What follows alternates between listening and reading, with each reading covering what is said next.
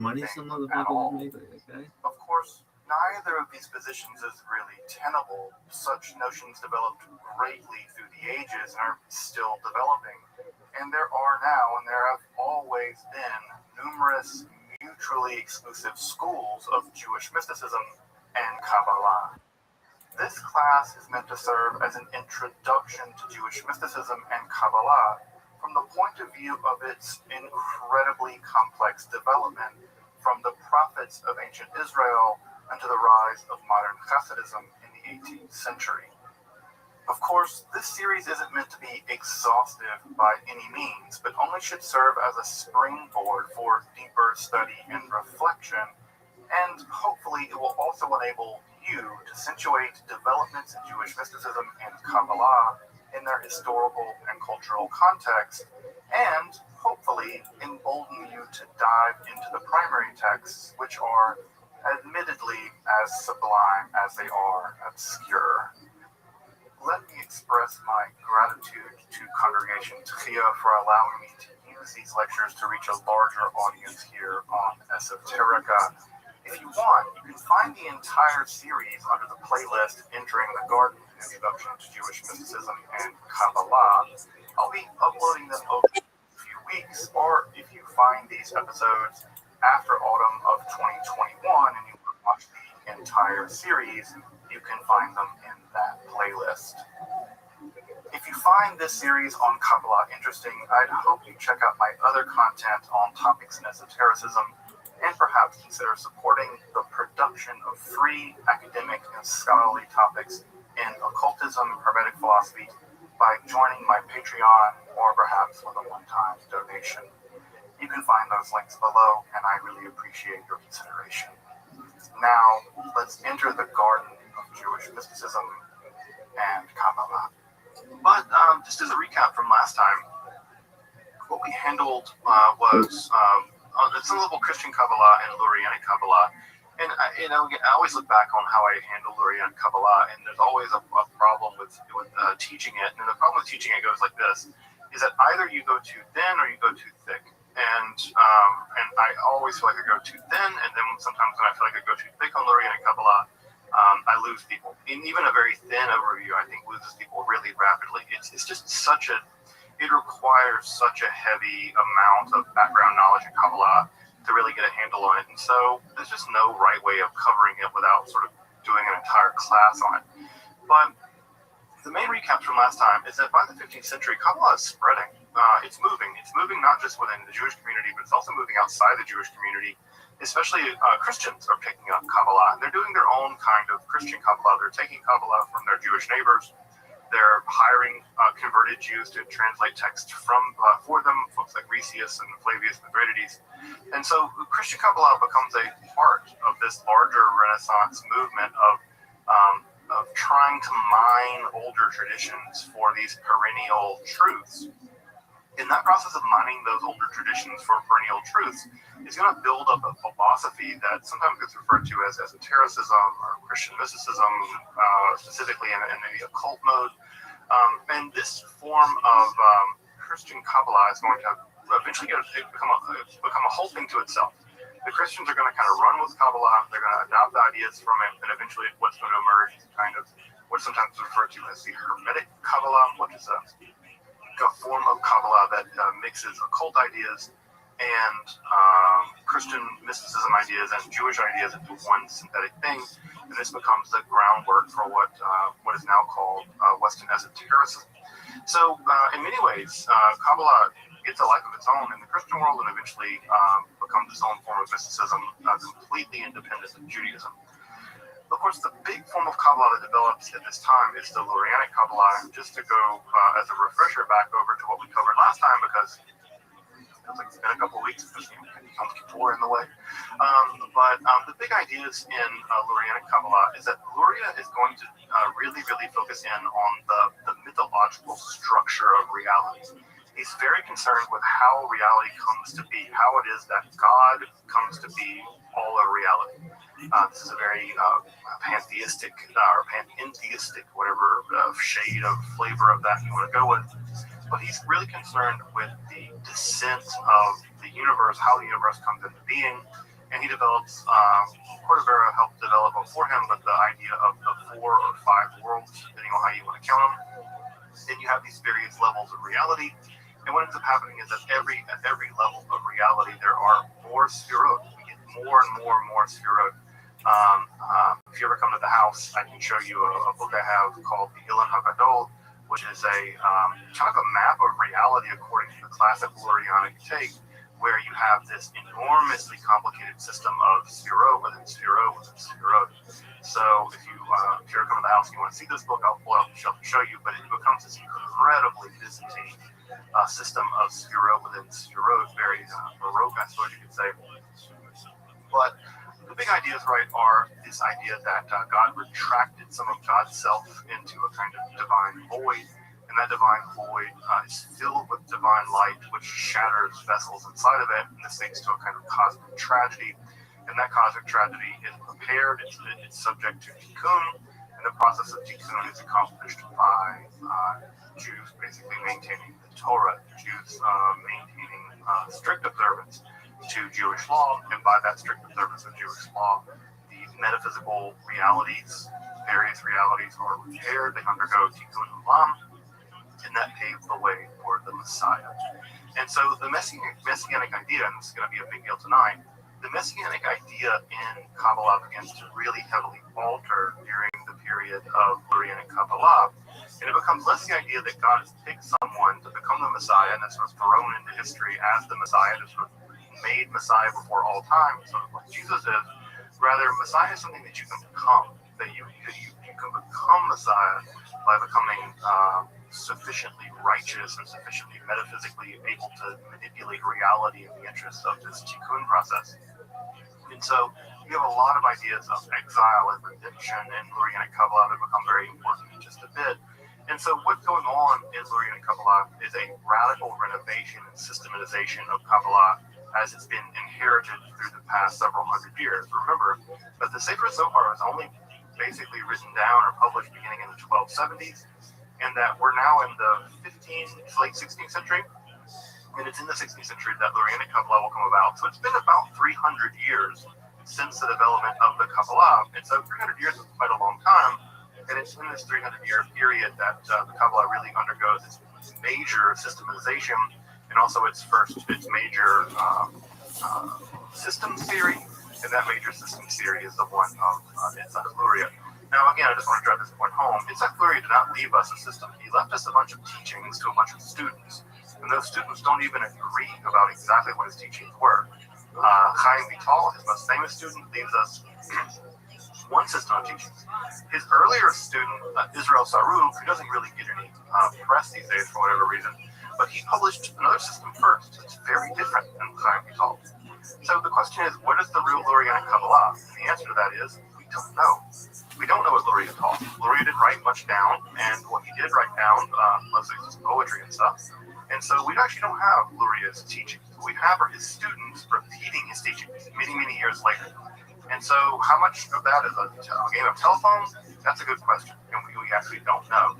In fact, even the main body of work that represents Itzhak Luria's teachings that went on to become Lurianic Kabbalah, a book called Eitz Chaim by Chaim Vital, that book was never even intended for publication. Chaim Vital actually tried to hide it.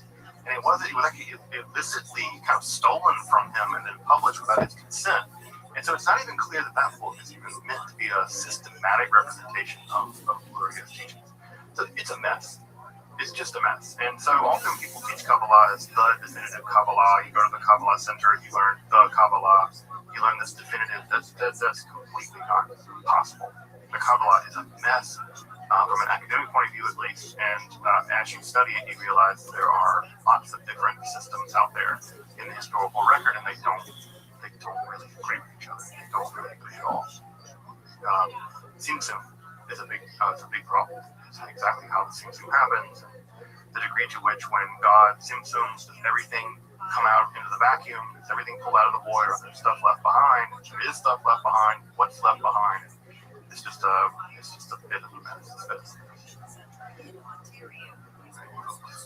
get into it. And what I want to say is two things. One thing is I'm going to be talking a little differently than what the slides are saying. So there's going to be a lot more information on the slides than what I say. So that's one thing that will be importantly different about this talk than other talks. And the reason why that is there's just so much information that I want to get out about Shabbat Tzvi, and that I can only put it in the slides. If I talk about all of it, we would be here all night. So there's a lot more information on the slides than is on that I'll be talking about. But I want to make sure the slides are there. So if you want to read the slides as they go, you'll get a lot more information from there. So that's the main thing to know about sort of the general flow. So if you're typically just listening to this as like a podcast style or something, then you'll be missing a lot of information by not looking at the slides. But you do you, as you say. So tonight we're going to be talking about a Messiah, a failed Messiah. Judaism is full of failed messiahs. We have lots of failed messiahs. We have Jesus, we have Shabbat Tzvi, we have Shimon Bar Kokhba, we have Judas, we have a lot of different failed messiahs. The question is, what is Messiah? What is this concept Mashiach? What does it mean to be a Messiah? The idea developed primarily during the Zoroastrian influence period, that's to say during the Persian period, under the sort of the reigns of the apocalyptic. And the idea does begin to appear very late in the Tanakh. And it seems to be the idea of a kind of chosen person by God to do some world historical thing. Now, in the Bible, it's not really clear what any of that means. In fact, the only person in the Bible to be referred to as a Messiah is actually a pagan king, King Cyrus. It's a Persian king. It's not even a Jewish guy. So the idea is that basically God picked Cyrus to do this very important historical thing, i.e. let the Jews return home to Judea. And that becomes grounds for the Bible to refer to him as the Messiah. He's the only person referred to as the Messiah in the entire Bible. So if you want to take the Bible for it, the only person referred to is a Persian king. Now, what ends up happening is that over time, this idea of Messiah evolves and changes. And as it evolves and changes, there are a lot of debates among Jews about what it means. And to be clear about this, there's never been a settled notion about what the Messiah is. To this very day, debates about the Messiah go on. It's never been a settled idea in Judaism. Typically what's happened in Judaism, I think I mentioned this in a previous talk, is that people grab onto a Messiah, they want the person to be the Messiah, and they kind of backtrack their notion of Messiah onto that person. So you pick a person to be Messiah, and then you figure out what that means, and then you go to the Bible to prove that they are the Messiah. There is no ready-made theory of the Messiah out there. It just doesn't exist. Now, we'll talk about some rough and ready ideas that we find in Judaism, but even they're pretty rough and ready. So, over time, what ends up happening is the notion of Messiah becomes more and more canonical. It becomes more and more mainstream in rabbinical Judaism. And by the Babylonian Talmud, there are long, protracted discussions about what messiahs mean. What is it to be a messiah? And even by then, by the 5th century of the Common Era, there's no agreement. So if you read Tractate Sanhedrin toward the very end, in the 90s of the Dafim, you'll see that there's a lot of debate about even what they thought the Messiah was, what the Messiah was going to do, how you recognize the Messiah, what's the Messiah's name. There's an enormous amount of debate about this. At any rate, by the Middle Ages, belief in the Messiah had become a dominant part of Judaism. In fact, it's one of Maimonides' 12 articles of faith. You're supposed to believe that the Messiah is going to come. You fervently believe this. This is one of the 12 articles that makes a Jew, according to Maimonides. So there's the idea that you can believe in Messiah, but it's still not hammered out what exactly the Messiah is and what they're going to do. And it's not even clear there's going to be one. There's some messianic texts in Jewish history that even claim that there are going to be two of them. One of them is going to die. And then one of them will be like a military leader. In fact, almost all the literature overwhelmingly is going to be Messiah as a kind of military leader. Furthermore, there's the idea of Mashiach Lador, which is the notion that in every generation there is a sort of potential Messiah. That the Messiah is actually out there, and it's just a matter of them activating themselves, or getting activated, or God activates them, or somehow they get activated. And so the idea is the Messiah is out there. There's just a Messiah in potentia, and they have to be made a Messiah in actu. It's just that no one's been worthy of that task up till now. So what little do we know about what the Messiah will do. How do we know a false Messiah from a real Messiah? Well, the stakes are pretty high, and you can see when I go through this list in a second why Jews don't accept Jesus as the Messiah, because it's very clear that Jesus has not accomplished any of the things that make a Messiah, according to even the most general lists. And it's true, by the way, not just of Jesus. It's true of every Messiah. Every Messiah has failed. And so some of the list of things that they are supposed to do are things like they have to be born in a Davidic bloodline. They have to be related by blood to David. You have to trace your lineage back to David. They have to rebuild all the ruined cities of Israel. So every city in Israel that's been ruined over history has to be rebuilt. They have to construct a third temple. That's a thing they have to do. They have to be both king and high priest, and they have to live 1,000 years. Well, one of the main problems with Messiah is they tend to die. So, show me one that's lived, above the age of 60. So they tend to die and not live 1,000 years. They have to bring world peace. No big whoop. In fact, not only bring world peace, they have to bring peace to the point where not even the animals fight each other anymore. So that it's world peace at the level of not even animals fight each other anymore. They have to cause every nation in the world to worship the God of Israel. So everybody becomes kind of Jewish. They resurrect and judge the dead, or at least they judge the dead. Maybe they don't resurrect them, but they judge them. In fact, they judge them by smell, which is weird. The Messiah is said to smell and judge. They can know your sins by smell alone. It's sort of like a sin sommelier. They stop all illness. They stop all death. They stop all sadness, hunger, and strife. They cause all the Jews to immigrate to the newly established Jewish kingdom, which stretches from the Mediterranean to the Euphrates, which is sometimes referred to as Greater Israel. So they got to do all that. That's the bare minimum. Just to be clear, this is the bare minimum. There are all kinds of other things that the Messiah is expected to do. This is just the minimum, right? That they have to do to even be a candidate. Now, as you can tell, no person who's ever lived has ever done any one of these things, much less all of them. Now, according to the Christians, Jesus will come back and do all this stuff later, but, well, they've been waiting for 2,000 years, and this guy hasn't showed back up. So, at any rate, these are the sort of general outlines of what we think of when we think of Messiah in Jewish theology. Of course, it's much more complicated than this, but typically, these are the bare bones things that make a Messiah, and the reason why we are still waiting for one. Now, when we go back in time to the 17th century, when we go back in time to the world that's going to produce this false Messiah, Shabbatai Tzvi, there's a couple different things that are going to be important about the historical and cultural context. So I want to go through those relatively briefly. The first thing that's really important about the Jewish world is that rational philosophy has lost the fight to Kabbalah. Kabbalah has won.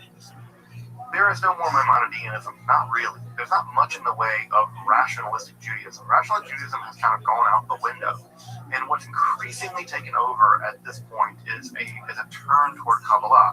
Now, it's not to say that Kabbalah has spread very far and wide, but it certainly is the dominant intellectual movement of the time. Most of the intellectuals are either going straight into legal stuff via the Talmud, or they are doing that in Kabbalah, but philosophy, for the most part, is just not a big part of the equation anymore. And so in some ways, it may just be an unchecked kind of enthusiasm around Kabbalah. The second thing that makes all this very important is the Alhambra Decree. Of course, the Alhambra Decree was a complete disaster for the Sephardic Jewish world in 1492, where all the Jews were basically ejected from Spain, and eventually ejected from Portugal as well. And this ejection did two things. One, it heightened Messianic expectations. People really thought that this was the end of the world, because it was the end of their world.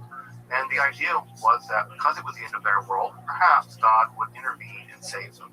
But how could God just let all these hundreds of thousands of people be kicked out of their homelands in Spain? God would intervene and fix it. Well, God didn't fix it, because that typically doesn't happen. What ends up happening is that people end up converting. They converted in mass, probably by the hundreds of thousands. They converted to Christianity. And what ended up happening is that they converted to Christianity and then eventually left and began to be Jewish again. Now, what ends up happening in some of these converso communities that is really important is a couple things that I want to go through relatively briefly here.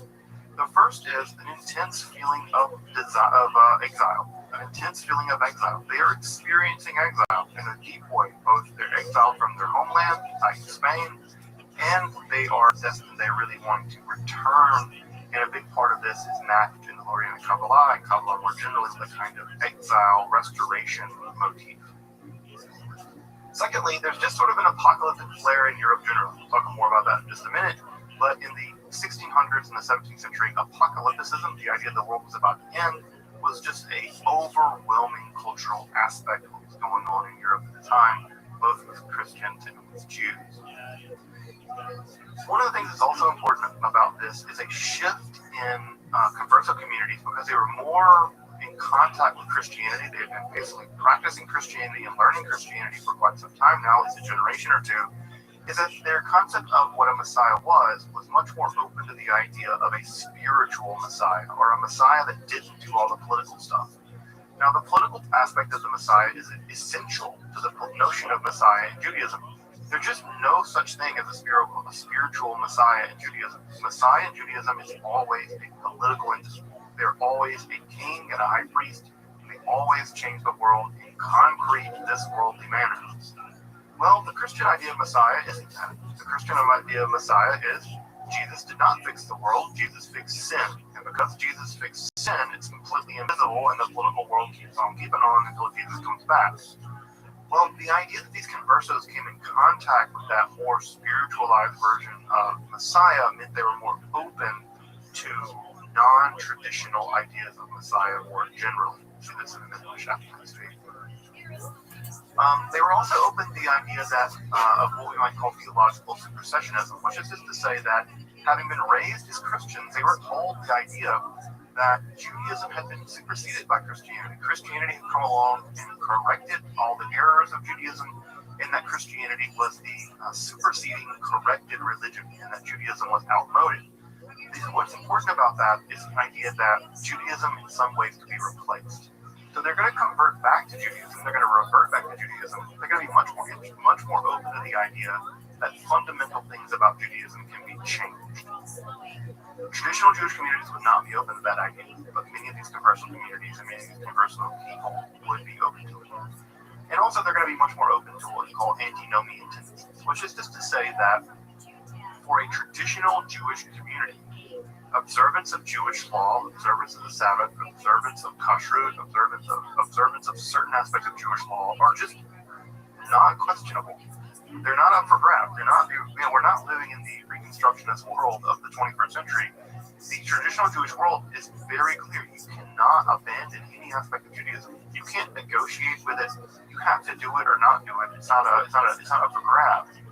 But for these converso communities, there's much more of the idea that you could violate the law, that the law is not in you, that the law is something that can be read as a metaphor, or it can be read as a way that can be changed, that one could alter Jewish law in the interest of spiritual or somehow higher notions, an idea that's completely foreign to traditional Jewish ideas, but very much in the strain of those who have been exposed to Christianity.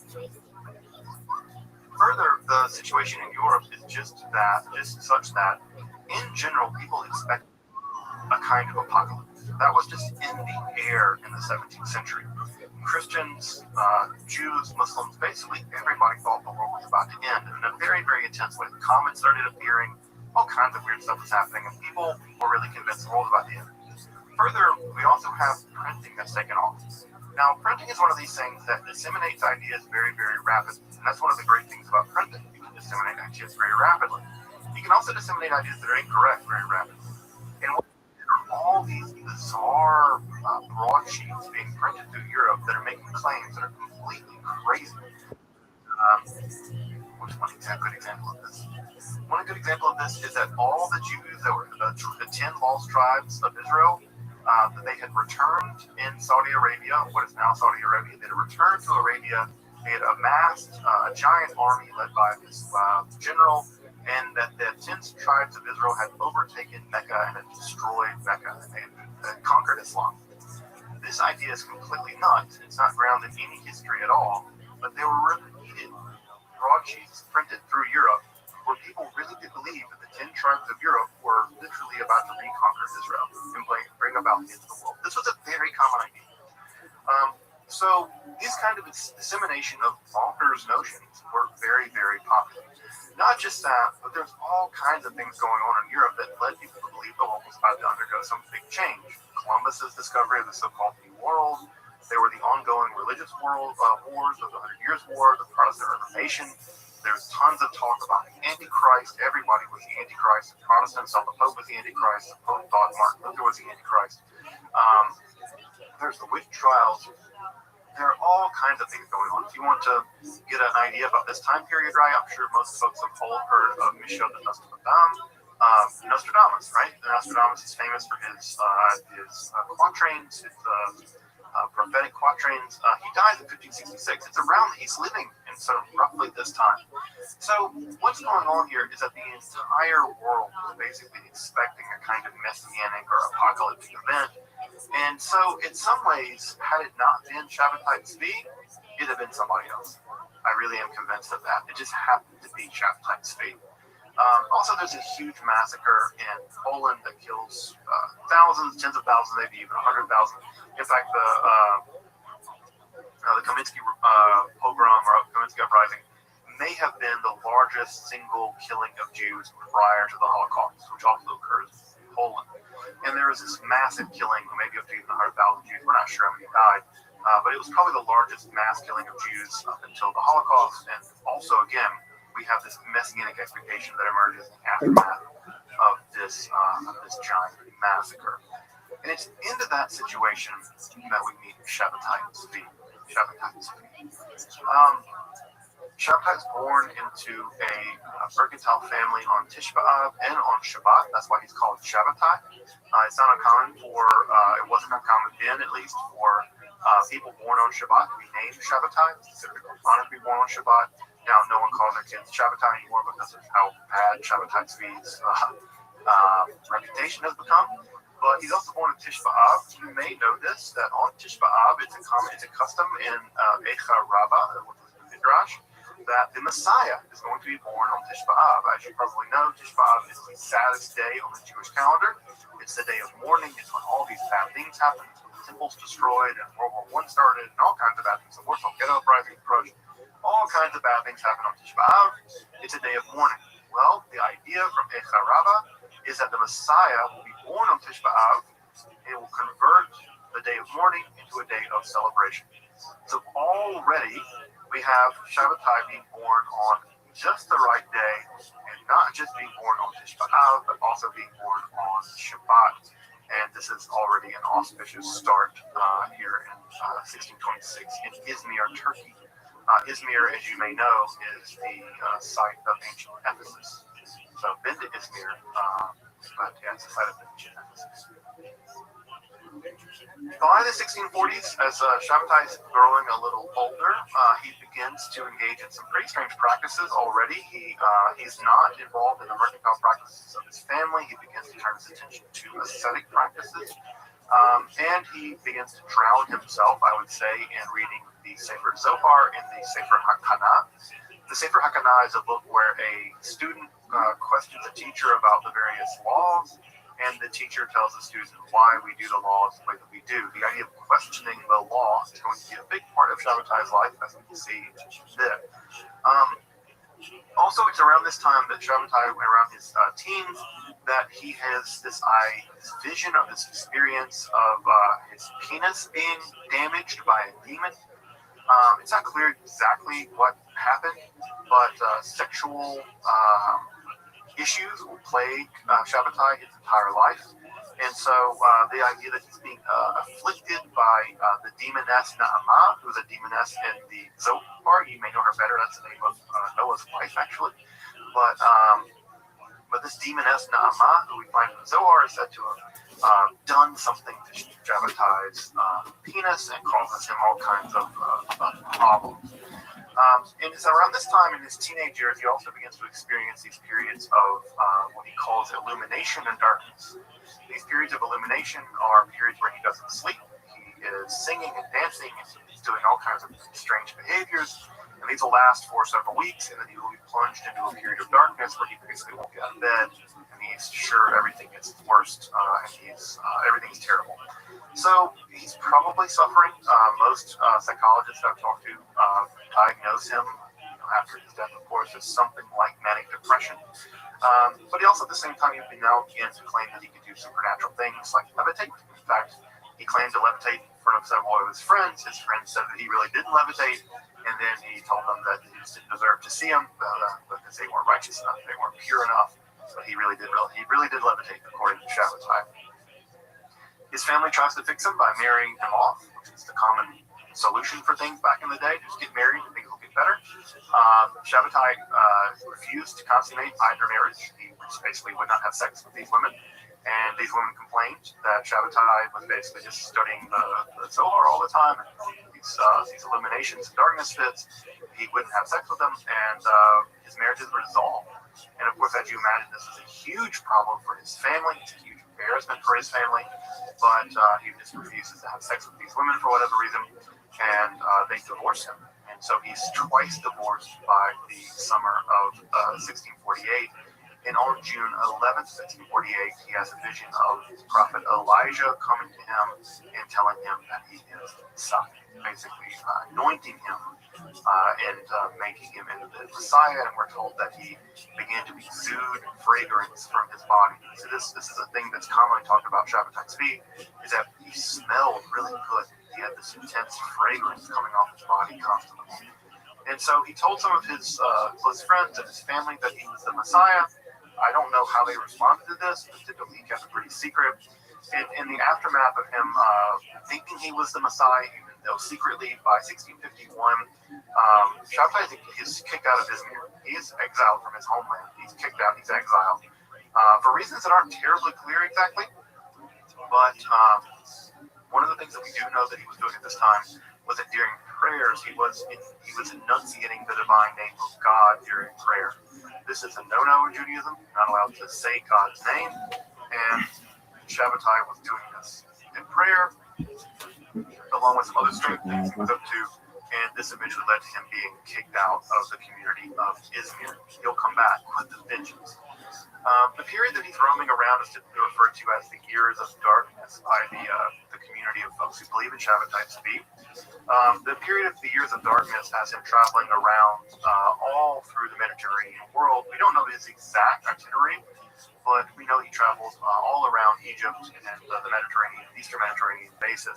And he did some strange things. He would settle in the really heavily Kabbalistic city of Salonika, and what is now Greece, and there he publicly married a Torah scroll. That also was not a thing you should do. That got him kicked out of Salonika. He seems to have made a pretty strong impression on people as he traveled. Now, making a strong impression is not making a good impression, and so he often made a bad impression on people because they thought he was crazy, or maybe he was a prophet or a Kabbalist or whatever. But he made an impression on people no matter where he went, and eventually he settles in Cairo, where he comes into the family of a very wealthy leader of the Jewish community.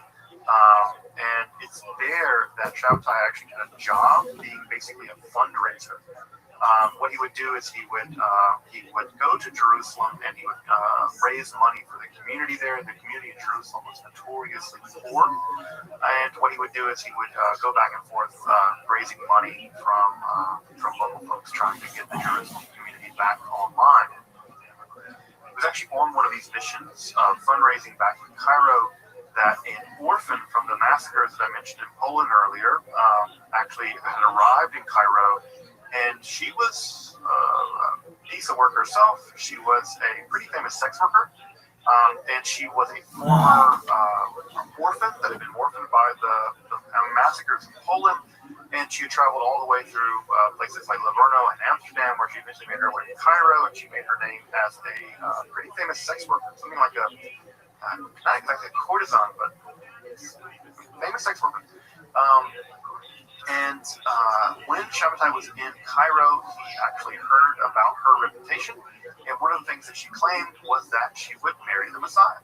That was her big claim to fame, is that she would marry the Messiah. And Shabbatai, already having ideas that he was in fact the Messiah, took this as a sign, sent for her. I think she was in Livorno at the time. He sent for her, that she came to Cairo, and he married her in the house of this really famous Jewish leader in Cairo. And he did this probably as part of his messianic buildup. because, as you may know, the prophet Hosea also married a sex worker as a sign of his prophecy that he was acting out his prophecy by marrying this sex worker. And what's interesting is that Sarah basically remained loyal to him until she died. She was with him all the way in his very tumultuous life, as we'll see. She died in 1674, and they were divorced briefly, but they were together for basically their entire adult life. And so they lived there for about a year until Shabbatai eventually made his way back to Jerusalem. But on the way to Jerusalem, he stops in Gaza. He stops in Gaza because he wants to meet a young and up-and-coming Kabbalist. That young and up-and-coming Kabbalist is a 23-year-old Nathan Benjamin ben Elisha Chaim Halevi Ashkenazi. Nathan of Gaza is probably one of the leading up-and-coming Kabbalist minds of the time. From his writings, we can see that he understands not just Kabbalah in general, but he also even understands really higher-level debates that are going on inside of Kabbalah. So he even knows that there are specific schools of Lurian and Kabbalah, and Nathan of Gaza is actually wading into the waters of these really technical debates around the nature of Kabbalah as it's being developed. Now, what ends up happening is Nathan of Gaza is also himself not just a mystic, but a kind of prophet, and he's having visions. He begins having visions as a young man, and these visions are such that he becomes kind of a mystical healer. Now, that idea of a mystical healer isn't completely foreign to Judaism. We actually see the same idea, for instance, in Isaac Luria. Isaac Luria is a physician of the soul, as it's sometimes referred to. And there's the idea that people like Luria and Nathan of Gaza can cure spiritual diseases that you have by diagnosing those spiritual diseases and by giving you a tikkun or a cure, a reparation, and that cure will fix your spiritual illness. It will solve your spiritual problem. And so it seems like what ends up happening is that Shabbatai Tzvi actually travels to Gaza to meet with Nathan, and to basically become cured of his what we might call manic depression, cycles of illumination and darkness. Well, what ends up happening is that he ends up traveling to Gaza. He stays with Nathan for several weeks. And in the several weeks, they go on these very long epic walks. They walk from Gaza to Jerusalem, which is quite a long walk, and they also walk from Jerusalem to Hebron. And it's in those walks that eventually Nathan tells Shabbatai that Shabbatai is the Messiah. He lays it on Shabbatai. He's like, not only can I not cure you, but you don't need to be cured. You're the Messiah. And Shabbatai says, look, I know that I'm the Messiah, but I'm not. I gave it up. I knew that I could be the Messiah, but I gave it up. He seems to be in one of his dark periods of this whole business. What ends up happening eventually is that Nathan eventually announces the entire Shabbatai is a Messiah business in near Shavuot 1665, and Nathan is possessed by this Magid spirit. This is all incredibly weird. And eventually, what ends up happening is that Shabbatai is experiencing a profound one of these depression periods, and then 3 days later, he declares that he is, in fact, the Messiah.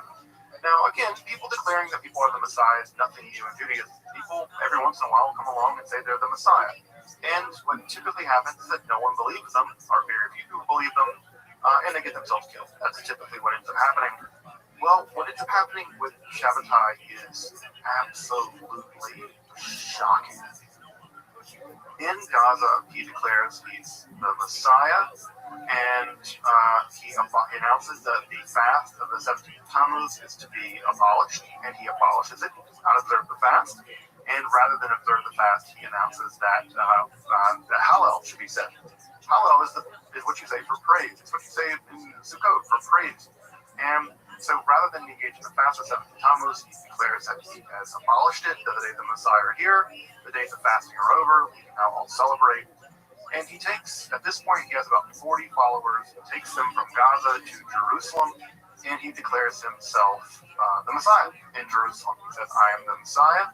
He tries to get on top of the Temple Mount to perform a sacrifice, basically to try to inaugurate the reality of the third temple. He also begins to refer to himself as the Amei-Ra, Adonenu Malkeinu Yaram Hodo. And the Jerusalem community stops him. They're like, "You're nuts. You're crazy. You cannot go on the Temple Mount. There's a mosque up there. If you go up there where there's a mosque up there and try to kill an animal, you're gonna get in trouble. You're gonna get us all in trouble." So the local rabbis actually turn him over to the local Qadi. The Qadi is basically the mayor of Jerusalem, the Turkish mayor of Jerusalem, and they turn him over to the Qadi and they say, "This guy's crazy. We need to arrest him. He's going to do something bizarre." The Qadi doesn't arrest him. Not only does he not arrest him, he allows Shabbatai to go around on horseback around the city, waving a green banner. Now, riding around on a horse doesn't seem like a big deal, except for Jews weren't allowed to ride on horses. It was against Islamic law for Jews to ride on horses. That was the exclusive purview of Muslims. But for whatever reason, the Qadi of Jerusalem, just probably because he thinks this guy's crazy, lets him ride around, circle around Jerusalem, waving this green banner 7 times.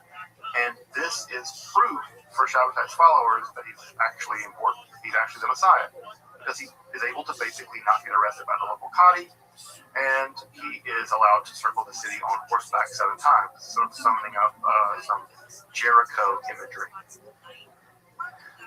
Further, he allows his followers to eat forbidden food, certain parts of the animal, which the Bible declares to be unkosher. He says to his followers they're allowed to do.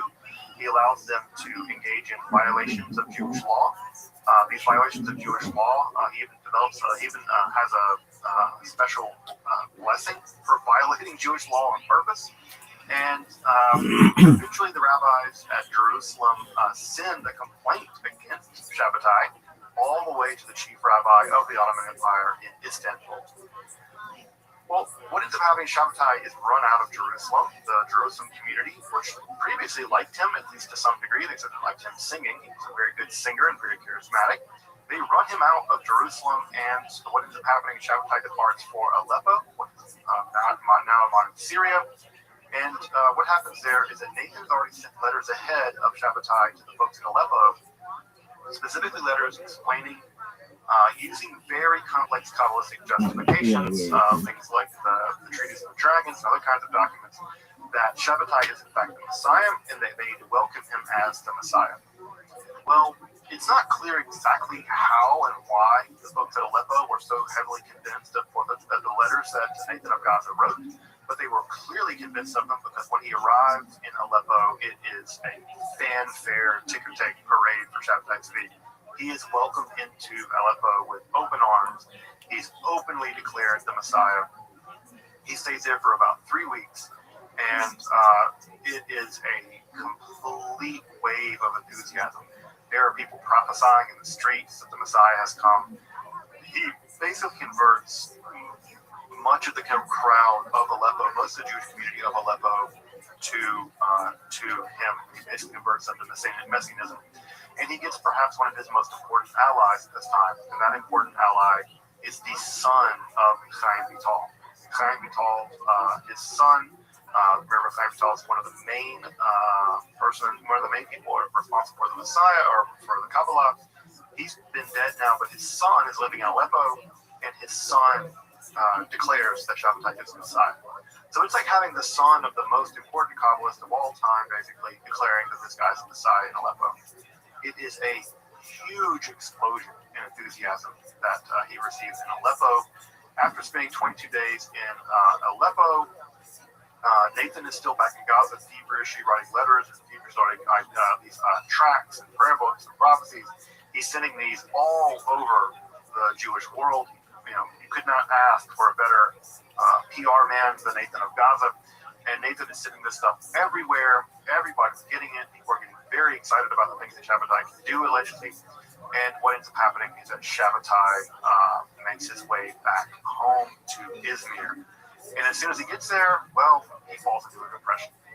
He's in the depression for weeks, and it's not until Hanukkah of that year that he emerges from the depression And it's around this time that the local rabbi gets the writ of excommunication, basically, what will become the writ of excommunication from Istanbul. And in sometime around Hanukkah of that year, there is an explosion of tension. There are the pro-Shabbatite people and the anti-Shabbatite people.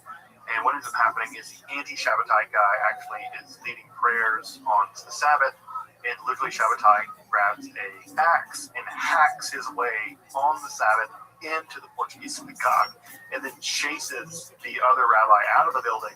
He essentially cleansed it of the klipot, of the evil forces that were inside the synagogue, and then he sets himself up as kind of a king inside the Portuguese synagogue after chasing the other rabbi out with an axe, basically.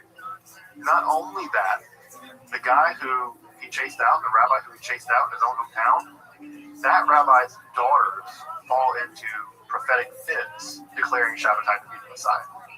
So this guy's getting from all sides. He's being chased around by Shabbatai with an axe, and his own daughters are falling into these enthusiastic trances, declaring that Shabbatai is the Messiah. He does the same thing. He pronounces the divine names. There's all kinds of things that begin to go on. He sings Christian songs in the synagogue. He allows women to come to the bima to read from the Torah. There are just all kinds of things that he begins to do when he's back in Izmir that are rapidly raising the ire of the local of the larger Jewish community world. It's around this time also that he consummates his marriage with his wife. Apparently, he had not done that yet, and she shows the bloody cloth that proved that the marriage had been consummated to great fanfare. And so, all kinds of things happen here at Izmir that are slowly earning the attention of the wider world. This guy Shabbatai is really beginning to act out in very, very strange ways. So on December 30th, the end of the year, he sets sails with some of his followers to Istanbul. Now, what's happened by the time that he sets sails by the 30th of December is that in 1666, by early 1666, Nathan of Gaza's letters have reached everywhere, as far afield as Brazil. People in Brazil Shabbatai by the time he sets sail, and by the time he arrives in Istanbul in early 1666. He's famous. He's famous even before he reaches Istanbul.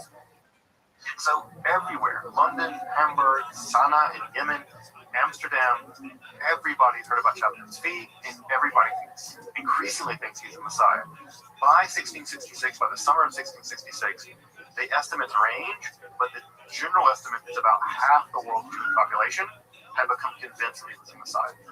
With some places, like the Amsterdam community, largely a converso community, basically having packed their bags and booked boats back to Israel because they were convinced that Shabbatai was literally about to take over the entire world.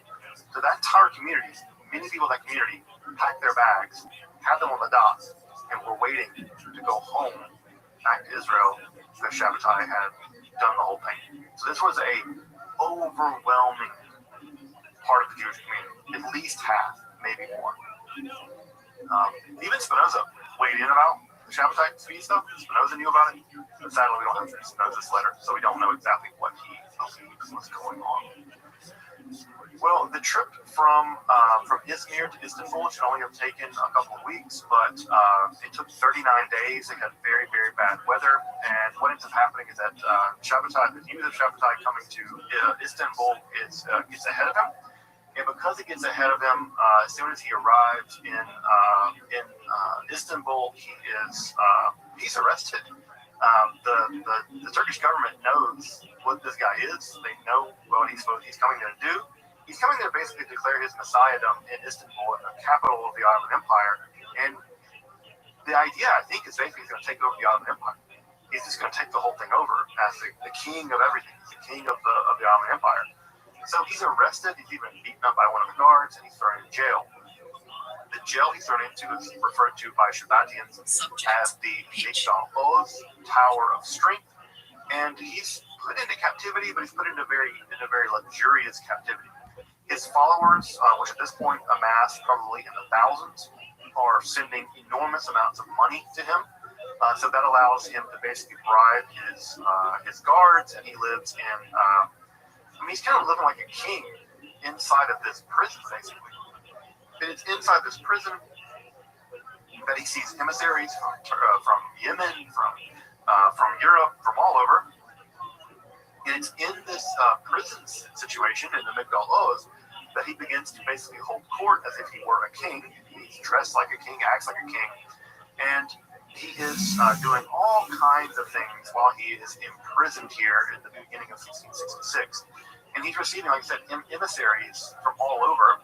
And these emissaries really do believe that despite the fact that he's in prison, it's only a matter of time until he reveals that he really is to the Messiah.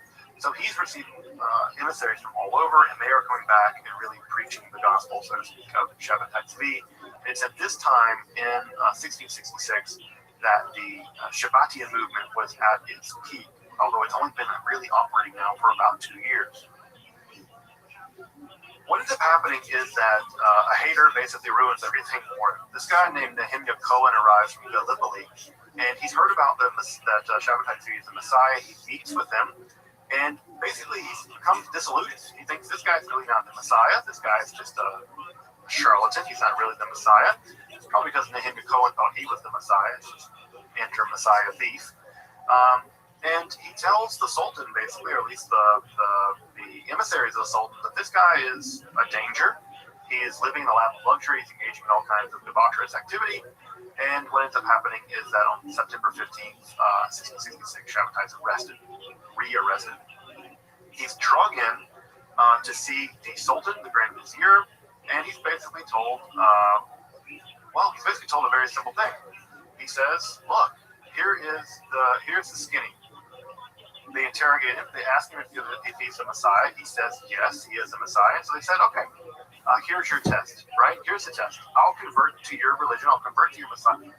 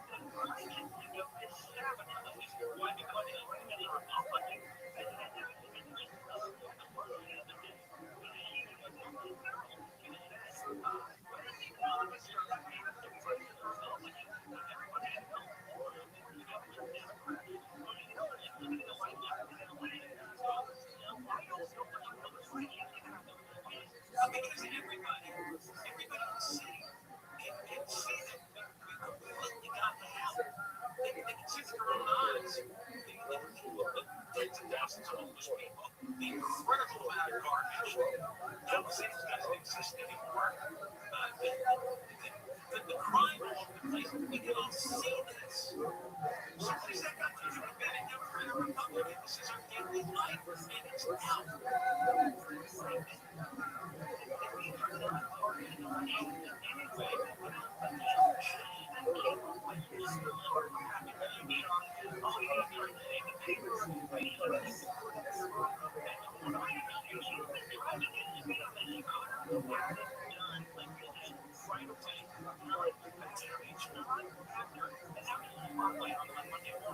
All right, well, we'll see what happens on Monday. Thank you guys very much for coming on. Have a great day. Super Bowl Black Friday. Here's the latest Democratic candidate from California. Here's welcome.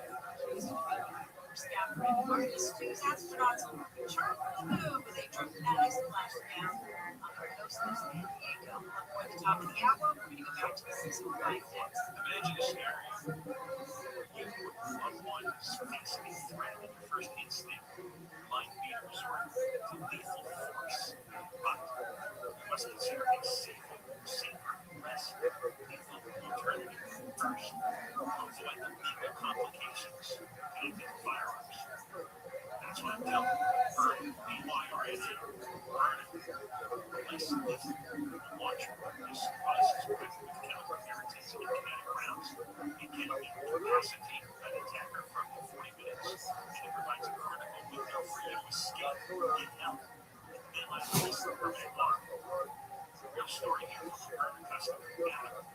While driving to his night shift, Adam encountered a driver in the midst of a road rage, swerving dangerously, stopping abruptly, aggressively approaching.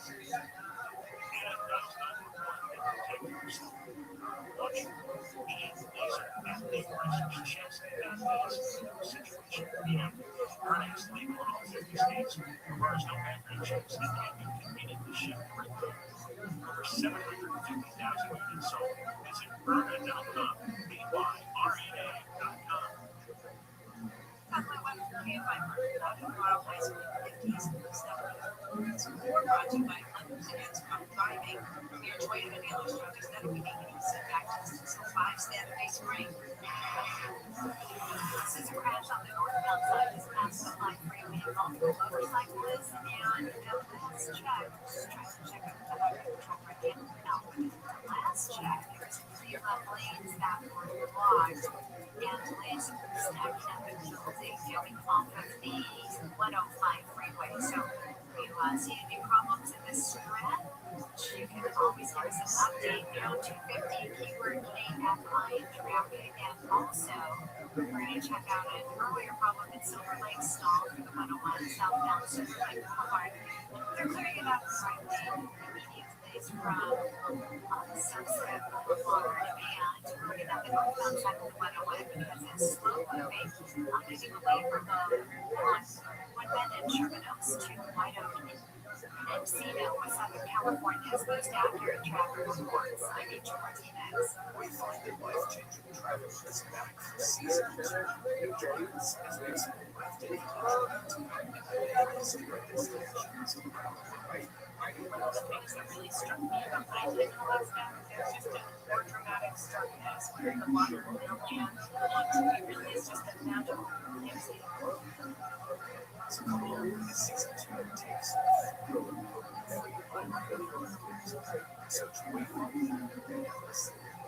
The free iHeartRadio app is #1 for music, radio, and podcasts all in one. Discover a new podcast from our library of hundreds of thousands of titles.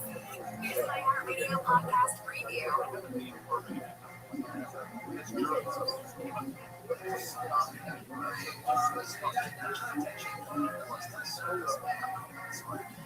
Today was off the side. He wanted to tell his first ever story about a mystery murder in his hometown that no one had ever solved. It had begun a few years ago. He knew this was strange. Exploded in the press. It's not just Russian charges. Unsigned, still Listen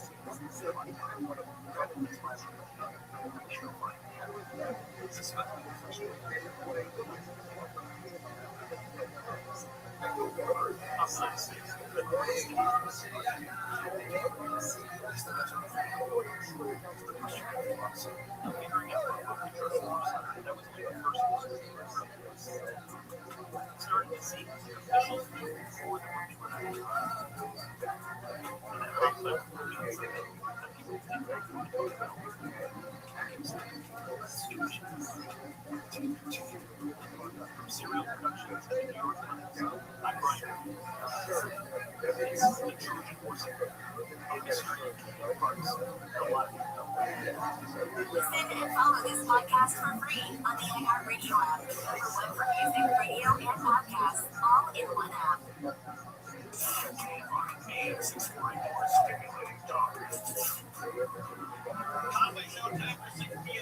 What a big day for space program. We have the Orion coming down at around 5 o'clock.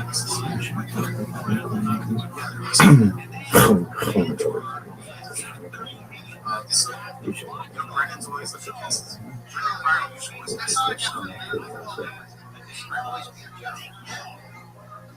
And so I remember Joe always doing Fighter Kids and Funny shows, and so I gave it a try a few times. To be honest, I didn't like it the first few times. Yeah, I don't know what it was. The personality.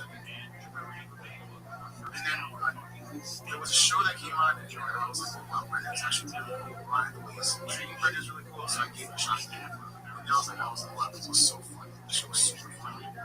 But then, so during that layoff, Brandon said that you're contract with Fox. So because I guess Fox had a contract. Yeah, so Fox was actually producing it. I didn't know that. Yeah, Fox was. A podcast? I know, it was one of the first ever. The podcast? Yeah. Dude, that's not podcast. So they were getting like 500,000 views every time, or 350,000, 500,000 back then, too. Back then, they were doing those numbers. So, but since, when the contract renewed, they, of course, Fox saw the success of this. This is what I heard. I don't know if it's true. It's fact. 50%. Wait. Every single episode of whatever the entire is. And what about ad revenue and I think all of them. The last sense of it. So Fox was since they were using it, they handled it.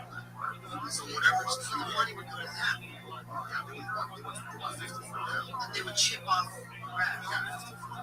which is a hard slice. Especially if you're the talent. You're the talent of the work. Well, so they're producing it, so that is going to be work. Yeah. And they're on a huge platform. But Brendan took the gamble and was like, we're not going to do this movie. And then he went.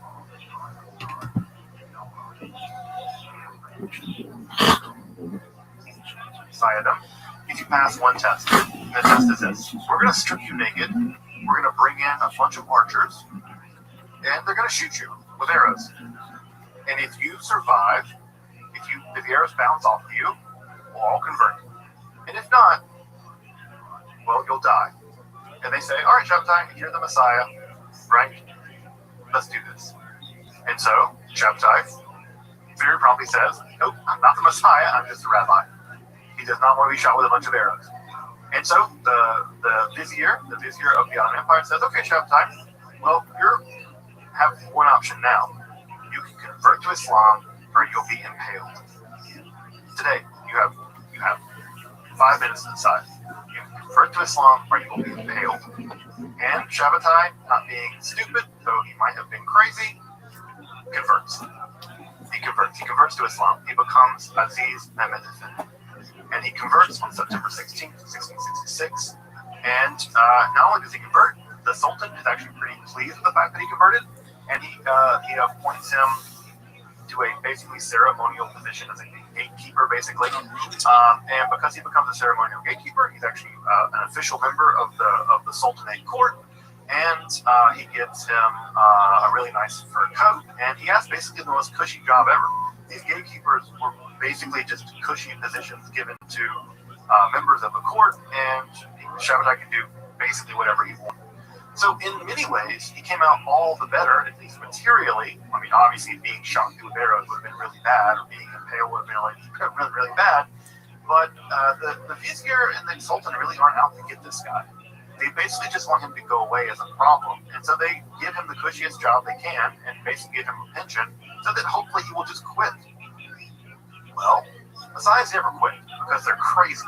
And because they're crazy and never quit, they're going to get themselves in more and more trouble. And Shabbatai's very lucky, that he was not just shot through with arrows. I think had he not had a lot of wealthy friends, I think we'd have had one shish kebab Messiah on our hands. But he had a lot of wealthy friends and he doesn't end up a shish kebab. So what ends up happening is that, the first thing that happens is that news of his apostasy spreads all throughout the Jewish world. And this is really bad. This is really bad. Half the Jewish world thought the guy was the Messiah. They had packed their bags. They were already including Shabbatai Tzvi in their prayers. The prayer book had been changed to include Shabbatai Tzvi as the Messiah. People were really convinced that this guy was going to basically overtake the Ottoman Empire and the world was going to come to an end.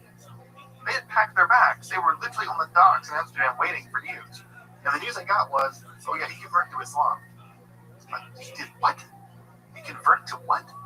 Like, yeah, he apostatized. He's not Jewish. Or he converted to Islam.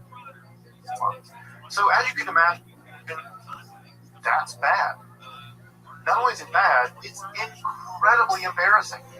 All the Christians just took it as more proof that the Jews were full of it. Completely crazy Jewish people, stupid Jewish people, can't understand anything.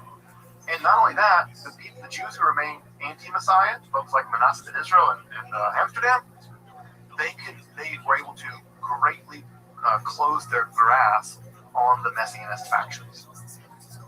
So this was a disaster, a titanic disaster in the Jewish world. And it was it's probably one of the greatest intellectual disasters in Jewish history. Nathan wouldn't hear about the apostasy until the summer of 1666, or 1667 actually. He left Gaza and fled ran over to where he could basically find Shabbatai. And the big debate at this time was, what did the apostasy mean? Now, one thing that you know about messiahs is that when messiahs do terrible things like die or convert to another religion, it's not a problem, because it's all part of the plan. That's how delusions go. Delusions are never disproven. Delusions are only reinforced, no matter how ridiculous the delusion is. So, Shabbatai's apostasy was not apostasy, it was part of the plan. It was all part of the plan. Now, what happens here? Nathan of Gaza circulated a letter saying, no, this is part of the plan, don't freak out, don't lose faith. It's very important to maintain faith. So there are actually a couple of different theories that were going around at the time about what really happened. One theory, the craziest theory, is that somehow Shabbatai Tzvi really was now the Sultan of the Ottoman Empire. There are some people that continue to believe that. That not only had he not converted, he was just now the Sultan of the Ottoman Empire somehow. Another way is that he converted, but he converted in order to take power away from the Sultan. So yes, he was a Muslim, but only temporarily, because he was about to get power from the Sultan somehow. Who knows how that's supposed to work? The third reason was that he converted as part of a Kabbalistic plan to redeem the deepest, darkest levels of demonic power, the klipot. And the reason why he converted was to descend into the apostasy of Islam, to redeem the Muslims and bring them along as part of the Kabbalistic plan. So his apostasy wasn't really apostasy, it was him sacrificing himself, the suffering servant. By plunging himself into the klipot, he would be able to somehow engage in a greater act of tikkun. The fourth theory about what happened was that he had not really converted, but that the real Shabbatai had actually gone into heaven, and that what was left behind was a kind of illusion Shabbatai. So the real Shabbatai is in heaven or somewhere else. He's gone into the eternal realms as part of the grand act of redemption, and that the Shabbatai that he converted was a kind of illusion or a kind of shadow or something of himself. It really wasn't Shabbatai. So these are the big four theories that circulated about what happened when Shabbatai converted to Islam. It seems like Nathan of Gaza accepted some version of 3 and 4. He accepted some version of 3 and 4, more 3 than 4, but certainly accepted 3. And his position was, yes, Shabbatai converted to Islam, but this was a temporary thing, that he would eventually redeem Islam, redeem the Muslims, and that he would emerge out of Islam back to Judaism, and he would emerge as having redeemed this fallen religion or whatever. Shabbatai, for what it's worth, basically fell into a Titanic depression, as you can imagine. I mean, he basically just become an apostate. He fell into a deep depression. In fact, he wrote to his brother Elijah and said, "Hey, leave me alone. I'm a Turk now. I don't want to deal with Jews. I'm done. I'm done." He plunged into a really, really, really deep depression. Nathan of Gaza never gave up the faith.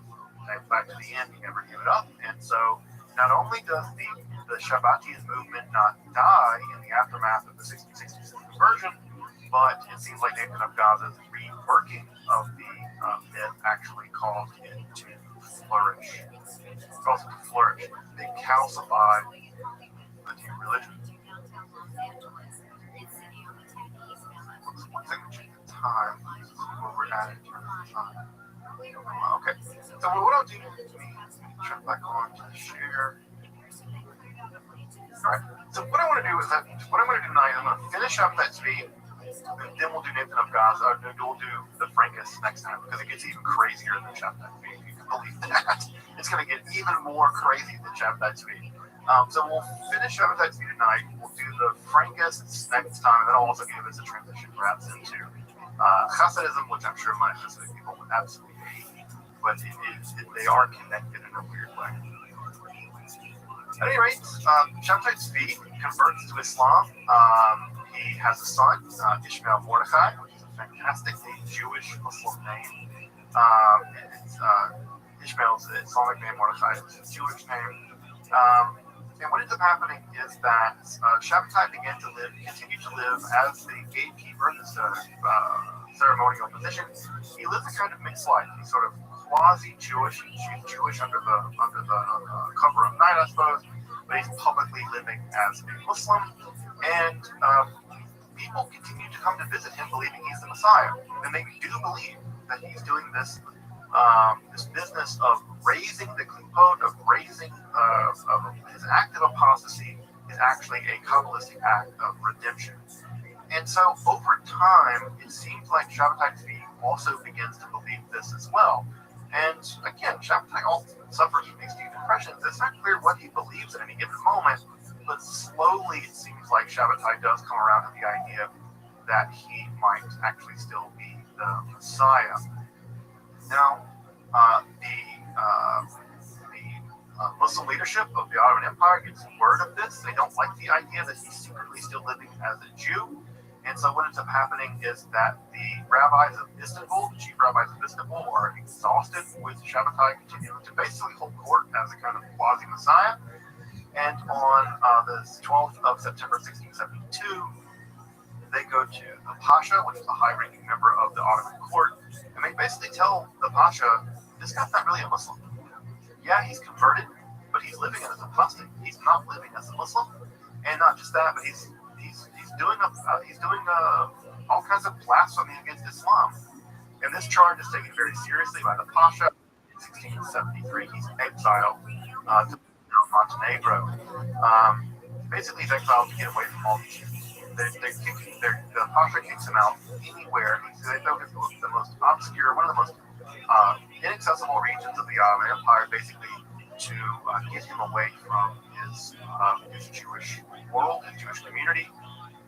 And it's there in exile, in an even further exile, that his wife Sarah would die.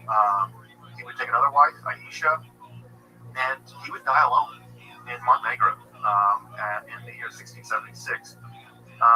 And In fact, I think his brother visited him, and people he asked, "How long are you going to hold on to me?" And he said famously, this is a bit of obscure, he says, "Perhaps you can see that rock on the coast." It was a really far away rock. But at any rate, on September 17th September of the 17th, 1676, he dies during the Mila of Yom Kippur. He dies on Yom Kippur. He dies as the gates are closing. And his last Jewish act as Messiah, I suppose, was to request a Machzor, a Yom Kippur prayer book, so that he could say the prayers of Yom Kippur. And we're told that Shabbatai Tzvi, or Avirah, or Aziz Mehmet actually prayed and was praying Jewish prayers as he died on Yom Kippur during Mila.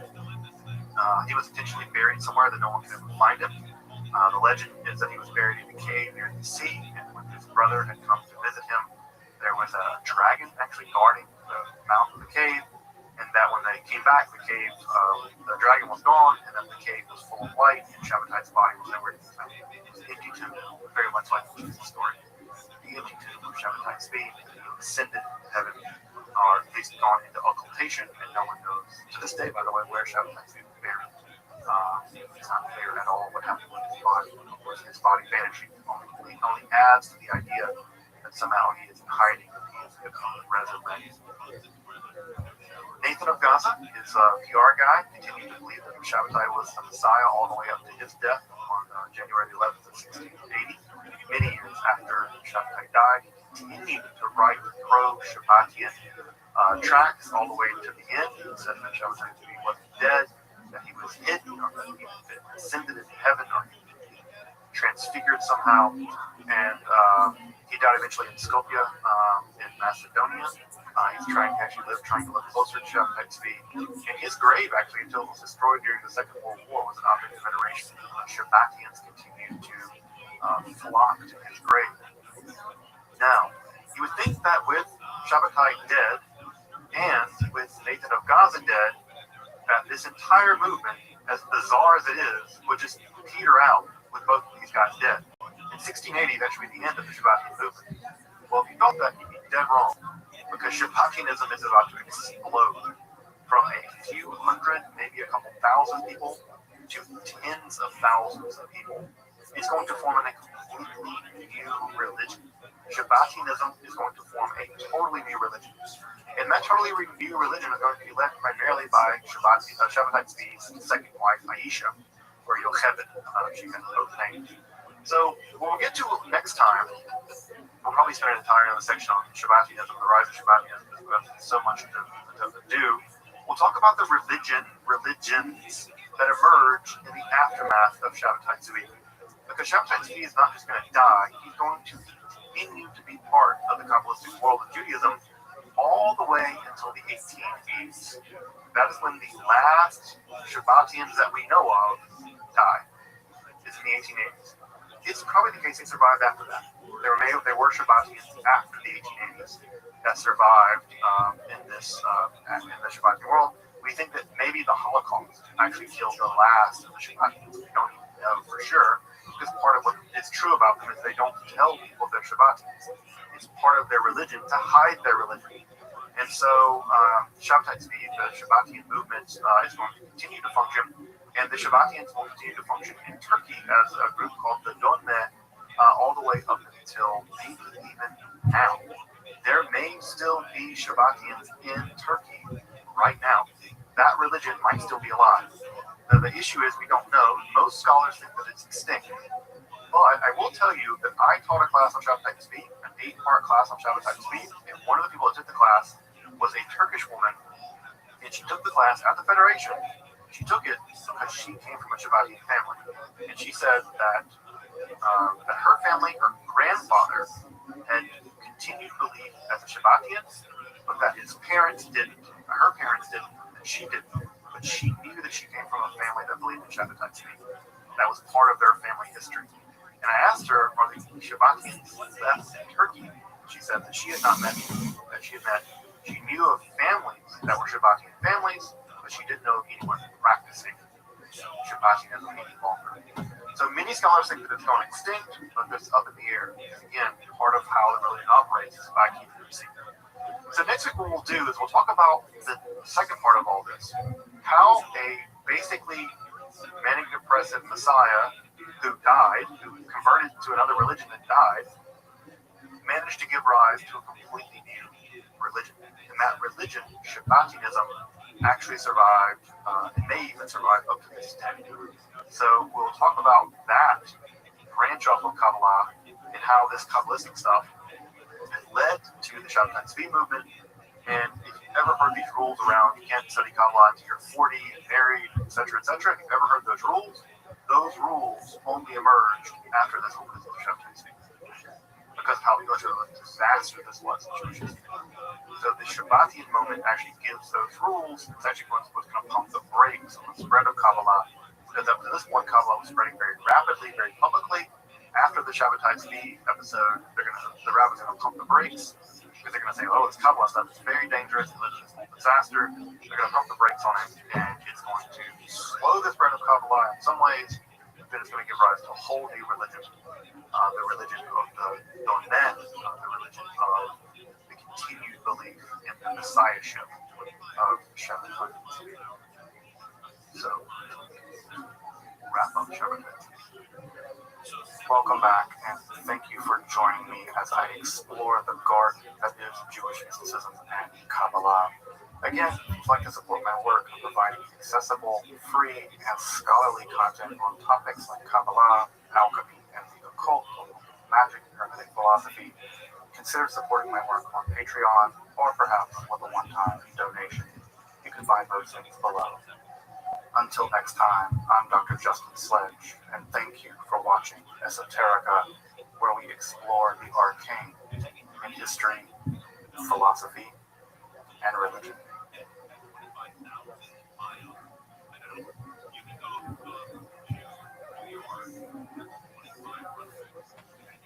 Okay, 12's tomorrow.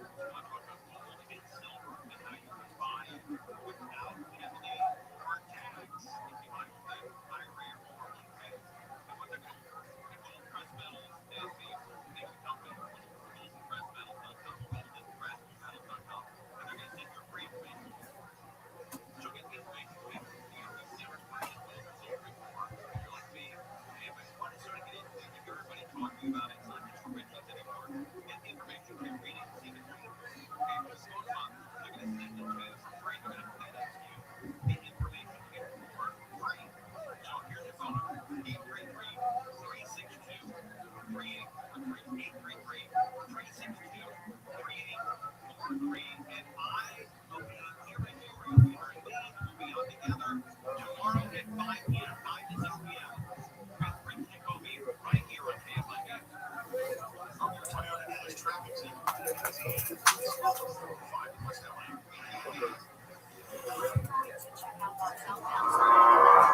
thing.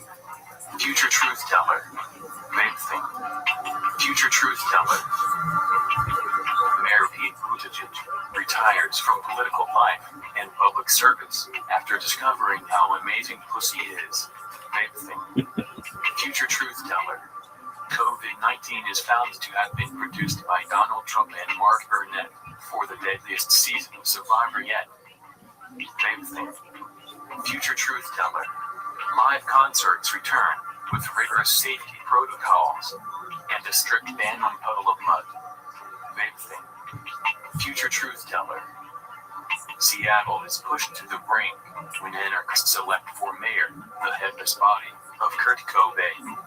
Vape thing. Future truth teller. Basketball becomes the prototype for all continued pro sports in the Corona era. Unfortunately, the NBA bubble dies of AIDS. Vape thing. Future truth teller. President Biden federally legalizes marijuana after accidentally eating a pot cookie and watching reruns of Leave It to Beaver. Vape thing. Future truth teller.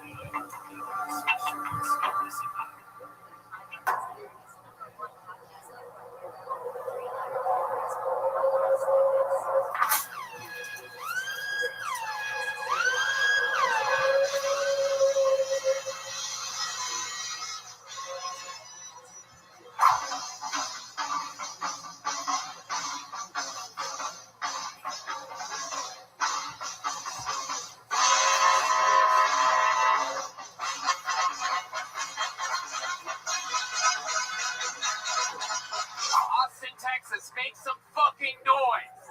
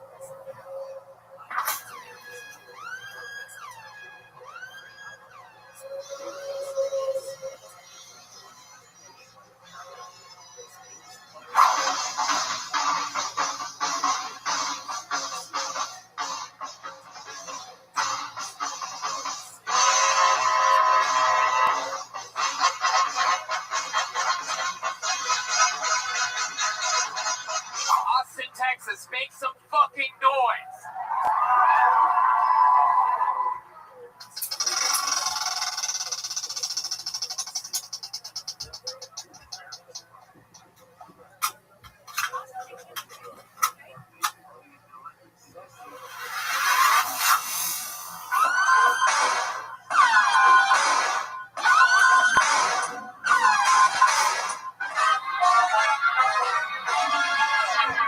Here it Coming goes. to you live from the world famous Comedy Store main room for one more time.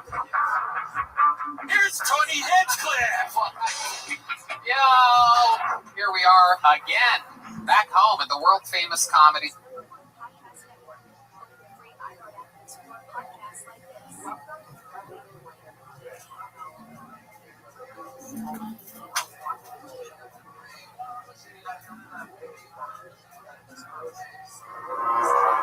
Vape thing. Future truth teller. Vape thing. Future truth teller. Jesus Christ, our Lord and Savior, returns, admits he's an asshole, and apologizes for Flint, Michigan. Vape thing. Future truth teller. Movie theaters never rebound and become infested with guys jerking each other off. Theater owners rejoice as they now have a new audience to sell popcorn to. Vape thing. Future truth teller. After spending several years in prison, Former President Donald Trump sees how profitable they are and opens his own chain of Trump prisons across the Bible Belt. Future truth teller Alexandria Ocasio-Cortez becomes first bartender to meet with leaders in Palestine. Future truth teller, the most damaging side effect of the COVID-19 vaccine proves to be 14 feet of CVS registered cake. Future truth teller.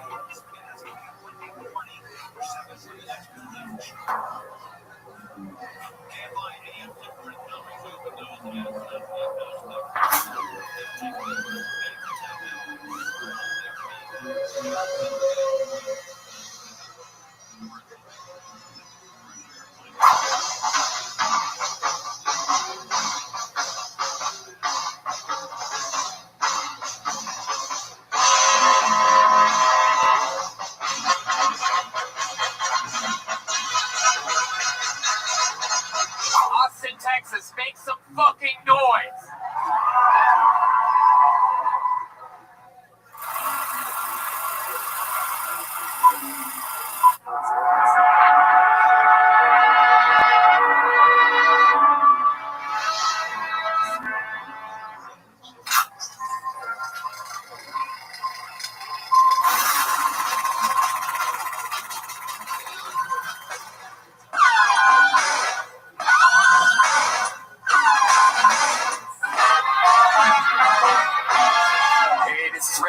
Live from the world famous Comedy Store main room for a brand new episode of Kill Tony. Give it up for Tony Hinchcliffe. Yay!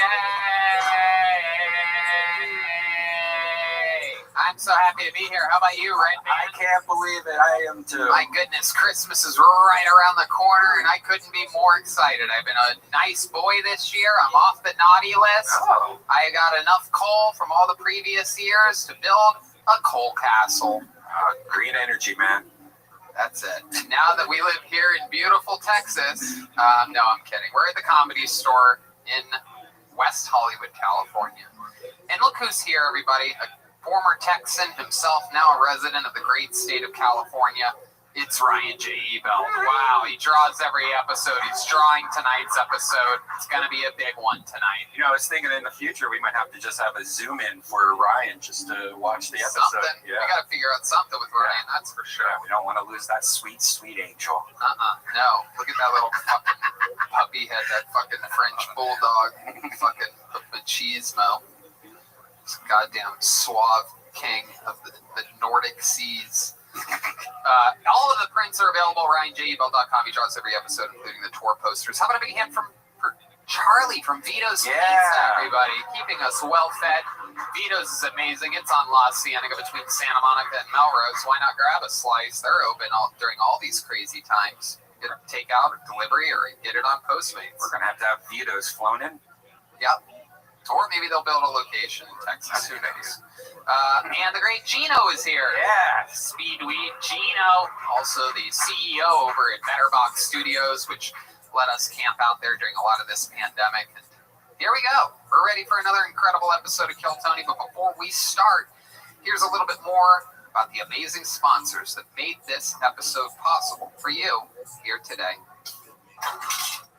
Hey, y'all. The holidays are just around the corner. Are you looking for a way to stay connected with loved ones during the holidays? Well, I'm telling you, this skylight frame that I got the other day is unbelievable. Easy to upload, tons of pictures of the family. I feel like they're there, and I don't have to argue with them. It's absolutely incredible.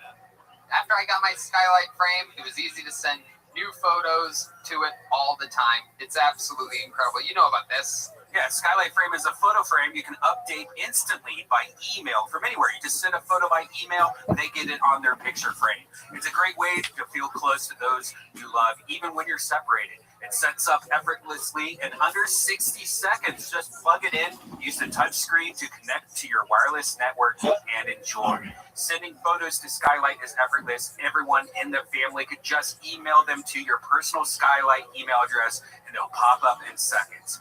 Multiple people can send photos to the frame, so it's a great way to keep large networks of friends and families in touch. It has a black frame and a white mat, so it looks like a real photo frame that adds a beautiful touch to your home. For a really special gift for the special people in your life, you've got to check out the Skylight Frame. And I'm telling you, we have them. They're super cool. We have fun with it. Sometimes I'll send him pictures of me in the bathtub with a rubber ducky right to his frame. Now, as a special offer, you can get $10 off your purchase of a Skylight Frame when you go to skylightframe.com, enter the code TONY. That's right. To get 10% off your purchase of the Skylight Frame, just go to skylightframe.com and enter the code TONY. That's SKYLIGHTFRAME.com, promo code TONY. Yes, it's good to be back. I'm so excited. You guys ready to start this show or what, huh? 9 people in the room built for 600? Let's do this. Tonight's guest, one of my favorite human beings on the planet, famously the host of the Tinfoil podcast and a bunch of other incredible shows. Punch Drunk Sports, Sam Tripoli this, Sam Tripoli that. He's the first guy to ever take me out on the road, sparking the ignition to one of the most incredible youthful comedy careers ever, the career of Tony Hinchcliffe. A lot of people say this man is responsible. Ladies and gentlemen, it's the great Sam Tripoli. Here he is, everybody. Wow. What an honor. One of the funniest human beings on the planet.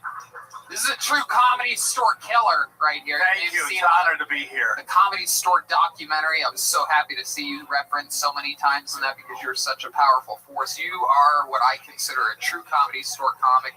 No fear, spitting fire, changing paces, faster, slower, working the fucking crowd, killing in your time slot, no matter when it may be, no matter what they saw earlier, a relentless fucking murder. Keep going. I often say you're the Dexter of the Comedy Store. I've been known as saying you are the Genghis Khan of late night comedians. Perfect. I think that's good, Rod.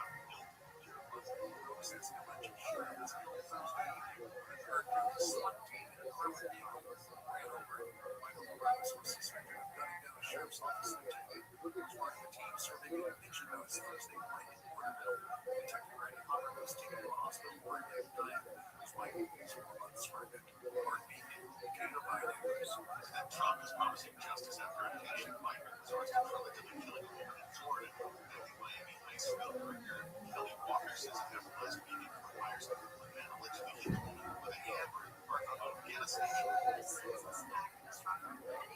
It underscores the critical importance of immigration enforcement in our role in city. I'm sure the surveillance may have the exact same. They have obligation to put it up so that you can see what Democrats are protecting. And finally, a former trader chose $2 shot Napa money for his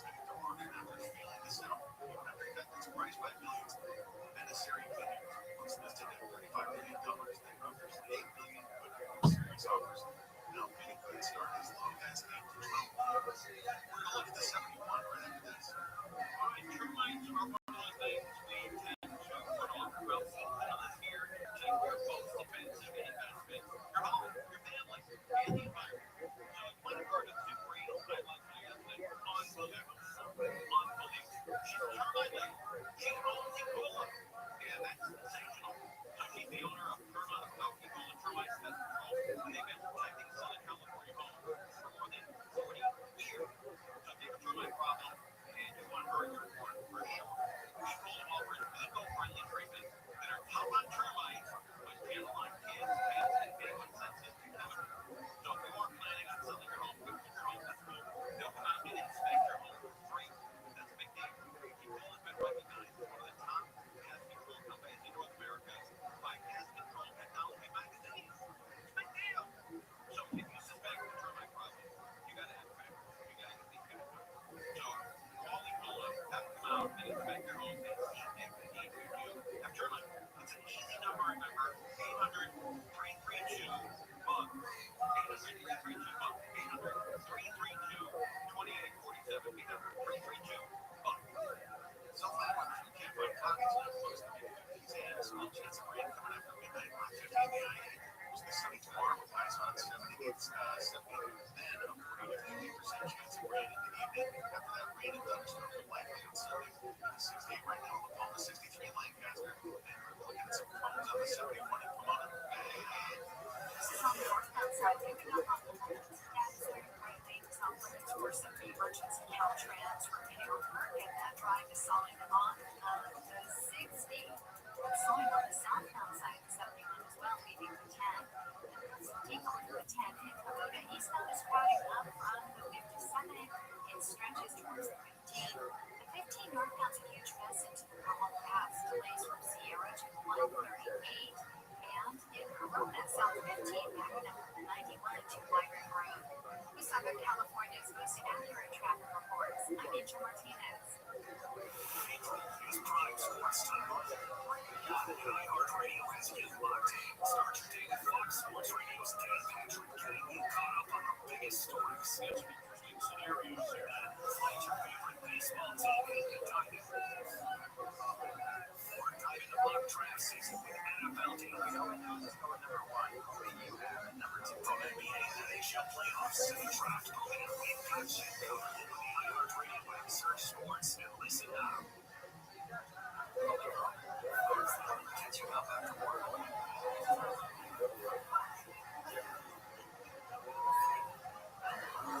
You said that. You said that. Back to the world's mess. Starts with getting informed. Get the latest info about COVID-19 vaccines at getvaccinanswers.org. It's up to you. Brought to you by iHeartRadio and the Ad Council. Hey everybody, it's me, Katie Mullen, here to talk to you about a new podcast called The Casuals, starting January 21st. It's a sports podcast for people who don't necessarily consider themselves as listeners of sports podcasts. Just regular people laughing about sports, not screaming. I mean, we might scream, but it's going to be about something very silly, not about something serious. We're just not going to take it seriously. Is this making sense? Let's kind of get the vibe. Tuesdays and Thursdays, if you're feeling froggy, click that follow button. Because listen, it's unclickable. You can always unclick it if you feel like that was a bad decision. It's not like I get a notification.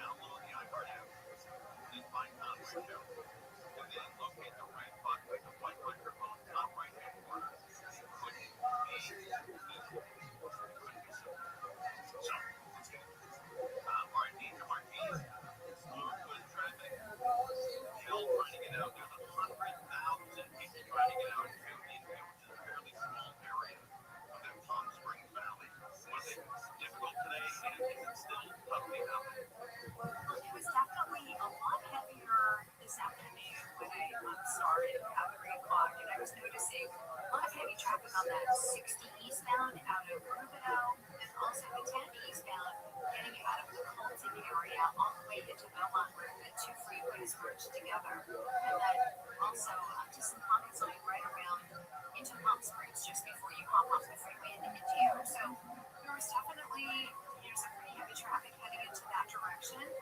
This morning, it was probably kind of busy as well as people were trying to get out there, for the beginning of the day at Coachella. But this afternoon, it was a little lighter than I thought it would be. Excellent. Okay. That's cool. Excellent. All right. Thank you, Anna Martina. Ding dong with that.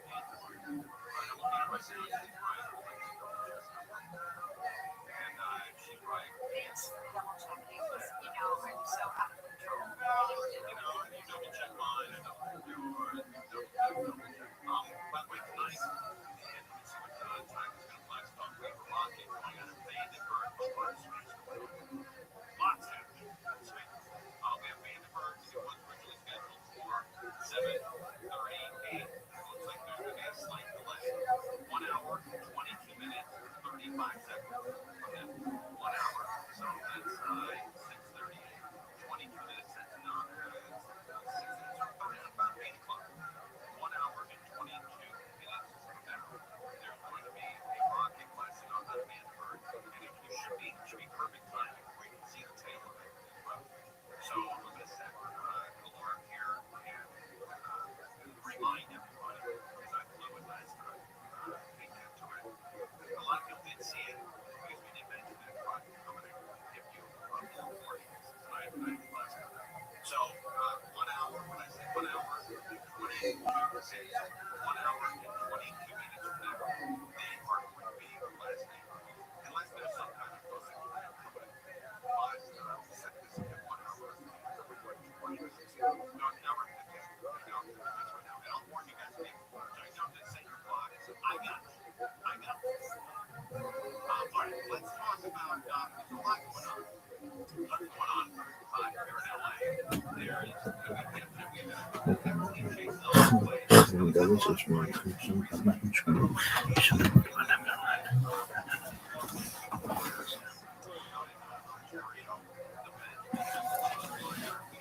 And all the comedy careers that you've sparked, including mine. I didn't know how to go on the road until you took me there. That was for, I believe, a 3 or 5, I think it was a 5-minute spot, cold opening your shows. Me, Sarah Tiana, Steve Simone, and you. Thank you, dude. And Sam brought me on the first paid gig ever to Santa Barbara at the Red Velvet Room. Yeah, dude, that was a fun gig too, dude. That also famously took me to open up for him at a corporate gig of 7-Eleven owners in a dining hall, a round table, a microphone connected to a podium. And when I did that show, there was only one person laughing in the back of the room filming it. It was Sam Tripp. He was cracking up. What a different time, huh? Halfway up to Modesto for that 7-Eleven owners convention. Christmas party for Indians. Yeah, exactly. I asked him what the gig we were doing was. Is this like anything in particular? And he goes, "It's a convention of 7-Eleven owners, bro." And I laughed. Like, I didn't want to ask to make sure, so I thought he was kidding, so I didn't take it seriously, and I didn't want to be annoying. When you're first starting out opening, you just want a gig. Yeah. You don't want to piss off the guy. But I didn't even prepare. I didn't write any jokes, anything. That showed. Oh my God! No, it was horrendous. It was the best. Yeah, man, it was good. I'm very happy you guys are adapting. It's weird to be in here. I feel like Will.i.am and I Am Legend doing comedy right now. You're like, it's like a zombie apocalypse. There's 5 of us in here. There's people getting eaten outside, so it's a pleasure to be inside. There's a German Shepherd walking around for some reason. We have a band on this show. Every single episode, they commit to being different characters. You know about this. Super wacky. Sometimes they're milkmen. Sometimes they're out of control. Sometimes they're, postal people. Anything can happen. Let's find out what they are tonight when I introduce to you the best damn band in the land. It's the Kiltony Band, Jeremiah Watkins and Joel Jimenez. Here we go. Uh-oh. That's music I haven't heard before, I don't think. Whoa! Oh my goodness. Wow, I do believe we have bird watchers for the first time ever. A lot of people have been asking, when will the band be bird watchers? The answer has happened. I believe, my guess is that this idea for being a character started after Jeremiah found that hat. And then I guess the rest just wrote itself after that. Hello, Birdwatcher. What's your name? Nathaniel Thornberry. Nathaniel Thornberry has arrived. Welcome to the history books of Kill Tony, my friend. He watches the birds, and I breathe them. Nathaniel Thornberry. And who's this little whippersnapper behind me on the drums? Hi, Tony. The name is Bob Henry. Bob Henry. What's your deal, Bob? Birdwatcher, I'm president of the Aviary Society of Men. Wow, what do you guys do at that society? We watch this guy try to breed with birds. There's a 13-year-old. And married. From the Mayan jungles. On its period. Okay, there we go. Nathaniel Thornberry and Bob Henry joining us with a great Sam Trip from the band and soundboard. Ryan J. emailed Vito's Pizza. Everything's happening. So let's just start the show, shall we? Here we go. You guys ready to kick this fucking thing off, huh? Oh, hell yeah. Even though there's 9 people in the room, I'm going to do the cheesy thing and say you guys can do better than that. You guys ready to start this fucking show or what? All right. In that case, here's a surprise for you. We're going to flip some things around today and start with a fucking super bang. As I present to you a regular on this show that is absolutely blown fucking minds. This guy trained in the art of... Wait. Just hold on a second over there. You're really jumping the fucking gun on this one. I mean, Jesus Christ. From the great state of New York, trained in the arts of improvisational activities over at Second City in Chicago. It is the one and the only Michael Lehrer, everybody. Here he is. Wow. He's a tank. It's a fucking tank. Wow, that's a real tank. There's a claw attached. Look at this. This is absolutely... Whoa! This is incredible. The tank is shooting at us. The accuracy, quite shocking. Whoa, there's bubbles. Whoa! Oh my goodness, there's bubbles. He's shooting out. My mind is completely blown. This is one of the most threatening forces in the history of this show. That's the worst glory hole I've ever seen. Michael Lehrer has arrived. His hair is hanging out of the... Whoa! Oh my goodness. Wow. I do believe we're going to watch him catch on fire here today. This is very exciting. I don't think they ran a test on these some of the devices. Wait till the cum starts flying out. This is absolutely incredible. This can't. Appears as if though there are... there's a hand sticking out. Here he is, Michael Lehrer, everybody. No, Michael. Michael couldn't be here. I'm Oscar winner Tom Tanks. I won multiple Oscars, and every movie involves tanks. So, give me a suggestion of a movie, and I'll take it and show you my Oscar-winning moment. Okay, how about Forrest Gump? Ooh, life is like a fleet of tanks. You never know what Eastern European country is gonna sell it for $500. Wow. There you go. Wow, I love the noise that happens after you make a joke. Hey, give me another one. Okay, oh, you're blowing bubbles. He's excited over there. How about the hit movie, 1994 classic Goodfellas?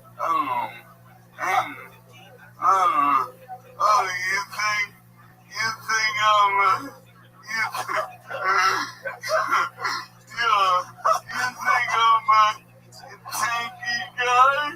Oh, and my hair just says you missing you. Oh, what am I?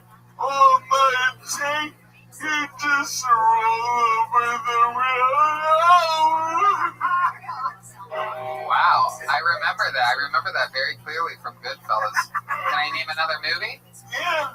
Okay. All right. How about the classic Gone with the Wind? Currently in my tank, I'd rather have with.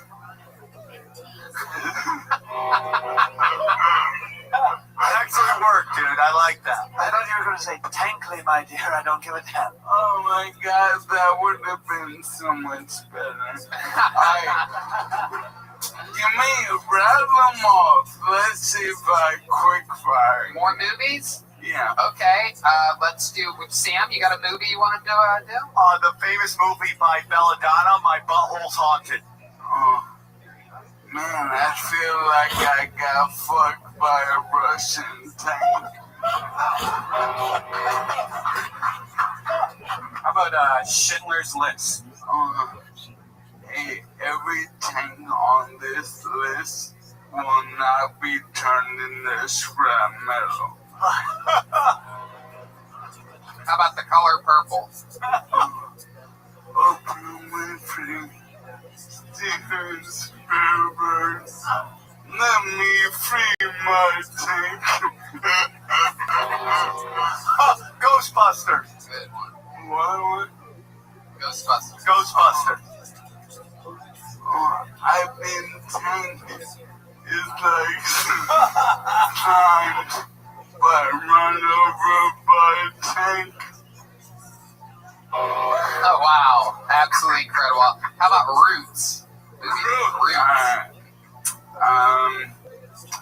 My name is Tanker.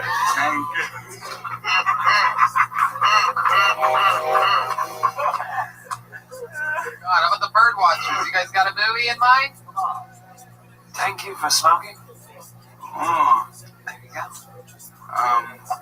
If people keep driving tanks, then people are gonna die, but the tank industry is lied to us. Oh, well done.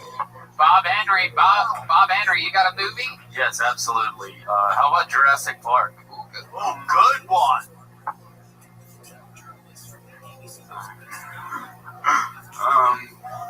The claw is moving, but then not much. No move. I think I hear a tank. How about the classic Cheech and Chong, Up in Smoke? Man, I feel like I smoked a cruise missile.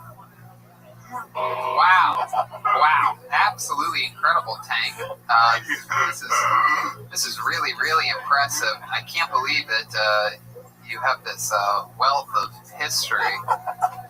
What else have you been doing with yourself? Those party poppers aren't working the way you thought they would. No, I keep seeing each one individually wiggle and not ignite.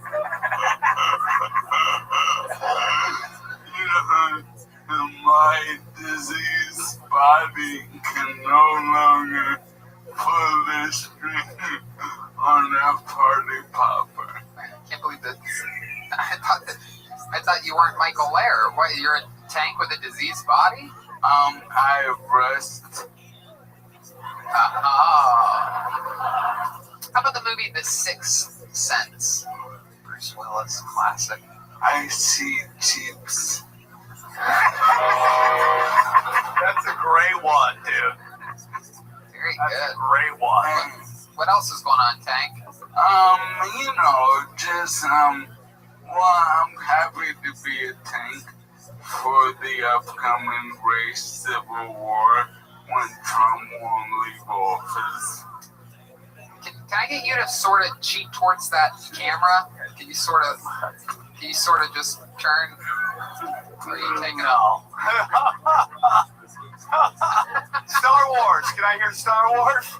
Yeah, how about a Star Wars? Not my trademarks. Yes, that's exactly hilarious. I noticed you're the first tank I've ever seen that had a set of eyes drawn on it. It's almost like a weaponized trash can. Early in my life, I was molested by a Humvee. Wow.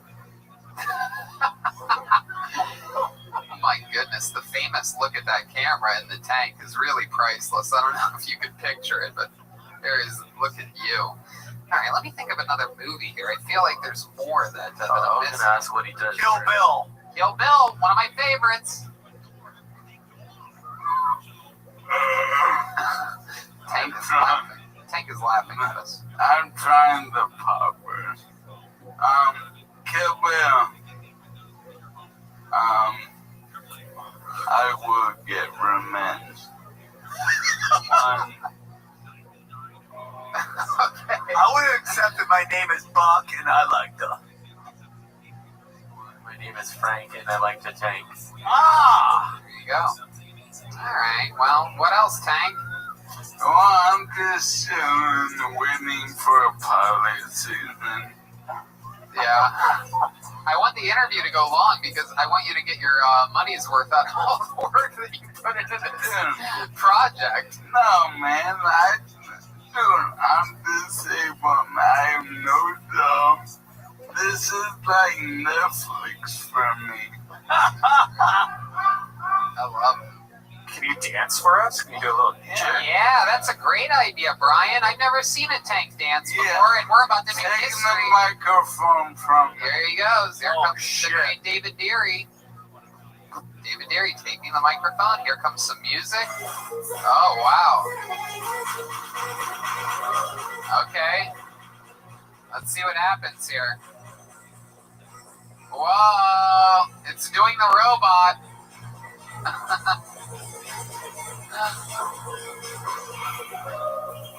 Wow. Oh, wow. It's sponsored by the Home Depot. It's like a NASCAR, this thing. Uh-oh. Oh, he's backing that ass up. Look out. Uh-oh. What's going to happen next? Oh, my goodness. This is incredible. He's stuck. Yeah. Seems to be some technical difficulties going on over there. The Home Depot. There's a flaw in the design of this tank. Oh, there's bubbles. Bubbles. Bubbles going into the darkness. The opposite side of camera. Wait, what just happened? Something opened up down there. There's a fly. There's a fly.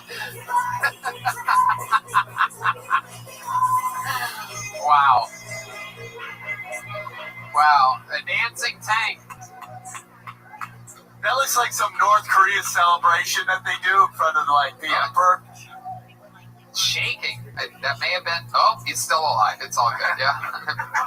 There's a second there. He needs help out of it. Ladies and gentlemen, how about a big hand for the great and powerful Michael Lair, getting the show started tonight. Here he goes. I believe he's having a panic attack in there right now. Gets claustrophobic real quick. How about a big hand for the great Colette as well? Yes. Nurse slash girlfriend slash member of the Kill Tony family. Give it up for Home Depot. Hey, look, there's Michael Lair. It was him the whole time. I had a feeling it was you. Super talented. Are we going to get to talk to the real man behind the tank? It was, hey now. That was fun. It was well worth it. Alright, Let me move up a little bit because you have a shadow on your face from that other camera. God damn it. You're doing a good job. This looks great. Yeah.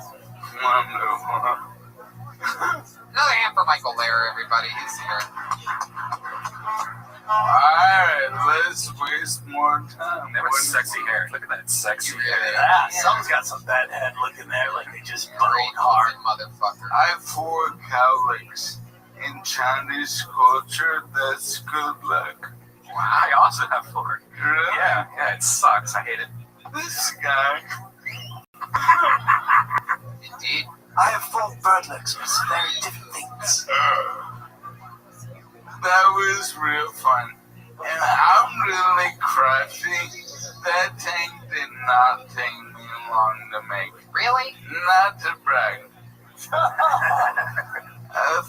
half days. Damn, that's amazing. Now, is that 3.5 days or 3 half days? It's like a day and a half. Yeah, I mean, I'm just like building shit. And cardboard, you can Wow, look at you. It's true. Cardboard is a malleable substance. Indeed. Some homeless guy's wondering where his house is right now. Right. And now we're returning, and it's a weapon of mass destruction now. So he gonna be happy. Wow. I sell that shit at some downtown bullshit museum. Yep. For fucking 10 G's. Goddamn right. Fucking better than have that bullshit down there. Went to a goddamn cake museum. Just cakes as big as a room. Fuck you, fucking cake museum. Michael, we love you so much. Thanks for getting the show started with a bang. Michael Lair. All right. It's time to meet a stranger. Here we go. All right, we've seen this young lady on this show before, famously friends with our resident horoscope. What do they call that? A psychic. She's here. Nikki Fuchs, everybody. Here she is, Nikki Fuchs. Here we go with Nikki Fuchs. Here's Nikki Fuchs. So, me and my dog have a lot in common. She's had 6 litters of puppies, and I've had 6 abortions. Yeah, actually, since having a dog, I've felt really empowered to walk at night. Not necessarily because of the dog, just because I'm carrying a bag of shit in my hand, right? Nobody's gonna rape you with a bag of shit in your hand. And I know somebody's like, wait a minute, what if your dog doesn't take a shit? I have spares, bitch. And then another person's like, wait a minute, what if that's their thing? Let me have my fucking moment, okay? Can I just have my goddamn rape moment? Jesus Christ. She's my soulmate. She's my soulmate. She fills all of my voids. Well, most of them. She's a big black dog. She's not a big black dick. Damn. There you go. Nikki Fuchs with a minute. Wow. Very interesting set. I gotta ask, 6 abortions. Is that true? That is a fucking joke. Oh, it's a joke. It's a super joke. It's actually 12. Yeah. I mean, I've actually had 0 abortions, but hey, if you've had an abortion, keep exercising your right. If you count that set, you've had 1 abortion. It's not fun being me when there's not a packed audience here. Thanks, Tom. But it would have been an incredible noise if this place was sold out like it used to be on every Monday. Yeah, you would with have. humans. You would have killed me. Fucking pandemic. Pandemic. Fucking pandemic. Oh, that's what they would have done. They liked it. The audience liked it. Here, I'll do it again. They liked it so much, I'll do it again. The 0 abortions, but 1 abortion if you count that set you just did. A little bit of a late laughter there from the audience. So 0 abortions, really? 0.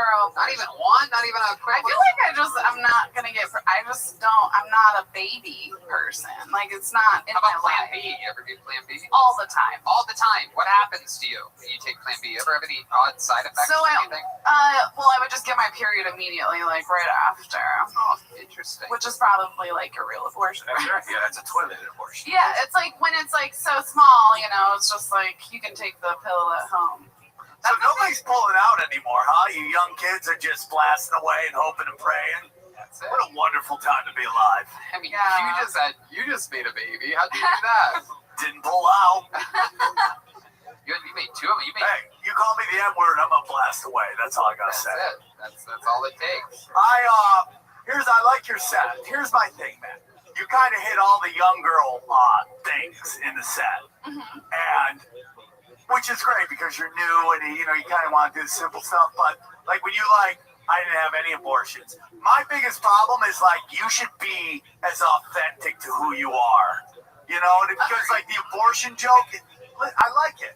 But it's easy. The black dick joke, it's easy. The rape joke, it's easy. And maybe at the beginning you want it to be easy, but if you start really digging into like your real shit, like who you are, that's what's going to get you to another level. Gotcha. Like, for example, writing jokes about doing Plan B, which you actually have done and do. I don't do it anymore. That was in college. What was that, last week? No, I'm fucking old as shit, dude. I'm probably old as you. No, okay, thank you. yeah. No, you're not old grandpa Triple Yeah, P over trust here. me. Dude, I'm close to 54. This is what we Oh, call it. I mean, no. What? How old are you? 33. 33. That's young. Yeah, Not really. you're the youngest person on this entire show right now. Okay. You little whippersnapper. Yeah, we all just look younger than you. You definitely look like me. You wish. Please provide a list of With my jawline, you would still be taking Plan B all the time. free press release websites. Can you imagine Tony in those jeans? Yes. I would I love was that. gonna say. I would love that. Tony, if you had those hips, I would have fucked you already. Hell I yeah. know. Those are nice hips. Thanks, Brian. Now, was that overstepping? I feel like we're in this weird I don't know. Are you place married to your wife? What? Are you married to your wife? Well, I think I have to be married if she's my wife, but I don't have a wife. Okay, that's what I was wondering because you did just have twins, right? Yeah. Okay, so that I was just trying to figure out like. Wow, a lot of inside information. Questions from the guests. I was That's sitting incredible. over here. Well, So, Nikki, what have you been doing during this pandemic, other than cutting your own hair? hanging out with the dog. Hanging out with the dog? What kind of dog do you have? She's a pit mix. Oh, wow, ticking time bomb.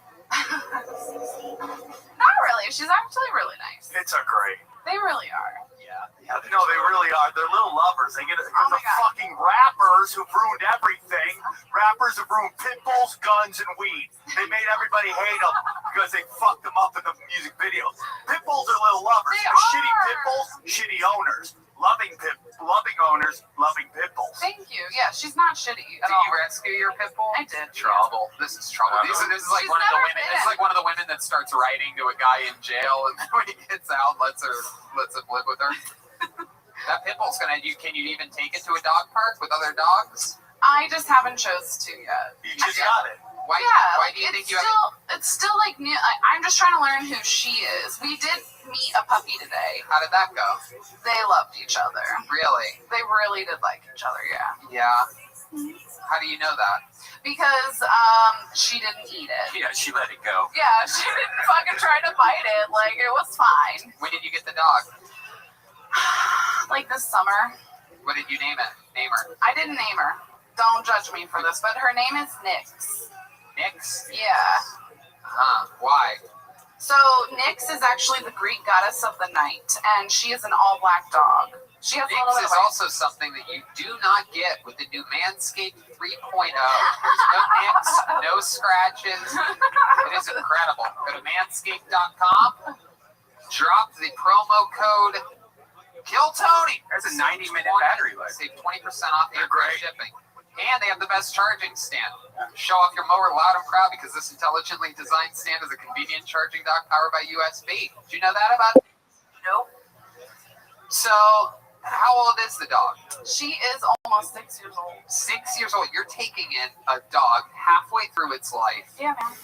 Thank you. Like, I just want to help something. You know why it was surrendered? Was it because of a problem? So it was actually, she was homeless, and then somebody rescued Bad her. with kids, great with abortions. Okay, go ahead. I'm sorry. It wasn't worth it. Slogan. Wasn't worth it. No, so somebody rescued her who had her for an entire year before they were like, all right, I have to rescue another dog now. Like, I need to get rid of this one. And I was just like, this is awful. Like, I'll take her immediately. Yeah. Like, you know, she's literally the sweetest dog. You would probably like her. I love it. One in the pit, two in the Have you ever baby birded food from your mouth into the pit bull's mouth? No. Have you ever baby dog lid where you poop inside the dog's butthole and it poops inside yours. All right. Human centipede it? Yes. I'm gonna go with Tony on this one. All right. Wow, that was very dismissive and I liked it. Nikki, what else? What have you been doing to pass the time other than hanging out with that? Trying to fucking do a set on this show. Right. Okay. How about other than that? I've been doing some like open mics. I was trying to date in the beginning, and then I was like, not happening. Why? Why didn't it happen? Because dudes are real shitty out here. Really? Like how? Why?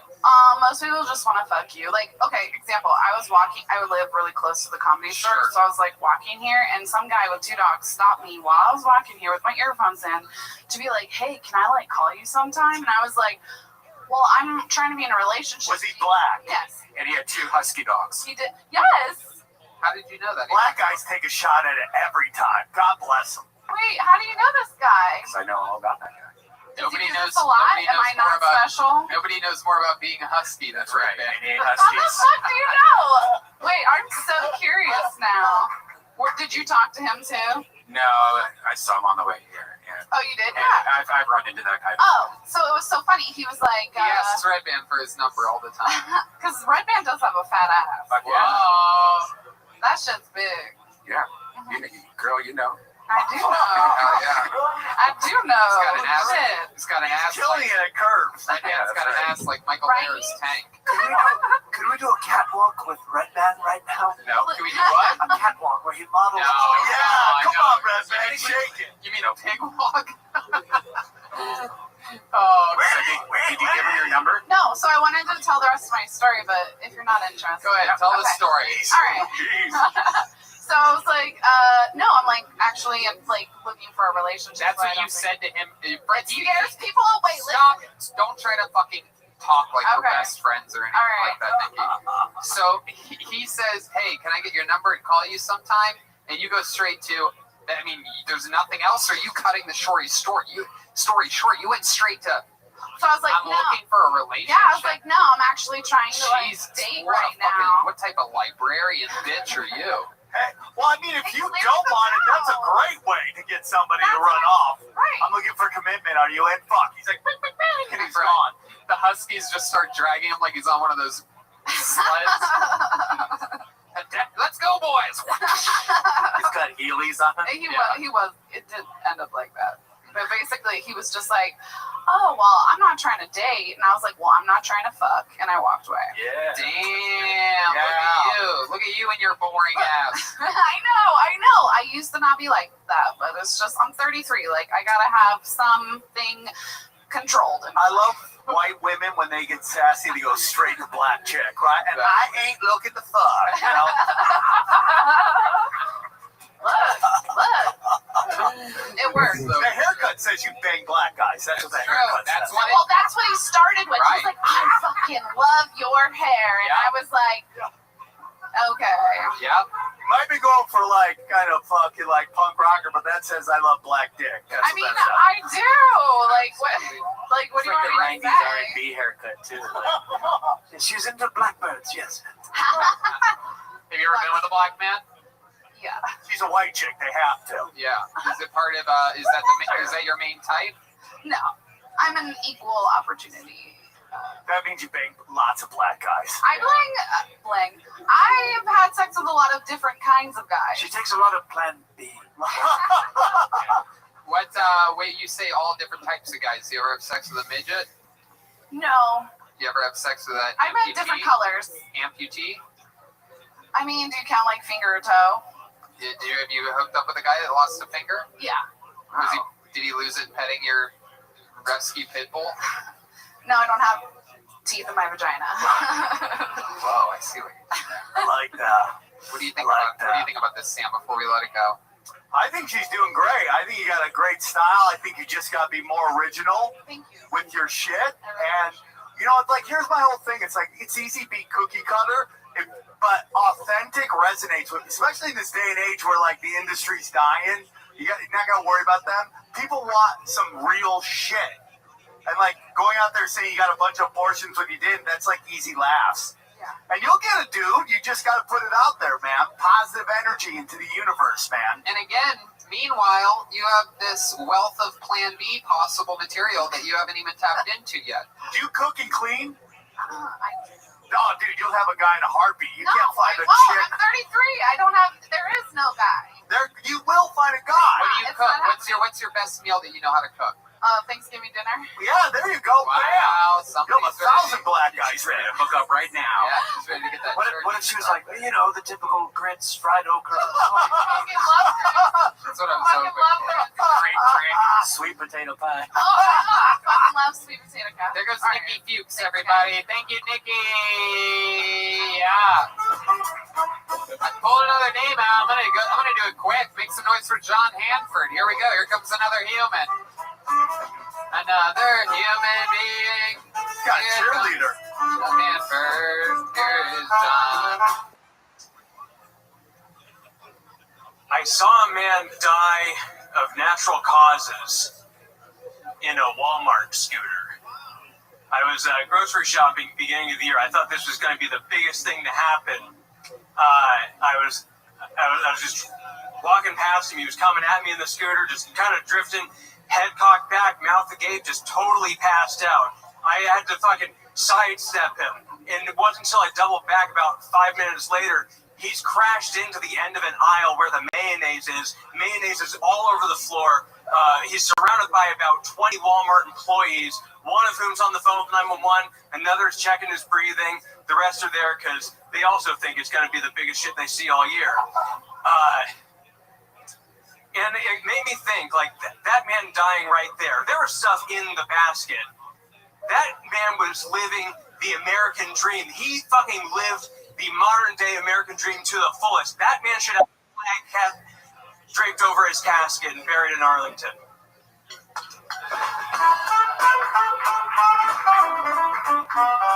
John Hanford. How's it going? How do you feel about that? Best set of your life? Not the best, but I enjoyed it. It was better than your last one, I thought. Thank you. I thought so too. You look better since the last time you were here. What changed about you? I took mushrooms a couple weeks ago. That's what did it. Yeah, and it just gave me a lot of insights about number one, just being more in the moment and not really relying on writing out the material, just kind of feeling it out. Like you said, Sam, this pandemic has totally brought to light, like, shit's dying, shit's changing. We need authenticity, and it just gave me a new Jesus, kind of this guy's running for fucking president. Oh my God. He's going to be the mayor of Silver Lake very soon. God, I know. This guy looks like Edward Snowden and Edward Scissorhands. I'll take it. You're like Edward Norton antivirus. Edward jokes, everybody. Very rarely do I get to squeeze in a bunch of Edward jokes in a row. Remind us of you, John Hanford. What do we need to know about you? Well, I used to work in baseball. I quit to pursue stand-up. Right, And from Moneyball to Funnyball. damn straight, yeah, exactly. I mean, You work with baseball. so I used to be a player He used to development be the intern. kid that would sit on the third baseline and get the foul balls and give them to people. No, go ahead. I'm sorry. No, I mean, like, we could seriously be here for hours if we're really going to dig right in. But the coolest thing I did in baseball, I was a player development intern for the New York Mets in 2014 with their single-A affiliate in Savannah, Georgia. It was fucking sick. Brody, you say baseball 3 times, baseball Beetlejuice, Brody Stevens pops up out of nowhere. Brody, how's everything going in heaven if that's where you ended up? I take look at y'all. You still take it even though that's how the afterlife works? Looks like the internet closed. Oh, wow. All right. There you go. All right. Thank you, Brody. Always depressing hearing your voice. Do you know who Brody Stevens is? Of course. Right. Yeah. Do you think it's too late to trade you for him? Oh, I would never do that. You wouldn't You wouldn't trade do him? that? I would actually do that, but I don't want you to go and Yes, pull you Brody. would. So that's why I said that. If we knew some type of seance that where we could hang you and Brody comes back, we would do it. Just so Try to like, do that, but I maybe think we should. Has that ever happened before in scientific history? Birdman, do you know about this? It's a very scary conversation right now. Look, I think we're in the darkest timeline where I'm here and Brody isn't, so I've just accepted that. Love yourself, brother. Absolutely. So is that a real story? Yeah, it's all true. Yeah, it happened like mid-January in Yucca Valley, California, and that Walmart is just fucking magical. You always see some kind of shit going on. But I feel like yucca is the noise that you make when you go down on a girl. it's usually what she says back to me. She's like, yeah, it's but yeah, like it happened. Why would she say that to you? Well, like if because I'm a 50-50. When you go down on a girl, do your it's glasses always 69. Okay. Always. Wait, what do you mean? What does that mean to you? What does what mean to me? It's always 69. What does that mean? It means I'm equality all the time. Is that true? You 69? What happens to your glasses when you're doing that? I don't need these. Like they're Whoa! They're not real. No, they're real. Like you guys are blurry, but I can. Yeah, I do that too. Yeah, I can still drive. So when did you decide you wanted to look like Howard Stern? When was that?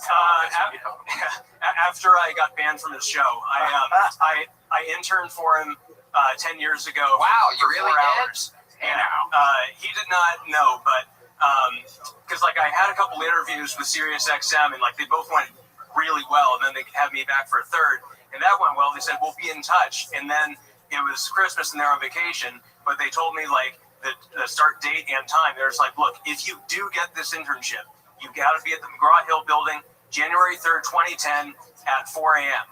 So I fucking got there, and with no confirmation, I just heard, Robin one time, she was like, I like persistent interns. So I figured, all right, I'll get off on the right foot.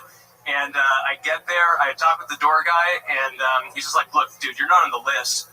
What do you want me to do? And I was like, can you just call them? So they set me up, and I was just fucking answering phones, and the production staff really liked me. Will was cool. Gary was fucking sick. Gary Delabate. Yeah. How big are his teeth? Oh, they're. I mean, you know how big they are. They're gigantic. On the show. Hard mic drop for you. People listening while in bed on your. Yeah, it was not Joel. Next up, 69ers. Yeah, I tried to be on the show, but then 8 a.m. rolled around. Tracy Millman, the producer at the time, I was like, hey, which one of you is John Hanford? I was like, yeah, that's me. She's like, yeah, you got to leave. You're not one of my interns. So I cowered, and I just fucking crumbled. So I got back on the Long Island Railroad. Oh, God, I didn't like that. I know, I didn't fucking fight for myself. So well, there you go. What a pussy. Well, how old were you 10 years ago? I was 19. Wow, look at that. What an opportunity that would have been for you. But then you got Stranger Things.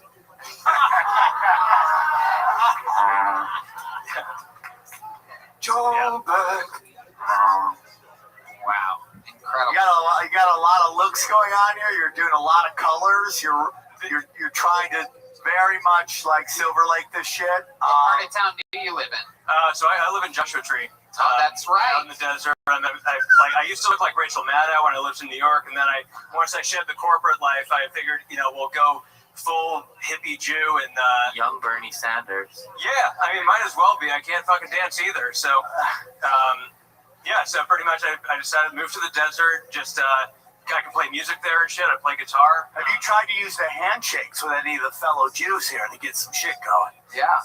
No, I haven't been in LA enough. Just gotta put some change in your hand when you shake them.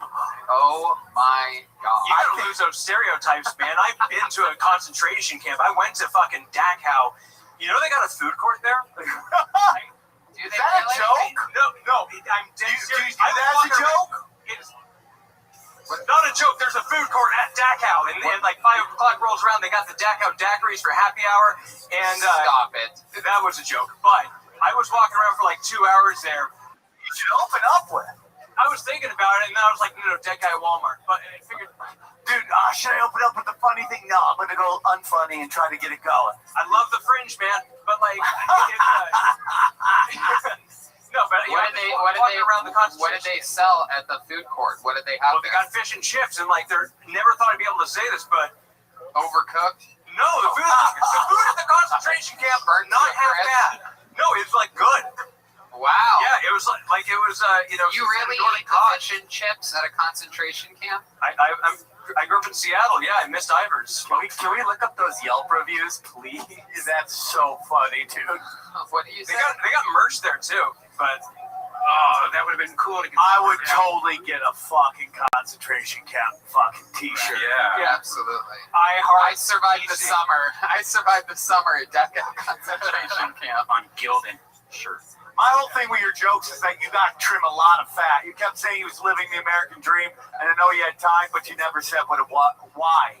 Why do you live the American dream? Yeah, it was getting at the consumerism of it. There's more to that bit that I'm like, trying to work out and feel out. There you go. Fresh off of mushrooms, though. You're being creative. Ladies and gentlemen, thank you for your time. John Hanford, everybody. There he goes. Last time I did True.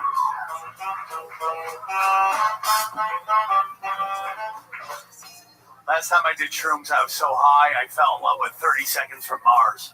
Really? Yeah, I was at the K-Rock Almost Acoustic Christmas, and they were, dude, I was so high, and they came out, and that band shredded. And I was like, now I get why everybody loves Gay Jesus. He looked like Gay Jesus. Isn't that Jared Leto? Yeah, dude, crushed. Prophets of Rage, the best live band I see.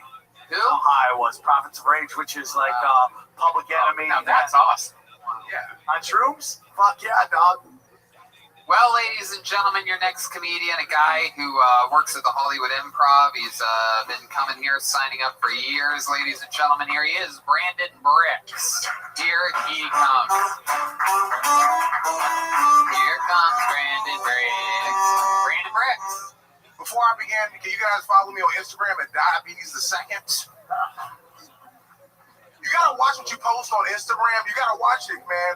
Because I had a picture on Instagram that cost me a gig. I had a picture of powdered sugar on my nose, and I know it looked like I did cocaine. And the black church told me we're not supporters of cocaine because they were gonna hire me for a gig, but they looked at my Instagram and they were like, that's cocaine. And I'm like, no, that's powdered sugar. I'm 365 pounds. I can't control my life. And they're like, no, we know cocaine when we see it. I said, oh, you know cocaine when you see it, but you can't tell me that your choir director is gay? That's how we get back to Rome. Wow. 45 seconds of thunder and lightning from Brandon Bricks. How are you, man? I'm blessed, happy to be here. Praise the Allah. Absolutely, absolutely. There's a minute right there. So let's talk about it, Brandon. How long have you been doing stand-up? 7 years. 7 years. All of it here in Los Angeles? I'm from here, yeah. Sorry, here. Wow. Yep. Wow. You're like low blood Suge Knight. That was original. I'm gonna give you that. That's Thank original. you That's so original. much. You can have it. You can use it. I'm You can gonna use use that. it. I'm gonna write down my fat note. I love that you use the inside, when you buy a pair of Fila shoes as a jacket. You stitched it all together. Man, this is the actual Fila bag. Nigga, that came Wow. Look at that. Look at that. You just called me the N-word. Congrats. I wish you called me that. I'm like, Tripoli just came. I still want to get a boner, you know? Two Jews and a white guy. All y'all niggas are artists. Wait, Who's the second who are Jew? Who are the two? Who are the Jews? Sam, you're not Jewish, that's what you know. No, dude. Who do you think the other Jew is? I'm Armenian. No, because every time I look at you, I swear to God, I think you're Jewish, dog. Everybody does. I'm So it's not just me, okay. I can't tell. Are you looking at me or him? That eye's all over I the place. have cancer. That eye is looking out the fucking exit door. I got a brain tumor, so it causes my Oh, eyes. really, dude? Is that true? No, you just make fun of Yeah, I don't feel like a pig. I was like, how could it come up with so good brain tumor jokes? He uses a brain tumor as an excuse for the new extra weight. 3 more pounds. Tumor's getting bigger. No, I was gonna say, 365 pounds you said that you are. Is that correct? You have actually, a pound for each. 450. 450? 380. 380? This guy. What, seriously, you have a number for us? 380, probably. I gained over the COVID. I was in the house because I was going to kill myself. Like, What kind of house were you? Oh, come on, don't house kill yourself. No, man, I worked so hard to get a show at the Hollywood Improv. They finally gave it to me, you know, and then motherfucker, the Wong Kong Fu came, and then Jesus Christ. Yeah. So let's talk about what you were saying. You said you gained weight. yup, You said that you gained weight living in a house. What house was that? the House of Pancakes. Would you go from Dave Please Chappelle to provide Notorious a list B.I.G.? of I the top 10 was types of originally comedy. 380 like a year ago. I think if And you then I have was a like huge working audience, out, and I well, was on the grind. I was on mine tour would be with Richard first. Lawson, And he's a great guy, great guy. So he got me And vegan, then right? 'Cause, you know, including their preacher, things like vegan. So I was eating. I don't even know what kind of fucking grass I was It eating. was bread, dude. It's bread. This is what people do when they hang out with vegans. They just eat a bunch of bread. You ate a bunch of bread, right? Potatoes. and that Yeah. kind But of yeah, stuff. same Sean, shit, same yeah. carbs, different shit. But like, But and that's I was actually on a good road to health. I could actually run a mile without stopping. data But then to since I've been in the provide, house, what man, people think is funny. it was just globally. like I was just playing PlayStation. I just got the PS5, so I'm just in the house getting fat. I'm keeping it. What do you eat when you're at home? My wife usually cooks just like meatloaf and starch. Just Wow, starch. meatloaf is a regular thing at your house? Nigga, fuck yeah. Man, wow, regular meatloaf. What are you now? Meatloaf's on the table. You can have meatloaf anytime. Hey, spit that shit, nigga. Absolutely. You have meatloaf with ketchup on it? Nah, barbecue. I'm allergic to ketchup. You're allergic to ketchup? What else are you allergic to? Just ketchup. Isn't there ketchup in barbecue sauce? No, you know, actually, I'm really allergic to alcohol. I can't drink like vodka. So they put vodka and ketchup. A lot of people don't know they put vodka and ketchup. What the fuck are you talking about? Okay, because I can eat pizza with tomato paste, but I can't eat ketchup because it has alcohol in it. I've never heard that. Yeah, it does. Yeah. Come on. Why? Because you're an alcoholic or you're allergic to alcohol? I don't know. Every time I eat it, I break out. What, drunkenness? Fat white chicks? Funny. What do you mean I've never break fucked out? a white chick. What do you mean you break out? Like I break out in hives on my face. Wow. Oh, interesting. I didn't even know black guys could get hives. I'm not that bad. I'm medium black. Now, just a moment ago, you That's said not what a police officer would say. You damn right about you that. never had sex with the white species before. Never had one. Yep, never had sex with white. Why do you think that is? Well, I love Hispanics and blacks have always been my forte. Wow. Racist. Yep, my dick is. My goodness. Sticking up for you in the back there. She got a haircut for your people. Respect that. Bruh.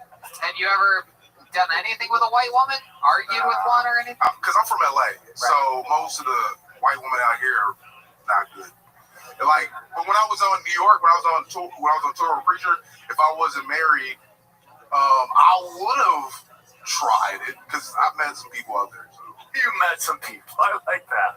I met a couple people, had a couple business meetings. His eyes straightened out when he said that. Yeah, There is. For those of you listening, he has a very large Forrest Whitaker vibe. He's like, honey, I didn't mean to cheat. I just had ketchup that night. I don't remember what happened. He's the only guy that can look at both Joel and camera one at the same time. Hey, man, hey. All my credits and talents shouted out to the world. It's incredible. Absolutely. This guy's got... You're great, dude. You're a good writer. Obviously, you're on the road with Preacher. He's great. You got great writing, and it's just, yeah, man, just keep going. And, you know, I mean, it's like maybe you need to stop playing video games and just get out and start working out a little bit. Yeah, you're right. About married. Let's be honest. When you're married, you understand that it's a job in itself. So it's just hard because I have to motivate her. Because if she doesn't do it, I won't do it. And you know, is your wife a big lady too? Yeah, but she's lost weight because she actually has diabetes. So I have to make sure she takes her medicine and all that. Because shit. Yeah, she actually has it. So right. The nutritionist from David Lucas might help. Yeah, look at that. David Lucas is on a great diet right now. Because he got money. He does? He has money. How does he have money? He has money. This motherfucker be flying and doing all kinds His dad's like a senator. He actually stayed in my room in Vegas when I was doing the Jimmy Kimmel Comedy Club, and this motherfucker was fucking the whole time I was. All right. We're not gonna throw our credit. Nigga was fucking in my Yes, more details, please. David can't even fit under a bus. Bruh, and the bitch was bigger than him. All right, stop it right now. Someone's got fucked them. Someone's got fucked them. now.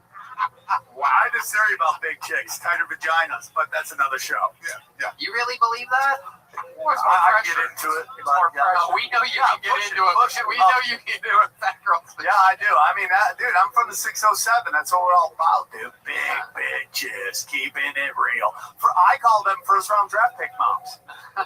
Right? I mean, dude, the skinny bitches don't put out pro athletes, dude. Nah, they run for the dick, too.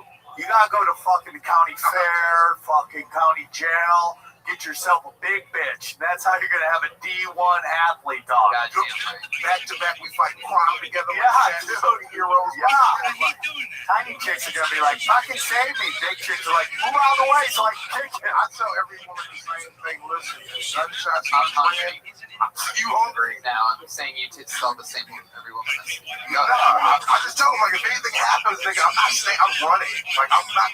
What does this look like? You keep saying that you used to run a mile, that you'll run. Like, I don't believe it. Can we get you running, Zach? Can you get on camera one? Can you? Where you want to run to? Can you start over there and then run? Can you run to the table that William's at and then run Just do a lap. Do a lap.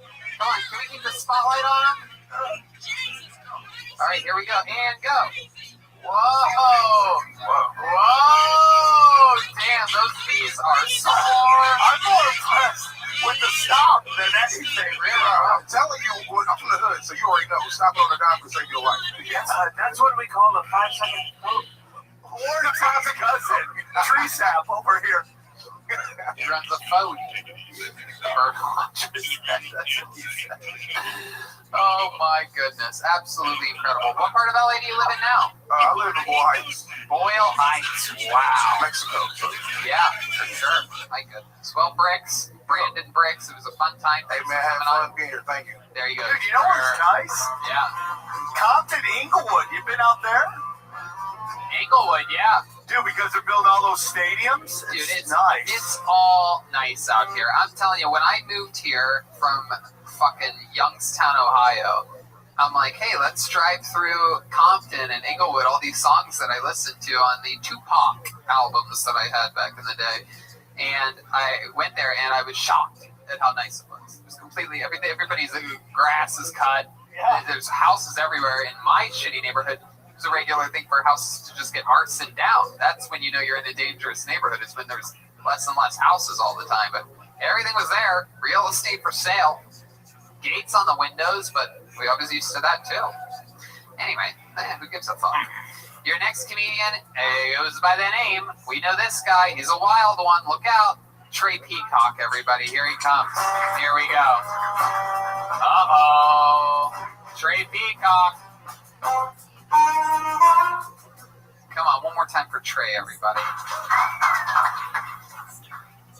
If you ever meet a guy with one hand, probably don't shake it, you know, because that dude uses that hand for everything. Jacking off, wiping his ass, sneezing, all of it. You meet a guy with two hands, you shake his hand, because then it's only a 50% chance that all that shit's on there. But you meet a one with one hand, and you get down on your knee and kiss that shit like she's a princess. Because let's be honest, she's doing all the same shit, but that's the flavor you want on your lips. While you're down there kissing it, might as well throw a ring on that bitch, because that's the one lady you can be pretty sure that she won't run away with all your shit, you know? She can't carry it. I'll share the road with bikers, but they better be able to handle the fucking speed limit. Hello, madam. Wow. Oh, perhaps not. Oh, no.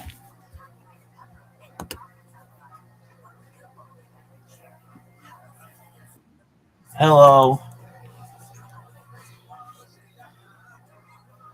How are you?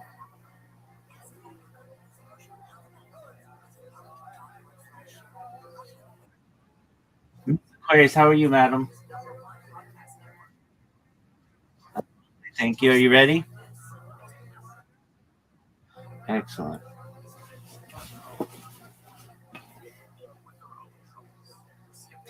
How was your movie?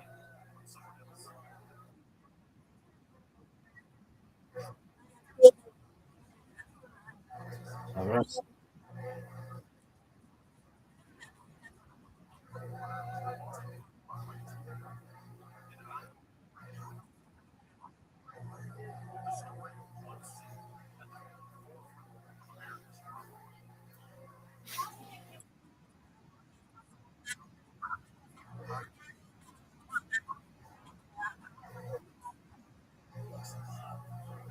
Get it. Aquarius, you just slid that over like a beer on a bar top. Fall.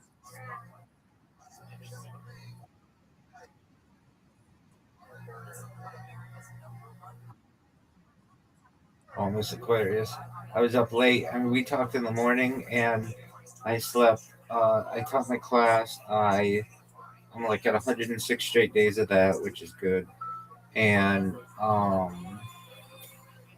I submitted some press uh, releases. I got one of my YouTube accounts banned, and it wasn't anything that I did.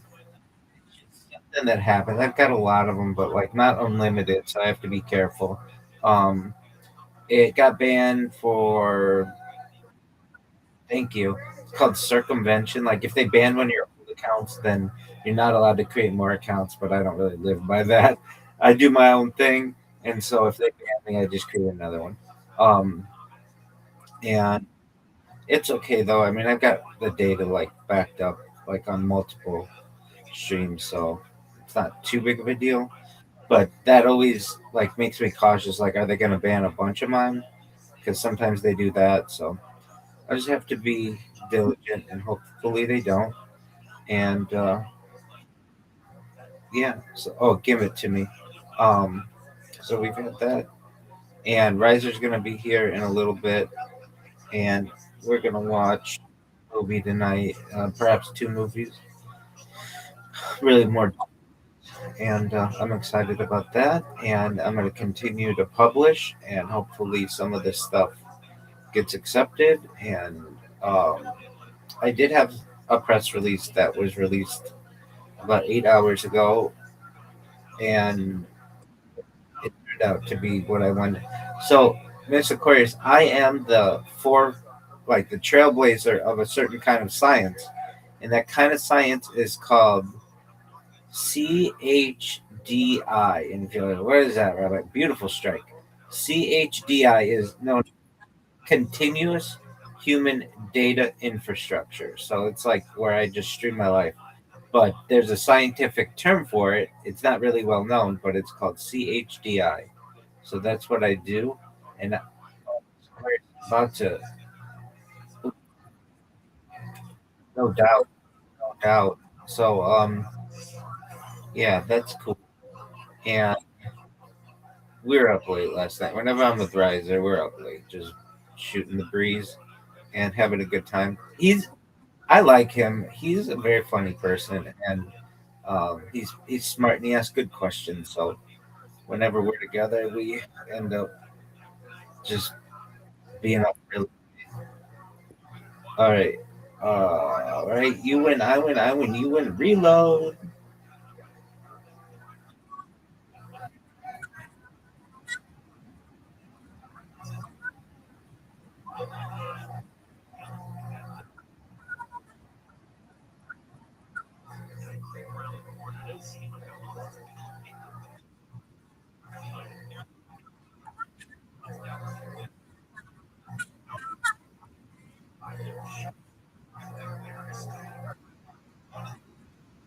Reload.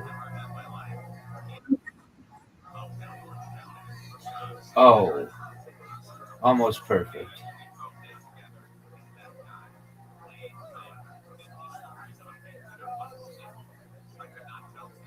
Oh, beautiful. Beautiful. You're welcome. Give me this. Not good.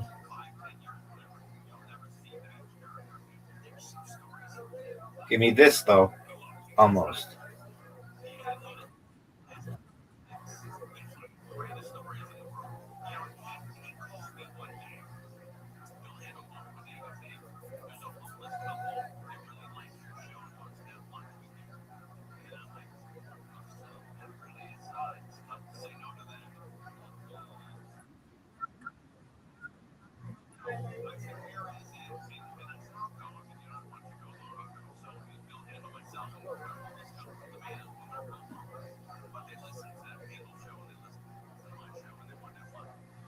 Woo.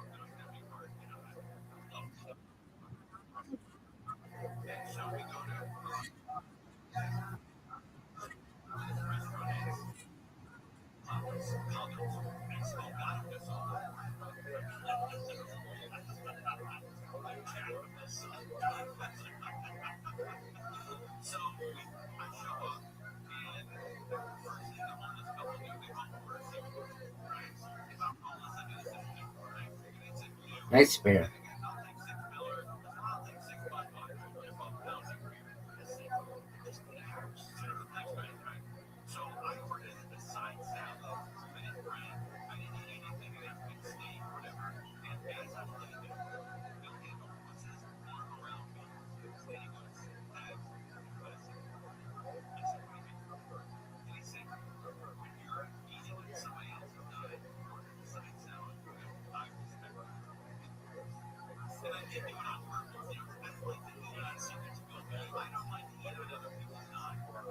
Nice bear.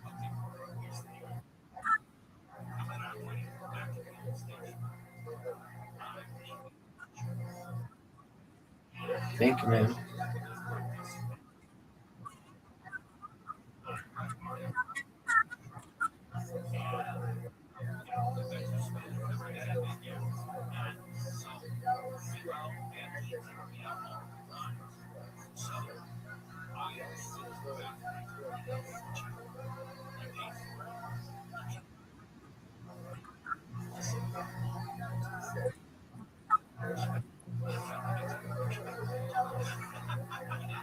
There we go.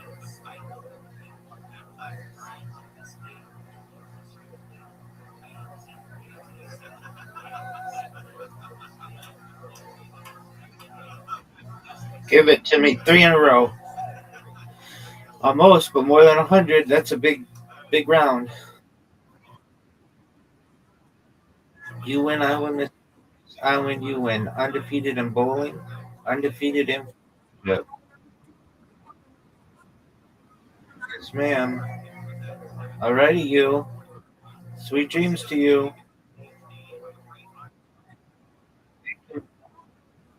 I love it.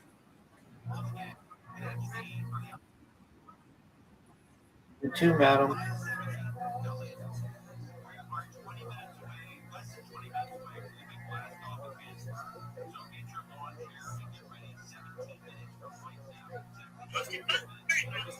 This comment just reminded me about the controversy where Timothy Chalamet's agent said that he hasn't auditioned for anything in over 7 years. It all started when there were rumors swirling online that Timothy had auditioned for Gladiator 2. But when it was announced that Paul Mescal was the one that nabbed the role, people started joking online about these kind of similar men of Hollywood like Austin Butler and Miles Teller always going out for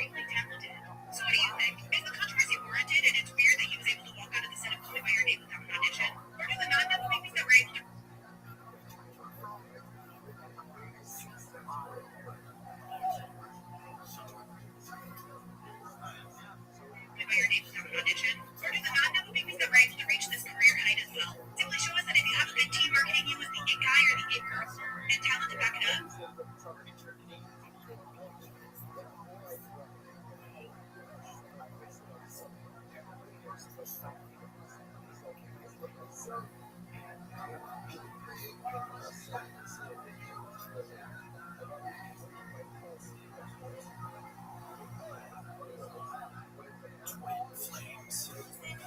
this podcast for free on the iHeartRadio app. #1 for music, radio, and podcasts, all in one app.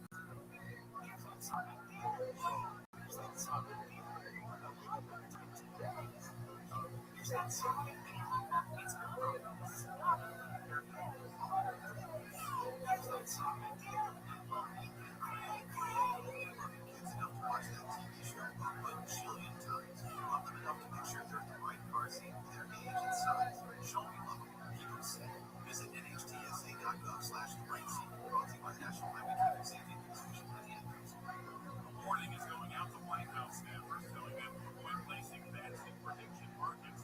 Oreo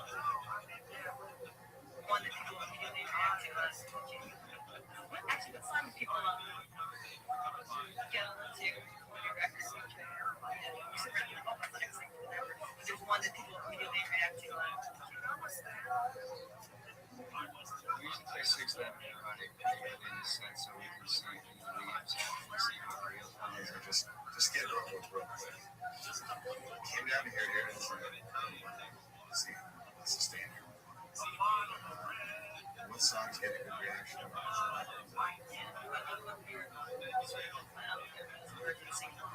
Probably the one that first song.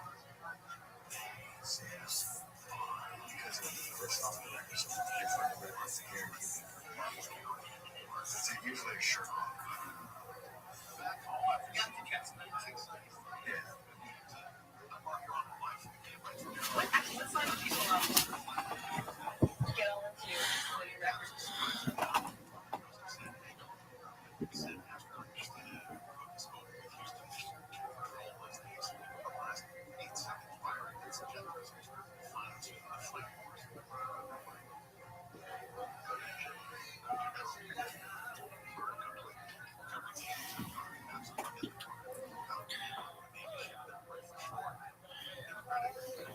Ow, Trey Peacock. Look at that. I mean, this is a guy that we watched start. Didn't we watch your beginning here on Keltoni? Yes, sir. A few months ago in this very room and that on that very spot. Am I correct? Yep. And then you came on again, and then again, and now this time? Or is this is your fourth time? Yes, sir. Clearly your best time, correct? I believe so, yeah. Yeah, it was by a lot. Thanks. You're welcome. I mean, we've seen this before. You've come to term in a few months. You were a premature baby, right? Yep. I could tell. When were you born? 7 months? September 11th. Wow, look at that. That's the saddest thing to ever happen on September 11th in the history of civilization. It was your birth. Yeah. That's a tough one. I don't know. Okay. Probably that. Yeah, it wasn't even a question, Trey. Okay. So give us a day in the life of Trey Peacock. Where'd you drive from today? Modesto? Well, I've been out here this weekend, but yeah, I'm in Modesto. What have you been doing here this weekend? Trying to do comedy, hanging out with friends, you know. Yeah, what have you and your friends been doing? Hanging around a little barrel fire? Partying, yeah. What kind of partying? Barrel fire, barbecues. Oh, barbecues, look out. Not just going crazy. Yeah, like what? Tell us about it. Give us a little glimpse into the fucking white drinking beer, smoking blunts in the car, running from the cops, you know, same old shit. You love that shit. You love tempting police officers. Yeah, I actually just passed, like, I got away from court right before I came out this week. Like, I thought they were going to book me for real. Like, I was actually scared. But then they're like, nah, $500 and you're cool. I was like, sweet. But my license is still suspended. How come? I don't know. I can't figure it out. So you drove here though on a suspended license? No. Jesus, dude. The cops aren't listening to this show right now. What up, Tim? But that drive, everyone knows that's a dangerous drive. Yo, dog, are you there?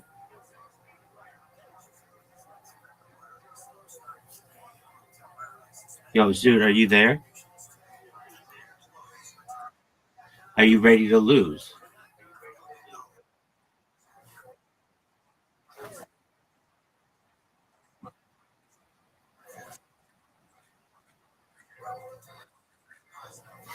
All right.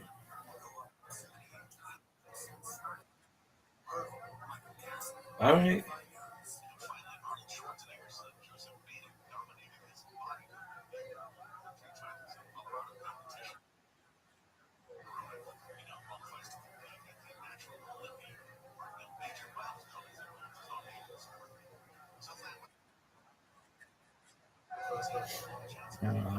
Perhaps.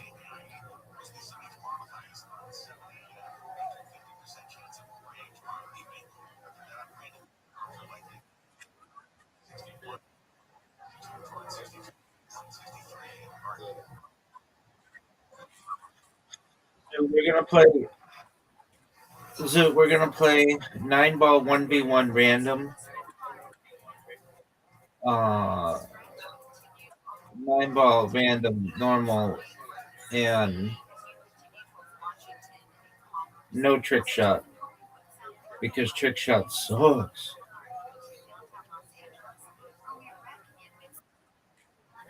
Okay, well, this is your opportunity. Yep. There you are.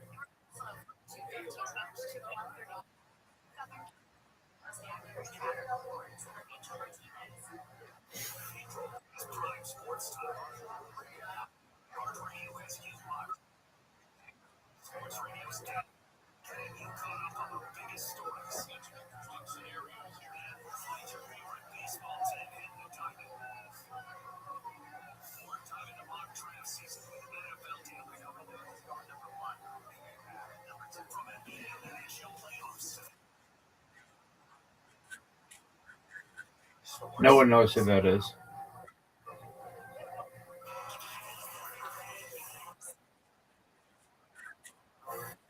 No one knows that song.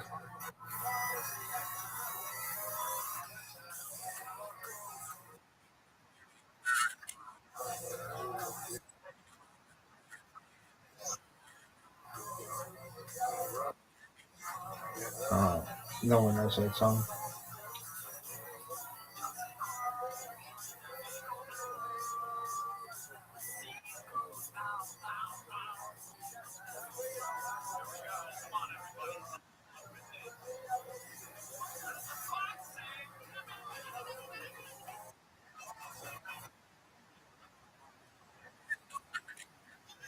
Taylor Swift by like 1,000. She's been along longer.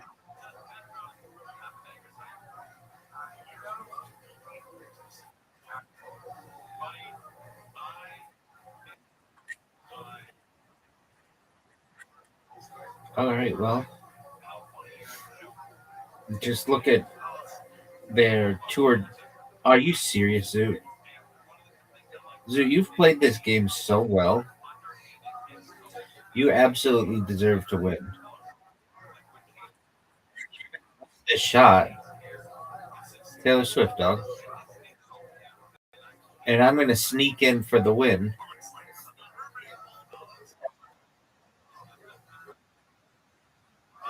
Michael Jackson.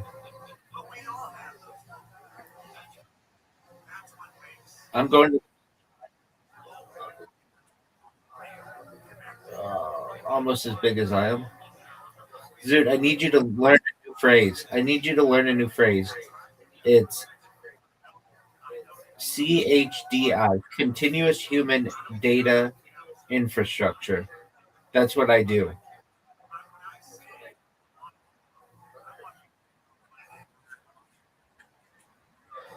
Rabbi Rothschild, next question. No. No.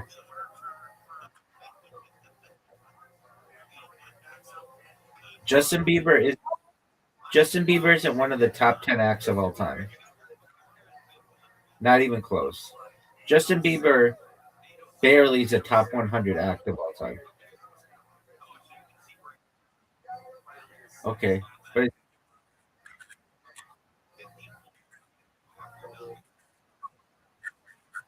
incorrect. Not even close. David Cassidy, dog. Like 1970s. David Cassidy's David Cassidy had a bigger fan club than the Beatles and the Rolling Stones combined.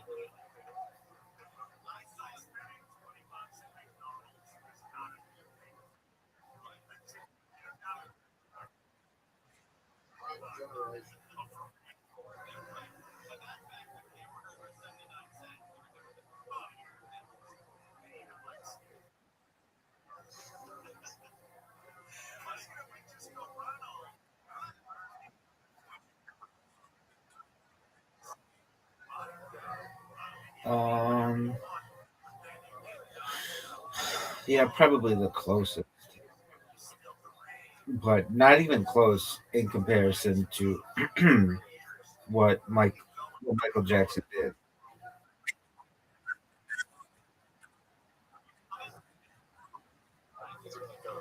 Yeah,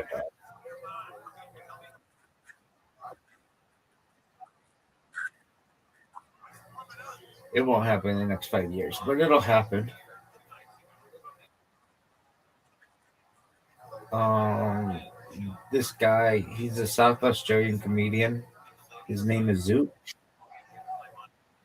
Though he really should play as Magnus Carlsen.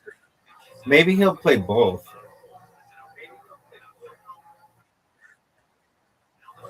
No, Justin Bieber's older than you are.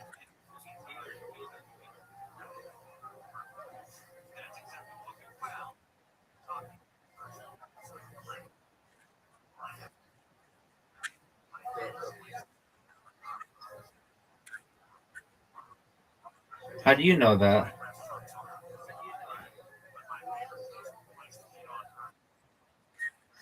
Yeah, but he could blow up again. He could be even bigger in the future than you even know.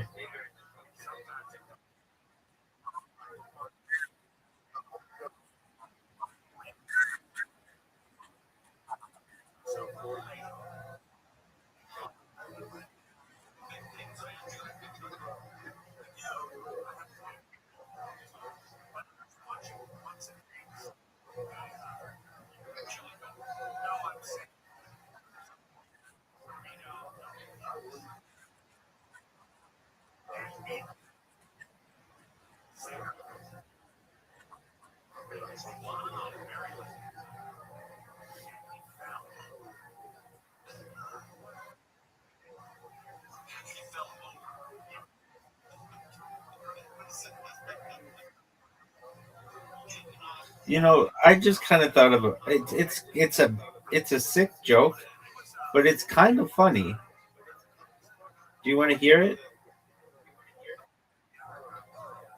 So, with all the news of the pizza parties of Epstein Island and such, you got to imagine that there was at least one person who was just a big fan of pizza and wanted to enjoy a slice with other pizza aficionados.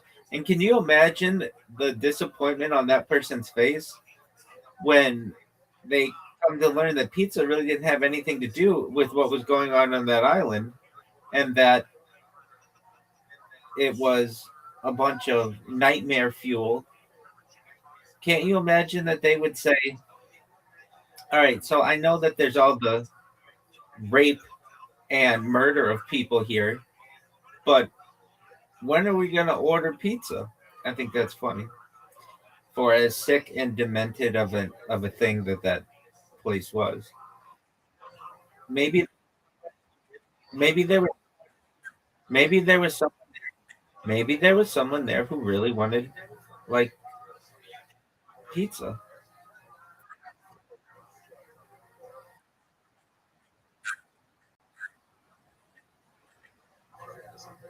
Uh I love pineapple on pizza, so I think people who say that they're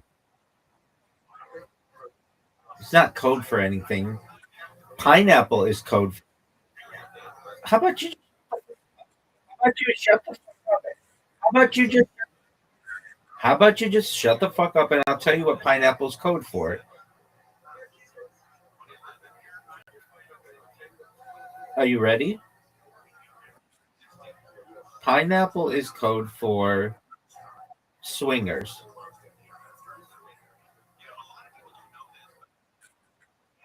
Pineapple is code for swingers.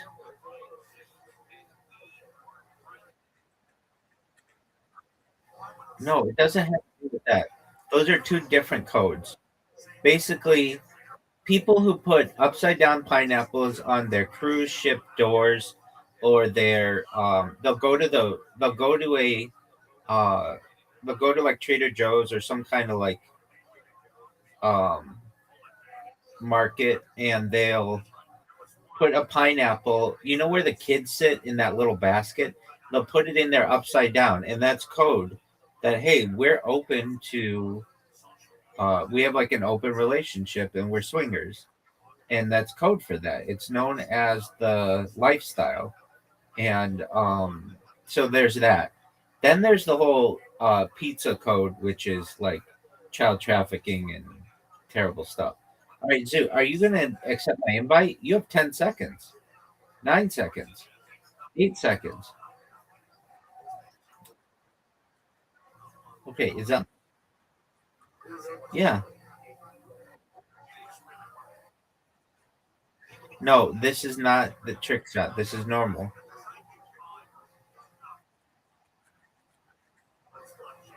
Don't do that. Just play normally. Try to win. You've lost 2 games at least. Make it, make it. That's okay. That's an easy shot.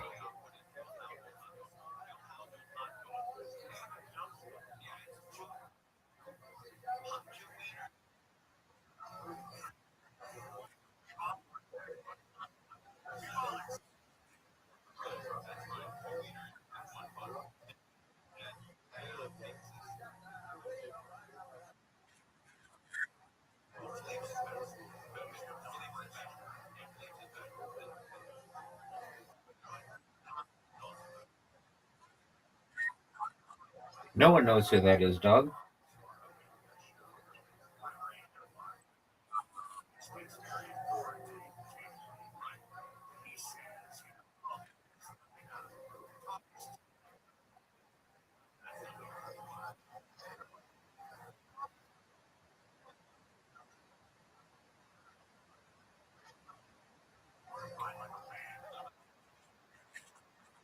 Yeah, dog. That goes cute.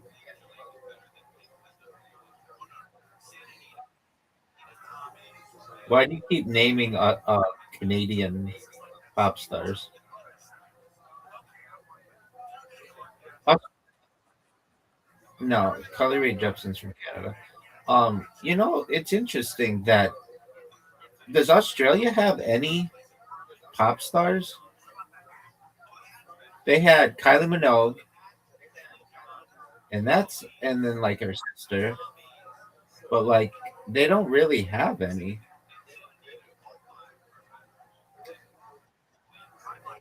Kylie Minogue though, oh, I used to think she was very. I mean, she's still very attractive. I used to really like her song, "Love at First." And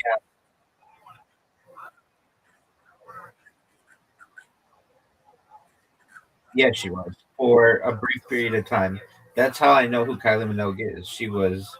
She had a big, yeah, she had a big song called "Love at First Sight," and it is still a banger of a song. Yeah, she was as big as like Carly Rae Jepsen.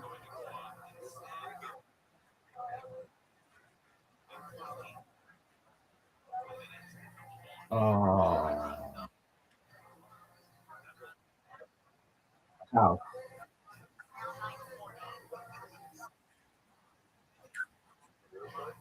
Oh, okay.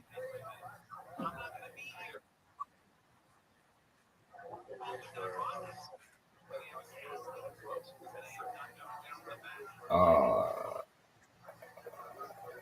no one knows.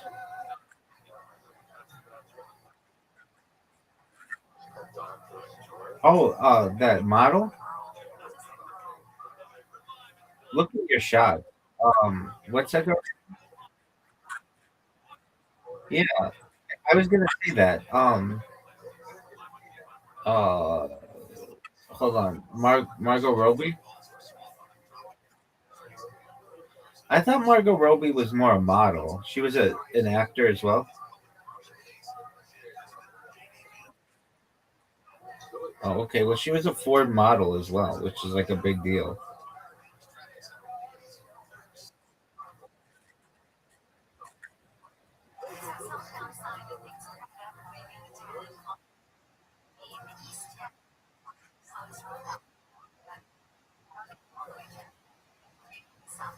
Zoot, you got 69.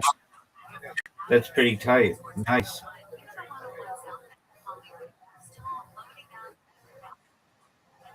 Fuck go fish.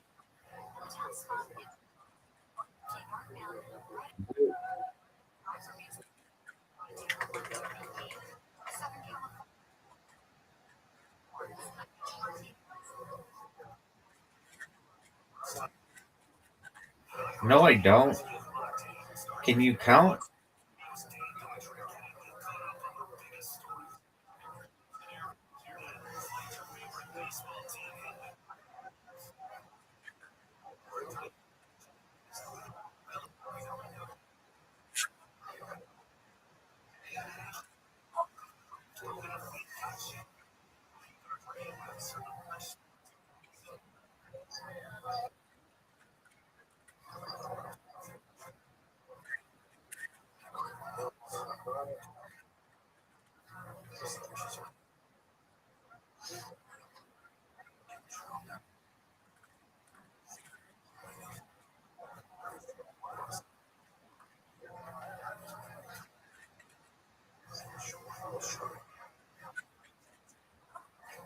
Why do you think that's bad for me?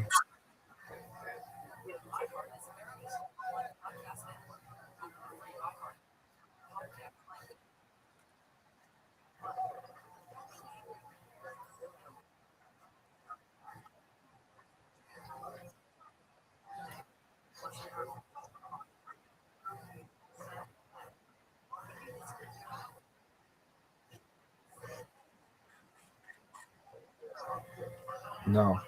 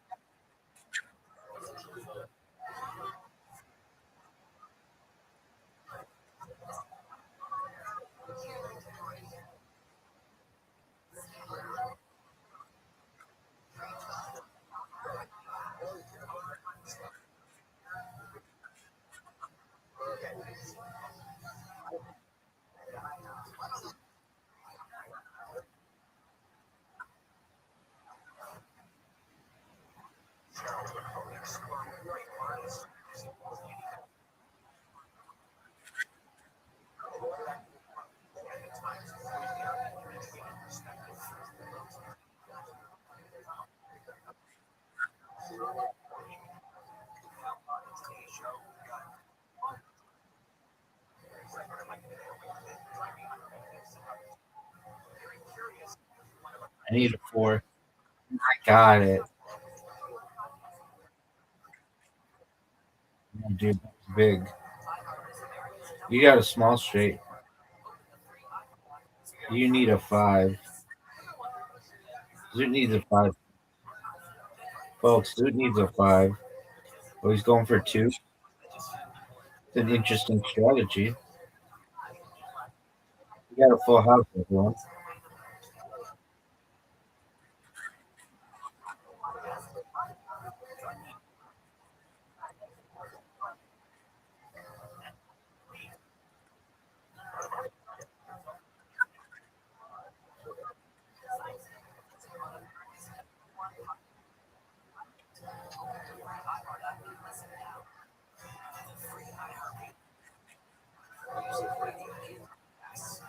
That doesn't make any sense.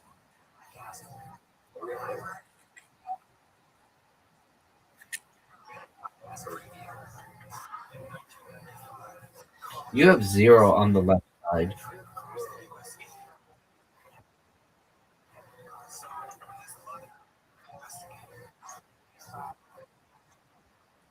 You still have the lead.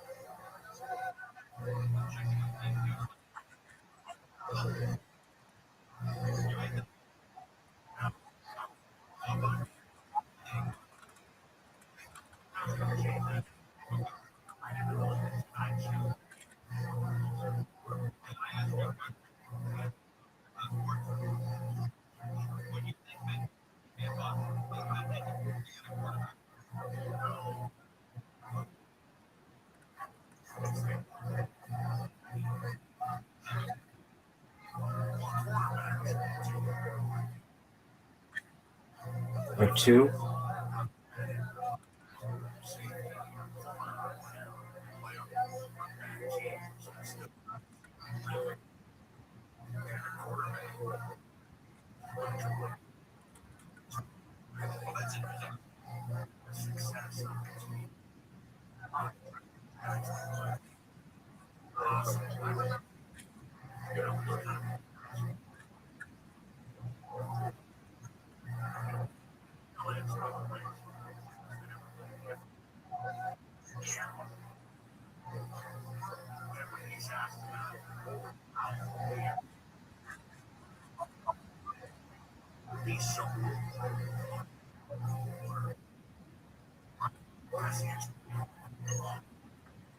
Oh, what a big 4 times, Zoot.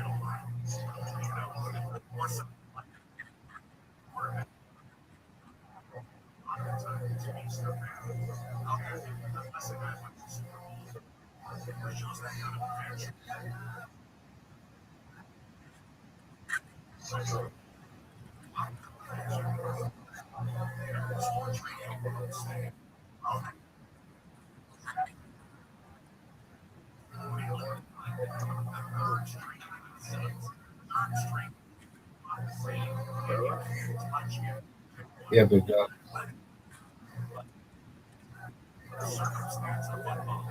2, 3. All right, son. What do you need?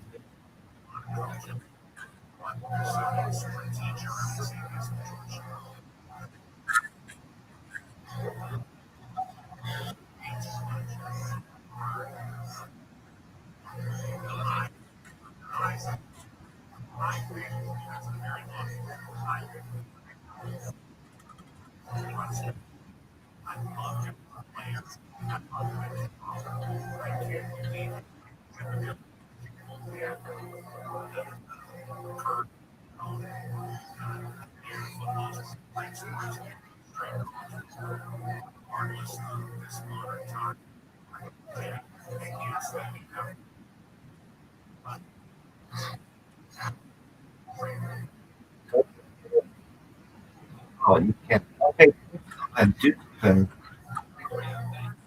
Do something.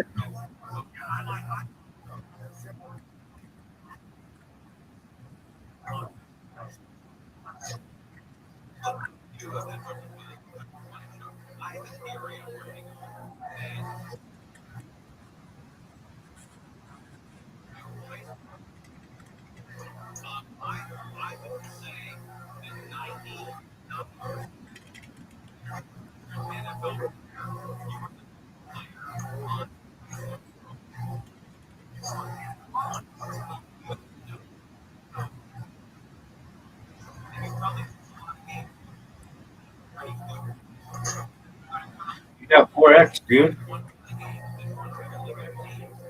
Oh, but you needed 2. Even still, you're short. Zook, choose something.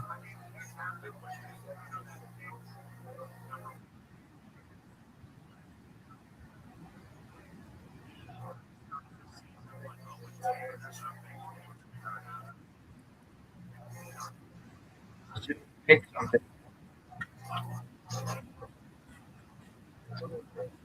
All right, we'll close it and reopen it.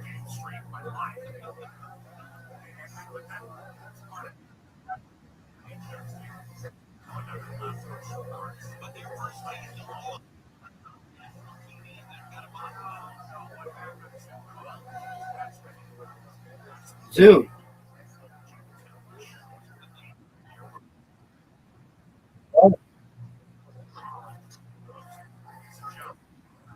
go.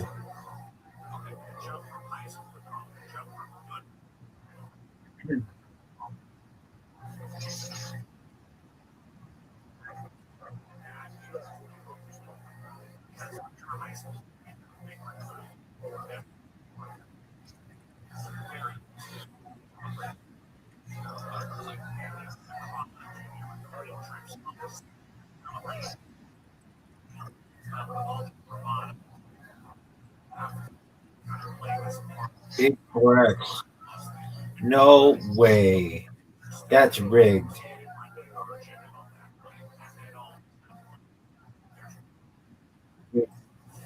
That's rigged.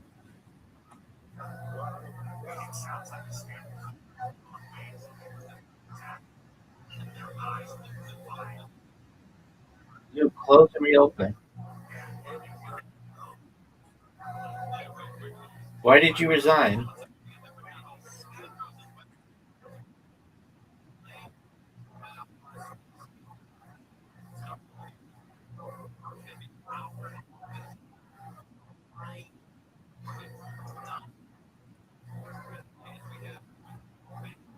Zook, you have an invitation.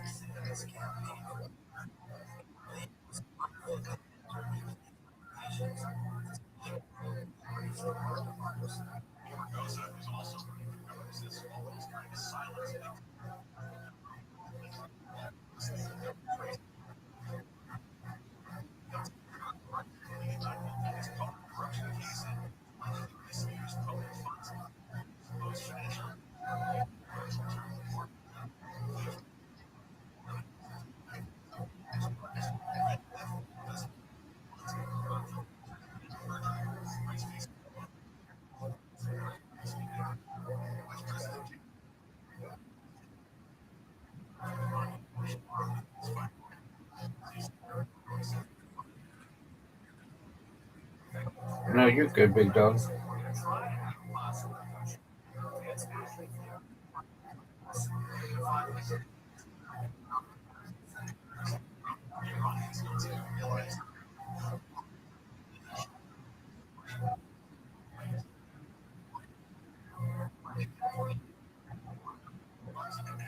Zoo, turn your sound off.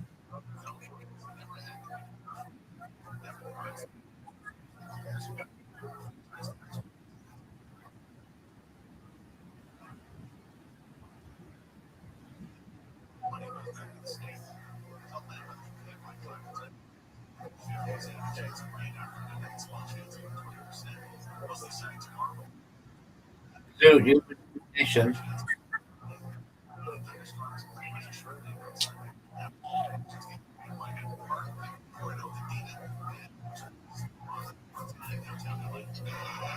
Zoo, turn your sound off.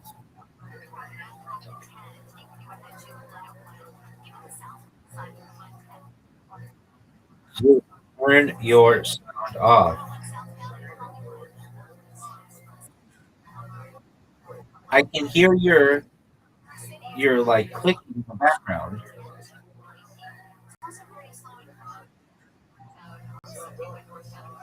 Now it is.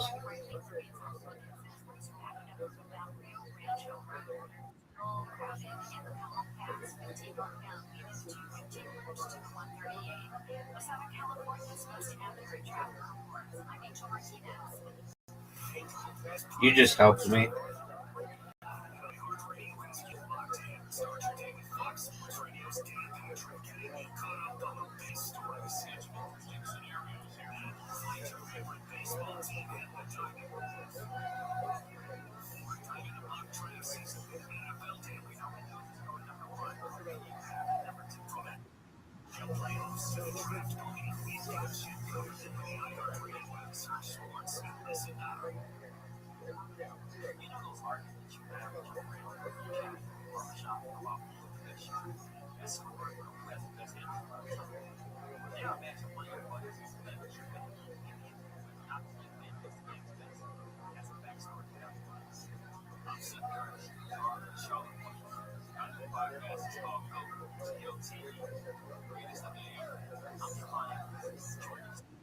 You're up, Zoo.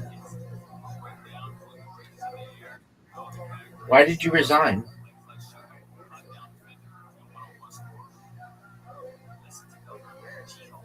Zoo, why did you resign? Bye.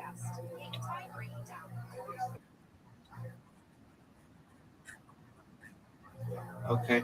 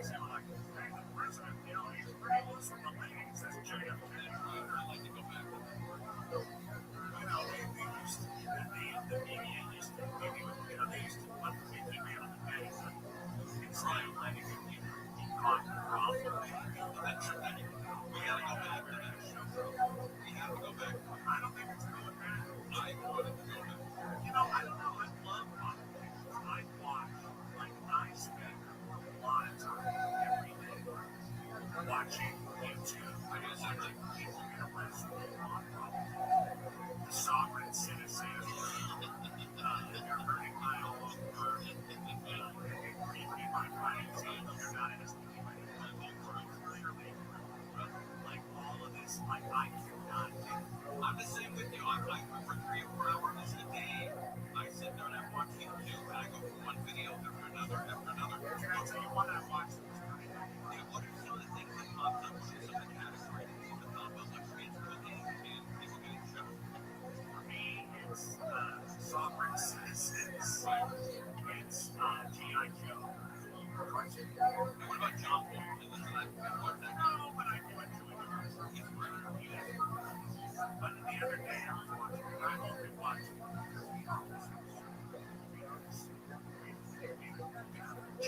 police officer. So, there's these cops in Orlando arresting one of the guys just pulls out a gun and shoots both cops. And they're like bleeding, screaming. One of them shot at both of them. She can't grab her life. So it's just here. Both survive. We watch the money and then the YouTube video comes to the next day when they track down this guy who's the carjacked someone. And they track him down in an Orlando hotel. And I'm not saying it's not they clear the hotel. These cops, they know the assignment. So this guy's a patient, but and have a nice station, hiding. And of course he shoots him. And the guy pops out of it and just does the gun. Like, yeah. Well, he goes, all clear. And then you hear a guy in the background go, you still moving? And then he goes, hands up one more time. And then they're like, put your arms out. It's like, no. Yeah, safety first. But I watched that. Crime that goes on in Florida. Well, yeah, because the porn stuff. The cyber. It's a whole different vibe. The French connection. In America, they will pause the video before the guy gets shot. Not in other countries. They learn about.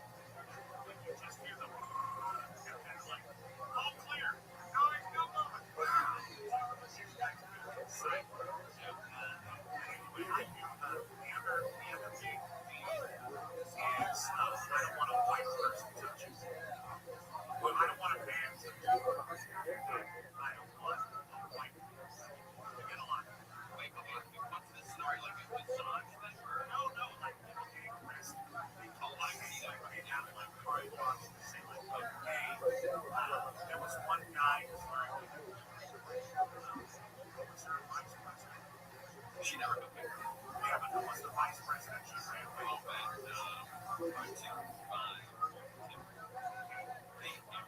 Was it? It was like a Clinton Kane t-shirt. Was it Tim Kaine? I don't know. And he's getting arrested. Like he's literally caught drunk. Resisted arrest. Wait, who's getting arrested? This guy wearing a t-shirt. Like they're about Tim Kaine. No, and he's going to stand person behind him. He's on the there. And he goes, and they're like, reading his rights and telling him all the stuff that he's, being arrested for.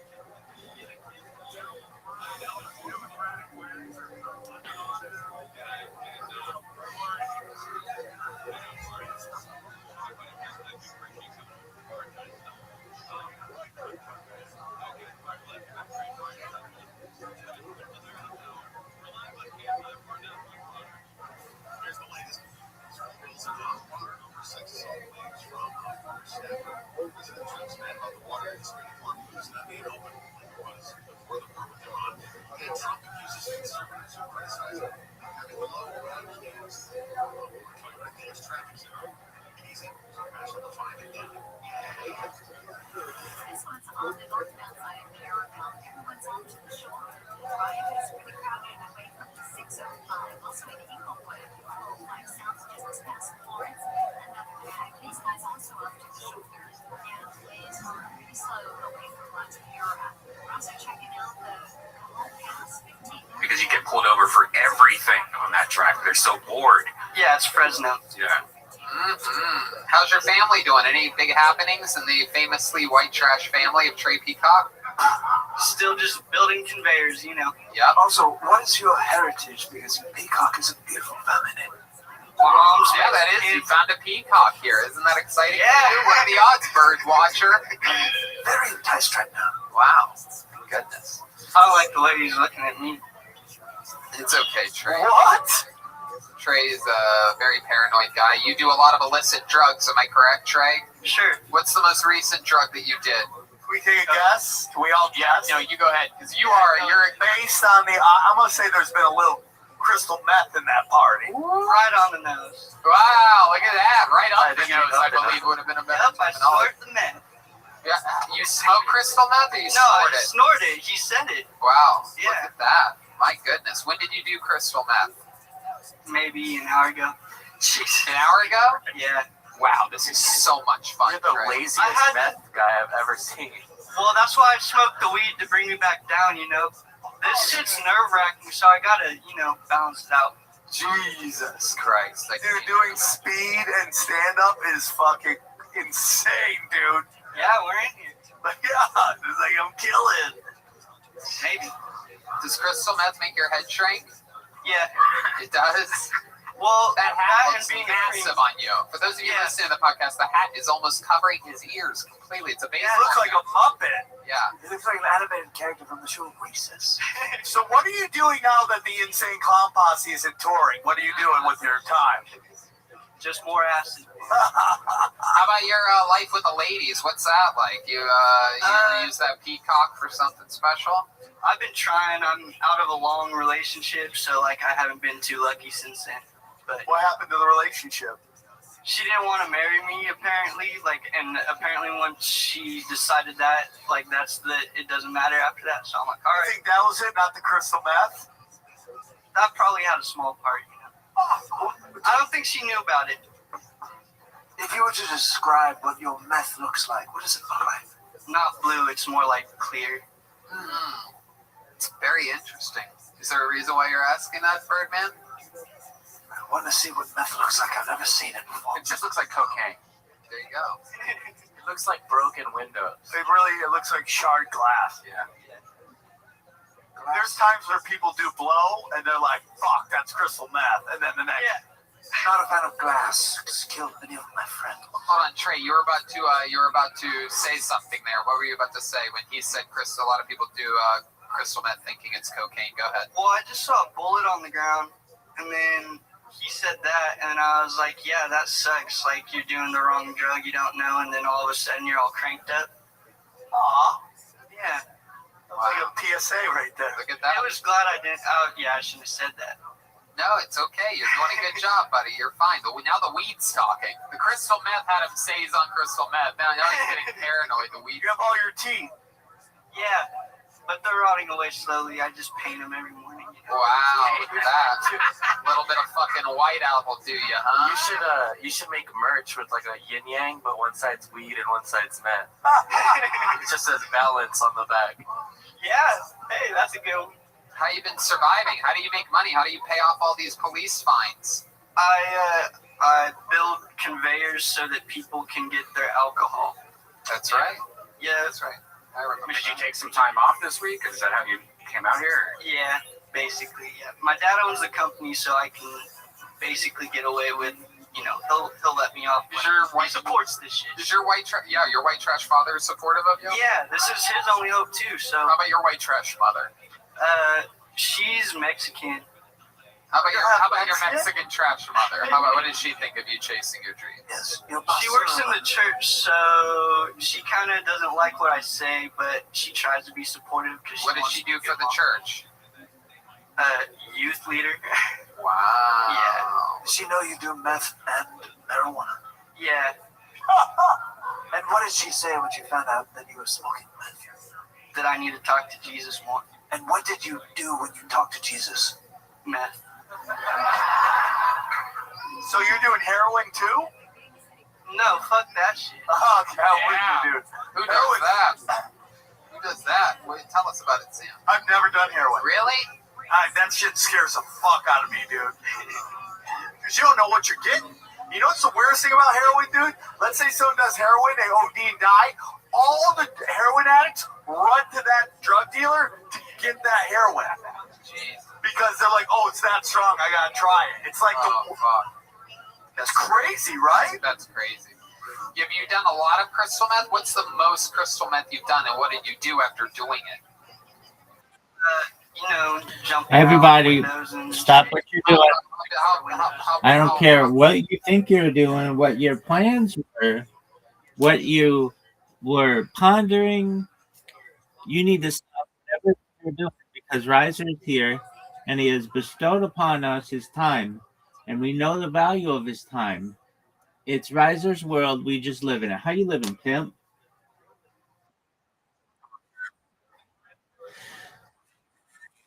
Oh, no, I'll smoke you. Yeah, I'm gonna smoke you in that, and then we're gonna watch Bob Lazar S4 and Flying Saucers, and then potentially we're gonna watch the new Bob Lazar. Does that sound like a plan, Stan? Doug, I'm gonna dominate you so badly in literati that you don't know what to do with yourself.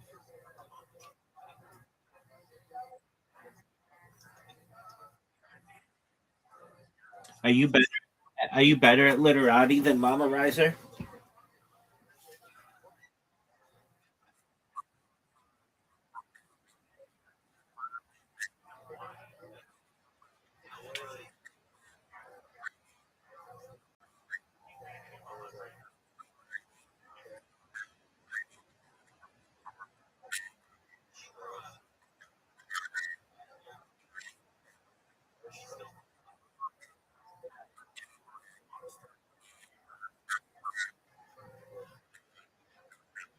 Thanks, big dog.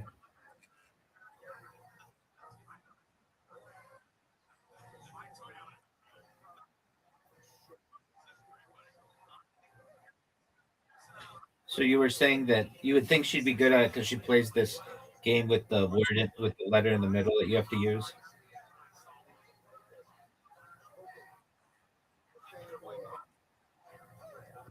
But she's not.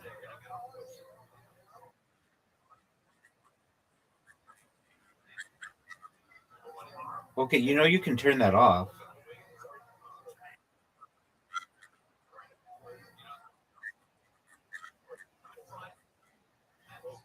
Did she ever beat you? No way. What a great word, dude. Did she ever beat you?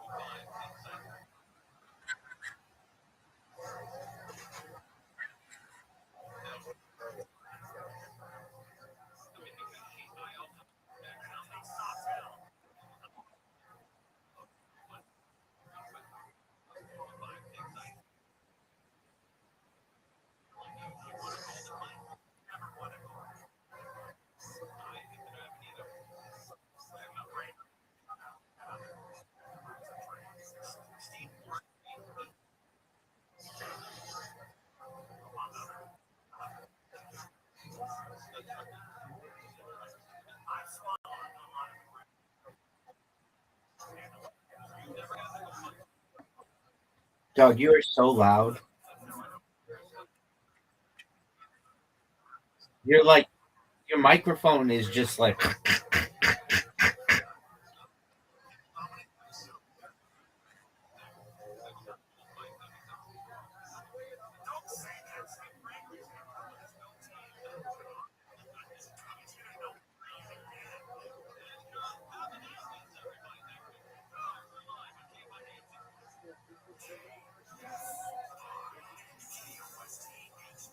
Go.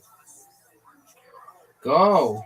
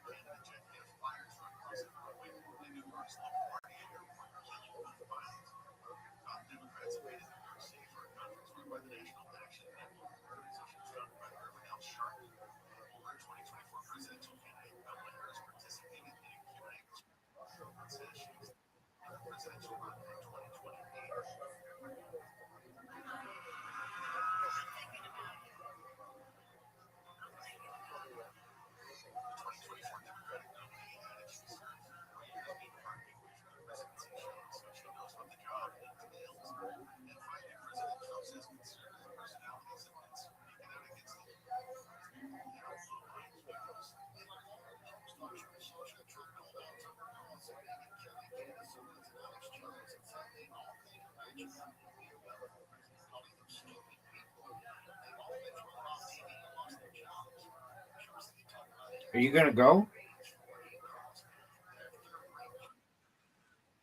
It's over. No time left. It's over, folks. Oh.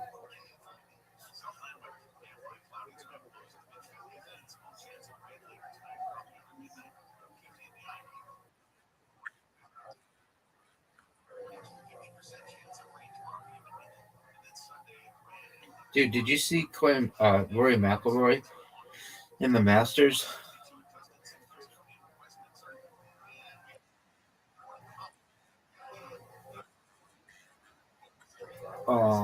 He has the largest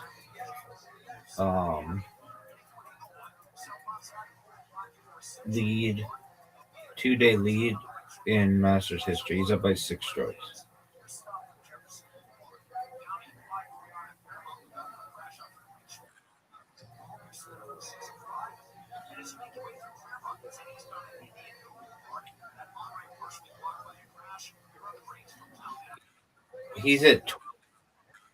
He's at 12 under, and the next closest guy's at 6 under. He birdied 15, 16, 17, and 18. That's baller.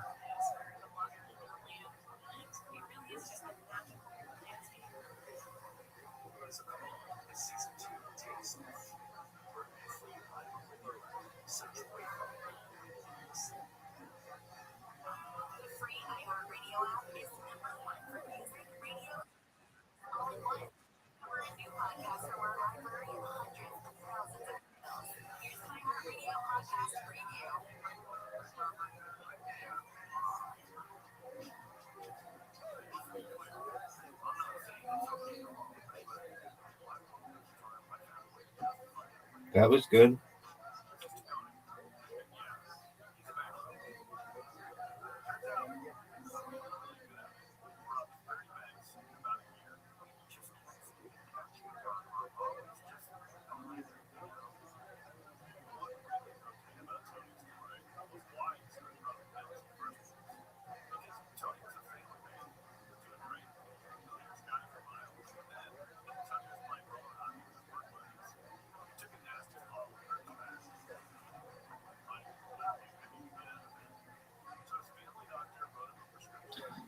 There are 3 documentaries / movies that I want to watch with you someday. One of them is just called S4. It's about Bob Lazar. It's the shitty one. I want to watch that. There's another one, actually 4. It's the Comedy Stores documentary. We should watch that. Though I think I've already seen that, but maybe it was a long time ago, or I've seen something like it. I know I've seen something like it, but there was like an official one they put out. Then there's another one that is a comedy store kind of deal. It's called Windy City Heat. Apparently, like Red Band's in it, and I think Tony Hinchcliffe, a bunch of people are in it. And then the last one is about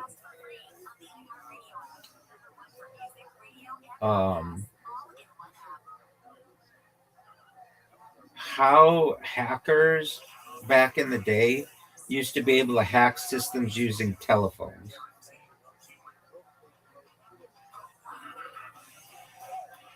And like, yeah, it is dope. It's like back in the day when you'd have to pay for like cell phone calls, they could just go up to a payphone and type in some random number and then get like free calls. Did I say cell phone calls? I meant toll-free calls or whatever. Like just kind of shit like that. It was really interesting. And the amphetamine or whatever, that fucking instrument, I was listening to people do that right before you came in. I'm gonna make that instrument famous.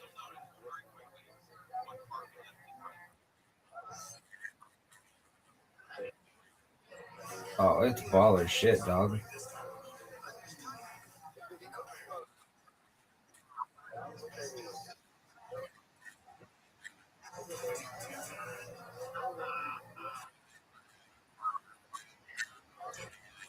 No more of that, but other shit. I joined the subreddit. That's why. I listened to somebody play "Time" by Pink Floyd, and it was amazing.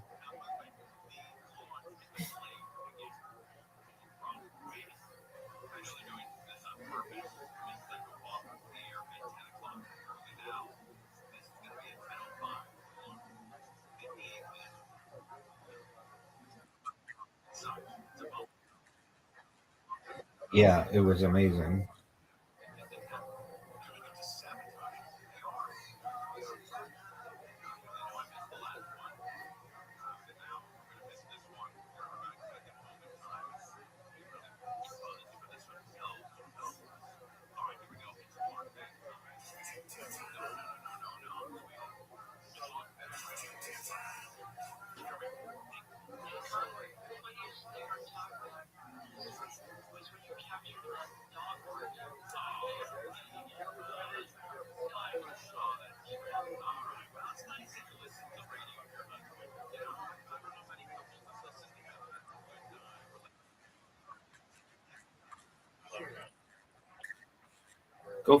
Did you tell me?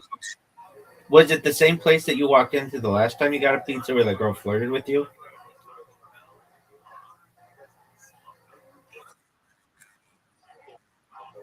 I know.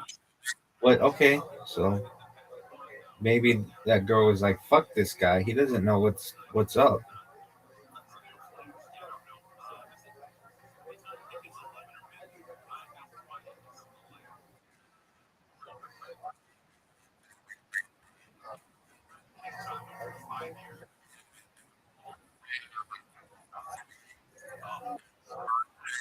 Well, you're talking about it. It's on my mind.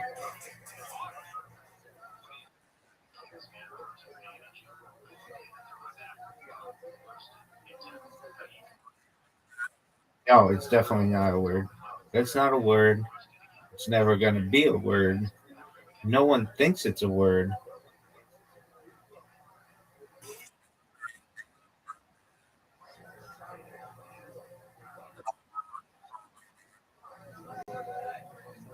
The Reza, who is a member of the Wu Tang Clan, but I think that's a proper noun. Uh,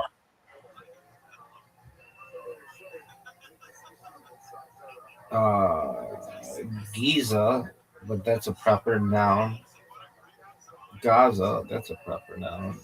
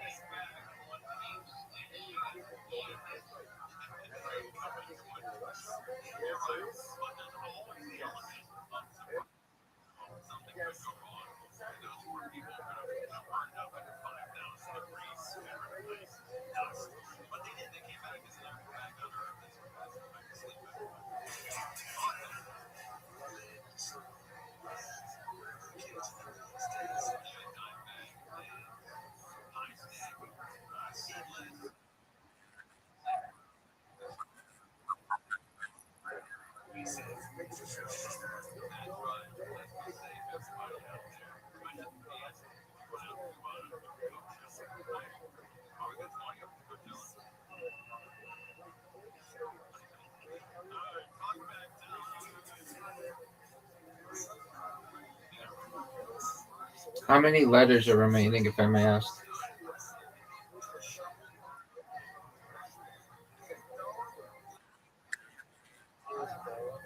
It doesn't tell me.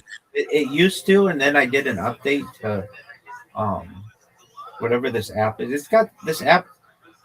I did an update, doesn't show me that, and then I did another update, and every single game I play, I have to shut off the sound, even though I've shut it off like 1,000 times on all the settings. Every time I've got to turn the sound off. It's annoying.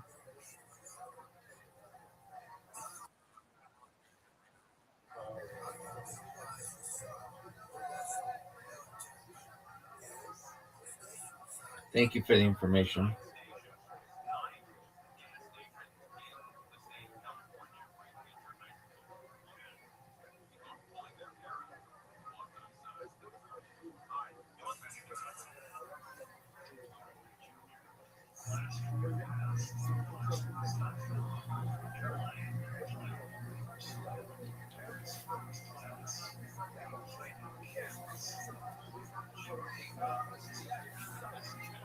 Dog, what's my acronym? Aside from MILF and GILF?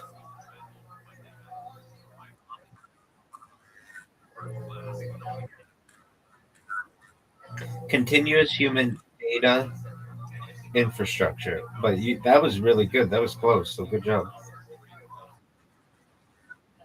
No, you were pretty close. I mean, you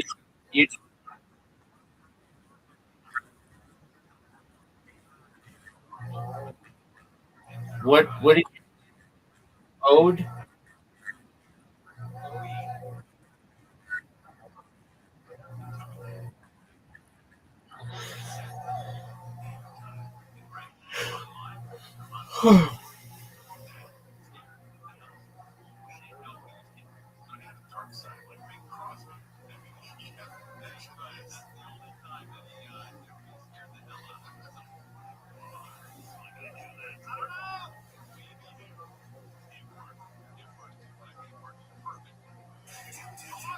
Dude, you could still win.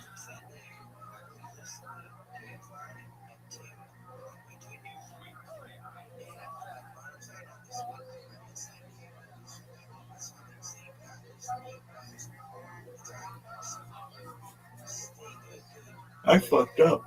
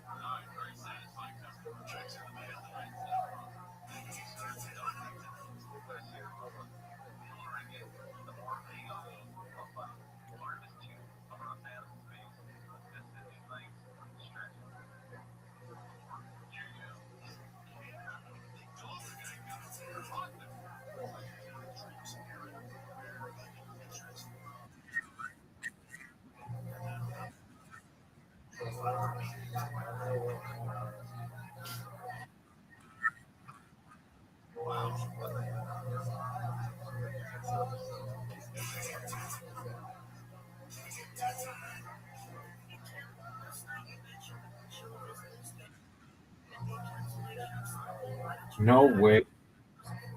Great job. I'm glad that I let you.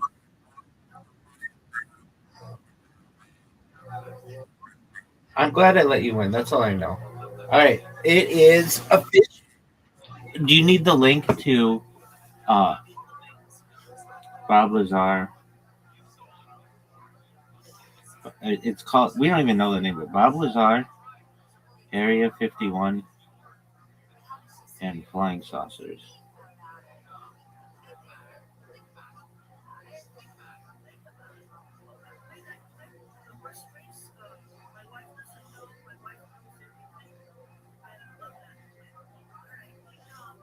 It's called Bob Lazar, Area 51, and Flying Saucers. It's available. It's available. It's available on YouTube.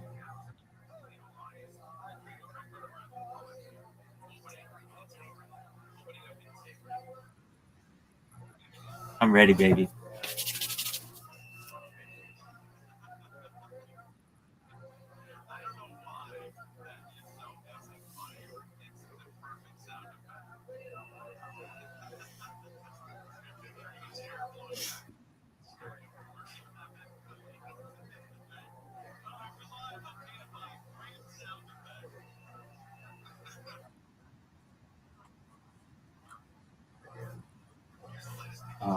Yeah, I saw them all.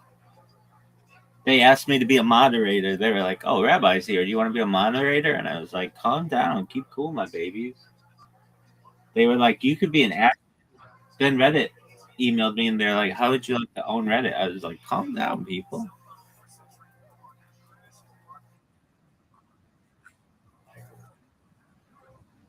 Okay, why Why do you think that is?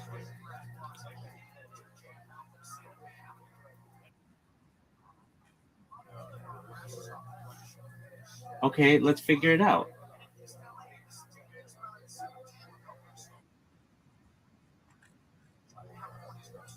Okay.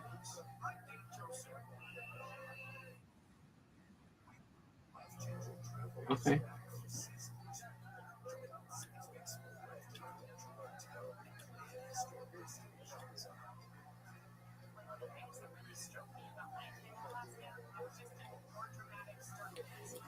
Are you streaming?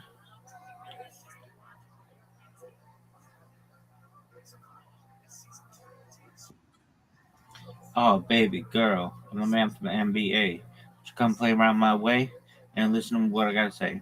Cause I really need somebody. What? Tell me how I'm not somebody. Uh, uh, uh, uh.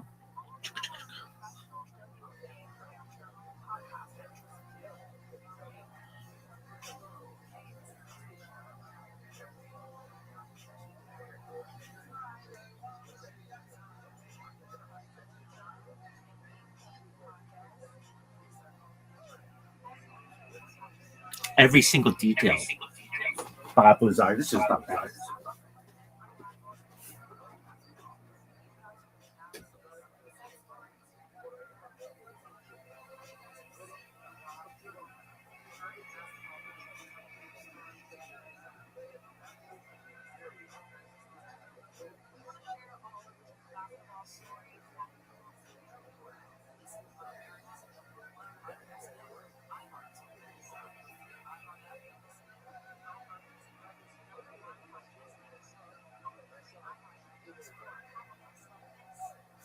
Hi, I'm Bob Lazar.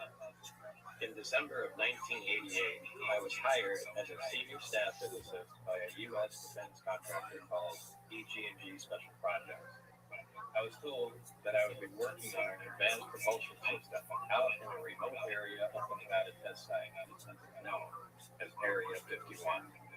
Myself and 21 other people were responsible for back engineering a technology that originated from another civilization. Although this was a highly classified project, I was never comfortable knowing that the secret was being kept from the world. As work there progressed, I began to worry that what I knew could endanger my life. Wanting to protect myself, I decided to go public and reveal the secrets of S4. Since then, my story has been told countless times from people all over the world. No one has ever been able to show exactly what I saw with my own eyes. Until now.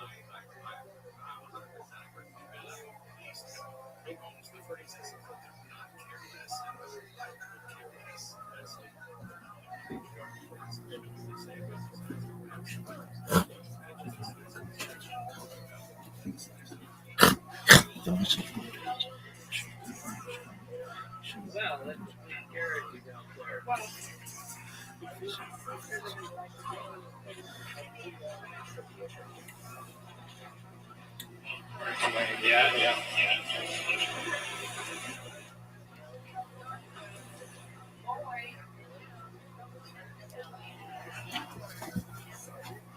Rockstar heroin.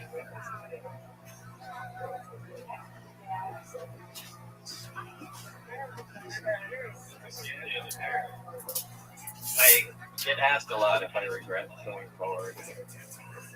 I have also said for years, my mind goes back and forth. If I go forward, I come to this point in my life. If I could go back in time, I do wonder what would happen if I didn't go forward and just played along and didn't take anyone out to the site to show them. And I don't know how things would have turned out. I don't know if that would have been the right thing to do anyway, because it really bothered me that all this was being kept secret. There's really no way I could prove it without revealing my identity and getting myself into more trouble than I have already. Exactly what's going on up there? Well, there's several, actually 9 scientists that are out there of extraterrestrial origin. They're basically being dismantled. Some are in various stages of completion, built from other parts, and they're being set alone. Basically dismantled. I was always interested in science, particularly things that operate or control huge amounts of power. High-powered lasers, rocket engines, jet engines, explosives, things of that sort. And started building small jet and rocket engines in my late teens. I remember either buying this magazine or I might have been subscribed to it at the time. But this is back when I was either in high school or junior high. And yeah, I saw that. You know, a jet engine on a go-kart. Not just that, you know. That's why I wanted to know everything about that. Jet engine. Build the jet engine. Anyway, I became fascinated with all the power. And, you know, noted from the article that a guy named Eugene Boulevard lived in California somewhere. You know, time went on, years go by. I moved with my parents out to California. And, I think at some point, this magazine popped up again. And I went, wait, there's you know, when I looked, I think it was in Gardenia, California.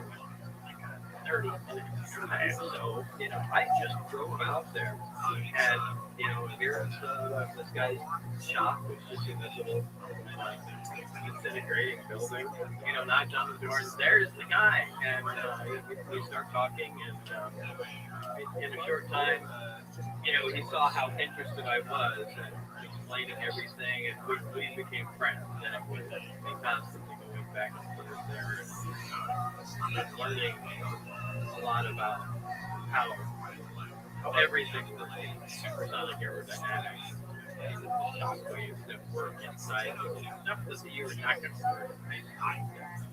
And I became more and more interested.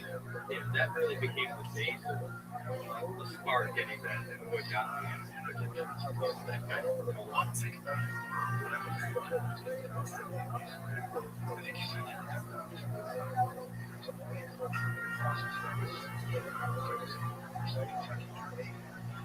A friend of mine, Jen, worked at the same place like there's came in one day that I went to the racetrack, I think it was Norris County Raceway, and they had jet cars.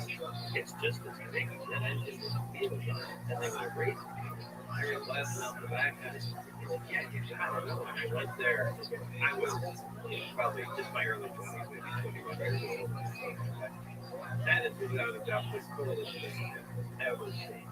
And I immediately, and I think that was kind of the seed that started.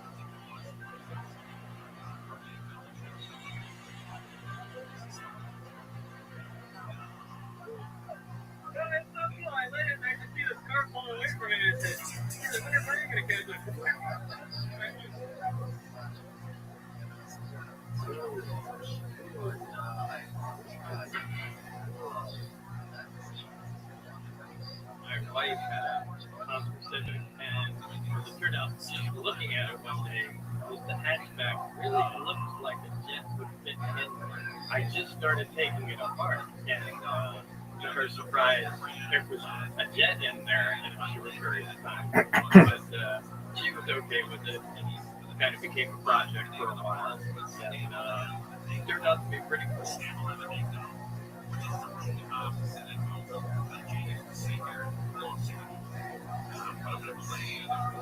He also said he worked with a physicist at Los Alamos National Lab.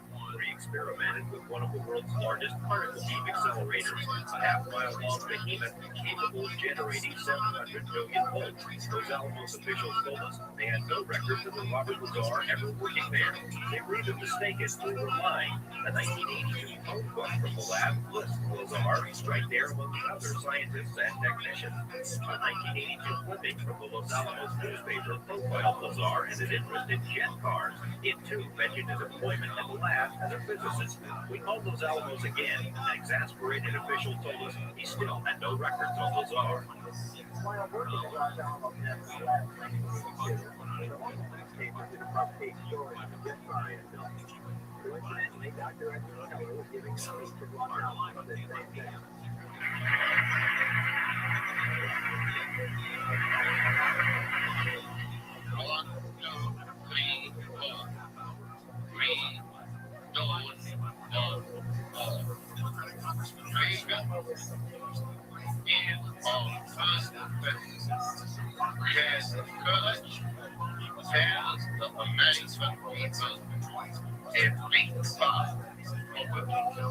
When I arrived early to hear his speech, Dr. Keller was coming outside, reading a story about me in the newspaper. I went inside to strike up a conversation, and we had a short chat about the jet car. Then later I listened to his speech. I never met Dr. Keller again, but in 1888 I decided to re-enter the scientific community. I sent him a resume, inquiring about a job.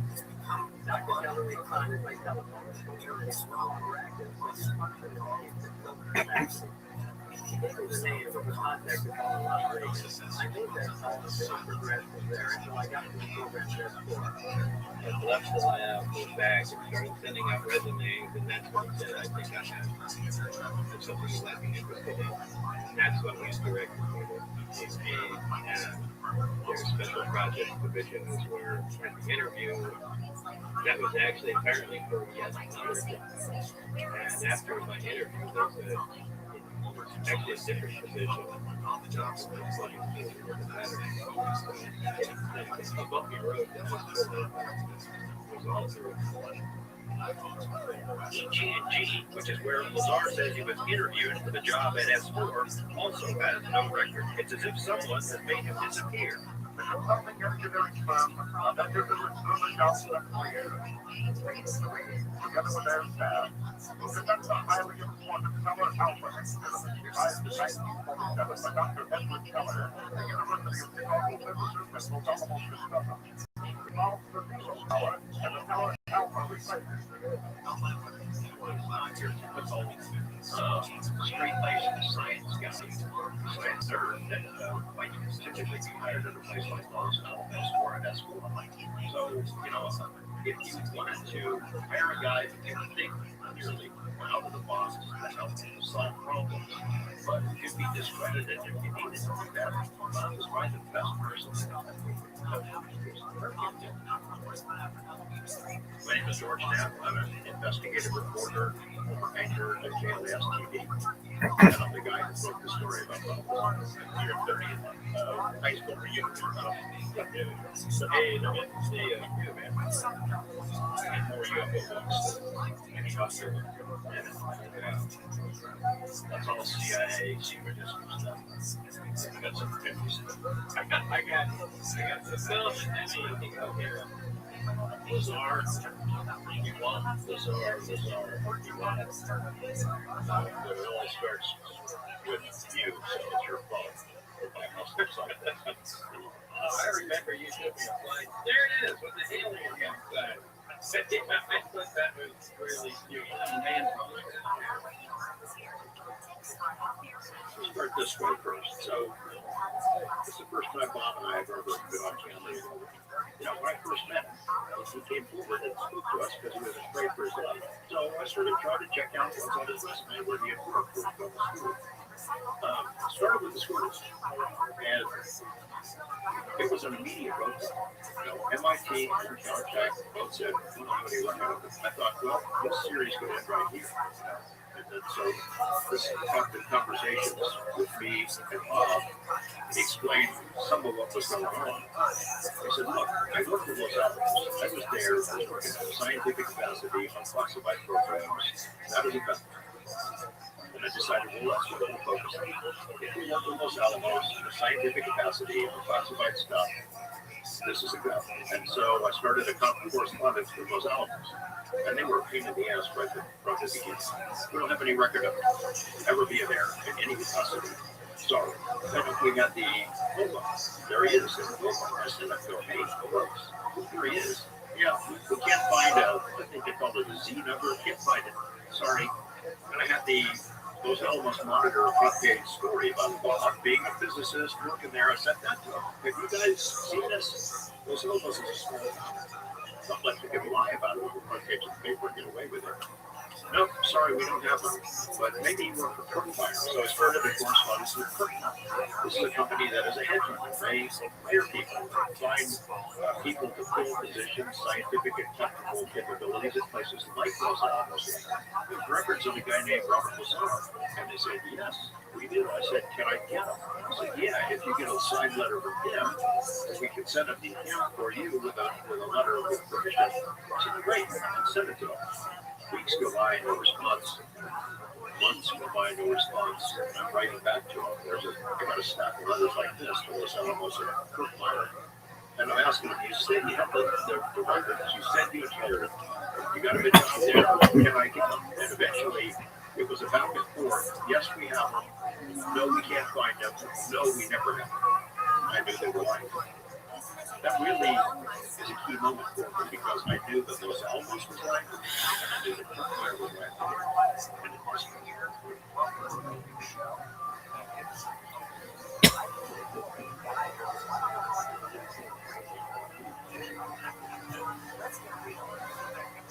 He said he was hired to work in an area called S4, which is a few miles south of Groom Lake.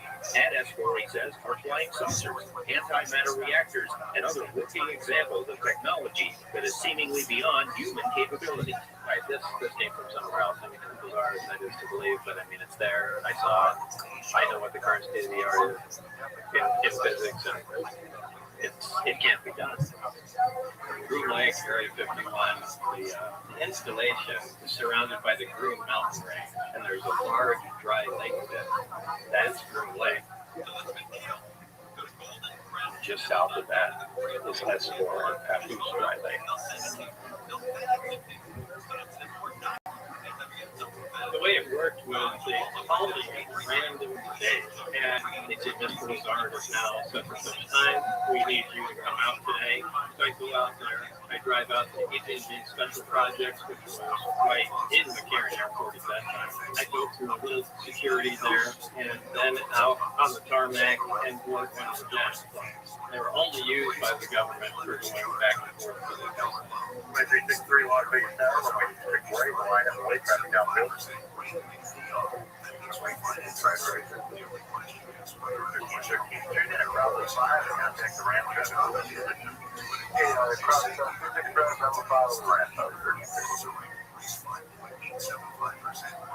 Now let's go out and help people get to Groom Lake. Pretend that planes are down inwards, and those buses with blacked out windows. But back then, when Bob first shared it with me and we made it public, the general public had no idea how that worked.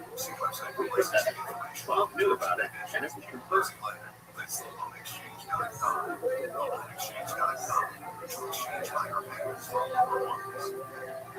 We find that life-changing travel is back for season 2. When I got to Area 51, off the plane and into the facility, there were very few people. I just went into a small building, and we had to sit down across the desk from somebody, and they had a lot of papers explaining what I was signing and what I'm expected to do and what I'm expected not to talk about.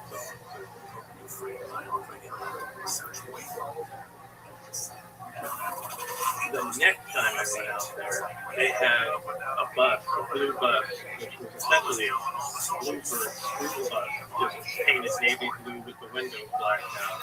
That I got onto with Dennis, who was my supervisor at the time, and we drove south to another facility, now known as S4. We're taken by bus south of there. The bus has the windows blocked out, and they drive about 15, 20 minutes about your road. Every time I got on the bus, I walked up and grabbed long prone pole that's right by the feet, and pretty much just spun around and sat there, or close to the front. Dennis always sat, he never sat next to me, he always sat across from me and looked at me the whole time, which was really uncomfortable. And the windows were blocked out, but if I see the hole, I can see out the front window. As we slowed down, I could feel that we were slowing and turning at the same time when we came to a stop. When I got out of the bus, I can see the desert around us, I can see part of Tattoo's Lake behind me, and then when I walked around the front of the bus, we were at the hillside, and Dennis was by me. All that was in front of us was a door and a security camera above it.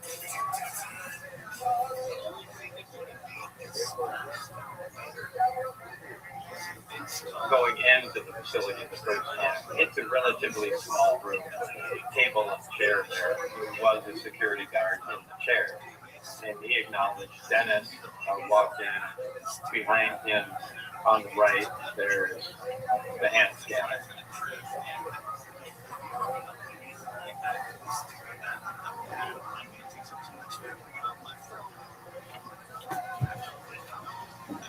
First time I went in there with Dennis, obviously I had my bag of pets to learn, so we had to train the machine. But subsequent times when I put my hand on it, the light shines through your hand and measures the bones in your finger, determines who you are, and your badge comes up out of the slot.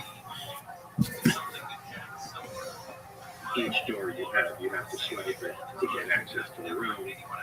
Somewhere that records time you went in, come out, etc. In front, there's a picture of the face. There is a big MAJ written sideways on it. I think there are notations. They get punched with a star where you have access to them. There's an employee number on there. There's a dark blue and a light blue diagonal stripe up in the corner. The Department of Naval Intelligence, the stripe on the side. And the start punch that you saw was on a test score.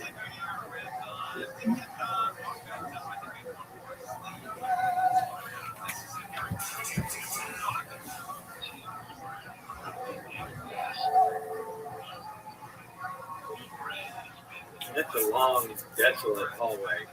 For the most part, dimly lit. Just a two-tone green central block hallway. Off to the right would be the nurse station, which is just several steps down that way. But the main hallway, when you open the door and you look straight down, pretty much goes to a vanishing point. It's a long, long hallway. And you have doors off to the left that lead to the experimental areas of the hangars, doors to the right, to these bathrooms, cafeteria. Once you pass the main hangar, the big hangar, I have no idea what's past it. There's a small medical facility there. The only female I saw ever in the facility. She explained that we are potentially working with a lot of unknown materials, and there could be sensitivities or allergic reactions to them. So she drew a small grid on the bottom of my arm and had a variety of small needles with different substances on them and pricked a little area inside each one of those squares just to see, if I had any reactions to them.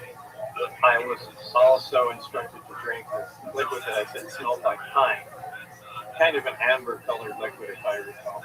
And it did give me a reaction that evening. I think I had stomach cramps, but I can't really say that caused them. It's coincidental, but I can't officially blame it.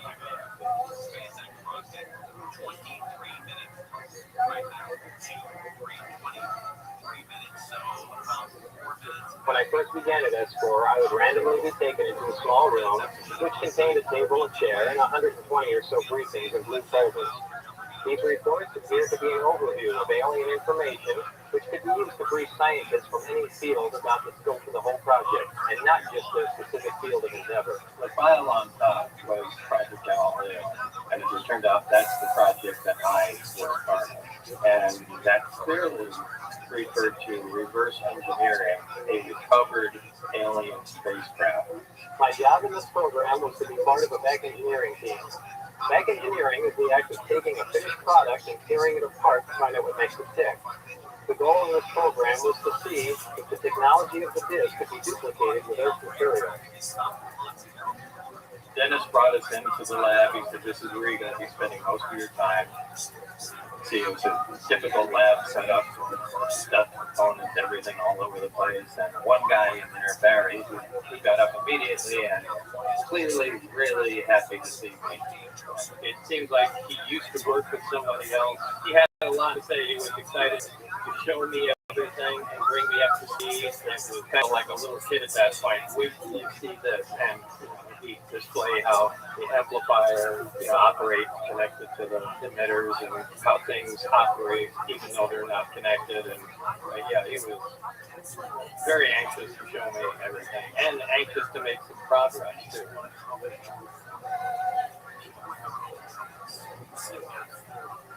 So this is where he says, we're focusing primarily on the power and propulsion system of the craft.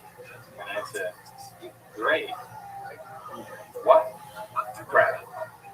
I think he was holding off intentionally telling me anything because what he wanted me to do was to feel the gravitational field on the reactor. So he went over, he rotated the emitter, and the reactor was on. He said, go ahead and try and touch that. And when I pushed my hands on it, that was the biggest scientific shock I've ever had because there's nothing in the world that can do that. And he said, that's what propels the thrust. And that is a gravity generator.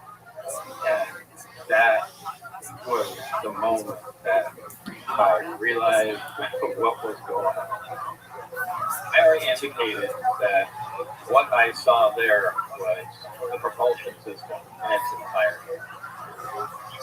We started with the reactor and a small hemisphere on the plate. This is apparently the power source. To the left of that on the ground was what we referred to as the amplifier. And to the left of that at 90 degrees was a large, tight-looking object. He said that was the emitter. These functioned together to produce a gravity propulsion system. The power base frequency was created by the reactor. The amplifier increased its amplitude, and that was channeled into the emitter and focused or beamed wherever you want to provide the propulsion. Barry shut the system off by rotating the emitter, and then he proceeded to take apart the reactor to show me it had components too.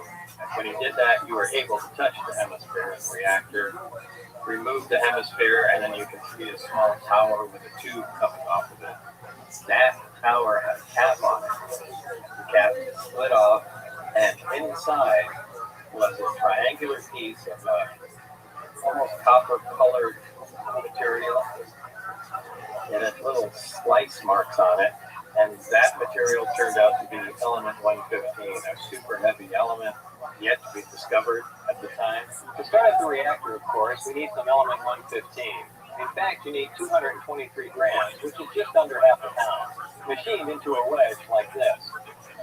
And a piece of 115 this size can be utilized as fuel for a period of 20 to 30 years. Element 115's melting point is 1740 degrees Celsius, and its standard oxidation state is +3. The atomic radius of 115 is 1.87 angstroms.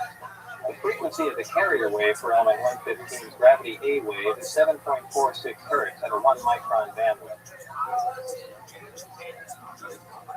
This is the reactor, and from what we've been able to determine, it's what powers the craft. It's made of several components. The first is the removal of the hemisphere. There's a tower, and a power drift tube on the side, a small cap, that comes out. And inside the tower is what we think is the fuel element 115. The fuel element is placed inside the tower, half is placed on, and then As soon as the hemisphere makes a flat connection to the base, it will create its own gravitational field. It becomes operational. It will push your hands away. And the field is similar to like poles of a magnet. There's some plasticity to it. You can push back on it as hard as you want, but the really important thing is it's not transferring that force to the base. Even though this would move, you can push on the field, and if you tried this, if you had two magnets like poles, and you pushed on one, the other one would go sliding across the table. That doesn't happen here. Through X-rays, we were able to determine that there's a hollow tube that goes around the base.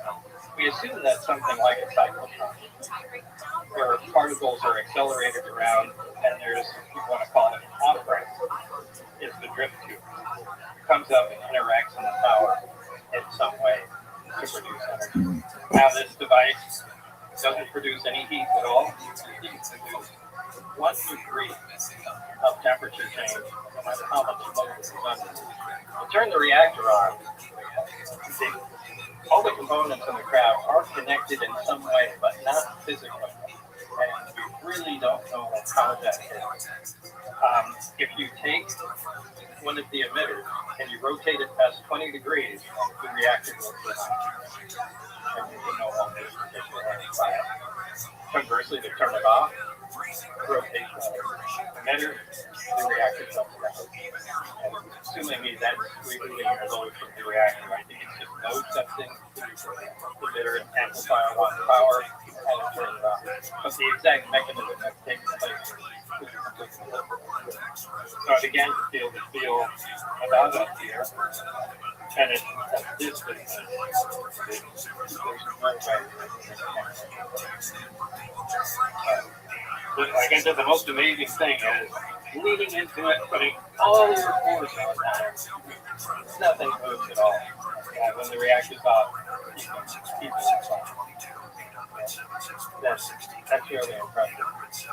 We call this a gravity-propelled craft, a gravity generator, and we're calling it that because we know the effects of gravity and all of it. We don't know everything about it, but this produces an effect similar to gravity, so we're calling it that because we don't know of any other forces that exist like that. This could, of course, be something other than gravity. This could be a completely other force that we're just not familiar with, and we're just labeling it. Gravity, propulsion, gravity, field coming out of here. Because that's all we're familiar with. But keeping that in mind, we tried to see if it was possible to shield it with different materials, tried cardboard, plastic, metal, everything, and the field interacts with everything. And there's nothing really that shields it. So, again, it behaves like gravity. It would certainly be something. Part of the fear was based on the fact that they had said I was replacing somebody that was killed in the project. They were being pressed to produce some results. And I think from what I understand, they cut into an operating reactor, then it detonated.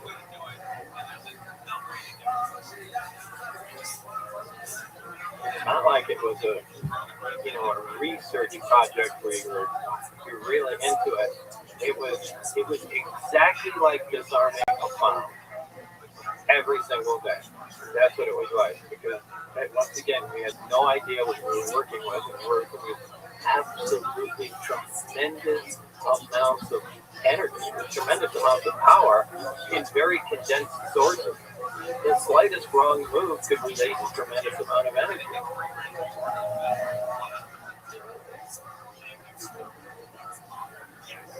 So as part of our investigation, we go through all the normal protocols. We contact the U.S. Air Force at NOS and ask a question about Area 51. They will answer any.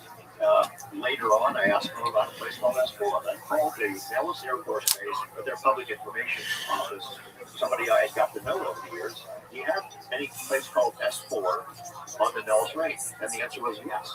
And in fact, they said there's more than one. I said, can you tell us where it is? No. Can you tell us what goes on there? No. But it's real. Yes. And I asked them about Papoose Lake. You got anything there? No. Absolutely nothing. Nothing ever. And I've asked people who worked out there. Anything at S4, Papoose Lake, never, ever. We don't even have a way to get there. There's nothing there. I knew that was not true. You know, we eventually got some satellite photos and figured there was a road from Gruen down to Papoose. Why do you build a road down there to a place that doesn't exist and there's nothing there? The S4 installation is built into the mountain, and the hangar doors are built on an angle commensurate with the slope of the mountain. These doors are covered with a sand textured coating to blend in with the side of the mountain and the desert floor. So here's the entrance right here. Like this is the area where the hangar doors are, and then this is, let's say, the side door where the mouse is here. And as of the 25th of June 2024, the terrain here is so, let's call it beige or yellow, which was not like that, because if I click on the timeline, you can go back in time in Google Earth. So if I go just one notch, look at the difference in color information. That's the actual color.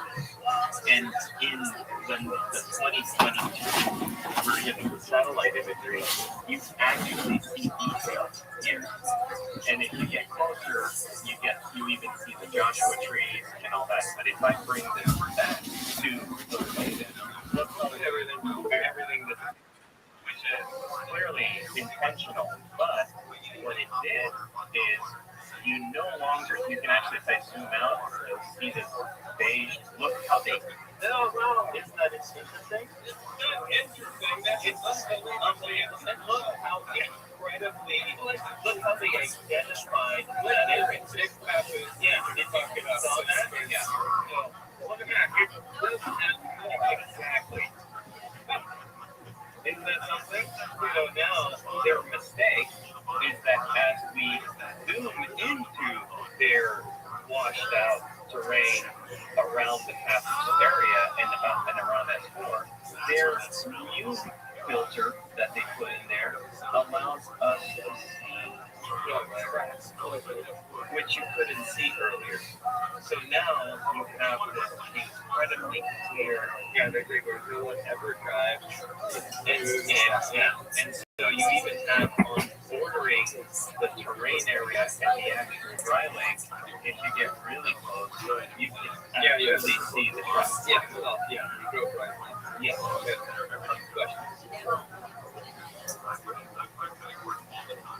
So interestingly, we see the tracks, which are literally right by S4.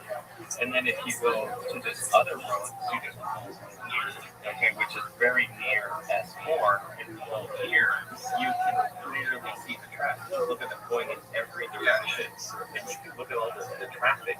Yeah. Right? That's not one guy driving. No, that's not one guy driving, exactly. So there's no public out there. This is Google Earth. It's not like we're making this up. This is online. Anybody can actually go there and actually do the timeline. Because if I just click here on 2022, let me do that. There you go. It's back to normal. And now you can actually see the terrain. Now we'll go into the more interesting part where there's a series of photographs. We already have gone through this about a year ago, and there was a person who had flown into the restricted airspace out there and had a very good quality camera on board of his private plane and snapped about 800 to 900 images of Area 51, the Green Lake facility, Papoose Mountain Range, Papoose Lake, and all that area. And an incredible, or it even had a test site where there's all the craters and all the bombs that blew up. And there's this picture that is publicly available. It's been publicly available now for over 5 years. And this is a picture that was taken at about 17 miles from the Papoose Lake area, where the hills is located where you said S1 was located. Initially, the picture was utilized by a whole bunch of people online saying, as you can see, whatever Balthazar said was untrue. There's nothing there. Obviously, the picture doesn't show anything. Well, all you have to do is play with the contrast, play with the levels in the image. And if you look carefully in this version here, where the contrast has been changed, as we zoom, you can start seeing it clearly right there. Yeah, this one is a great thing. And what's really interesting about it is that if you look carefully, their day cannot be visible. Yeah, so you can expect it on a film or photo to show up. I mean, they're trying to hide it from satellite photos, but it seems to be effective. And if you look carefully, the first one is slightly wider. Oh, that's a good point. It's the big hanger. Yeah, that's a really good point. You can actually see it. Yeah, look at the difference between the first one and the second and the third. Yeah, I've never seen that. Yeah. So it doesn't provide the world evidence that there were blind saucers there. But it is incredibly interesting that the image shows pretty much exactly what you had said in 1989. And if you hadn't been there and you hadn't seen that, then you predicted something that was pretty amazing. Yeah. Well, you can say that about a lot of things. I said it. And everything I say just happens to be the way it is. That's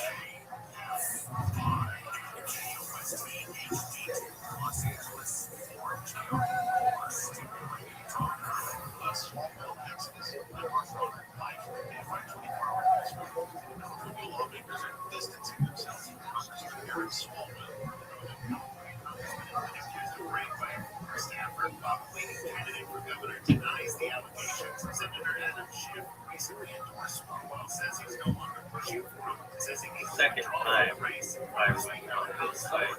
The bus, as it arrived at the Express facility, did not make the left turn and slow down. It stopped in front of the hill. And when I got out of the bus and walked around the front, I could see a full view of where we were working. And this time I could see there was a large hangar door in the side of the hill. Inside the hangar door was a sport bomb, the flying saucer.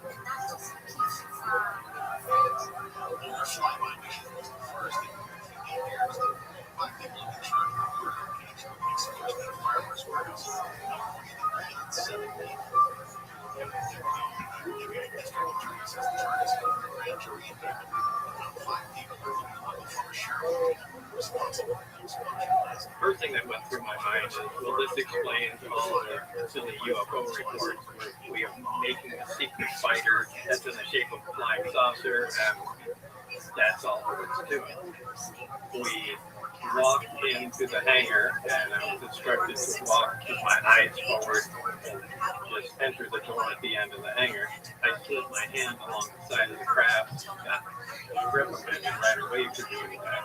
But the craft itself had part of the hatch was removed from just the entire hatch. You could see right next to the hatch, there was a backwards American flag stuck on there. Again, that kind of cemented in my mind, well, this is an American product. Why they put the backwards American flag on there, I'll never know. But anyway, we continued in, and I went into the lab from there. That was the first time I ever had contact with the craft.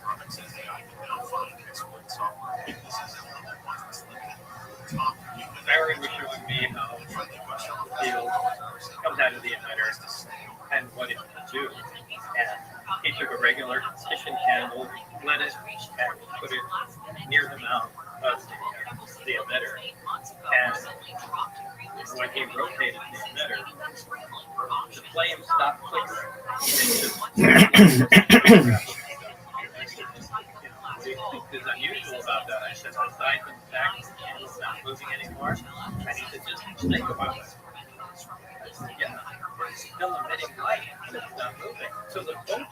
are still moving. But again, if it's a gravity wave coming out of there, gravity bends light. It should look distorted. I should either not be able to see it, or the whole image of it gets bent or distorted. But how can the plane stop moving and it still be emitting light without any distortion? So these are some of the things that really made me think that gravity is something else that's not behaving exactly like it. So, and also we removed the candle and then rotated the emitter, I don't know if it's another direction or the same way, but it made a little black ball in the tail where no light was escaping, looking like a black hole. But no, you could just tell there was no light at the focal point right in the air. It was just a dark area. So they're affecting light, but it wasn't in the candle effect. It's really unusual.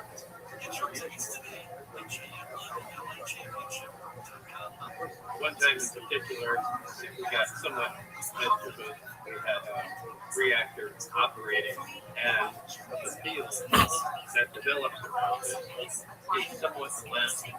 So you can take and try and push on hemisphere with your hand, and you can't touch it. It repels like poles of a magnet. Watch someone laughing. So to demonstrate this, Barry had a golf ball. He threw it at the reactor. It didn't hit it. It rebounded off and knocked the ceiling tile loose, which we immediately panicked because we knew Dennis was coming back in, so we had to scramble to replace the ceiling tile and clean up all the little fragments of particles that were lodged on it. I heard it a couple times. Meet me in the big hangar. And I don't remember if it was Dennis or Barry that also referred to where the sport model was. That hangar was the big hangar. The hangar that housed the sport model was like a typical airplane hangar, with the exception of the angled doors that I mentioned before. This hangar was equipped with typical tools and extensive electronic equipment. It also had a machine with an X-ray emblem on it and an overhead crane rated at 20,000 pounds. The equipment in this hangar was marked with a black number 41 with a white circle around it. The hangar was lit by mercury vapor lights, cone-shaped lights. There was a countless number of them on the ceiling. In addition to those, there were tripod halogen lights, that halogen lights set up, and those really provided a lot of bright light for working close-up. These were a lot more useful than the overhead light. I had at least partial views of the 9 differences of an store, but the one I'm going to describe to you now is the one in which I not only saw 2 to 3 interior levels, but I also saw it fully functional in flight. This particular disc appeared to be in excellent condition, and because of its sleek appearance, I nicknamed it the sport model. Now, previously, I had estimated the sport model to be about 15 feet high and about 40 feet wide. But since then, I've enlisted some expert help from the field of computer imaging, and together we've scaled the disc up from the scientific comments which I had a quick look at to accurately establish the actual size. From this analysis, I'm now presenting to you the most accurate information I can convey regarding the disc's physical structure. The sport model is 16 feet tall, 62 feet, 9 inches in diameter. The exterior skin of the disc is metal with a core of unpolished stainless steel. The sport model sits on a belly that is not energized and not the stereotypical tripod leg that people are usually associated with this type of craft. As you can see, the entry hatch is located on the upper half of the disc. The lifting disc comes out of the wings that are wrapping around the center lip of the disc. The interior of the disc is divided into 3 levels. The lower level is where the free gravity that is sent to the guide to rotate. These are the integral components of the propulsion system that are used to amplify and focus the gravity A wave. The reactor is located directly above the free gravity emitter, the center level. It is in fact centered between it. The center level of the disc houses the amplifier head as well as the seat, which are too small to lower the floor to be functional for a human being. The walls of the center lever are all divided into archways. At one point in time, when the disc was energized, one of the archways became transparent, and you could see the area outside of it, just as if the archway was a window. Then a form of writing, which was unlike any alphabetic, scientific, or mathematical symbols I've ever seen, began to appear on one side of the transparent archway. I was never given access to the upper level of the disc, so I can't enlighten you as to what the portal-like areas are. Other than that, I can assure you they're not portals. Anytime I was in the big house, my eyes were always focused right on the portal. There could have been fires on either side of me, and I would still have been looking at it. It was that captivating. When I was close to the portal, I really focused on the skin of the craft. It looked like a color. It has a small antenna-looking device, which is actually a waveguide that protrudes from the top. Pewter gray in color. Here's the key level. I felt this as a whole. It may not be, it might be some advanced ceramics. The body of the craft had replicas. One of them we called the insulation ring. It was a dark black color. The only thing on the outside that was a different color was the craft. We call it the insulation ring because the craft is inspiration. There is a high voltage protected on the skin of the craft, but that high voltage is not present above that ring. The upper part of the craft, above the insulation ring, we call the cleaner black. Window looking portals open. They were unusually dark, really dark, almost looked like coal, although there's wood. It was theorized that they were used to determine the craft's location in space.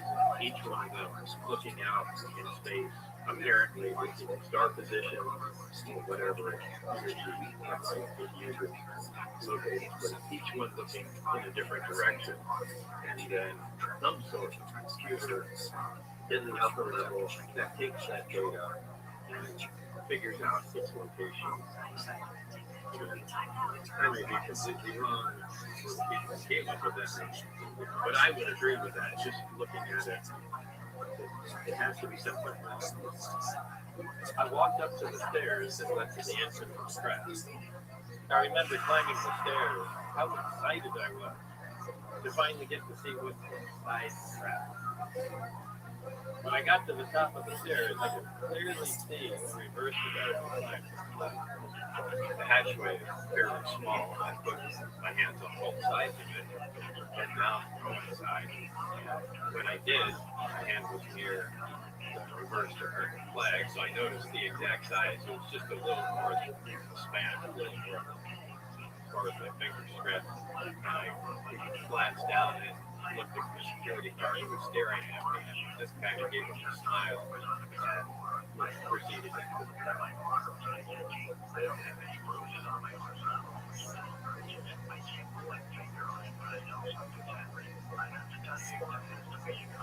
I was shocked at how sparse the inside of the craft was. Everything was the same color, the same texture, and all appeared to be the same material. Virtually everything had a radius of curvature to it. Everything looked like it was molded together, with the exception of the reaction. Even though there were two tripod lights set up inside the craft, it was still very dark. I've often described the interior of the craft as being very small. I got to look inside and it had really small chairs, and I think that was the first confirmation I had that it was a shocking thing, because every time before that I was able to locate it. It was a little advanced that it was a scientific form that you were keeping it secret. And yeah, we could have just made this like that, that's no problem. You know, we could have adapted these to make it fly, but why does it have little furniture inside such a little piece? And now and things began to click together as a result of that. I was in there with my lab partner, Barry, and there was also another team working on the restaurant. While going over the reactor placement, Barry drew my attention to the archways that all surrounded the interior of the craft, explaining they were hollow and actually waveguide, which terminates as the antenna looking object, Yeah, pulls down on the extend or retract and sits on the top of the reactor. Essentially, it's channels the gravity wave up there and into the superstructure around the craft. While we were working next to the reactor, I got a really good look at the 3 seats, or what we assumed to be seats, that were far too small to be usable by an adult human. You know, if you look at the seats, the seat placement, one of them, the waveguide in the reactor, is directly in front of the seat. Why would you ever do that? I mean, either the guy that sits in that seat is on reactor watch and he just takes you right in the front of the office. It doesn't make any, and that's the only one that faces directly at the panel that became transparent. While we were working on the reactor, I saw one of the archways become completely transparent so I could see outside the craft. This immediately caught my attention, and as I focused on it, half that archway turned into opaque blue, and black symbols began to appear on that blue portion of the archway. I had never really seen symbols like that before. My closest analogy to it would be Korean writing. The symbols themselves were not completely static, they were slowly filtering back and forth. While that archway had my attention, my lad partner Barry whispered my name to me to get my attention back to where it belonged. And I was in the crowd. And I was kneeling down by the reactor and looked up at the screen. Barry just said, you know, like, what are you doing? That's not down here, which is what broke my attention. But yeah, and but when my point was when it said, but you're in a library, so there's no loud talk saying, hey, Bill, get me, you know, it's just, I don't know the reasoning behind it, but I can see that the crowd has been working on it for probably quite some time. One of the amplifiers that's cut out was the loud amplifier. Other teams were working on the crowd, and there were light extension cords and other equipment that were all over the inside of the crowd. I noticed that one amplifier that must have cut off the crowd. Yesterday, he said, they must have really been sure. You had to be 100% confident that you were in the operation. This is light and higher amplifier in the cab. Look, once you remove that out, the cab can't operate in decibels anymore, which makes you wonder if they did that intentionally so it wouldn't operate. You know, kind of the equivalent of clipping a bird's wing, keeping it, so it can't fly away anymore. Someone, probably certainly more than one person, most of them agreed that let's go take that out, and they had a damn good reason to do it. But there must have been absolutely convincingly what was going on. We moved it into the lab, and we were still able to operate the craft. So, clearly, a lot went on. At one point, Barry instructed them to go behind the scenes and pointed towards a small honeycomb hatchway close to the door. We both crawled over to the hatchway, and Barry showed me where to put my fingers and pull backwards, and the little honeycomb hatchway collapsed, leaving an opening in the floor big enough to barely squeeze through and look down into the lower level. I was able to get the upper part of my body into the hatchway and got a good view of the 3 emitters hanging below. The lower levels were very dark. There was just enough light coming in under the entrance hatchway to see the emitters and the lower part of the crown. The emitters were the only things that were a different color than black. The bottoms of them were hollow, and you can see sort of copper core plates inside. They were hung by large diameter tubes, maybe 3 inches or so, just like the waveguide that extends down onto the reactor.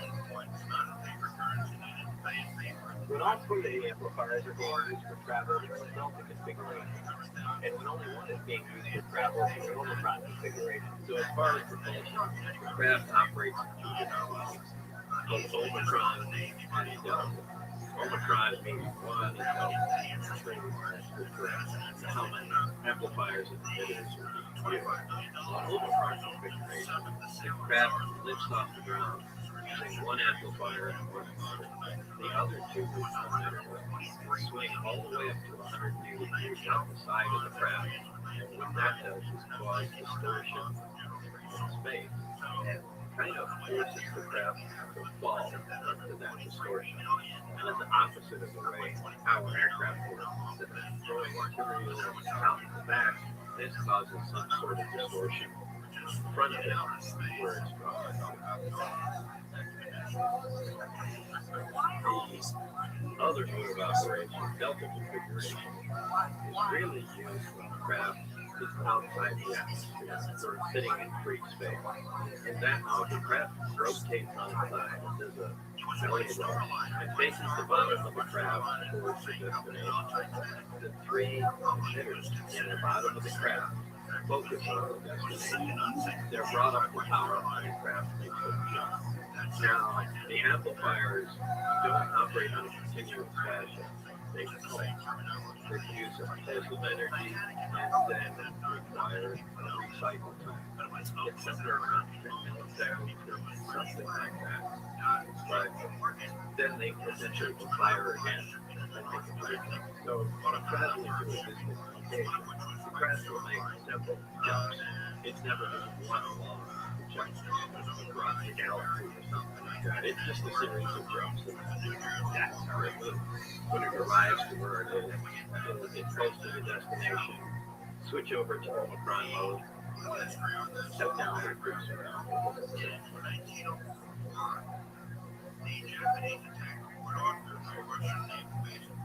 As I went through the other folders, there was another project called Sidekick, which dealt with any weapon potential for this spacecraft. That was a weapons application. I knew a little bit more about that.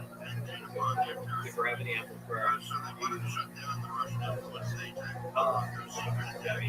to narrow the beam of something that appeared to be like a particle. It seemed to be dealing with an accelerated particle at the same time. It was focused or held in place to prevent from distortion by the gravity amplifiers that was emitted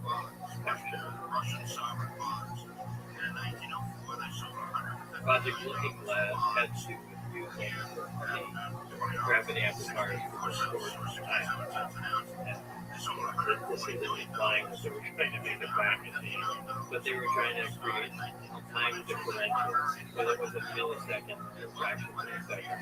But they had just with that force distorting time.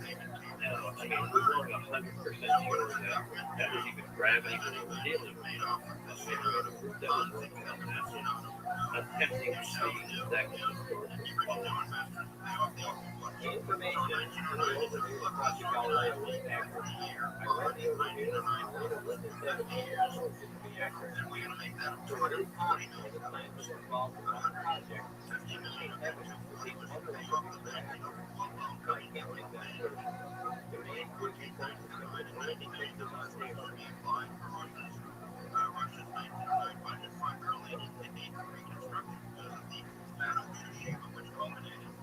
The hangars are all connected together by large bay doors between each one. And there were 9 total, each one being different. I was in the lab with Barry, and Dennis came in and representing a test flight with we left the lab through the side door, which leads directly into the large hangar. And I opened the door. All the doors between the hangars were open, and I looked down and I saw how big the installation was. And exactly where others craft in those other hangars. I couldn't see very far from it, but it did go on for quite a ways. In the hangar adjacent to the sport model was another craft that sometimes I refer to as yellow mold or the fun cake. It looks like a fun cake mold without the hole in it. It appeared to be made of the same material as the sport model, same color, same sheen. I couldn't see much going on with it. Again, this was just a single glass. The other craft looked like a top hat with a straw hat, a straw poncho hat, with a large brim on it. This one, same color, same sheen, apparently the same material. Also slightly smaller than the sport model.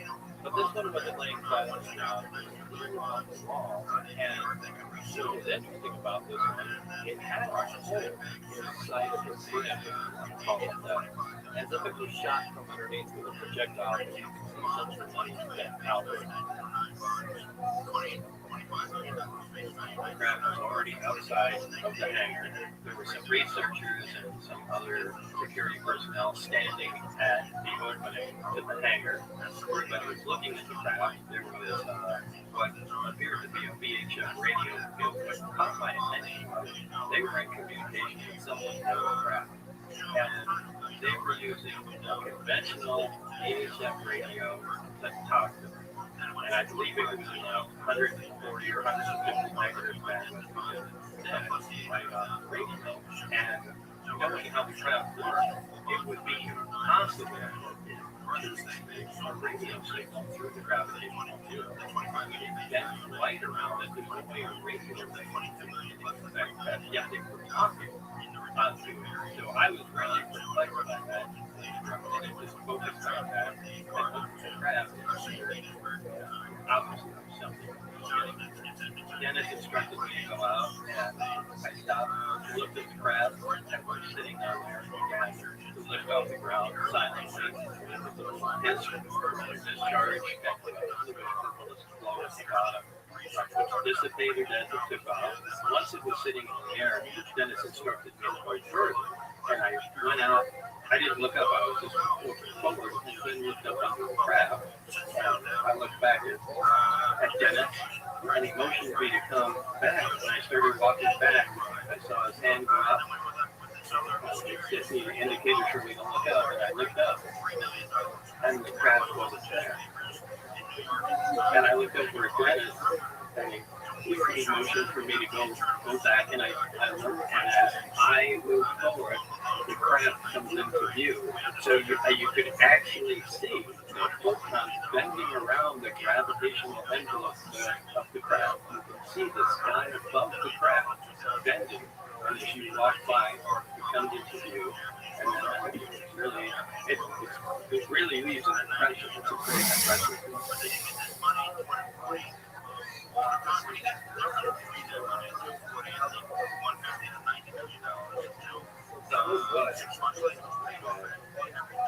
Even something small, but something small that we can grab, really understood, as opposed to a big, complicated, entire propulsion system. But if you can find a single piece, understood exactly how that works, so there's science. But that would be the key. The rest would all fall down like dominoes.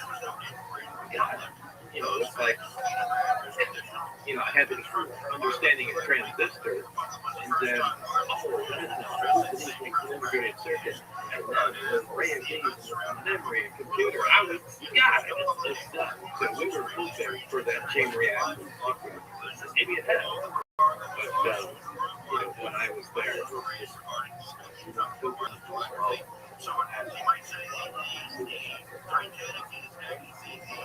right, they had a poster, and it looked like a commercial poster, almost like with lithographs, and you could buy it at a Kmart or something. But they were all over the place, and they had The disc that I coined the term the sport model was lifted off the ground about 3 feet at Area S4 on the dry lake there, and the caption on the bottom says they were here.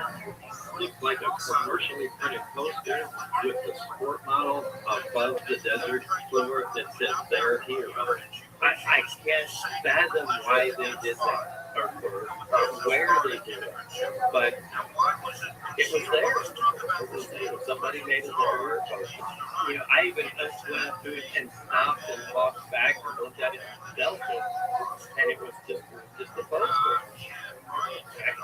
Just to this day, I can't imagine why they did that, but I wish I had one. I seem to come from the person.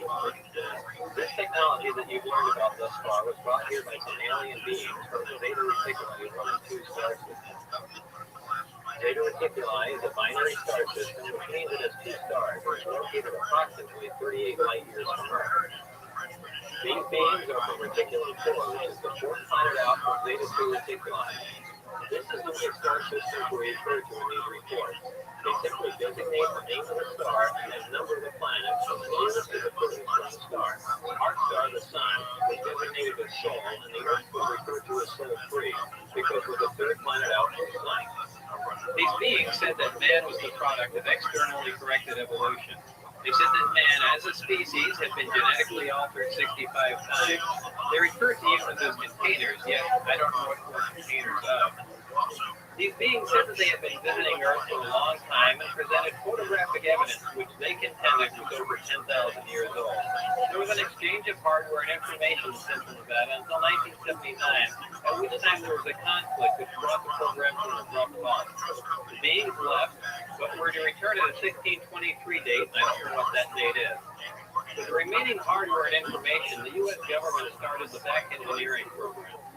Much that Bob read that he was at least willing to talk to me about it, even back then, that they had been involved with our DNA, with our evolution as a species, that they've been tinkering with. It is restricted stuff.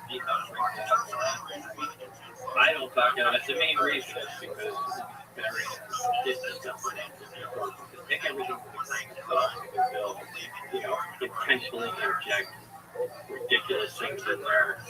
Anything ever gets out, they know exactly what the track is. There were references to being or silent or whatever, and some entities that were related to the crowds, but they were always referred to as kids. In the documentation, you saw some pictures of some creature, an autopsy of some type. Yeah, I did. If you want to call it some sort of autopsy report, autopsy report.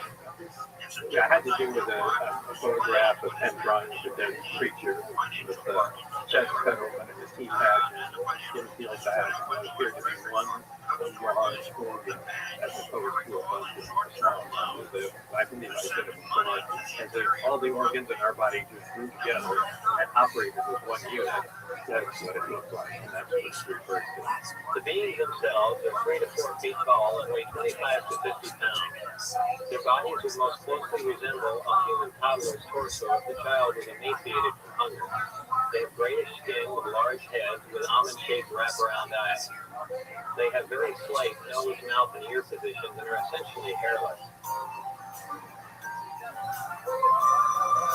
I believe I was leaving the hangar and walked up and glanced through the window of one of the other doors as I was proceeding down the hallway. And what I saw was 2 technicians or scientists looking down and had either one of the seats or a model of one of the seats with what I thought was a doll, like a small creature or something like that, something that would be designed to fit. And I think they were just sizing up what kind of creature would sit in a seat that size.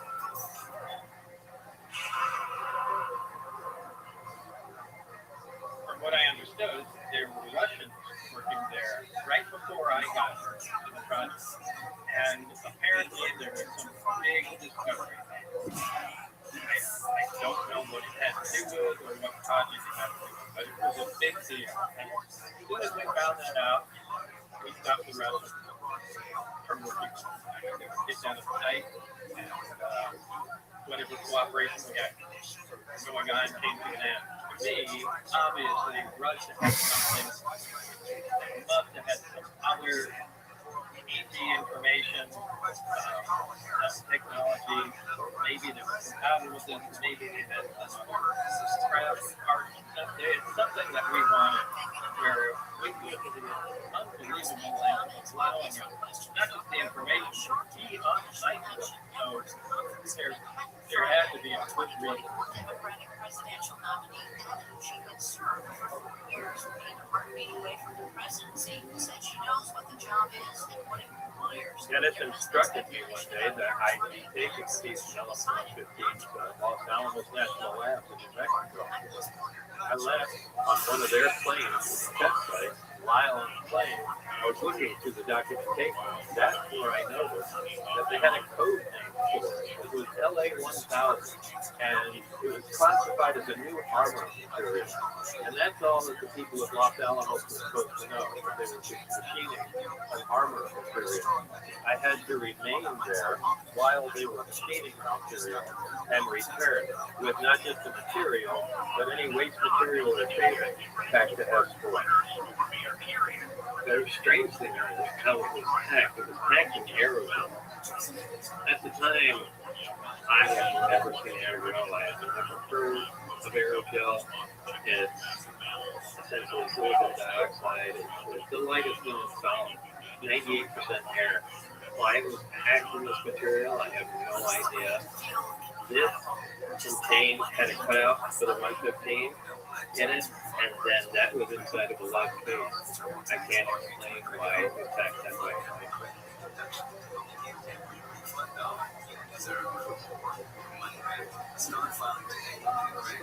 You went public in the 1980s that has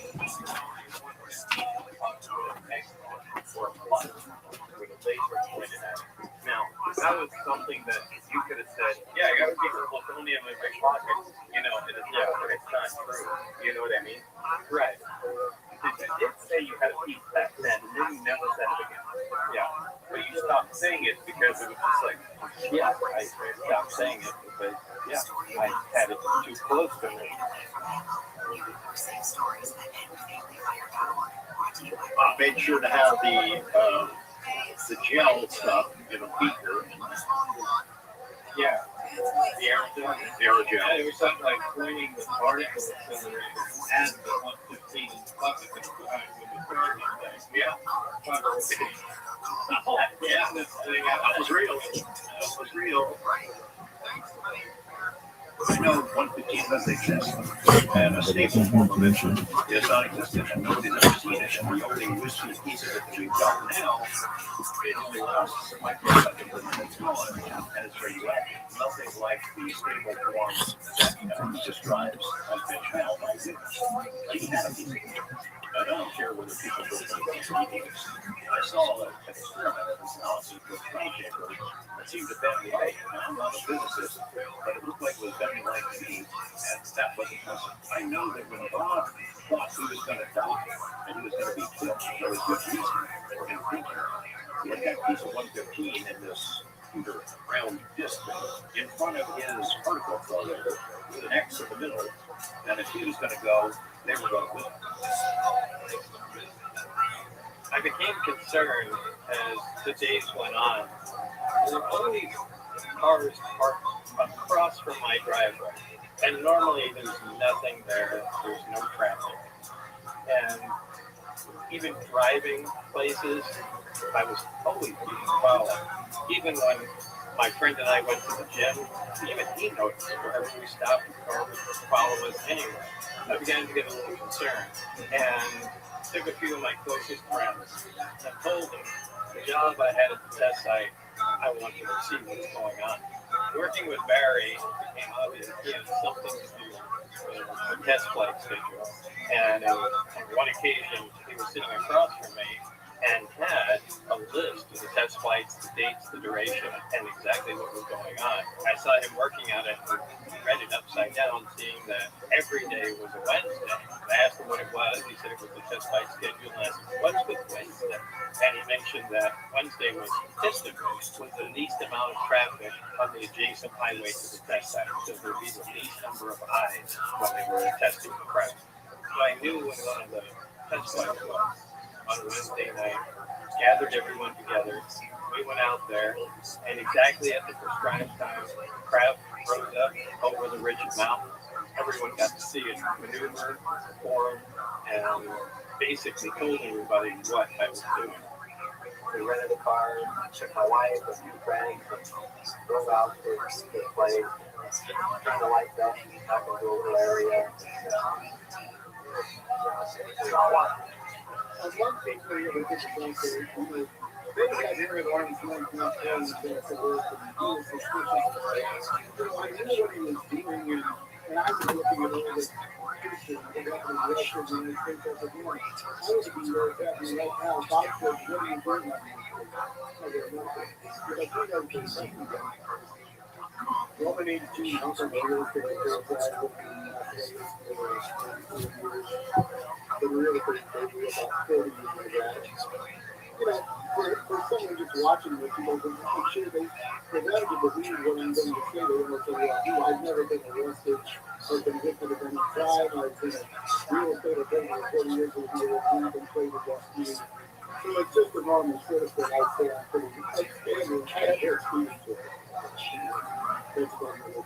Gene Huck was the person at the time that I confided in almost on a daily basis. When I came back from S4, I would tell Gene kind of what happened. You know, I was really concerned about talking to anybody else. Gene was the closest friend at that time in Las Vegas.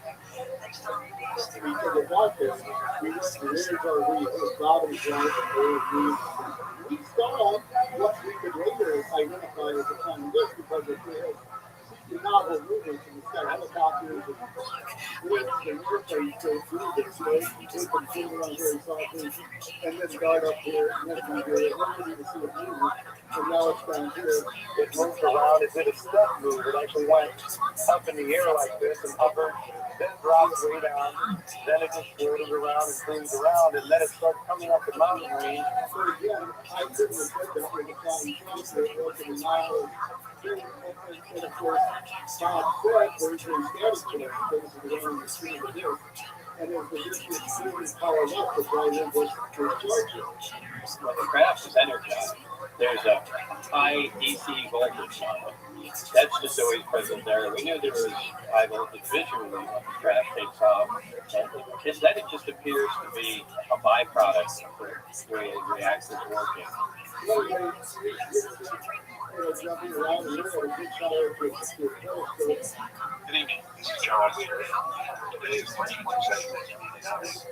We're standing just about 8 miles west of Nevada, secret test site. And just a few minutes ago, we saw a lot of government extraterrestrial UFOs watching for about 7 minutes. Right here, I have my electron scope and inches, and I had a focus field for about 15 seconds. I saw for myself that once again. And we're going to stay here for a couple hours here to see the ocean for us. Extraterrestrial life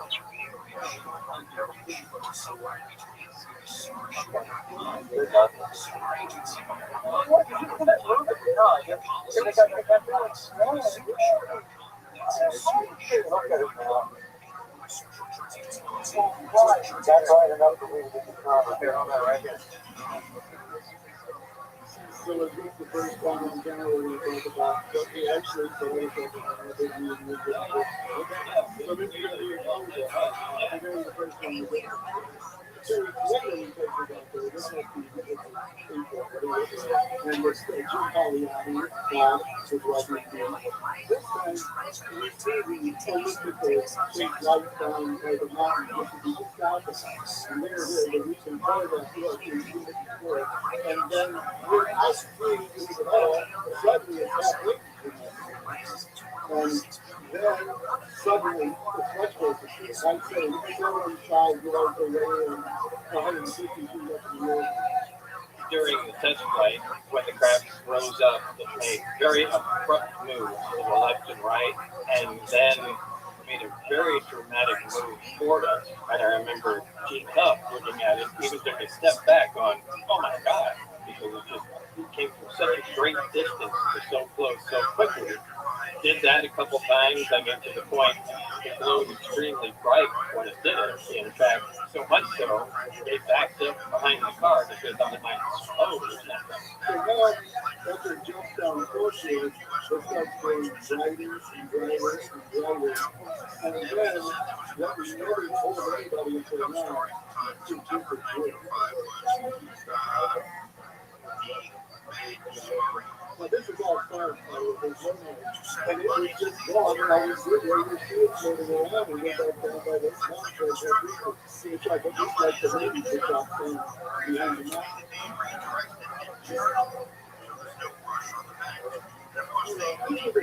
Bob could not be fast. He had no idea that there was going to be a finish. How far was 277 to come that close to it? With the tears right like the everything. He couldn't have made that happen unless he was the richness so much to it. But even then, they weren't going really low and really low. I could have made the question, did they see it? Bob Fitterman was at the 151, and I just knew everything he does, and this would happen. He couldn't make it happen. That's true. And I knew it before that, but that's true.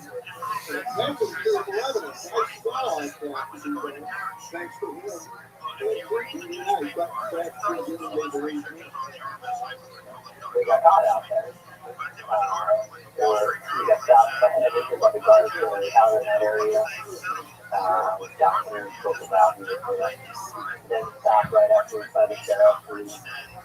I guess called in all our names from our driver's license, or whatever they needed to areas that we run out there. Yeah, we went out there 2 or 3 times.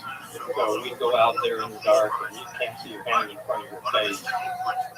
Pull out there, stand around. And for the first time, we were as quiet as possible. By the second or third time, we were making noise and joking around. And unbeknownst to us, they had seen us pull up there. We were going on the first way to the area 50. We just went to the park and we were the field. And then the wrapping up guys were the guys that tried to outside. We're watching, but the thing is, we're out there with the college coach. We don't see you, but back comes out with the green light on you on the road. And then the green light drops from like head level down to the ground, and then you realize those are lights the goggles, and somebody just dropped it like this goggles. There was 5 or 6 security personnel there, and one of them dropped the night vision scope, and we just saw it rolling down the road to us. What is that? And then when they saw they dropped it, they turned the lights on. Everyone was there. There were cars, a lot of guys, so it was very shocking. Yeah, that's when we got discovered. The consensus was, if they find me, there's going to be a big trouble. So if I take off into the desert, they're just going to look like a bunch of tourists that are out there. So I ran out into the desert. They got caught. Everybody got questioned. They eventually let them go. There were 4 people there.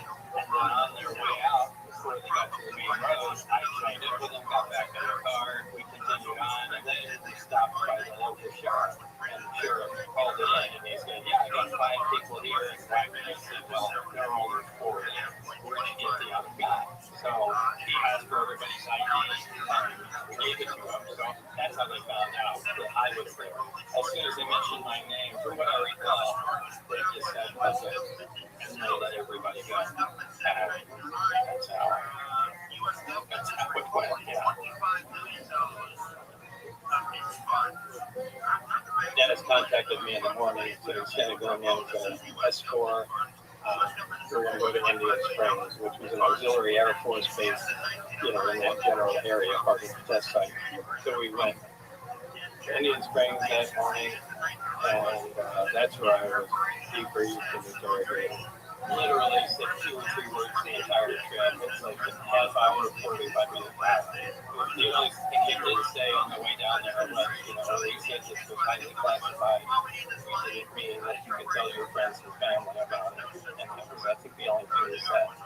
There was someone at the guard station let us know that someone in the building, and he left after that.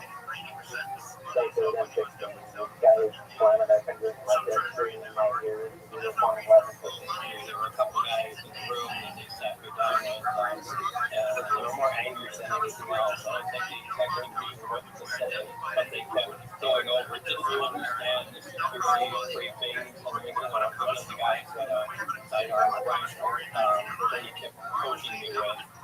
We had a story on that while I was out there. That was being dropped off the stop sign up on the top of the hill, that I really didn't go out there, and I didn't monitor and all that. The first thing that they said when I got in was forget about the stop sign. So we only talked about that on the phone. We talked about the phone was bad. And eventually they brought up the fact that they said, we've been monitoring your phone, and we've been reviewing your clearance, and there's been some problems with it. Your wife's been having an affair with her flight instructor, and here's the transcripts. And, they just kind of explained it.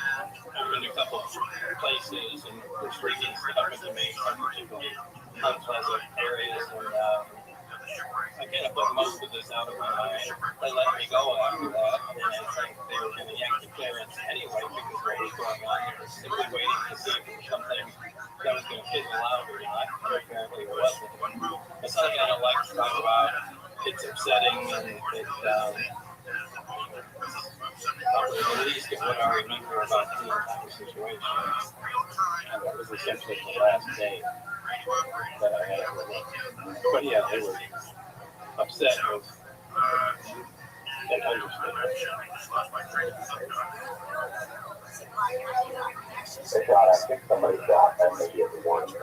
Then in the morning, I'm like, that car got out of my car, I was freeway.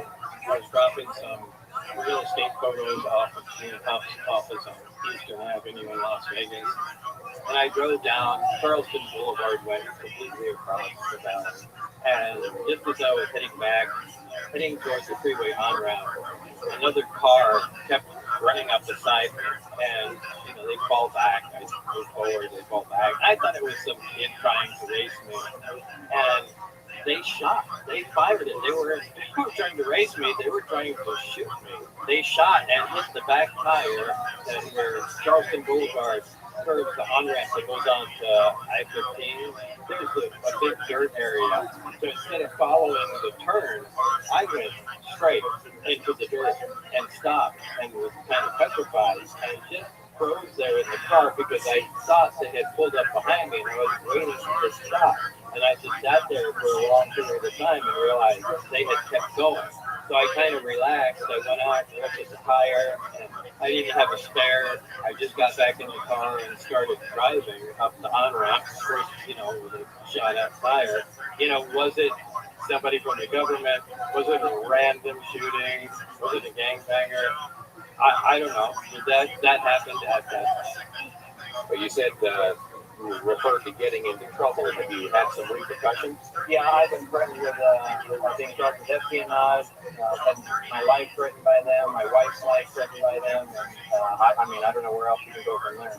I, at that time, had people following me, was beginning to get scared. At some point, stayed at John Deere's house, hiding from what was going on. And he said, look, I know this guy, George Knapp. He's part of KLAS TV, he's an investigative reporter.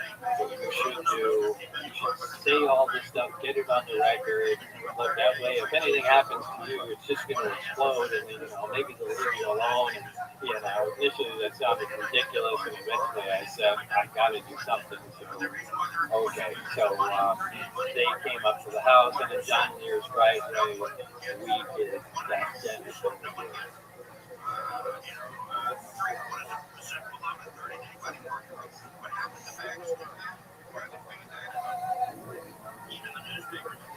George Knapp types the name the dentist to me. It was my superior at the time. I was kind of reporting and I had heard about that in 1988. This guy, John Lear, walks into the TV station in 1987. He had a stack of documents, and he pushed them across the desk to a guy named Ned Day. Ned had broken a big story about Area 51. He and Bob Stonewall got this tip from Lear and his associate that there was a secret plane being developed in the Nevada desert, something that was invisible to radar. It sounded preposterous at the time, but it turned out to be true. Lear had credibility with ALS because he had given us information that turned out to be this really big story. It was John Lear that introduced me to George Knapp. John Lear was one of the first people that I spoke to. Actually, I think it was Gene Huff. John Lear had a lot of connections and familiar with a lot of Area 51 stories and that sort of thing. So he was an unusual guy, but a good friend. But he did direct me to George Knapp, and that was an important thing. I'm the anchor of the Contact newscast, and every night we would have a 5-minute live interview segment with like the local celebrity, a comedian, an entertainer, a politician, somebody interesting who was traveling through town. And I remember the day when it happened, it's in May of 1989. Whoever our guest was, canceled. We were scrambling to figure out who we were going to fill this 5-minute hole with. And I thought about Lear. Lear said he knew this guy. I looked out there. I had no idea who Bob was. I had no idea what had been going on in his life. And so I called up Lear and said, hey, you said this guy, my flying saucer guy, might get a job out there. You think he talked to us? And Lear says, I'll get back to you. I'll talk to something and say, yeah, we'll do it. George sent over his cameraman, famous Frank, and they said, Bob, I'll be silhouette compared to being registered. 39, flying, just flying, Frankie, and told the story. And then in his words, the man did we sent a live unit up to Dave's house. They arranged this interview. We have to drop out this guy's identity. We have to put it in silhouette. We used a pseudonym, Dennis. We weren't exactly sure what he was going to say, but we started asking him some generic questions in our 5 o'clock newscast and how his story spreads. And the world changed. There's really no way I can prove it without revealing my identity and getting myself into more trouble than I have already. The choice of Dennis was an inside joke. He says that's the name of his superior at Bloom Lake. It wasn't a joke to Dennis. He called right after and said, you have any idea how we're going to do this? She's young with the phone. I was astonished because it was courageous when he was on his Dennis and silhouette on the news and stuff. I mean, I was amazed by this guy because he was putting it on the line. They're doing everything they can to keep this information secret. And if they're going to silence me, something ridiculous, like trying to hurt me, that would kind of prove what I'm saying is true. Why would this guy suddenly murdered or hurt in some way? And it just kind of seemed like getting the information out would be a good idea. I used to always travel around LA because he's been shot at, and I was aware of it. I was willing to fire down. It was my friend. Mario drove a motorcycle, was into racing, and he might buy one. Caroline, if I go back to being this is just drags me in his neighborhood, not the motorcycle, immediately got out and started talking to me. From that point on, we kind of became friends over time. He was a really good friend. I went through a lot with him as all this unfolded. When I knew that he was targeted, I think even before that, at one point he was shot on the freeway. Mario was with me frequently because we go to the gym every day. Sometimes we park the car, come back out, all the doors, hoods, and back would be open, even though we locked it and checked it before we left, but nothing would be taken. And there was a loaded machine gun in the car and wallets, but nothing would be touched. My phone was touched. We were being followed all over the place. I was being followed because I was dishonest. The things that they were doing to mess with his life were really happening. Breaking into his house and moving things around, or opening the doors to his car, leaving the gun sitting there, or shooting at his tire, or just messing with him. There's no way to convey that to people how real that was. I went to there. That it was real. We were scared. And there was pressure on Bob and me at the station to knock it off.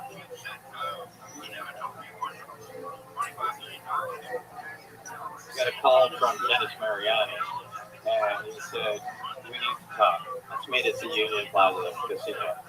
After I got that call, I spoke to Gene Huff, my other friend Joe at the time, and went to, finally some other witnesses to come with me. And we all went to the Union Plaza Casino. I think it was around 8 o'clock or 8:30 at night. If I recall, as I was walking to where he wanted me to meet him, I had not one, but two guys that looked super familiar to me, like they were security guards at S4. And that really alerted me. I said something to Gene. I said something's weird here. And I went up and I saw Dennis playing at I don't know what game it was, but I went up alongside of him and said, hey, man. And he wouldn't even look up at me. And I said, okay, and walked away and connected up with Gene, who had eyes on him the entire time. Bob sees Dennis at his entrance. This guy wanted to look at him. Now that he was a complete stranger, that Bob was trying to pretend with Dennis, he really looked at him and said, get out of here, son. He keeps looking down at his cars. He won't talk to Bob, so Bob looked at the president. And then we wanted to have the soccer shoot for 5 seconds. We looked at Dennis's gun. It was weird to see him acting like this. I wonder if those other guys weren't supposed to be there. They saw him and he decided to shut up, and he really didn't want to talk to me, or they were with him, or something like that. But why did his attitude change so much between when he called me, hey, we got to talk, and I got there, and now I'm not, I don't even sit. So it almost made me think somebody privy to that conversation scared him, and that's it. We all got back together, Gene, Joe, and I. We went back to the house, and my house had been broken into. So was this entire thing set up just to get us out of the house, then have access, and who knows, or was it a whole Did anything happen at the house? Like, they broke into and take anything? Yeah, they did.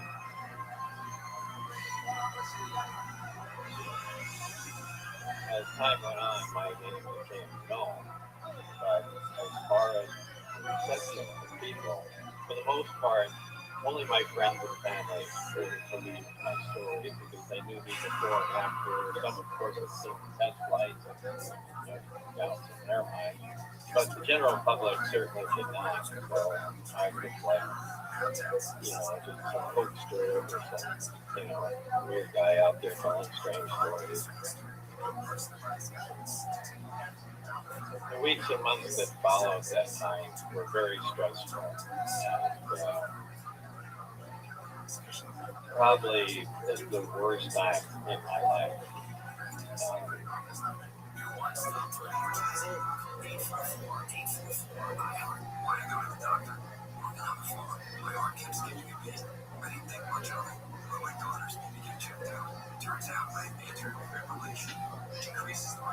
I tried to say I'm the same guy who did these other stories, and I could not understand why people did not believe it. And it was important to me at the time. Like, hey, I'm telling you how we went through this process and what steps we took to tell the God was our story. And there were those who just would not look at it and would not take it seriously, and I could not understand. And it bothered me in those days, and it bothered me for a while. But now we're looking at 34 years later, and it doesn't bother me a bit. I do not give a shit what people think about me. I know what I reported. I know what he said. I know he's telling the truth, and I know there are other people that know it's the truth. And I don't care whether they want to drag me on the demo that it close anymore. Screw it. I played a dangerous chess game with some very dangerous people. We made the first they were astonished that anybody would have the audacity to find it. And all they were thinking about that Bob wouldn't cover it. And first they had, they either had to arrest him, even though he was saying it's true, And I say this all the time. All this stuff is something that happens when it's not who he is. Like he said, food. I'd rather not. A lot of stuff that Bob said turned out to be true and was verifiable, and it might be the police. The fact that he knew about a place where that's for Ellis he would tell me where it was, but that whole hand scanner thing turns out to be real. How did he know that stuff? Element 115, we still don't have a stable form of it, but it makes sense that it could exist. That we have a reverse engineering program that these big defense contractors are conducting. All that stuff going on now. It is true. He knew about it. How did he know? Just making it up. The way it affected me, I felt bad for him because I knew who he was, and what people were saying about him. I mean, there was a lot of good people, but still, you always heard the bad stuff. Like, no wonder he didn't want to talk about it to anybody.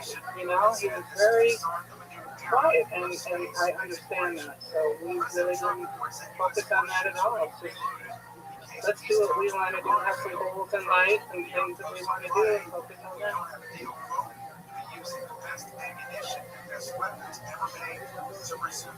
It's a quiet place, way up in the mountains, away from everything.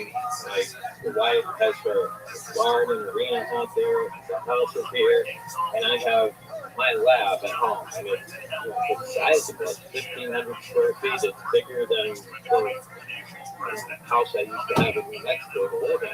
But I can carry on multiple experiments, work on multiple projects all at the same time. And it's a blast. I can almost live in here. To me, it's the ultimate man cave. I spend more and more time in here, working towards retiring. And my wife is really, Joy, is really supportive of this. And, so she can be in her, I call it her lab. That's the work lab. And I'm in here, and we kind of hang out with each other, but we can have a good time by ourselves doing our own thing. This is Joy, my wife. Are you filming? Okay, let's start. This is my wife, Joy. We met 23 years ago in 2000, August. We were introduced by a mutual friend, and took us a while to figure out that we were okay to date each other. He liked horses, he hated Vegas, and he was very nice. That was the reason to move out. So we left and then Michigan, and now we're here in the mountains.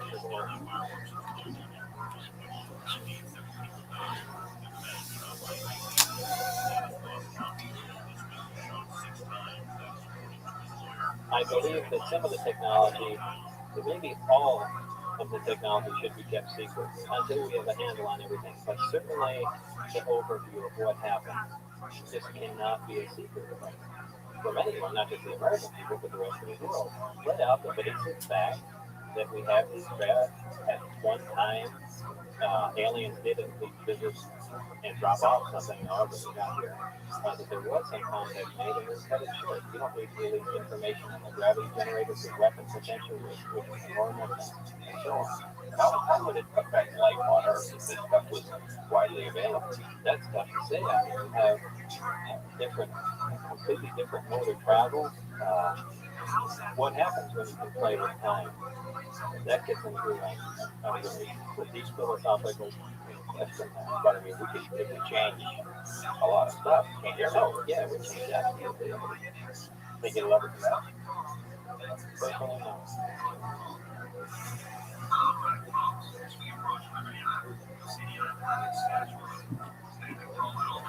I have yet to be able to really prove my story. I've been accused of lying and fabricating this story for many, many years. Although I've always said there's no way for me to prove it. I always thought it was important to let the world know what I saw at that school. There's no doubt in my mind that these crafts exist. I saw one and was personally inside it. This is possibly one of the biggest secrets that Steve was telling the world today. Prior to becoming involved with the project, I really never believed flying saucers. I didn't follow flying saucer stories, read the literature associated with it, or pay attention to any of the news reports. My experience at S4 certainly changed my outlook on all that. And now I know for a fact that we are not alone.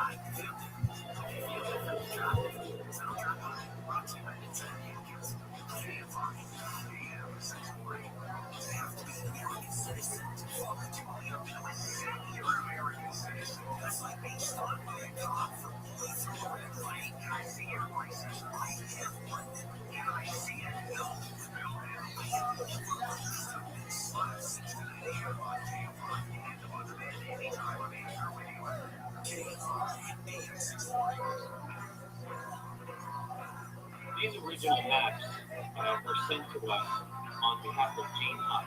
Gene Huff was kind enough to put these on the United States government, and these original maps were sent to us. These were from the United States Department of the Interior, and these are maps of the Blue Lake area, the Sycamore Valley, as you can see right here, and the Patrick's Lake area. So these two are from provisional editions in 1983.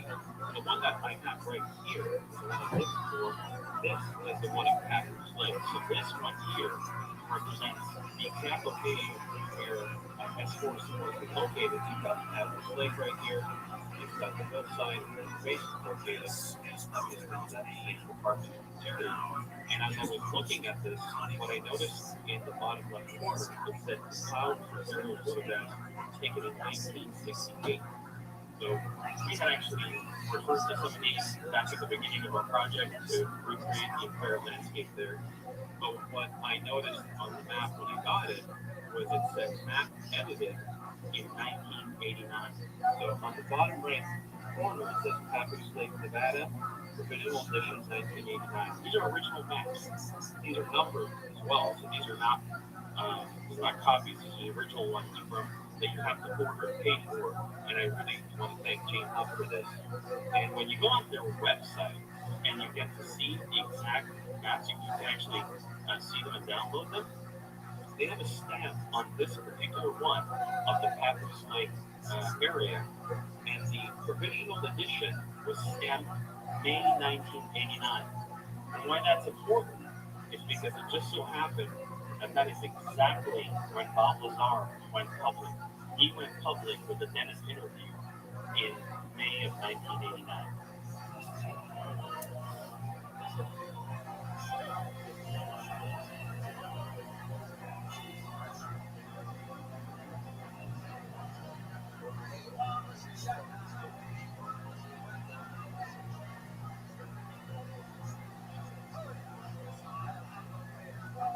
Do you believe that it's possible that the government will come clean anytime soon with what's really going on?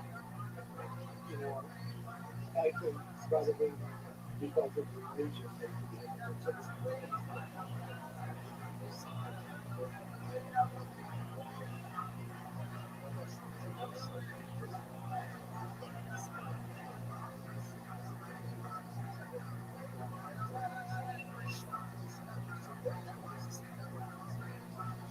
You gotta just think.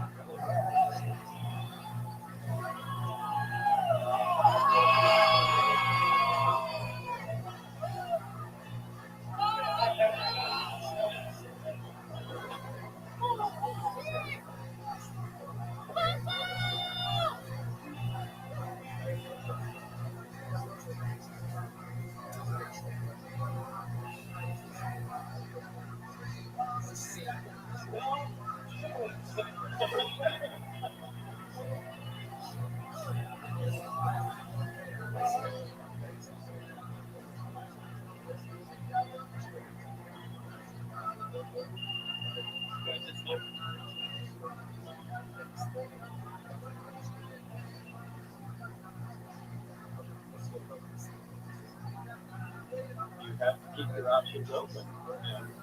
And maybe they've narrowed down or proven, where they came from. Somebody has to have a lot more answers.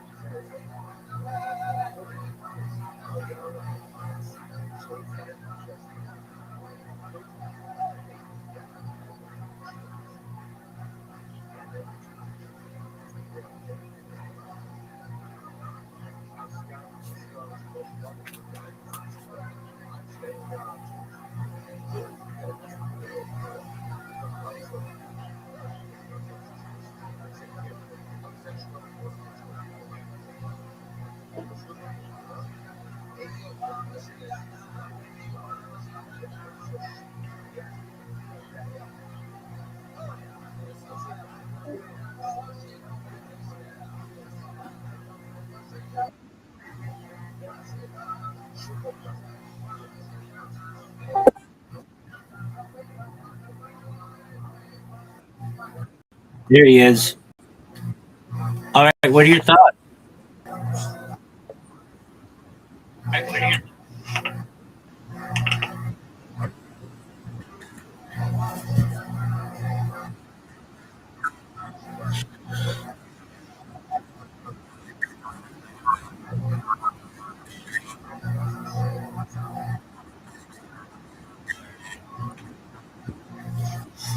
I don't know if it was that much.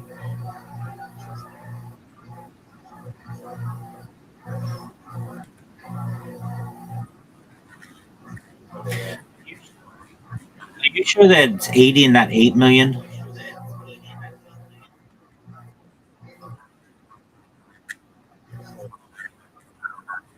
Are you sure that's correct, though?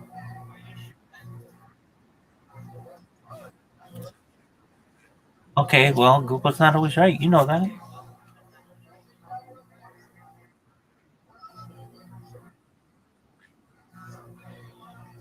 Okay.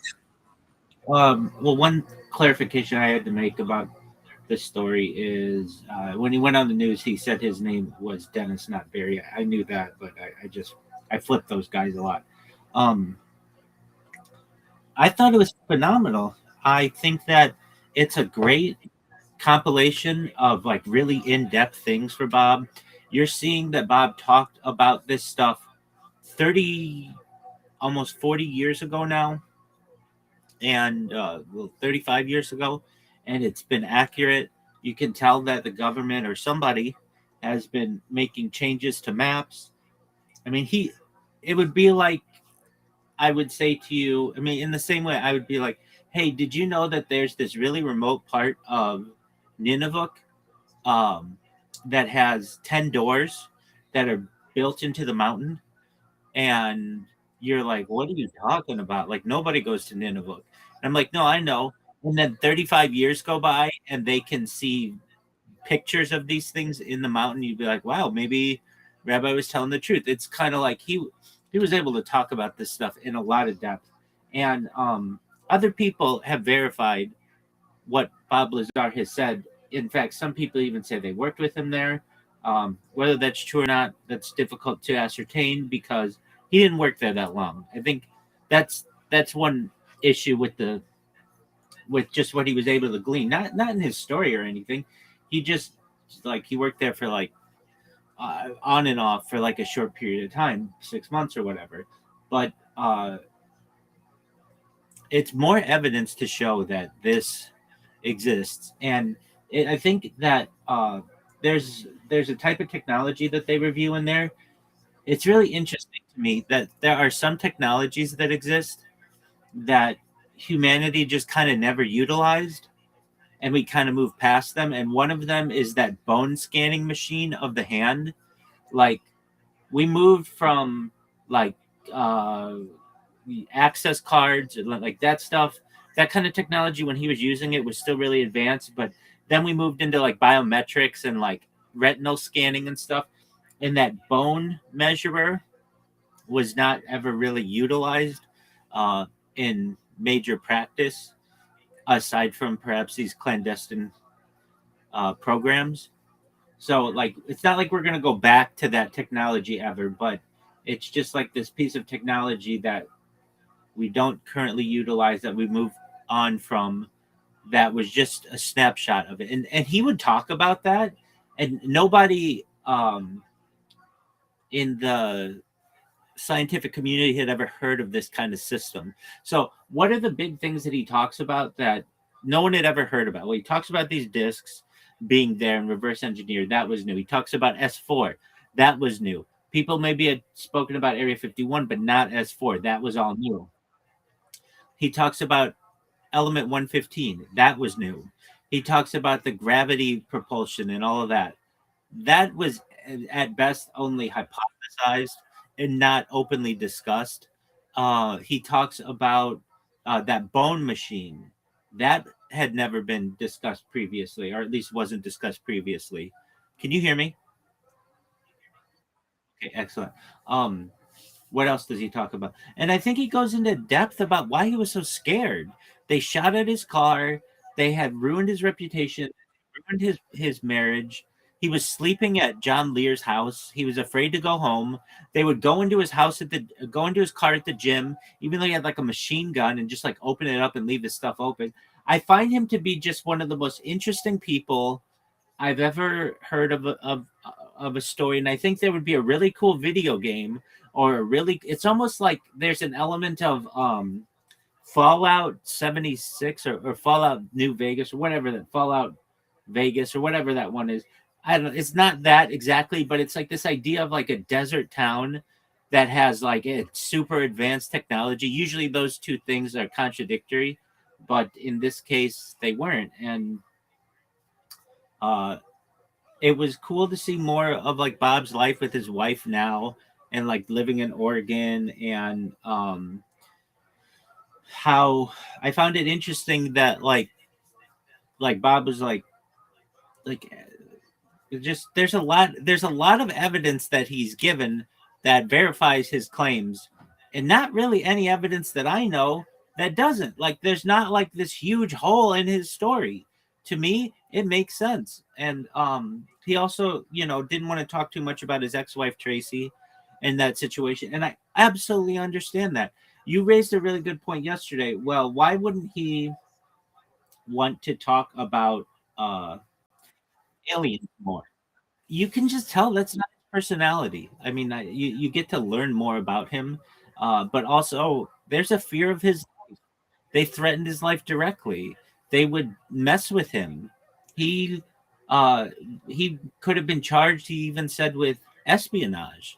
Like, he doesn't want to get into that, and I get that. Now that we're further away and he's an older man, I can see that he's basically just telling everything that he knows. And in many ways, this is soft disclosure, of what's known as soft disclosure of the United States government, that you don't have one event that scares everybody. Just basically people in the know begin to learn about this, and it is what it is. If inquiring minds demand more information, they'll seek it, and to the general public, they'll just either never learn about it, or learn about it um, through the mass media, or learn about it through pop culture or something.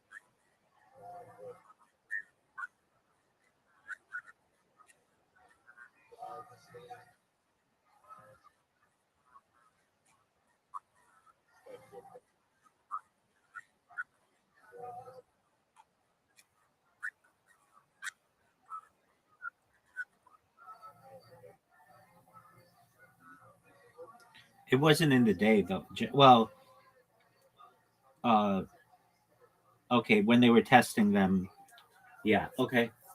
I'm in agreement with you there.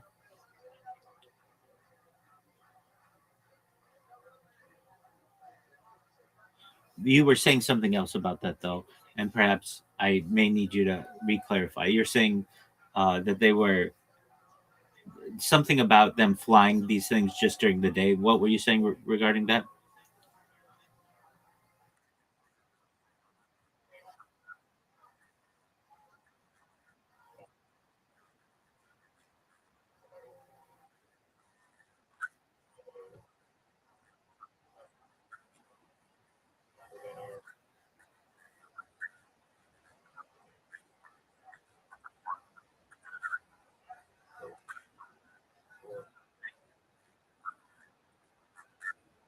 Yeah.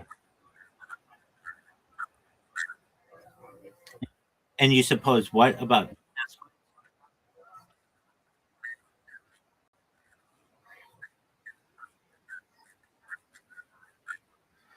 I thought he only worked on the sport model. He just saw the other ones. There is a an in depth.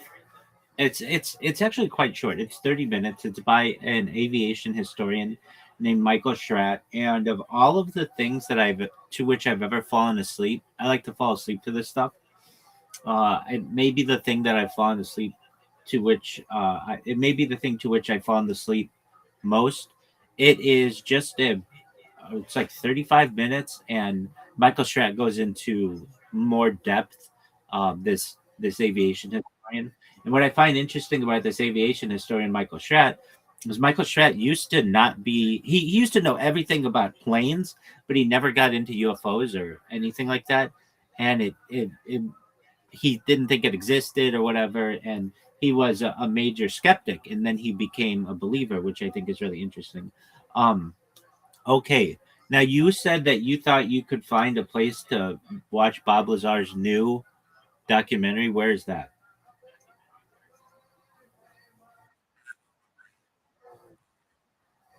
No, that's not the one. That's not the new one.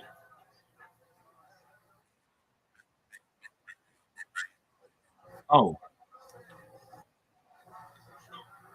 okay.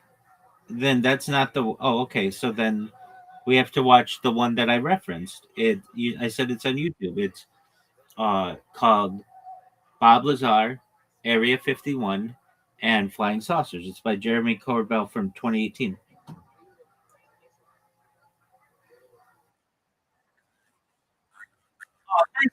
Bullshit. Do you hear this, folks? This asshole slips in the wrong documentary in on me and then wants to. Oh, this is bullshit. This is bullshit.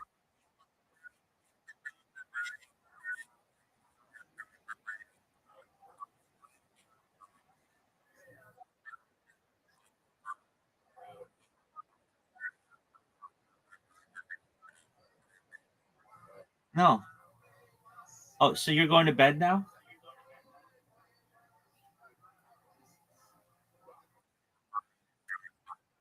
Okay, well, let's watch the Michael Jackson documentary.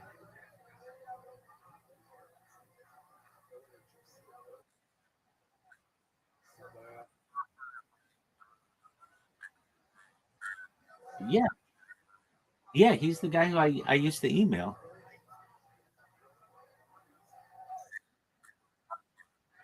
He's all about this stuff. John Lear, he's the guy who I said, remember, like in 20, it was like 2010. I emailed him and he said I made his day. Like basically, there was, I'm a huge John Lear fan. He lived an amazing life. He's since passed, but may his memory be a blessing. But essentially, he was a CIA pilot. He had more hours logged of a plane than like anybody ever. he was just flying everywhere. And he's the guy who would like fall asleep while flying like major uh, airline planes. Anyway, uh, he's the guy who got Bob Lazar into all this and connected George Knapp, and he's the central core. He's the one who connected Bob Lazar to George Knapp, and I want to say, like, I don't know, I could be wrong, but I don't think so. I think that John Lear used to John Lear used to sit in front of what's today Harry Reid International, but at the time was McCarran Airport, and they used to just sit and watch planes, the Janet planes, which you don't even know about. They're the ones with the red stripe on the side. You,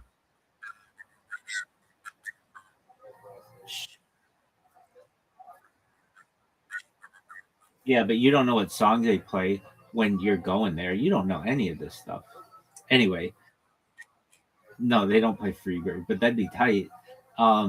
That's a good guess. No, they play Coming to America by Neil Diamond.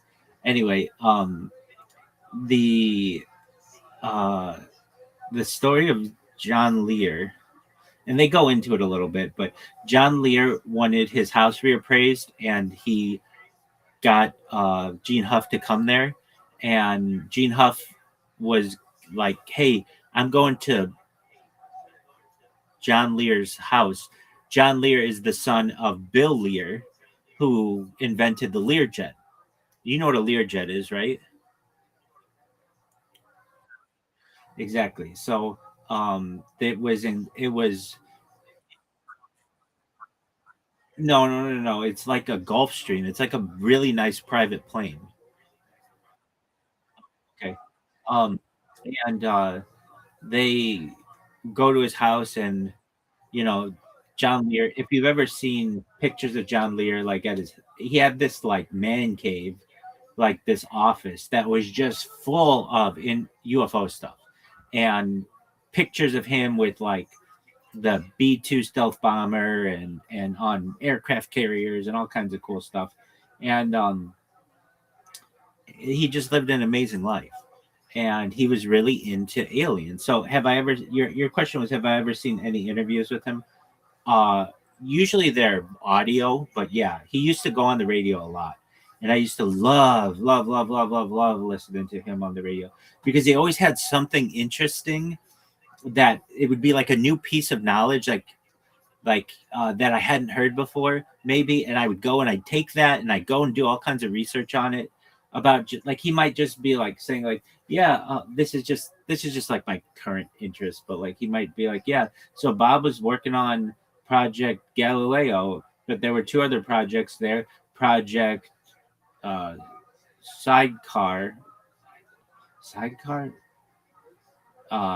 whatever, it wasn't sidecar, sidearm, and which is the particle beam weapon, and Project Looking Glass, which is the time distortion. And he'd only say something like that, and he wouldn't go into it, and I'd be like, what the fuck is this? And I would go and look up all kinds of stuff. I mean, this even caused me to write an essay. I haven't yet published it because I'm already at my maximum 2 articles to publish it, but I'll publish it in the coming week, about just Project Looking Glass, what I think of it, how it's interesting, how it's really difficult to verify anything for it. So I even put an editor's note or author's note, like, read at your own risk. Whether this is true or not, I'm not sure. But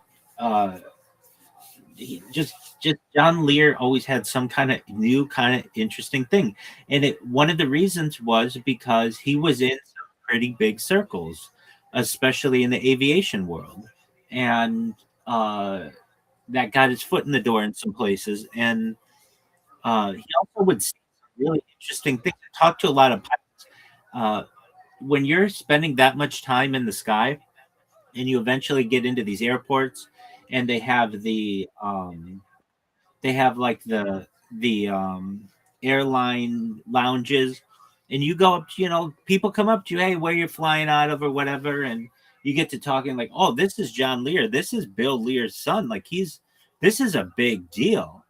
When you start to get into those types of discussions, people want to tell more about what they know, and so they're like, yeah, I was flying from Salt Lake City to San Diego, and I was flying at approximately 30,000 feet, and I saw this disc, and then it split into two discs, and they ran parallel to my wing for about 45 minutes, or like, whatever, 5,000 miles or whatever, and then they just disappeared.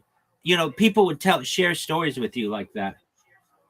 And I always thought that this was a really interesting quality of John Lear. And I would listen to him very often on this radio show that I like, Coast to Coast AM. And he used to be on like every year. And then as he got older, it wouldn't be as often. And then also he would publish on this website. And his website is an amazing forum for just anything that is just, and so I used to check out what he would write on this forum about aliens and stuff like that. Now he has some theories that I don't believe, like I not even I can get behind them, and I'm very much like Bob Lazar, like John Lear's kind of his own deal, but starting to become more verified, which is very shocking to me. That basically, I don't know if this is true, Riser. I'm just going to tell you what I know. The former head of the Israeli space program. I,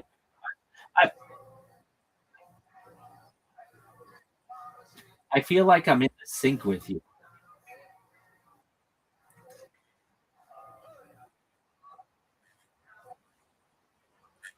You're good. He's the head of the Israeli space program.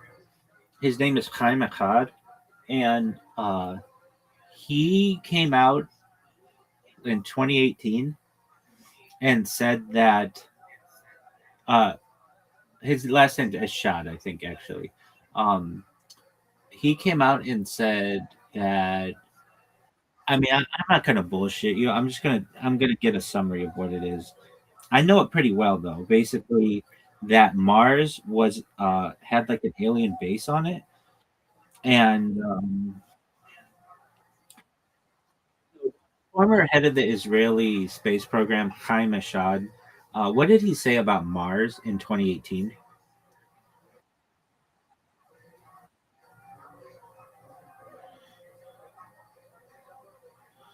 The former head of the Israeli space program mentioned is Chaim Eshad. Chaim made these claims in about March. Oh, it was December 2020. Apologies. In his 2020 statement, he claimed that aliens exist and are in contact with the U.S. and Israeli governments. There is an underground base on Mars where alien representatives work alongside American astronauts. A galactic federation is preventing the full revelation of this existence to humanity to avoid mass hysteria, stating that humans are not. President Trump reportedly on the verge of revealing this information before being advised by the aliens to wait. Eshed, who retired in 2010, noted that making these claims earlier would have led to being hospitalized or dismissed by academia, but he felt he had nothing to lose by speaking out later. Okay, so do I believe him? It's interesting. I don't know. Okay, and so John Lear, who's different, would talk about, yo, dog, what's the thing about John Lear saying that the moon is really like an alien base and that catchers there? But also Terrence McKenna talks about this as well.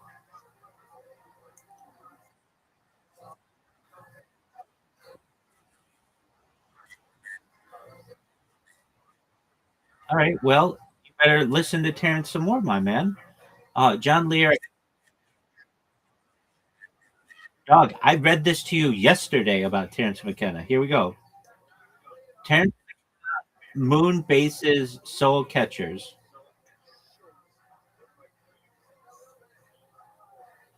Okay, so Terence McKenna discussed the concept of the moon as a soul catcher in the context of Gnostic and alien lore, suggesting the moon is a multidimensional entity of demiurge that feeds on human souls. This idea, often linked to discussions about gray aliens and archons, posits that the moon acts as a base where souls are trapped and or recycled through reincarnation. However, uh, search results indicate that while McKenna explored these themes, the specific theory about the moon as a physical soul catcher base is largely interpreted by followers through the lens of mysticism and theories rather than empirical fact. Some interpretations suggest that soul catching might not be malevolent but a mechanism to aid human evolution by looping consciousness through reincarnation. Gnostic view, the moon is seen as a demiurge, a creator that feeds on souls, aligning with modern alien lore about archons running the material world. Aliens, alien bases discussions often mention alien bases in Alaska and Antarctica, using Earth's magnetic energy to beam power to the moon. Evolutionary perspective, some argue that the trap is actually a system designed to help souls evolve rather than simply trap them. McKenna's focus. McKenna's lectures covered shamanism, psychedelics, and consciousness, where he often speculated on the nature of reality and the demiurge.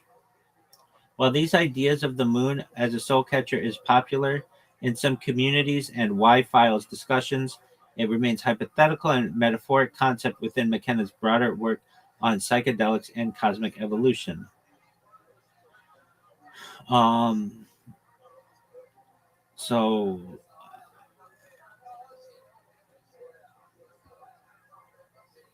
whether it's true or not, I mean, like that's the first thing that comes. I looked this up yesterday and was reading it to you guys, and the first thing that came up was Terence McKenna. Now, John Lear, a former CIA and commercial pilot, became a prominent figure in UFO circles for assertions about secret government knowledge of extraterrestrial life. He claimed the moon hosts alien bases, particularly on its far side, and that it has a breathable atmosphere, force, and civilization beneath the surface. According to Lear, these bases are operated by various extraterrestrial species and supported by U.S. government agreements. He also stated that the moon landings were not real, part of a broader cover up to hide the true nature of lunar activity. Lear described a 6-mile high tower on the moon, which he referred to as a soul catcher, a device allegedly used to intercept human souls after death and recycle or enslave them. This idea was reportedly influenced by sources like Val Valerian and esoteric traditions. Whether that's true or not, I don't know. I can just tell you that those are the kind of like esoteric things that John Lear was into. I wasn't so much into that. I was into John Lear talking about faster than like the stealth the F-117 stealth bomber, like, and stealth fighter, and perhaps like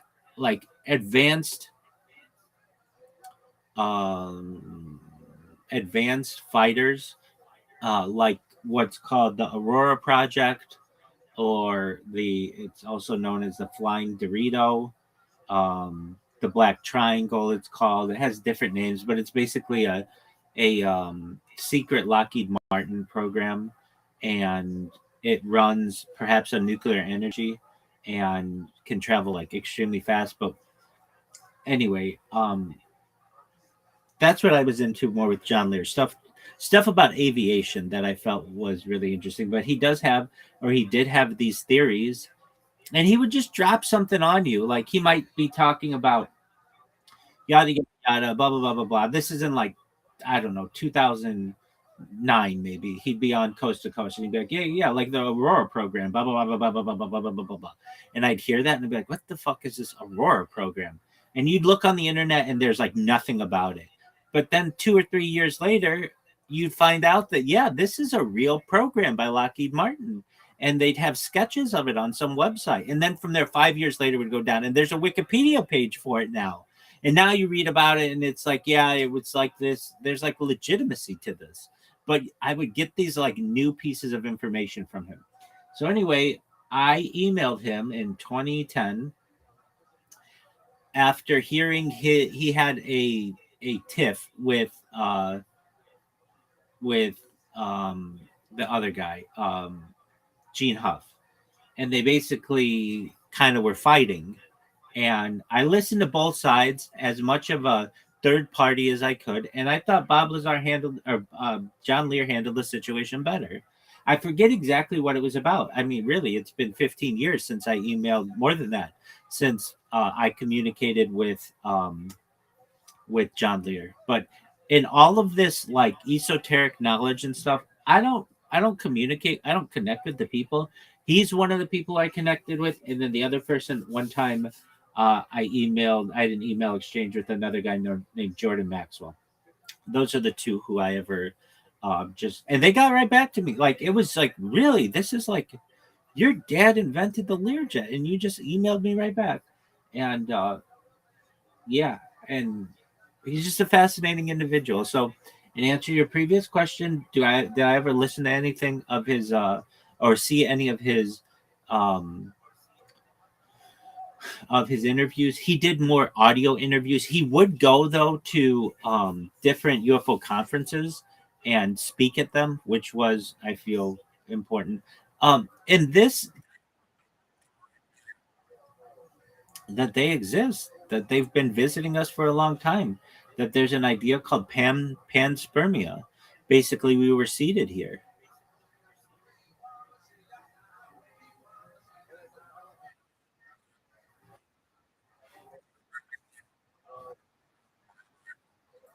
Yeah. And so like John Deere never worked directly for, he worked for the CIA, but he was just like running like weapons and drugs and stuff. It wasn't like he was working at the test site. Uh, so some of that could be overlap between what John Lear and Bob Lazar had. Uh, it might be overlap between what Bob Lazar discovered, or John Lear might say, "Hey, I heard about this," and then would tell Bob Lazar about it, and then Bob Lazar was. I think that's how it happened. Uh, if I recall the conversation, and again, I wasn't there, but um, John Lear and Gene Huff were talking about aliens and stuff. And Bob Lazar was hearing all this stuff, and he was just like, "No, no, no! You guys are goofy for thinking these things. That's not real." And they're like, "Yeah, it is. It's happening at the Nevada test site." And and Bob Lazar was like, "Look, I work in at Los Alamos. If anybody would know about this stuff, I would, because I'm in like advanced propulsion, and that's not a thing." And they're like, "Well, you're wrong, man." And it turned out that he was wrong.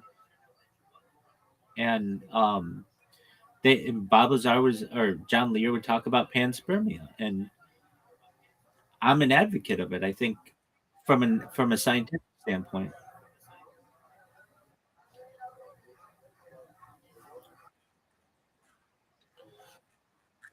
What'd you say?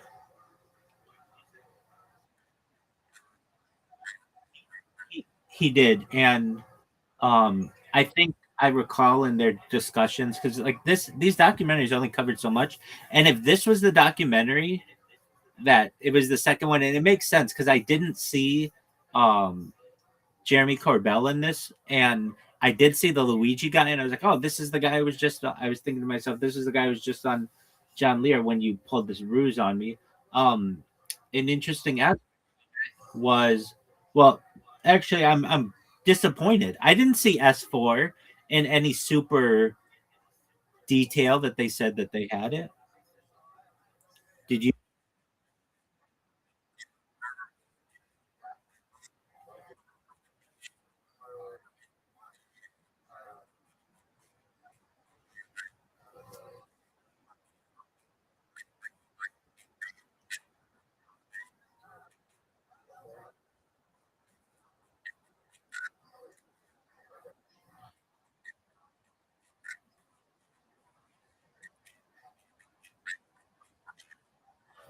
Okay, I know, I know.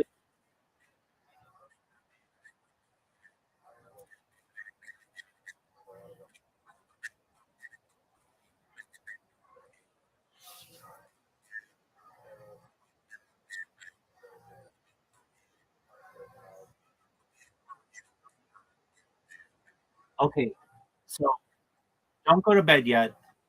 Let's watch this, and then this will be the cherry on top. Just Google. It's 30. It's less than 30 minutes. It's Michael Stratt Ford. This is bullshit, folks. This motherfucker thinks that he knows everything about this, and he doesn't.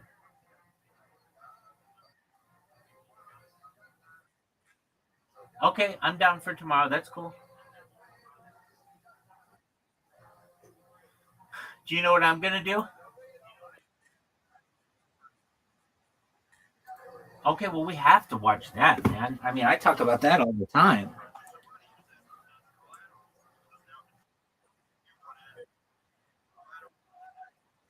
It's on the list. Exactly. You know what I'm gonna do right now? Watch that Bob Lazar, the one that we just watched. I'm gonna watch it again.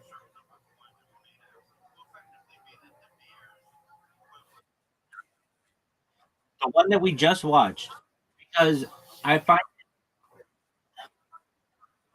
yeah, I want to go back and like make sure that I didn't miss anything. I feel it's important. A lot of times, if I read a book or listen to a podcast or whatever it is, after I watch it, I'll go back and watch it again just to make sure I have a very good overview.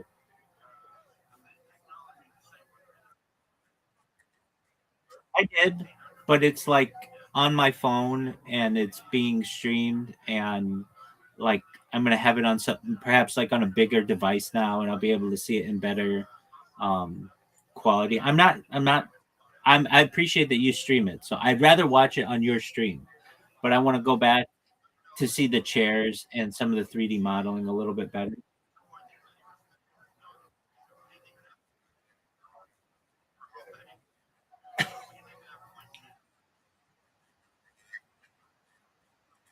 Oh, all right. Well, to each their own. So you got this from, it's on YouTube.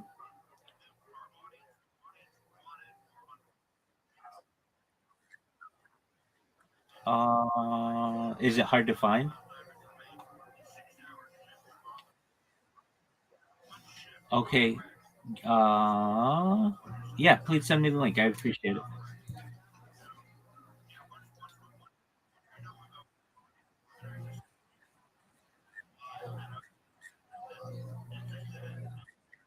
Uh, if I may make the request, the device that I'm bringing in, that I sometimes bring in when you stream stuff, it's called Big Step as is the best community. It just joined. It's the one that's a little redder than the orange one. I'll send you a message with it. Can you send it to that? I'll send. I'm send. Yeah, I'll send you a message. So you know the right one.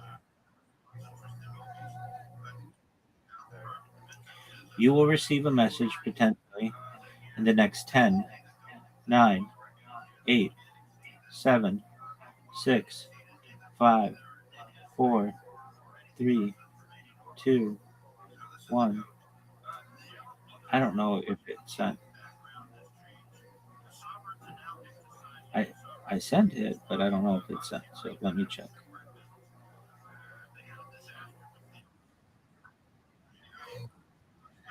Interesting.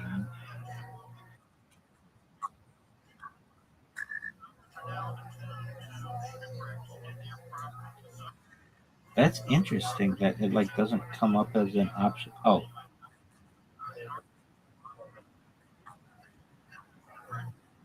yes, sir. I got it. This film. Yep, I got it. Thank you.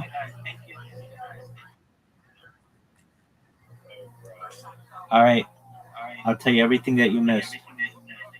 All right. Sweet dreams, big dog. Tomorrow night, Michael Stratt and Truman Show. Yeah. Take care, big man. Thank you.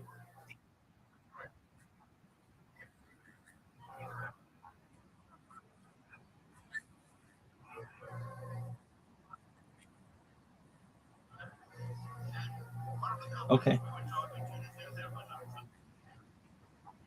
Peace. Shout out to Riser for streaming that. This baller is full.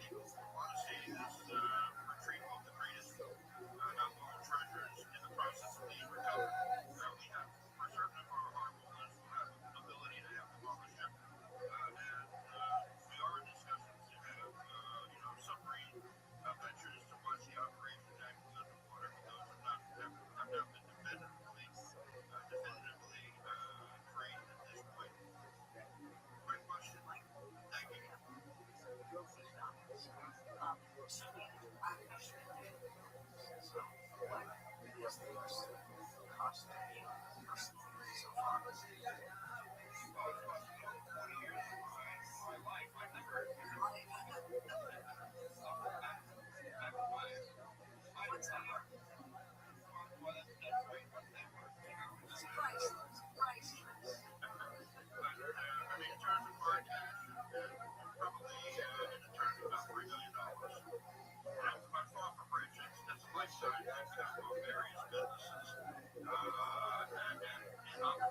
cost. Well, you sell property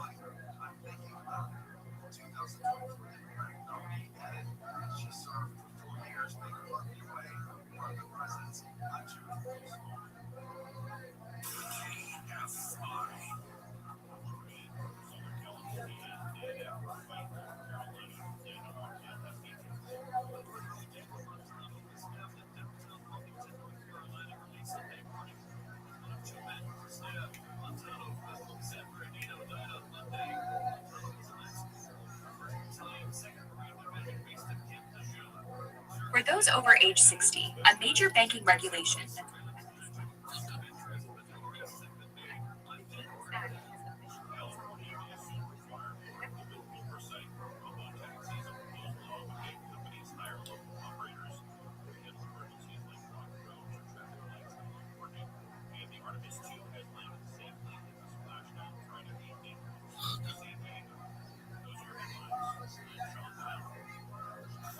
Fine.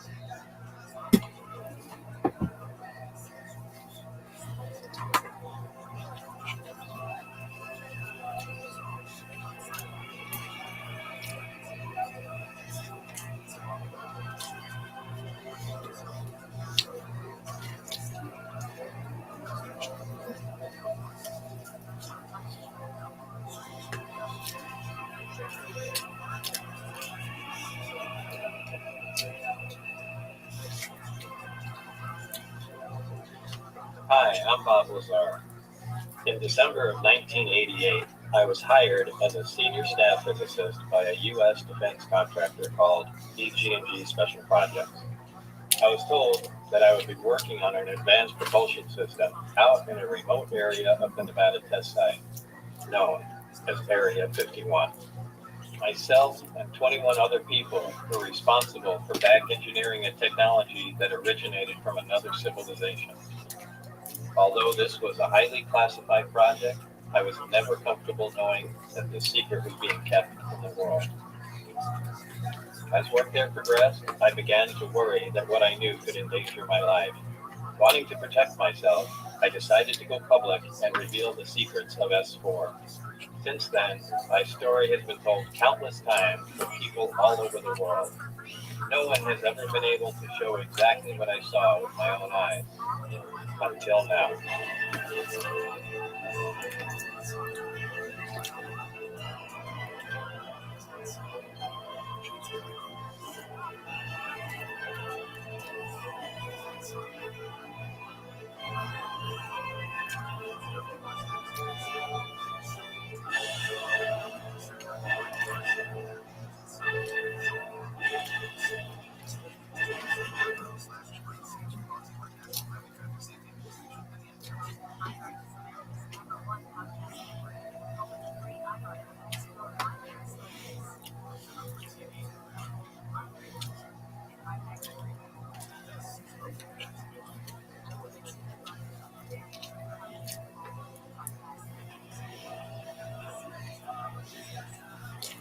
Well, that's a big carriage out there. Well,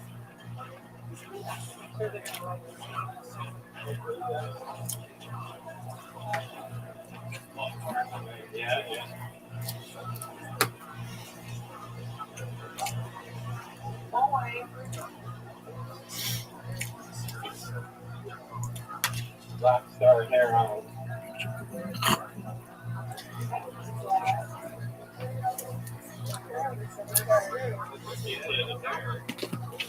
I get asked a lot if I regret going forward. I've also said for years, my mind goes back and forth. If I go forward, I come to this point in my life. If I could go back in time, I do wonder what would happen if I didn't go forward and just played along and didn't take anyone out to the site to show up. And I don't know how things would have turned out. I don't know if that would have been the right thing to do anyway, because it really bothered me that all this was being kept secret. There's really no way I could prove it without revealing my identity and getting myself into more trouble than I have already. Exactly what's going on up there? Well, there's several, actually 9 flying saucers, flying discs that are out there of extraterrestrial origin. They're basically being dismantled. Some are, well, in various stages of completion, built from other parts, and they're being test flown and basically just analyzed. I was always interested in science and engineering, particularly things that operated or controlled huge amounts of power, like high-powered lasers, rockets, jet engines, explosives, things of that sort, and started building small jet and rocket engines in my late teens. I remember either buying this magazine, or I might have been subscribed to it at the time, but this was back when I was either in high school or junior high, and yeah, I saw that, you know, a jet engine on a go-kart going, well, nothing's cooler than that, you know, when you were a kid.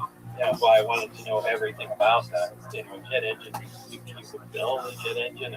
Anyway, I became fascinated with all this and the power and whatnot.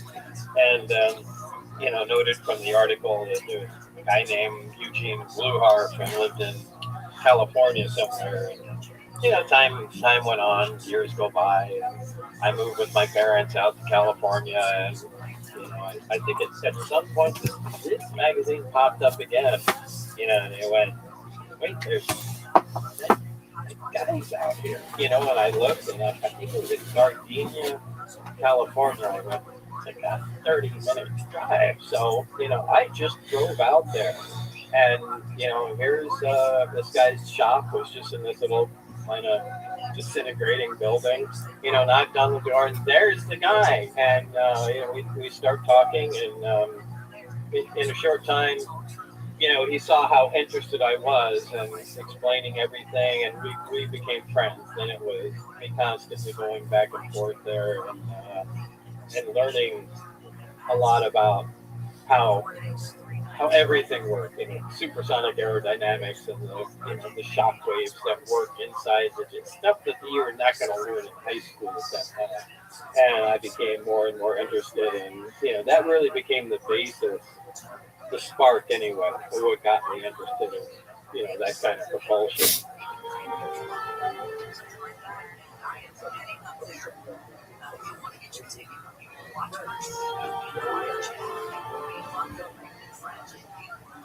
An old friend of mine, Jim, who worked in the same place I did, Fairchild Electronics, and came in one day and said, I went to the racetrack last night, I think it was Orange County Raceway, and they had jet cars.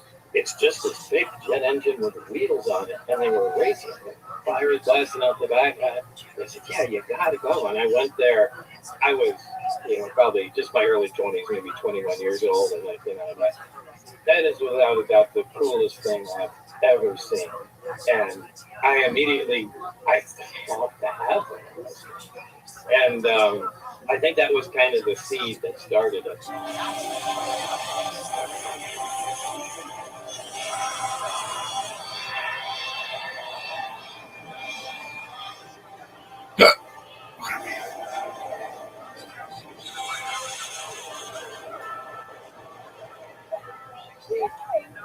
It's so cool. I landed and I just see this car pulling away from me. I said, I wonder if I'm going to catch it.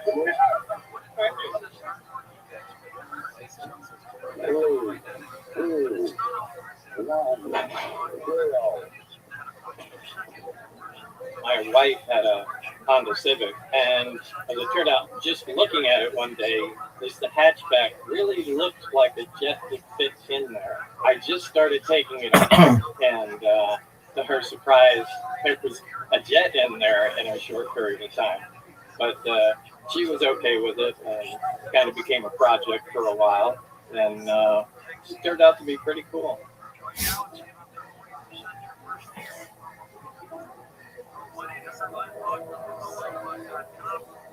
He also said he worked as a physicist at Los Alamos National Lab, where he experimented with one of the world's largest particle beam accelerators, a half-mile-long behemoth capable of generating 700 million volts.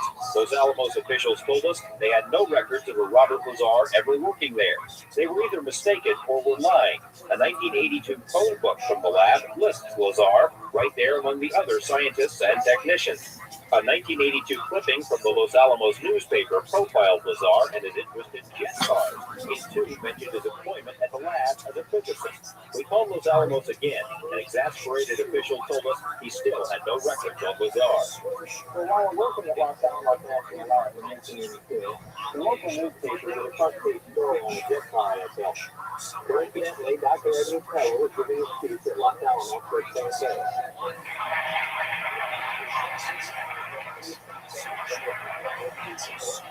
1, 2, 3, 4. 3, 2, 1, 4. Reagan is our first quest to share the courage to tell the American people a big part of the truth. When I arrived early to hear his speech, Dr. Teller was still sitting outside, reading a story about me in the newspaper. I used that to strike up a conversation, and we had a short chat about the jet car. Then later I listened to his speech. I never met Dr. Teller again, but in 1988, when I decided to re-enter the scientific community, I sent him a resume, inquiring about a job. Dr. Teller responded by telephone and told me that he was no longer active, but was functioning in a chief consultant capacity. He gave me the name as a contact to call in Las Vegas. I made that call and things progressed from there until I went to the program at S4. I left the lab, moved back, and started sending out resumes, and that's when I said, I think that's something you might be interested in. And that's when he directed me to EGMG, and the special projects division was where at the interview, that was actually apparently for yet another job. And after the interview, they said, there's actually a different position that you might plug into a little bit better. So don't be right for S4, but it was also EG&G, which is where Lazar says he was interviewed for the job at S4, also has no records. It's as if someone has made him disappear. The consulting engineering firm of Edison, Rubicon, and Greer seems to be, together with their staff, will conduct the highly important Teller Alpha experiment devised in 1947 by Dr. Edward Teller, a University of Chicago physicist and Los Alamos consultant, involved the zero power and the Teller Alpha reflectors. It's not your typical straight-laced science guy, science nerds that might typically be hired at a place like Los Alamos or at S4.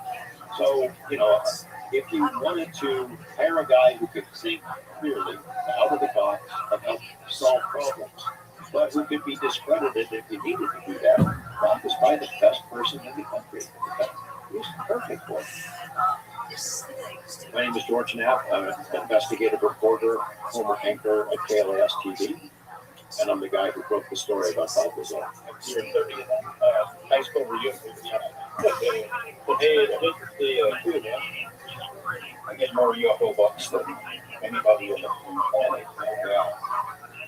That's all CIA secret history stuff. Got some pennies. I got some million evidence out there. Lazar 51, Lazar 51. But it all starts with you, so it's your fault. I remember you sitting there flying. There it is, with the alien outside. I thought that was really amazing. Let's start this way first. So, this is the first time Bob and I have ever put on camera together. When I first met him, He came forward and spoke to us because he was afraid for his life. So I sort of tried to check out what's on his resume, where he had worked when he gone to school. Started with the schools, and it was an immediate breakdown. MIT and Caltech both said, "I don't have any record of this." I thought, well, this series could end right here. And then so this sparked conversations with me and Bob, and he explained some of what was going on. He said, look, I worked at Los Alamos. I was there. I was working on scientific capacity on classified programs. That was a fact. And I decided, well, that's what we'll focus on. If we work with Los Alamos, the scientific capacity, the classified stuff, this is a go. And so I started a correspondence with Los Alamos. And they were a pain in the ass right from the beginning. They don't have any record of ever being there in any capacity. So then we had the program. There he is, in the profile. I said, hey, folks, here he is. Yeah, we can't find I think they called it a Z number. Can't find it. Sorry. And I had the Los Alamos Monitor front page story about Bob being a physicist working there. I said, have you guys seen this? Los Alamos is a small town. It's not like you can lie about it on the front page of the paper from their regular. Nope, sorry, we don't have them. But maybe you work for Cookfire. So I started a correspondence with Cookfire. This is a company that is a headhunter. They hire people. They find people to fill positions, scientific and technical capabilities in places like Los Alamos Lab. We have records on a guy named Robert Lazar. And they said, yes, we do. I said, can I get him? I said, yeah, if you get a signed letter with him, or we could send him to him or you with a letter of permission. I said, great, and send it to him. Weeks go by, no response. Months go by, no response. I'm writing back to him. I got a stack of letters like this. There was almost a quick fire. And I'm asking him, you said you had the records. You said you had hired him. You have the job there. Can I get him? And eventually, it was a back and forth. Yes, we have them. No, we can't find them. No, we never have them. I knew they were lying. That really is a key moment for me because I knew that Los Alamos was lying to me, and I knew that Cookfire was lying to me. And it was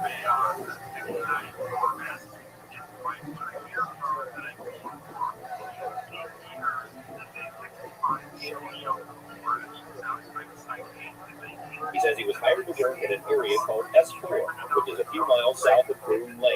At S4, he says, are flying saucers, antimatter reactors, and other working examples of technology that is seemingly beyond human capability. Right, this came from somewhere else. I mean, as bizarre as that is to believe, but I mean, it's there. I saw it. I know what the current state of the art is in physics, and it can't be done. Groom Lake, Area 51, the installation is surrounded by the Groom Mountain Range, and there's a large dry lake there. That is Groom Lake. And just south of that is S4 and Papoose Dry Lake. The way it worked was they called me a random day, and they said, Mr. Lazard is now such and such time. We need you to come out today. So I go out there. I drive out to each of these special projects, which was right in the McCarran Air Force at that time. I go through the little security there, and then out on the tarmac and board one of the jets. They were only used by the government for going back and forth to the testing. 363 Las Vegas Tower, runway 26 way, line of voice, traffic downfield. Sorry, tune in at 505 and contact the ramp traffic on this. Cross 26 Bravo 5 Now it's well known how people get the Groom Lake. The Janet planes are now infamous, and the buses with the blacked out windows. But back then, when Bob first shared it with me and we made it public, the general public had no idea how that was. And we put that out there. Bob knew about it, and it was confirmed.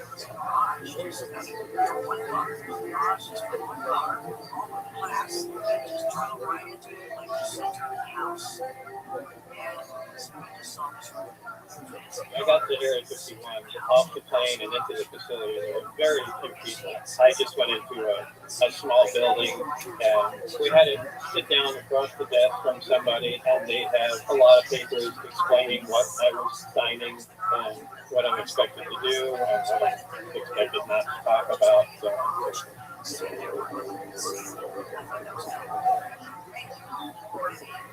The next time I went out there, they had a bus, a blue bus, which was essentially a bluebird school bus, just painted navy blue with the windows blacked out. That I got onto with Dennis, who was my supervisor at the time, and we drove south to another facility, now known as S4. We're taken by bus south of there.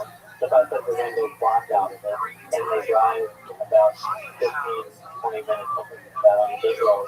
Every time I got on the bus, I walked up and grabbed the long firm pole that's right by the seats and pretty much just spun around and sat there, or close to the front. Dennis always sat, never sat next to me, he always sat across from me and looked at me the whole time, which was really uncomfortable. Now the windows were blocked out, but if I lean forward, I can see out the front window.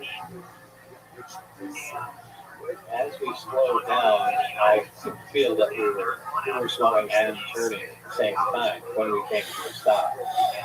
When I got out of the bus, I could see the desert around us. I could see part of Patrick's Lake behind me, and then when I walked around the front of the bus, we were at the hillside, and Dennis was by me. And all that was in front of us was the door and the security camera above it.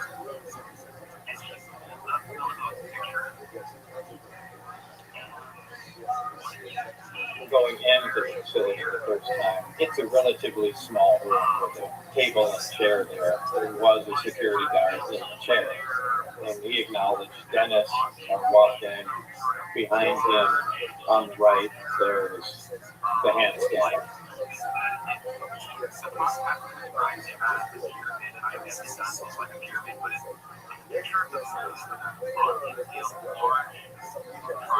First time I went in there with Dennis, obviously I had my bag of pets to learn, so we had to train the machine. But subsequent times when I put my hand on it, the light shines through your hand and measures the bones in your finger, determines who you are, and your badge comes up out of the clock. Each door you have to swipe it to get access to the room. Somewhere that records the time you went in, come out, etc. In front, there's a picture of my face. There is a big MAJ written sideways on it. I think there is no patients. They get punched with a star where you have access to them. There's an employee number on there. There's a dark blue and a light blue diagonal stripe up in the corner. The Department of Naval Intelligence, the stripes on the side. And the star punch that you saw was on S4.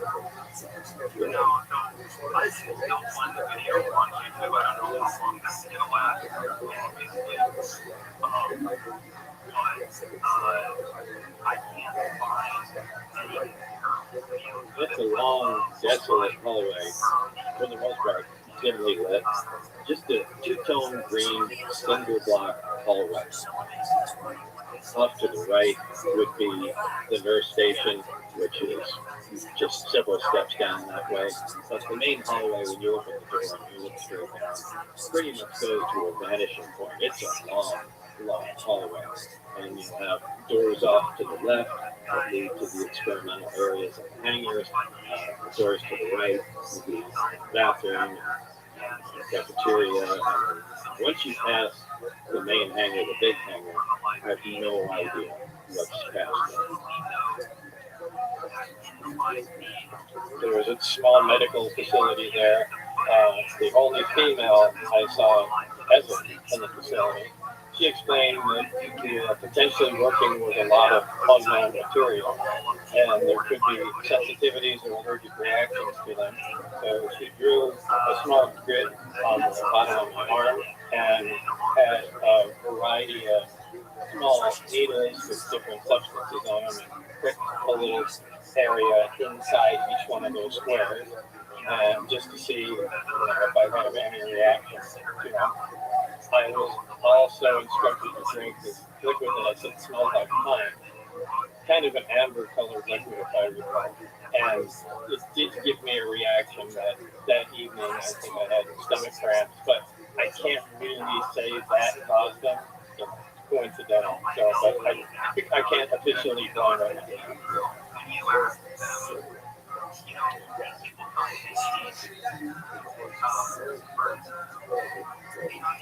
When I first began at S4, I would randomly be taken into a small room, which contained a table and chair and 120 or so briefings in blue folders. These reports appeared to be an overview of alien information, which could be used to brief scientists from any field about the scope of the whole project, and not just their specific field of endeavor. The file on top was Project Galileo, and as it turned out, that's the project that I was part of. And that clearly referred to reverse engineering a recovered alien spacecraft. My job in this program was to be part of the back engineering team. Back engineering is the act of taking a finished product and tearing it apart to find out what makes it tick. The goal of this program was to see if the technology of the disk could be duplicated with Earth material. Dennis brought us into the lab. He said, this is where you're going to be spending most of your time. See, it's a typical lab setup with stuff, components, everything all over the place. And one guy in there, Barry, who got up immediately and was clearly really happy to see me. It seems like he used to work with somebody else. He had a lot to say. He was excited to show me everything and bring me up to speed. It was kind of like a little kid at that point.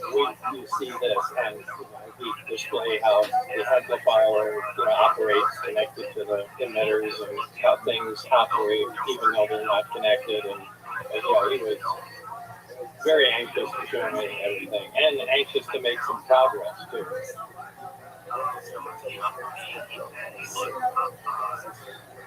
So this is where he said, we're focusing primarily on the power and propulsion system of craft.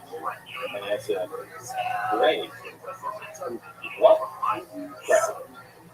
I think he was holding off intentionally telling me anything because what he wanted me to do was to feel the gravitational field on the reactor.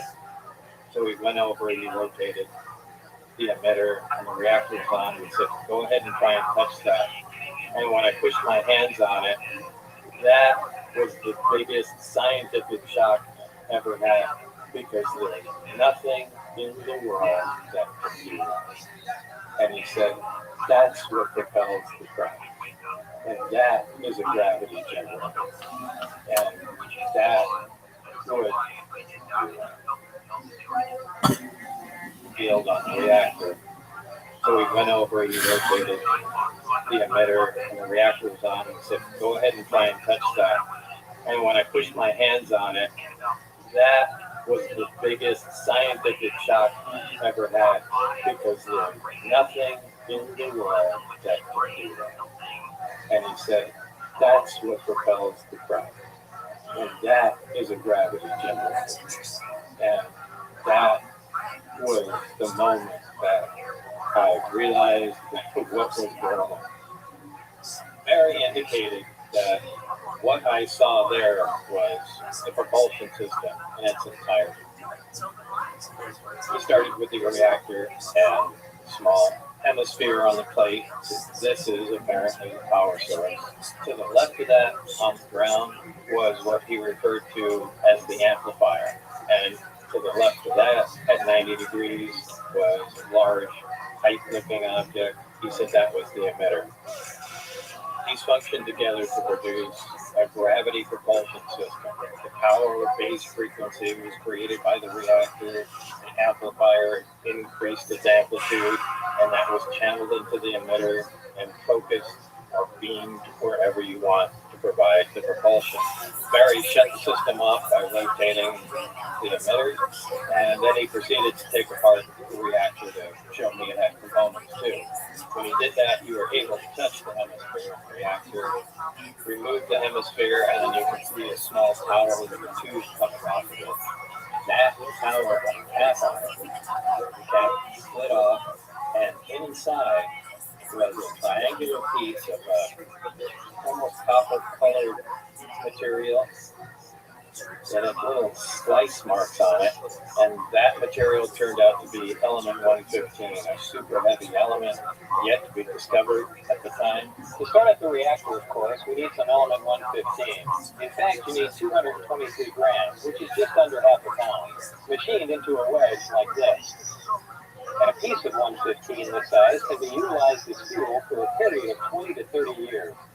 Element 115's melting point is 1740 degrees Celsius, and its standard oxidation state is +3. The atomic radius of 115 is 1.87 angstrom. The frequency of the carrier wave for element 115's gravity A wave is 7.46 Hz at a 1 micron bandwidth.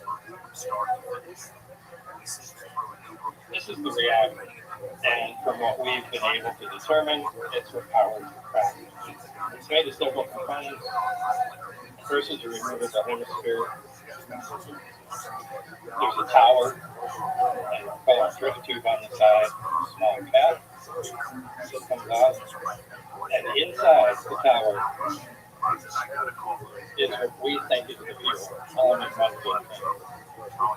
Fuel element is placed inside the tower. Cap is placed on. And then, as soon as the hemisphere makes a flat connection to the base, it will create its own gravitational field. It becomes operational. It will push your hand away as soon as that stops. And the field is similar to like poles of a magnet. There's some plasticity to it. You push back on it as hard as you want, but the really important thing is it's not transferring that force to the base. Even though this would move, you can push on the field and it wouldn't slide down. If you had two magnets like poles and you pushed on one, the other one would go sliding across the table. That doesn't happen here. Through X-rays, we were able to determine that there's a hollow tube that goes around the base. We assume that's something like a cyclotron, where particles are accelerated around, and there is, if you want to call it an off-ramp, is the drift tube. It comes up and interacts in the tower in some way to produce energy. Now, this device doesn't produce any heat at all. It just produces 1 degree of temperature change, no matter how much load is under. To turn the reactor on, all the components in the craft are connected in some way, but not physically. And we really don't know how that is. If you take one of the emitters and you rotate it past 20 degrees, the reactor will turn on. And you can no longer even get your hands by it. Conversely, to turn it off, rotate the emitter, the reactor shuts down. And assuming that's removing the load from the reactor, I think it's just load sets in, the emitter and amplifier on power, and I'll turn it on. But the exact mechanism that's taking place is the big issue. So it began to feel about up here, and this is there's no way. I guess the most amazing thing is leaning into it, putting all the influence on that. Nothing moves at all. And when the reactor's off, you can keep it inside. So that's really impressive. We call this a gravity propelled fab, a gravity generator, and we're calling it that because we know the effects of gravity. We know all of this. We don't know everything about it, but this produces an effect similar to gravity, so we're calling it that because we don't know of any other forces that exist like that. This could, of course, be something other than gravity. This would be a completely other force that we're just not familiar with, and we're just labeling it with this gravity propulsion, gravity field coming off of here. This is what's always familiar. But keeping that in mind, we tried to see if it was possible to shield with different materials. We tried cardboard, plastic, metal, everything on the field. The field interacts with everything. And there's nothing really that shields it. So, again, it behaves like gravity. It's a part of the fears was based on the fact that they had said I was replacing someone that was killed in the project, being pressed to produce some results. And I think from what I understand, they cut into an operating reactor and it detonated.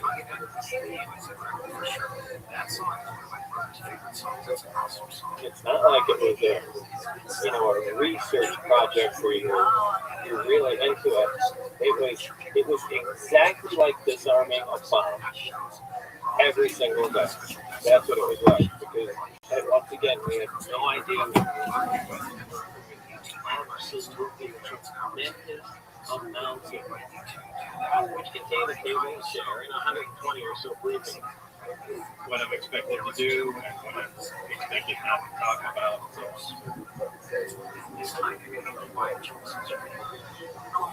Send a meeting for you with a letter with permission. So great, send it to them. Weeks to lie no response. Months go by no response. I'm writing back to them. Because letters like this, the most of us are. And I'm asking if you send each other to records, you send you each other. You got a good job there. Can I get it? And eventually, it was a back and forth. Yes, we have it. No, we can't find them. No, we never have it. I know they were lying.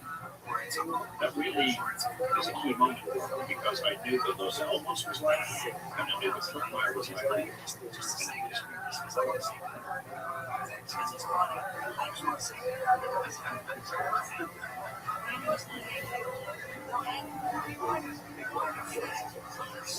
He says he was hired to work in an area called S4, which is a few miles south of Golden Lake. At S4, he says, are flying saucers, antimatter reactors. He says he was hired to work in an area called S4, which is a few miles south of Golden Lake. At S4, he says, are flying saucers, antimatter reactors, and other working examples of technology that is seemingly beyond human capability. Right, this came from somewhere else. It's bizarre, I don't believe, but it's there. I saw it. I know what the current state of the art is in physics, and it can't be done. Groom Lake, Area 51, the installation is surrounded by the Cruise Mountain range, and there's a large dry lake there. That's Groom Lake. Just south of that is S4 and Papoose Dry Lake. The way it worked was they called me on a random day, and they said, Mr. Lazard is now at such and such time. We need you to come out today. So I go out there, I drive out to EJG study. Called me on a random day, and they said, Mr. Lazard is now at such and such time. We need you to come out today. So I go out there, I drive out to EJG. They called me on a random day, and they said, Mr. Lazard is now such and such time. We need you to come out today. So I go out there. The way it worked was they called me a random day, and they said, Mr. Lazard is now such and such time. We need you to come out today.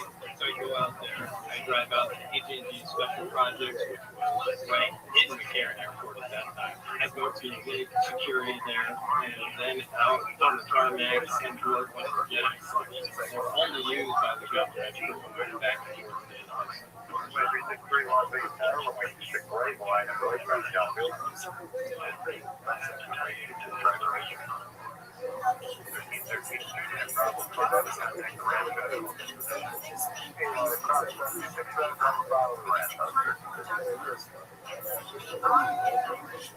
Now it's well known how people get to go like the Janet planes are now infamous, and buses with blacked out windows. But back then, when Bob first year of the deal, we made it public. The general public had no idea how that was. We put that out there. Bob knew about it, and it was heard.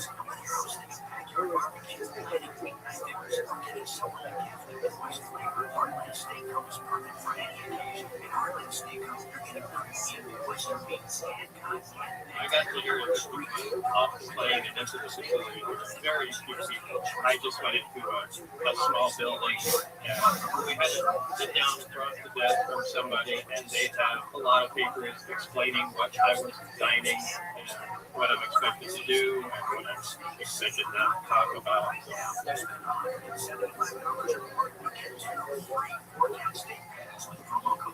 The next time I went out there, they had a bus, a blue bus, which was essentially a bluebird school bus, just painted navy blue with the windows blacked out. That I got onto with Dennis, who was my supervisor at the time, and we drove south to another facility, now known as S4.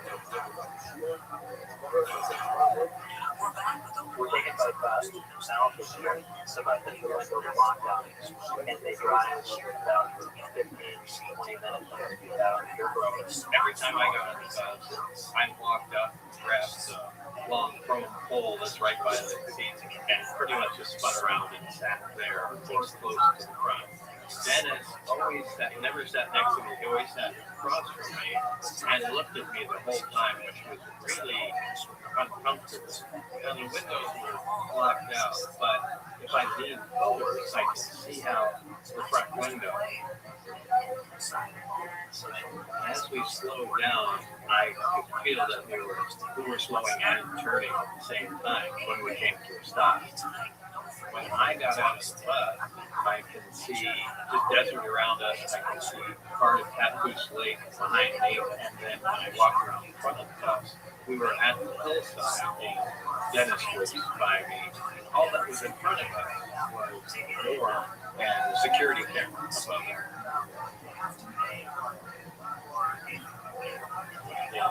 Dennis was by me. All that was in front of us was a door and a security camera above it.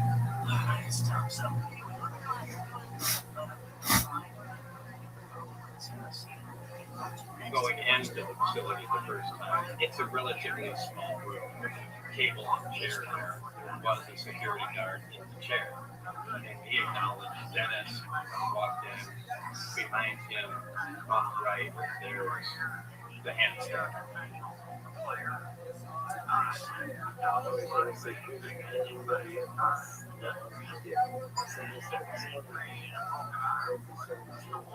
First time I went to Dennis, obviously I just had to learn, so we had a training machine, but subsequent times light shines through your hand and measures the bones in your finger, determines who you are, and your badge comes up out of the each door you have to swipe it to get access to the room. Some were liquid doors, and you went in, out.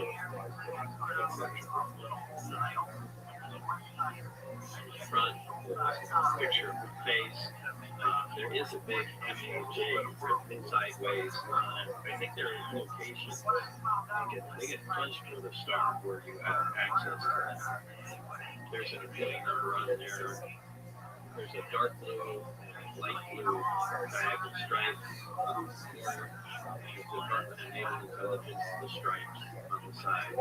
You get this punch that you saw was on test.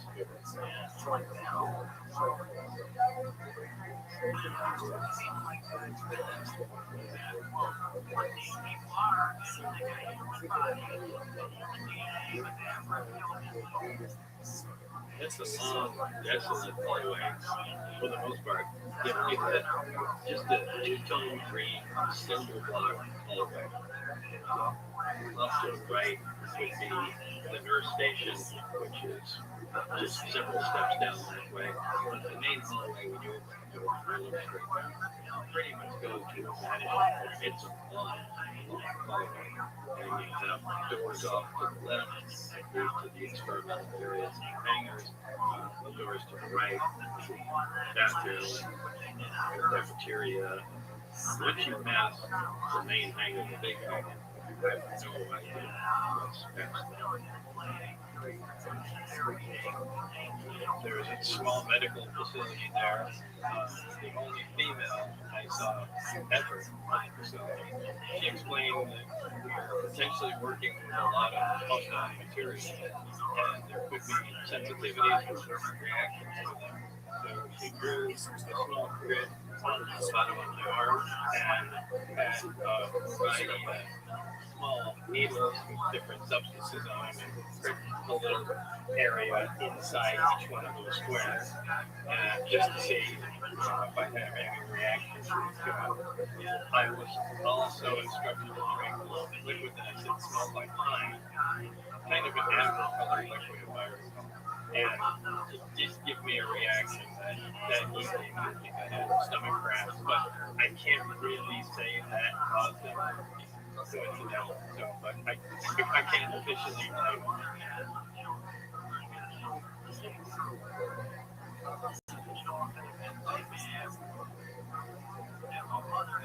When I first began at school, I would randomly be taken into a small room which contained a table and chair and 120 or so briefings in blue folders.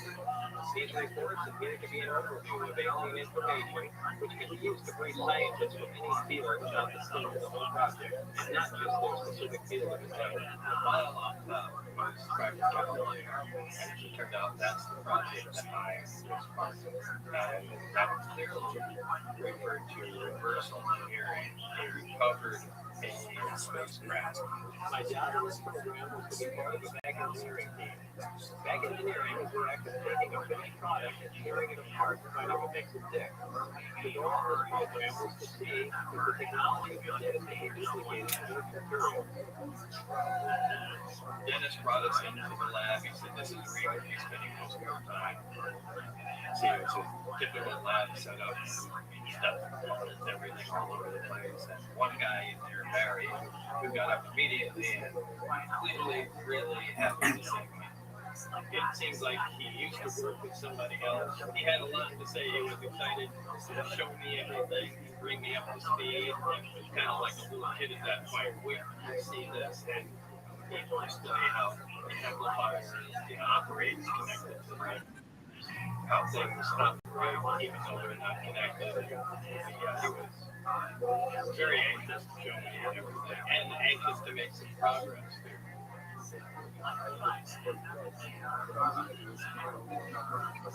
So this is where he said, "We're focusing primarily on power propulsion system for craft." And I said, "Great. What craft?" I think he was holding off intentionally to tell me anything, because what he wanted me to do was to feel the gravitational field of the reactor. So he went over, he rotated the emitter, the reactor was on, and said, "Go ahead and try and touch that." And when I pushed my hands on it, that was the biggest scientific shock I ever had, because there was nothing in the world that's and he said, "That's what propels the train. That is a gravity generator." And that was the moment that I realized what was going on. Every indication that what I saw there was the propulsion system that's entirely. You started with the reactor and a small atmosphere on the plate. This is apparently the power source. To the left of that, on the ground, was what he referred to as the amplifier. And to the left of that, at 90 degrees, was a large, pipe-looking object. He said that was the emitter. These function together to produce a gravity propulsion system. Power base frequency was created by the reactor. The amplifier increased its amplitude, and that was channeled into the emitter and focused a beam to wherever you want to provide the propulsion. Barry shut the system off by rotating the emitter, and then he proceeded to take apart the reactor to show me it had components too. When he did that, we were able to touch the hemisphere of the reactor, remove the hemisphere, and then you can see a small tower tube coming off of it. That tower had caps on it. Caps split off, and inside was a triangular piece of copper color material and little slice marks on it. And that material turned out to be element 115, a super heavy element yet to be discovered at the time. To start up the reactor, of course, we need some element 115. In fact, you need 223 grams, which is just under half a pound, machined into a wedge like this. And a piece of 115 this size can be utilized as fuel for a period of 30 to 30 years. Element 115's melting point is 1740 degrees Celsius, and its standard oxidation state is +3. The atomic radius of 115 is 1.87 angstroms. The frequency of the carrier wave for element 115's gravity A wave is 7.46 hertz at 1 micron bandwidth. This is the reactor, and from what we have been able to determine, it's the power of the craft. We have several components. First is the removable hemisphere. There's a tower, it's called a drift tube on the side, cap, comes off, and inside the tower is what we think is the fuel element 115. The fuel element is placed inside the tower, half is placed out, and then so does the hemisphere. Makes a flat connection base. It will create its own gravitational field. It becomes operational. It will push you off the pressure. And the field is similar to like poles or a magnet. There's some plasticity to it. You push back on it as hard as you want, but the really important thing is that it's not transferring that force to the base. Even though this would move, you could push on the field and it would slide there. But you had two magnets like poles, and you pushed on one, the other one was sliding across the table. That doesn't happen. Through X-rays, we were able to determine that there's a hollow tube that goes around the base. We assume that's something like a cyclotron, where particles are accelerated around, and there's, if you want to call it, an off-ramp. It's the drift tube. It comes up and interacts with the tower in some way to produce energy. Now, this device doesn't produce any heat at all. It produces one degree of temperature change, how much lower it is under. To turn the reactor on, all the components of the craft are connected in some way, but not physically. And we really don't know how that. If you take one of the emitters and you rotate it past 20 degrees, the reactor turns on. Conversely, to turn it off, rotate the emitter, the reactor turns on. Assuming that's we move it below the reactor, I think it's just load something, the emitter amplify much power, and it turns on. But the exact mechanism that's taking place. So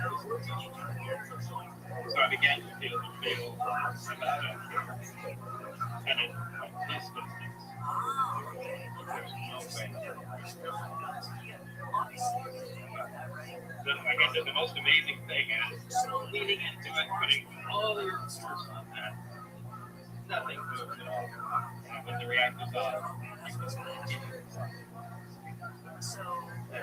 that's really impressive. We call this a gravity-propelled craft, gravity generator, and we're calling it that because we know the effects of gravity. We know how it works. We don't know everything about it, but this produces an effect similar to gravity, so we're calling it that because we don't know any other forces that exist like that. This could, of course, be something other than gravity. This could be a completely other force that we're just not familiar with, and we're just labeling it. It's gravity proportion to gravity. These things up here. But keeping that in mind, we tried to see if possible to shield it with different materials. We tried cardboard, plastic, metal, everything. The field interacts with everything. And there's nothing really that shields it. So, again, it behaves rather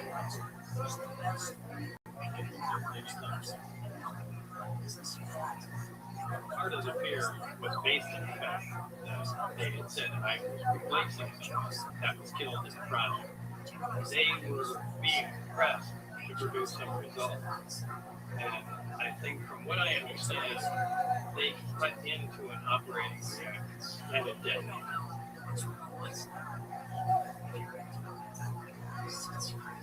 It's not like it was a research project where you're really into it. It was exactly like this Army bomb every single day. That's what it was like. Because once again, we had no idea what we were working on. These were absolutely tremendous amounts of energy, tremendous amounts of power in very condensed sources. The slightest wrong move could release a tremendous amount of energy.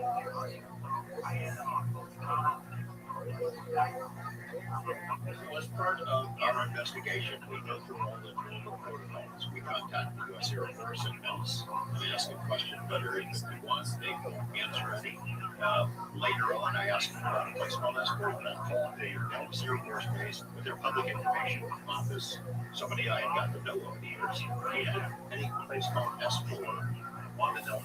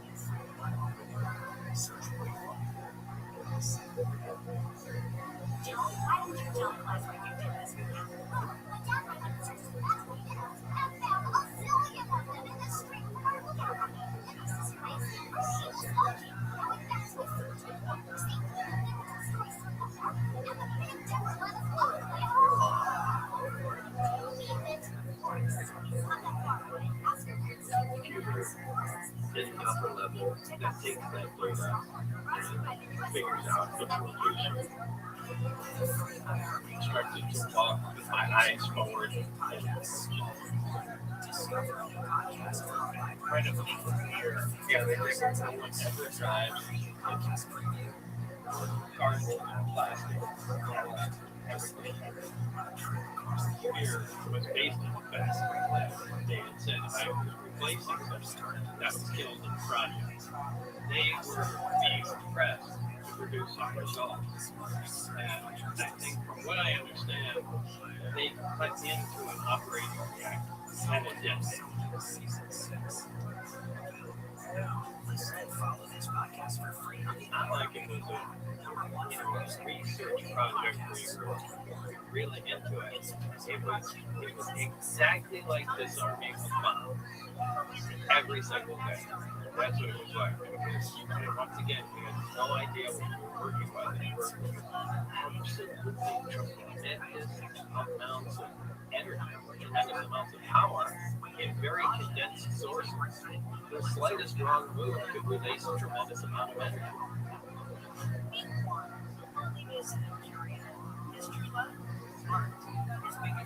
part of our investigation, we go through all the normal protocols. We contact the U.S. Air Force and Nellis.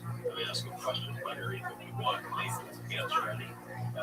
Later on, I asked them about a place called S4. They represent there's no public information on this. Somebody I had gotten to know over the years. He had any place called S4 on the Nellis Range, and the answer was yes. And they said there's more than one. I said, can you tell us where it is? Can you tell us what goes on there? But it's free. Yes. And I asked him about numbers. Got anything? No, absolutely not. Nothing. Never. And I'd asked people who worked out anything as for Matthew's Lake. Never, ever. We don't even have a rating out there. There's nothing there. Because that was not it. Eventually got some satellite photos. There's a road from the campus. When you go road down there, a place that doesn't exist. The airport installation is built into the mountain, and the hangar doors are built at an angle commensurate with the slope of the mountain. These doors are covered with a sand texture coating to blend with the side of the mountain and the desert floor. So here's the entrance right here. This is the area where the hangar doors are, and then this is, let's say, the side doors of the house is here. And as of the 25th of June 2024, the terrain here is so, let's call it beige or yellow, which was not like that because if I click on the timeline, you can go back in time in Google Earth. So if I go just one notch, look at the difference in color of the terrain. That's the actual color. And in the 2022 version of the satellite imagery, you actually see detail here.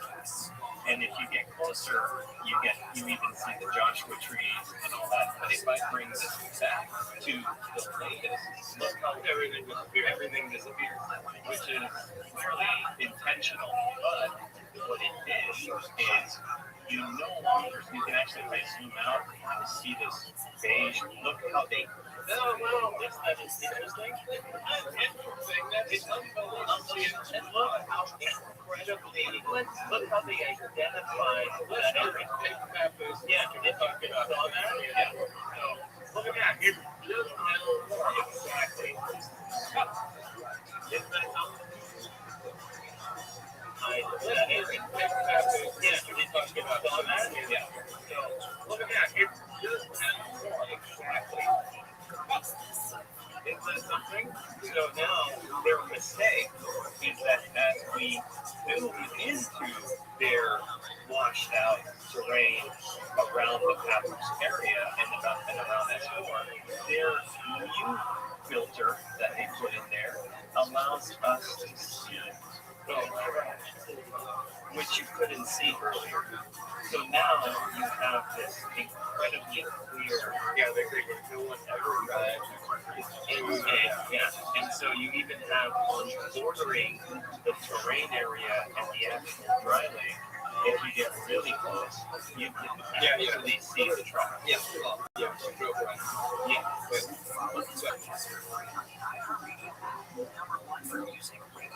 So interestingly, we see the tracks, which are literally right by S4. And then if you go to this other road, see there's a little road here, okay, which is very near S4, and we go here, you can clearly see the tracks. Look at them going in every direction. And you can look at all the traffic. Yeah. Right? That's not one guy driving. No, that's not one guy driving. Exactly. So there's no public out there. This is Google Earth. It's not like we're making this up. This is online. Anybody can actually go there and actually do the timeline. Because if I just click here on 2022, okay, so I do that. There you go. Yeah, it's back to normal. And now you can actually see the terrain. Now we'll go into the more interesting part where there's a series of photographs. We already had gone through this about a year ago, and there was a person who had flown into the restricted airspace out there and had a very good quality camera on board of his private plane and snapped about 800 to 900 images of Area 51, the Green Lake facility, Papoose Mountain Range, Papoose Lake, and all that area, and did an incredible tour he even had the Nevada test site where there's all the craters and all the bombs that go up. And there's this picture that is publicly available. It's been publicly available now for over 5 years. And this is a picture that was taken at about 17 miles from the Papoose Lake area where the hill is located, where you said S4 was located. Initially, the picture was utilized by a whole bunch of people online saying, as you can see, whatever Bob Lazar said was untrue. There's nothing there. Obviously, the picture doesn't show anything. Well, all you have to do is play with the contrast, play with the level in the image. And if you look carefully in this version here, where the contrast has been changed, but as we zoom, you can start seeing that. You see it clearly right there. Yeah, this lines of rectangle. And what's really interesting about it is that if you look carefully, they're like they're made to not be visible.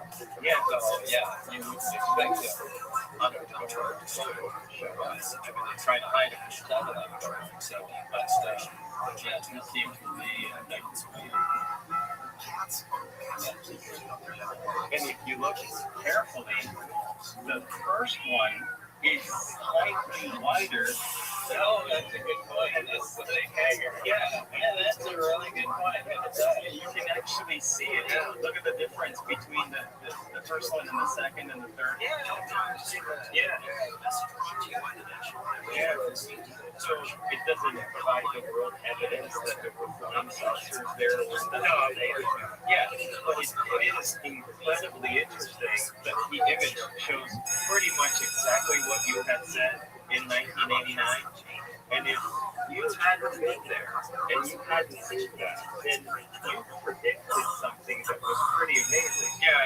Well, you can say that about a lot of things. I said, everything that they did happened still need to be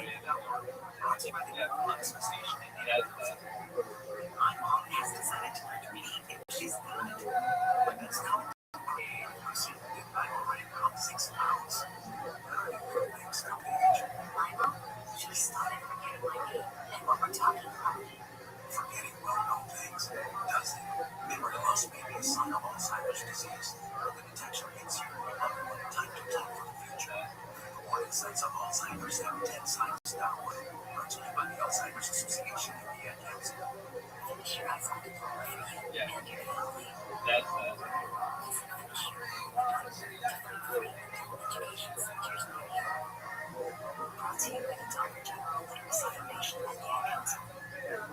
KFI 640.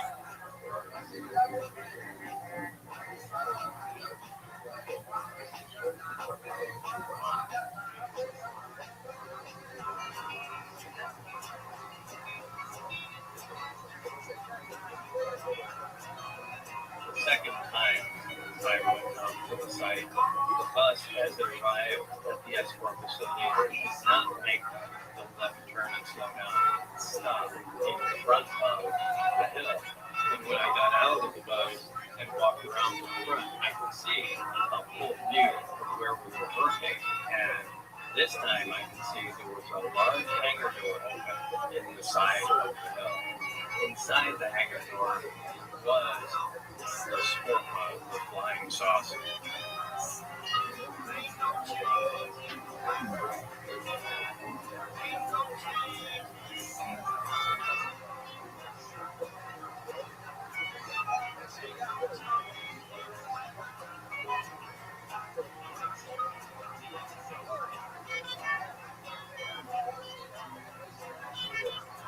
First thing that went through my mind is, well, this explains all the silly UFO reports where we are making a secret fighter that's in the shape of a flying saucer, and that's all there is to it. We walked into the hangar, and I was instructed to walk with my eyes forward and just enter the door at the end of the hangar. I slid my hand along the side of the craft and got reprimanded right away for doing that. But the craft itself had part of the hatch was removed, just the entire hatch, and you could see right next to the hatch, there was a backwards American flag stuck on there. Again, they kind of cemented in my mind, well, this is an American product. Why they put the backwards American flag on there, I'll never know. But anyway, we continued in, and I went into the lab from there. That was the first time I ever had contact with the ground.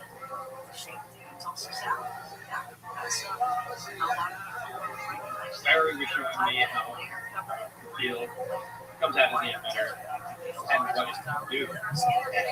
He took a regular kitchen candle, lit it, and put it near the mouth of the emitter. And when he rotated the emitter, the flame stopped flickering. It just stood like it was a photograph of itself. Barry said, what do you think is unusual about that? I said, aside from the fact that the candle's not moving anymore. And he said, just think about it. I said, yeah, it's still emitting light and it's not moving. So the photons are still moving. And again, if it's a gravity wave coming out of there, gravity bends light. It should look distorted. I should either not be able to see it or the whole image of it gets bent or distorted. But how can the flame stop moving and it still be emitting light without any distortion? So these are some of the things that really made me think, there's something else, but it's not behaving exactly. So, and also he removed the candle and then rotated the emitter, I looked in another direction, more the same way. But it made a little black ball in there. No light was escaping, looking like a little black hole. But no, you could just tell there was no light at the focal point, right in the air, which is just a dark. So there it's affecting light, but it wasn't in the candle test before. Right in the air, it's just a dark. So there, it's looking like a little black hole, but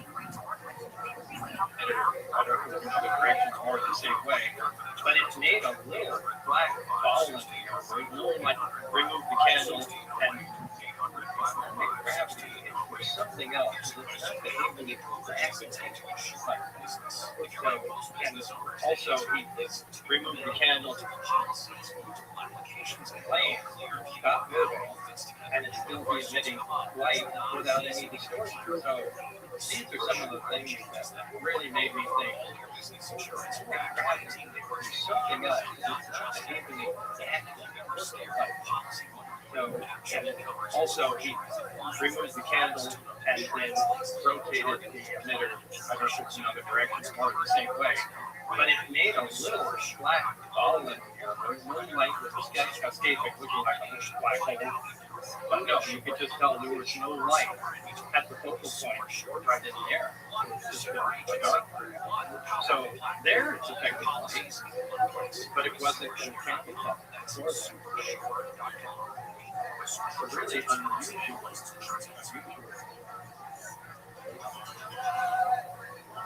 One time in particular, we got somewhat mischievous. We had a reactor operating, and the field that develops around it is somewhat elastic.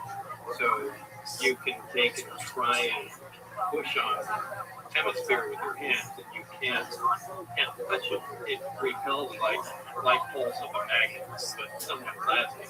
So to demonstrate this, Barry had a golf ball. He threw it at the reactor. It didn't hit it. It rebounded up and knocked the ceiling tile loose, which we immediately panicked because we knew Dennis was coming back in, so we had to scramble to replace the ceiling tile and clean up all the little fragments and particles that dislodged from it. I heard it a couple times. Meet me in the big hangar. And I don't remember if it was Dennis or Barry that also referred to where the sport model was. That hangar was the big hangar. The hangar that housed the sport model was like a typical airplane hangar, with the exception of the angled doors that I mentioned before. This hangar was equipped with typical doors and extensive electronic equipment. It also had a machine with an X-ray emblem on it and an overhead crane rated at 20,000 pounds. Equipment in this hangar was marked with a black number 41 with a white circle around it. The hangar was lit by mercury vapor lights shaped lights. There was countless number of them on the ceiling. In addition to those, there were tripod halogen lights, dual head halogen lights set up. And those really provided a lot of bright light for close up. Those were a lot more useful than the overhead lights. I had at least partial views of the 9 differences of an store, but the one I'm going to describe to you now is the one in which I not only saw 2 or 3 interior levels, but I also saw a fully functional device. This particular disc appeared to be in excellent condition, and because of its smooth appearance, I nicknamed it the sport model. Now, previously, I had estimated the sport model to be about 15 feet high and about 40 feet wide, but since then, I've enlisted some expert help from the field of computer imaging, and together we've scaled the disc up to the size of components which at a first look at could accurately establish their actual size. For this analysis, I'm now presenting to you the most accurate information I can convey regarding the disc's physical structure. The sport model is 16 feet tall and 52 feet 9 inches in diameter. The exterior skin of the disc is metal, which is composed of unpolished stainless steel. The sport model sits on its belly and is not energized, and not the stereotypical tripod legs that people are usually associated with this type of craft. As you can see, the entry hatch is located on the upper half of the disc, with just the bottom portion of the door wrapping around the center lip of the disc. The interior of the disc is divided into 3 levels. The lower level is with the 3 gravity emitters, separated guides, and locators. These are the integral components of the propulsion system that are used to amplify and focus the gravity away. The reactor is located directly above the 3 gravity emitters on the center level. It is in fact centered between them. The center level of the disc houses the amplifier head as well as the seats, which were too small and too low to the floor to be functional for building a beam. The walls of the center level are all divided into archways. At one point in time, when the disc was energized, one of the archways became transparent, and you could see the area outside of it, just as if the archway was a window. Then a form of lighting, which is unlike any alphabetic, scientific, or mathematical symbol I've ever seen, began to appear on one side of the transparent archway. I was never given access to the upper level of the disc, so I can't enlighten you as to what the portal-like areas are, other than that I can assure you they're not portals. Anytime I was in the playtime, I could always focus right on the sport model. There could have been fire going on either side of them, and I would still it was that practical. When I was close to the sport model, I really focused on the skin of the cat, which looked like a color. It has a small antenna-looking device, which is actually a waveguide that retrieves from above. It's like pewter gray in color. It appears to be off. I felt it was cool. It may not be in that piece of bad ceramics.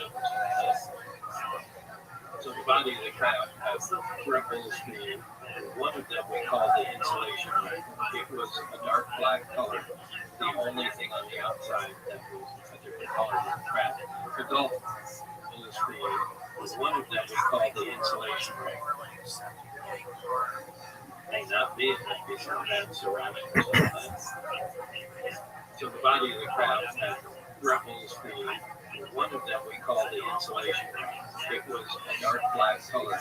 The only thing on the outside that was a different color than the craft. The Gulf insulation ring was a craft that's in operation. There is a high voltage detectable on the skin of the craft, but that high voltage is not present because of that ring. The upper part of the craft above the insulation ring, we call the planar array flat. When we were looking for photons and crafts, they were unusually dark, really dark, almost looked like holes, although there weren't. It was theorized that they were used to determine the craft's location in space, each one of them looking out in space, apparently looking at star positions or whatever energy or light it uses to look at space, each one looking in a different direction. And some sort of computer in the upper level that takes that data and figures out its location. I may be completely wrong where people came up with that, but I would have agree with that. Just looking at it, it has to be something wrong. I walked up to the stairs that led to the entrance of the craft. I remember climbing the stairs, how excited I was to finally get to see what's inside the craft. When I got to the top of the stairs, I could clearly see the reversed American flag from the left. The hatchway is fairly small. I put my hands on both sides of it, bent down to go inside. When I did, my hand was near the reversed American flag, so I noticed the exact size. It was just a little more than a span, a little further. As far as my finger stretched, and I glanced down and looked at the security guard who was staring at me and just kind of gave him a smile and proceeded to the craft.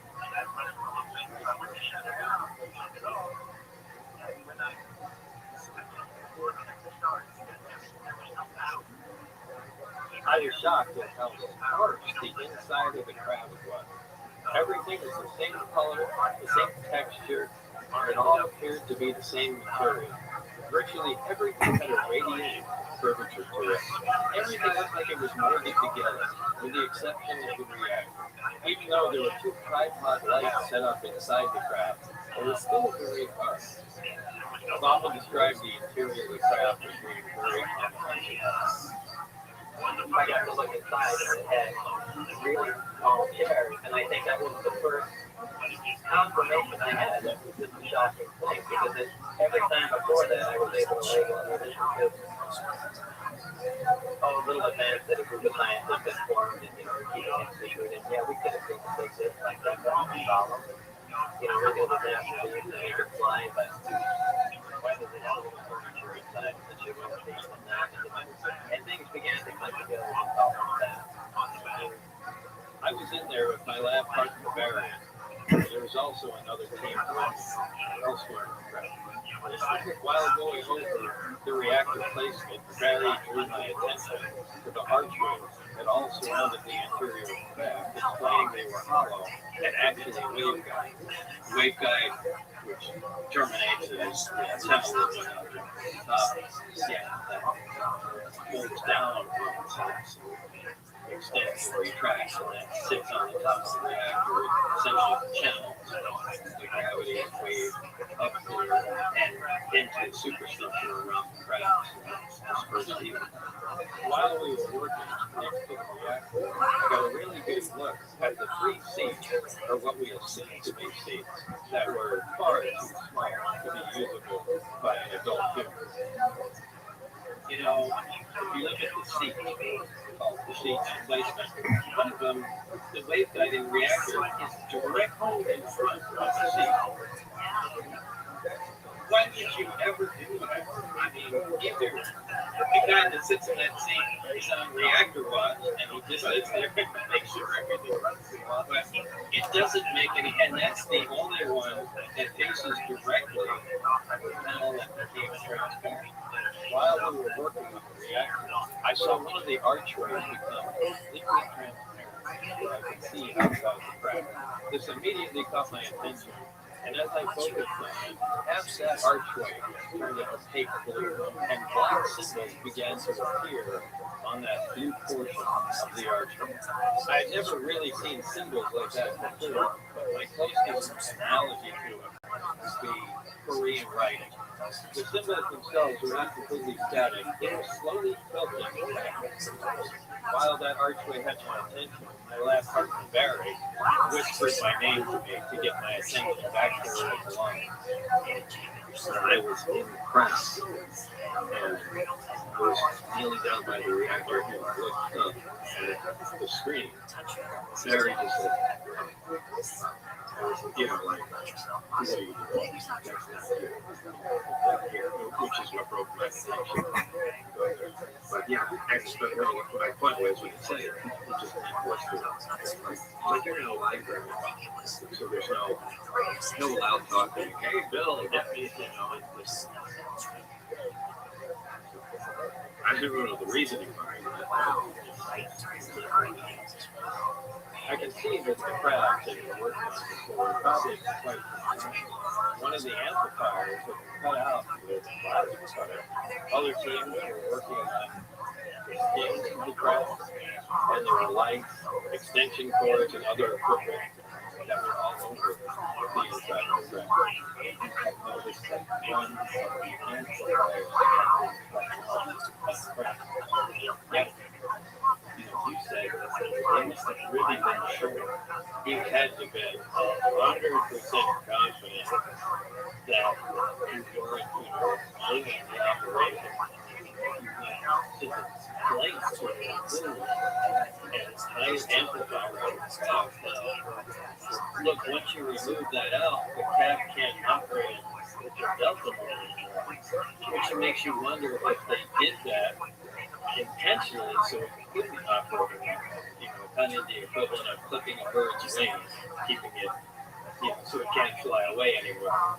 Somewhere, someone, and probably certainly more than one person, a group of people agreed that let's go take that out, and they had a damn good reason to do it.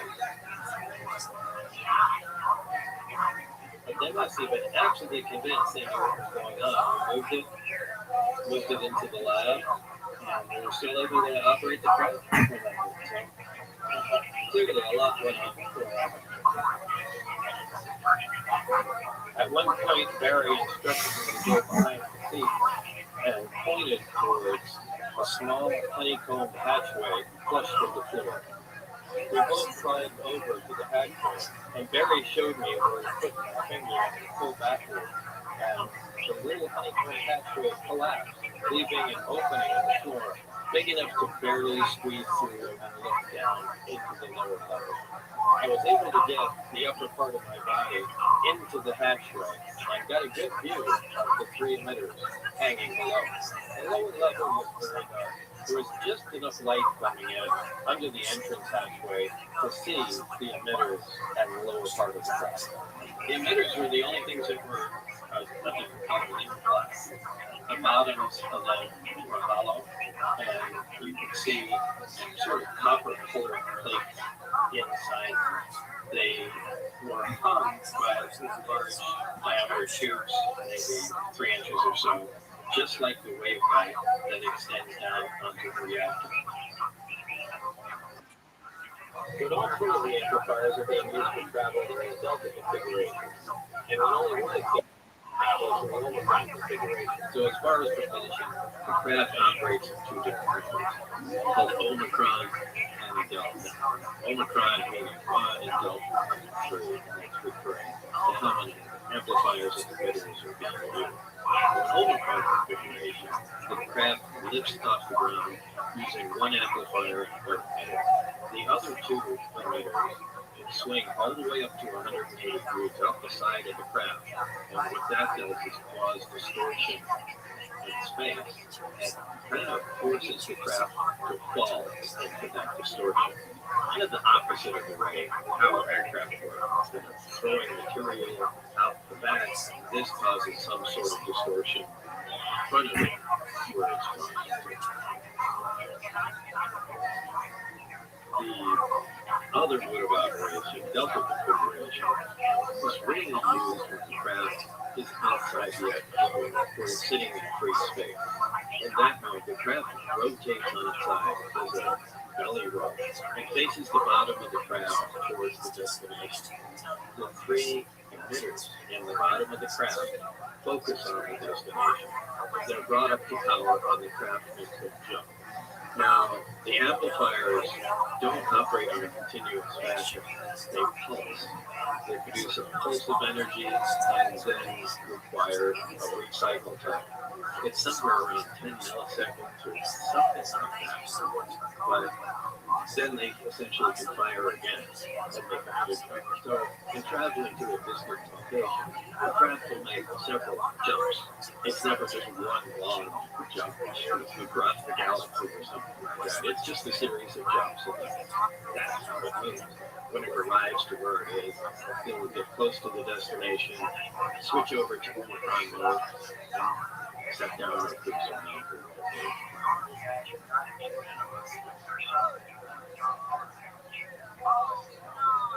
As I went through the folders, there was another project called Sidekick, which dealt with any weapon potential to the spacecraft. That was a weapons application, and I knew a little bit more about that with the gravity amplifiers for as a pilot device. I mean, to narrow the beam of something that appeared to be like a particle. It seemed to be dealing with an accelerated particle of some kind that was focused or held in place to prevent from dispersing by the gravity amplifiers by the emitter temperature. Project Looking Glass has been using the gravity amplifiers for historic time. This isn't implying that they were trying to make a time machine, but they were trying to create a time differential, but it was in milliseconds or fractions of a second. But I had to do just with that force distorting time. I mean, we weren't 100% sure that that was even gravity we were dealing with. And anyway, the group that was working on that was attempting to see exactly distorted flow. The information in the overview of Project Galileo was accurate. I read the overview, and the witness evidence still bear the accuracy. So it is possible that scientists involved with other projects have evidence that these other overviews are accurate. But I can't make that assertion. The main is referred to some of the words and pictures on paper.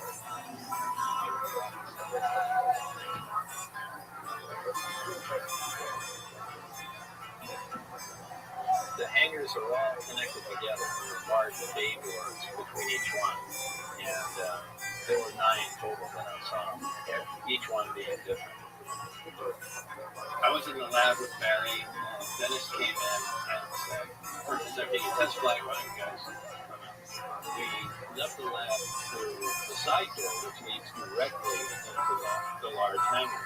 And when I was on the floor, all the doors between the hangars were open. And I looked down and I saw how big the installation was. And that there were crashed in those other hangars.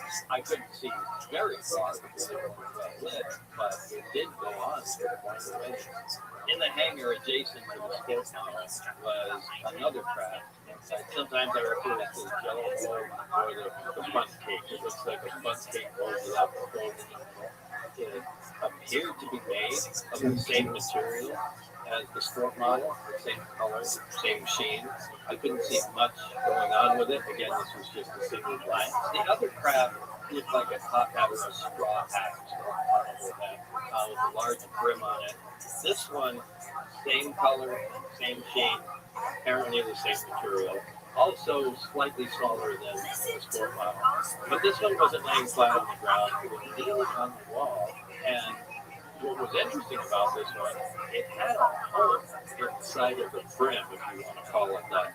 As if it was shot from underneath with a projectile, because you could see some of the metal bent outward. The craft was already outside of the hangar. There were some researchers and some other security personnel standing at the opening to the hangar. Everybody was looking at the craft. There was what appeared to be a VHF radio, because what caught my attention was they were in communication with someone in the craft. And they were using a conventional VHF radio to talk to them. And I believe it was in the 140 or 150 megahertz bandwidth because it said right on the radio. And knowing how the craft worked, it would be impossible to receive a radio signal through the gravitational field. If you bend light around it, there's no way a radio would yet they were talking to it. So I was really perplexed by that. I focused on that and looked at the craft.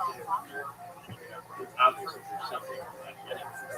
Dennis instructed me to go out, and I stopped to look at the craft after sitting on there and began to lift off the ground silently. So there was a little hiss from a discharge, kind of a bluish purplish glow at the bottom, which dissipated as it took off. Once it was sitting in the air, Dennis instructed me to go further, and I went out. I didn't look up, I was just looking forward, and then looked up under the craft. And I looked back at Dennis, and he motioned me to come back, and I started walking back I saw his hand go up.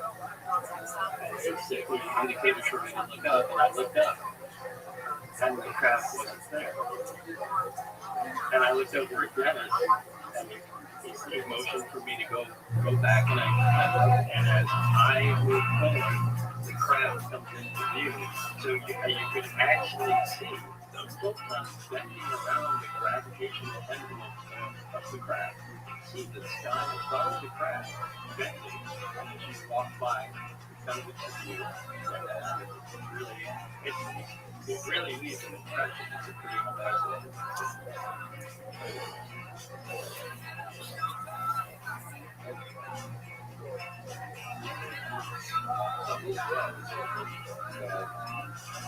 Even something small, something small that you can grab, really understood, as opposed to a big, complicated, like entire proportion thing. But if you can find the simple things, which the idea of that work, there's science work, that would be the key. The rest would all fall down. It's like, understanding a transistor, that who can is make one good circuit, and then array these memory and computer. I would got it. So we were hoping for that chain reaction. Maybe it has, but when I was there, it was just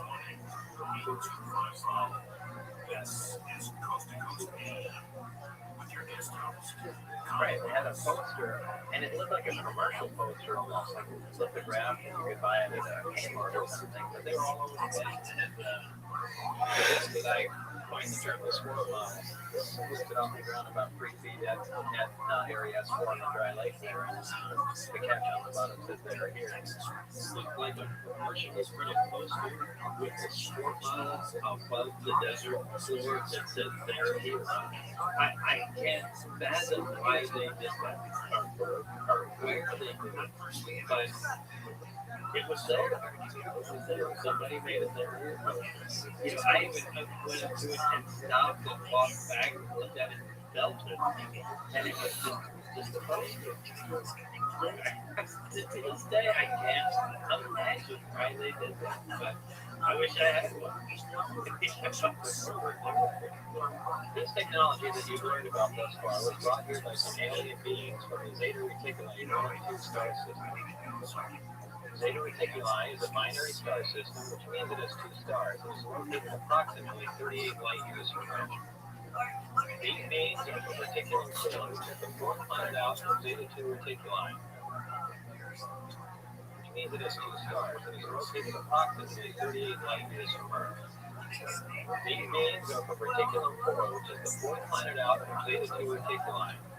This is the way star systems were referred to in these reports.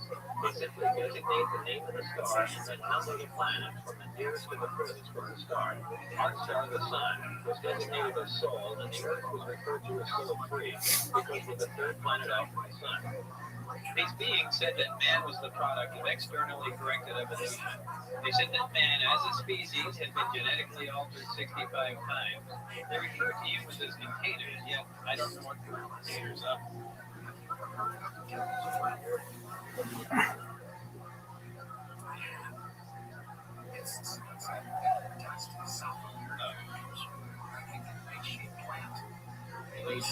They said that man, as a species, had been genetically altered because we're the 3rd planet out from the Sun.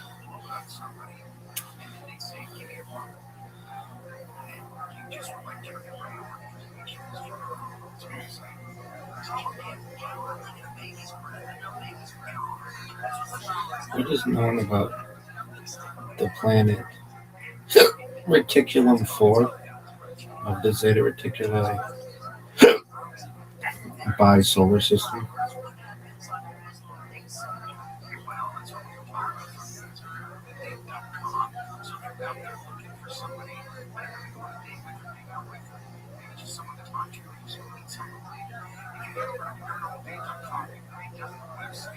So there's these little websites.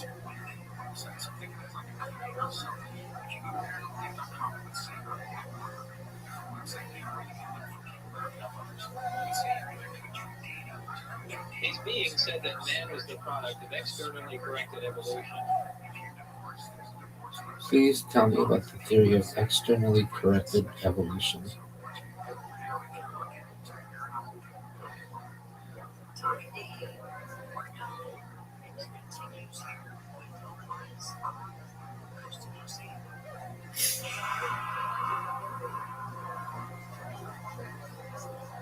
Please tell me about the theory of panspermia.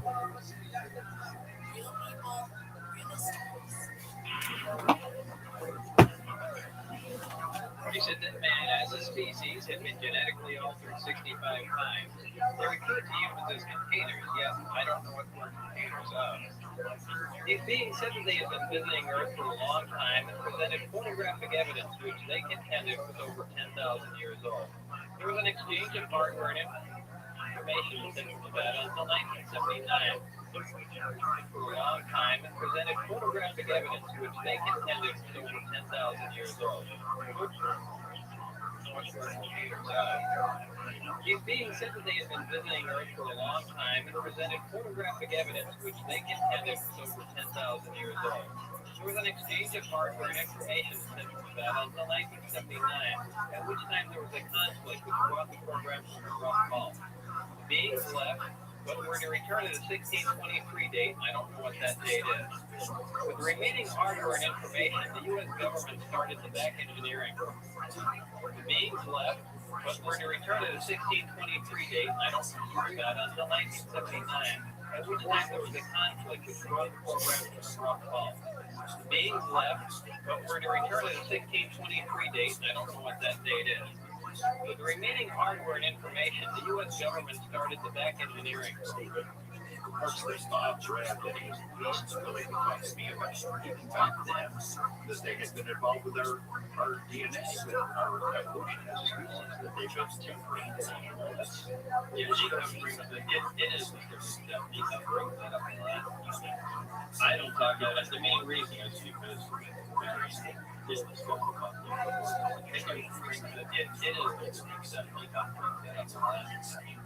I don't talk about it. The main reason is because they didn't discuss it. Take everything with a grain of salt. They'll intentionally inject ridiculous things in there. Anything ever gets out, people exactly back. There were references being pilots or whatever, and some entities that were related to the crowd, but they were always referred to as the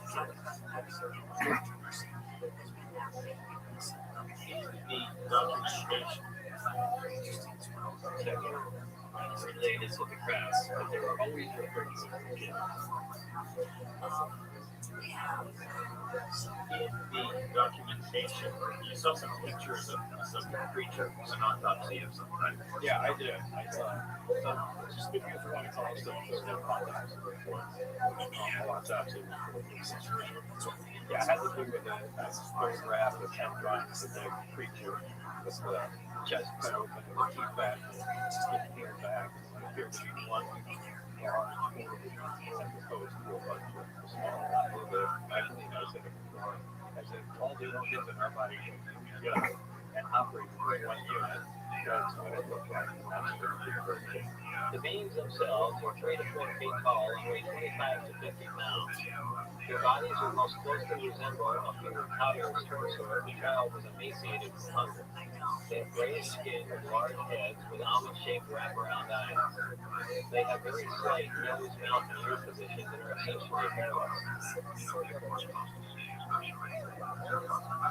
I believe I was leaving that they have very slight nose, mouth, and ear positions and are essentially hairless.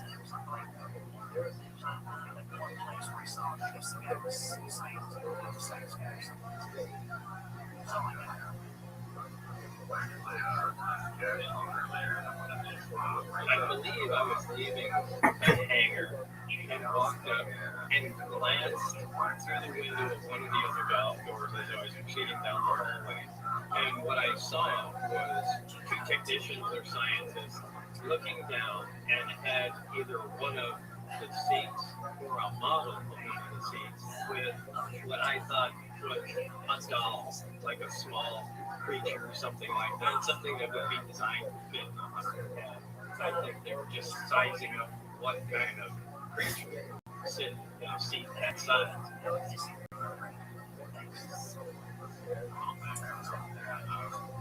From what I understood, the Russians were there right before I got from, and apparently there was some big discovery. I don't know what it had to do with or what project it had to do, but it was a big deal. And as soon as we found that out, we stopped the rest.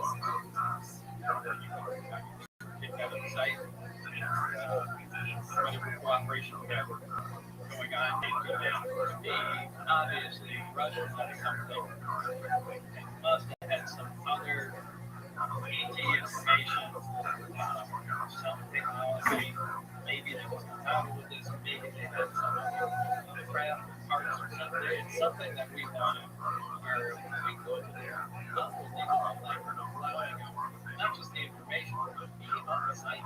So there has to be a good reason.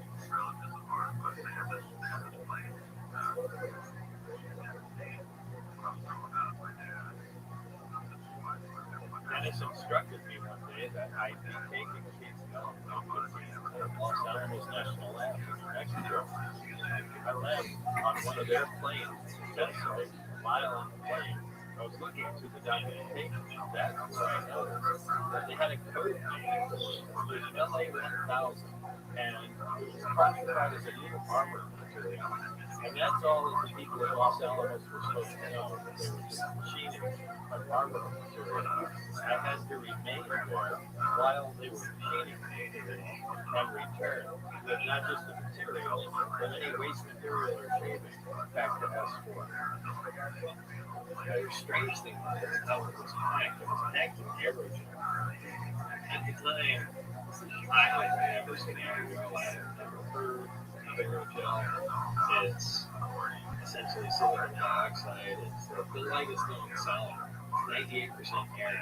Why it was acting as material, I have no idea. This contained had a cutout for 115 in it, and then that was inside of a lead case. I can't explain why it was back that way.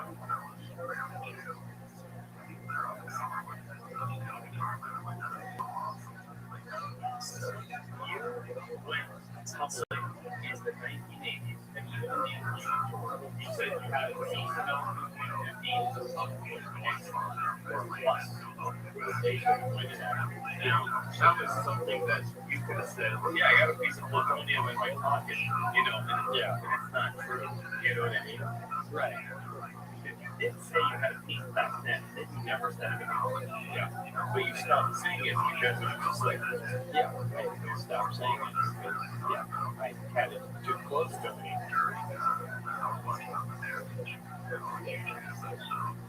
Just like, I stopped.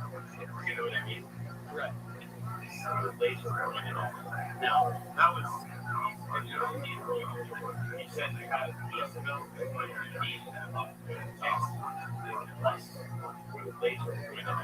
now, that was something that you could have said, I got a piece of plutonium in my pocket, but it's not true. You know what I mean? Right. If you did say you had a piece back then, then you never said it again. But you stopped saying it because it was just like, I stopped saying it because, I had it too close to me.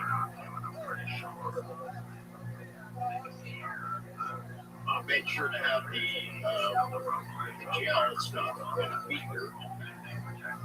The aerogel. So they're pointing the target. Acid,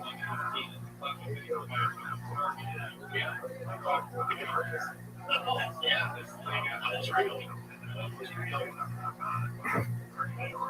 I know one of the cheapest things I saw, and a staple form of it is non-existent, and nobody's ever seen it. The only wispy piece of it that we've got now, it only lasts microseconds, and then it's gone, and it's radioactive. Nothing like the staple form that he describes as being found by witness. But he had a piece of it. but I don't care whether people do it or not. I saw an experiment in this house with launching. It seemed to be light. Now, I'm not a physicist, but it like was bending light to me. And that wasn't possible. I knew it was wrong. He was going to go, and he was going to be killed for this good reason. It had at least 115 in this round disc in front of his cargo floater with an X in the middle. And if he was going to go, they were going to go. I became concerned as the days went on. There were always cars parked across from my driveway, and normally there's nothing there. There's no traffic. And even driving places, I was always being followed. Even when my friend and I went to the gym, even he noticed whenever we stopped the car would follow us anyway. I began to get a little concerned, and took a few of my closest friends and told them the job I had at the test site, I want you to see what's going on. Working with Barry, it came obvious he had something to do with the test flight schedule. And on one occasion, he was sitting across from me and had a list of the test flights, the dates, the duration, and exactly what was going on. I saw him working on it and read it upside down, seeing that every day was a Wednesday. I asked him what it was. He said it was a test flight schedule. And I said, what's with Wednesday? And he mentioned that Wednesday was statistically the least amount of traffic on the adjacent highway to the test site. So it would be the least number of eyes when they were testing the crowd. So I knew when one of the test flights was on Wednesday night. Gathered everyone together. We went out there, and exactly at the prescribed time, the crowd rose up over the ridge of mountains. Everyone got to see it maneuver, or basically told everybody what I was doing. We rented a car with my wife, a few friends, drove out to this place, turned the lights on, we all watched it.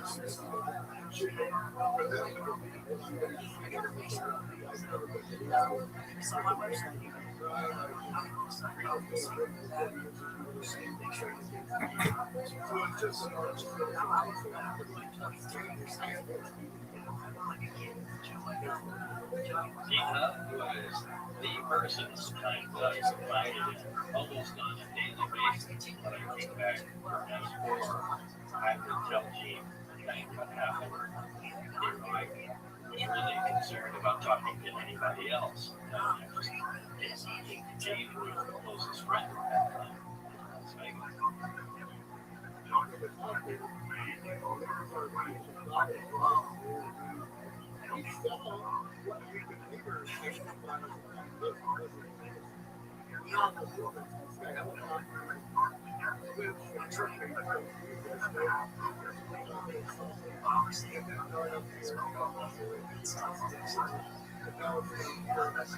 Around and did a step, so it actually went up in the air like this and hovered, then dropped way down, then it just floated around and turned around, and then it started coming up the mountain range. But again,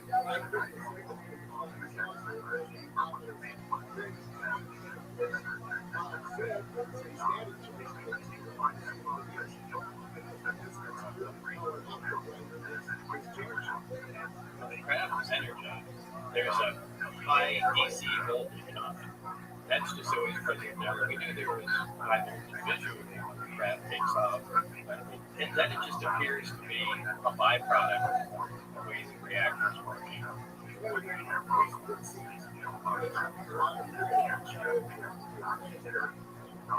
This is John Weaver, and today is March 22nd, 1939. We're standing just about 8 miles west of this secret test site. And just a few minutes ago, we saw the government We're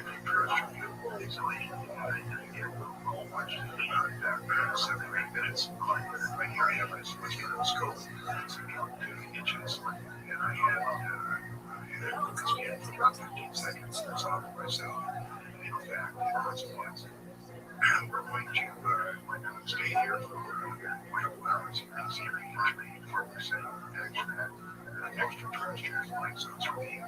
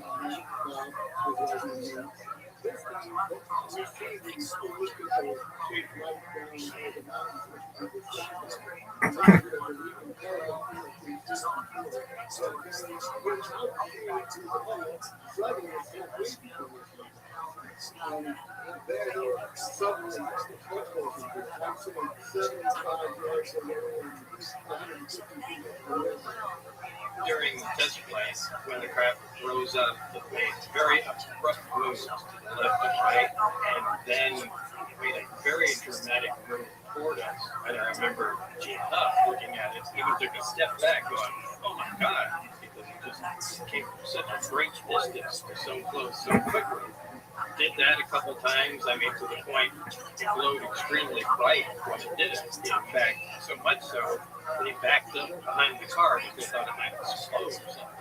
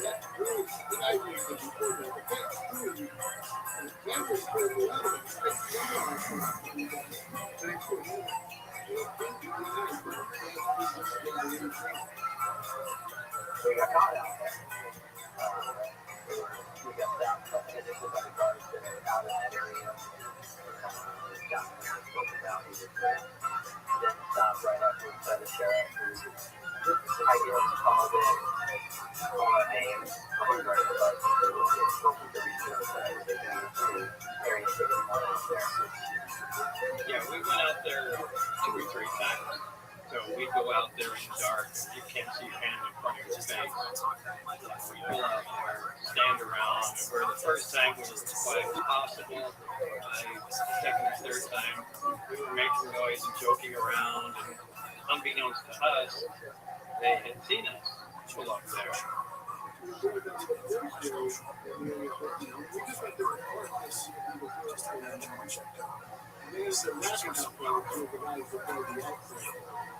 There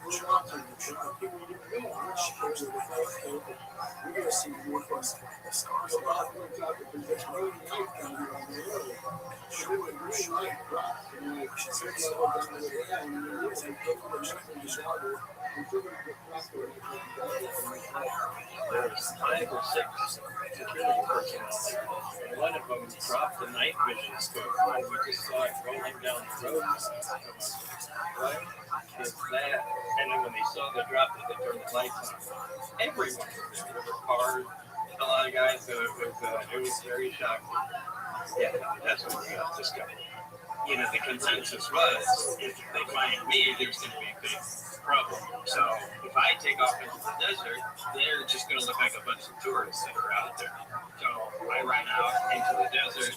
They got caught. Everybody got questioned. They eventually let them go. There were 4 people there. And then on their way out, before they got to the main road, I joined up with them, got back in the car. We continued on, and then we were stopped by the local sheriff. And the sheriff called it in, and he said, yeah, I got 5 people here. And I said, well, there were only 4 there. Where'd you get the other guy? So he asked for everybody's IDs, and we gave it to him. So that's how they found out that I was there. As soon as I mentioned my name, whatever he called, they just said, okay. And they let everybody go. And that's how that's a quick way to stop. Dennis contacted me in the morning and said instead of going into S4, we were going to go to Indian Springs, which was an auxiliary Air Force base, you know, in that general area, part of the test site. So we went Indian Springs that morning, and that's where I was debriefed and interrogated. Literally said 2 or 3 words the entire trip, a half hour, 45 minutes. The only thing he did say on the way down there was, you know, when you said this was highly classified, you didn't mean that you could tell your friends in the background about it. And that was, I think, the only thing he said. There was someone at the guard station that let us know in the building. He left after that.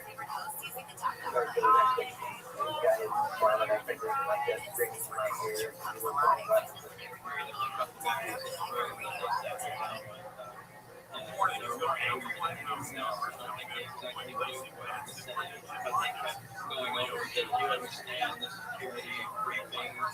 You know, one of the guys had a sidearm rifle that he kept poking me with.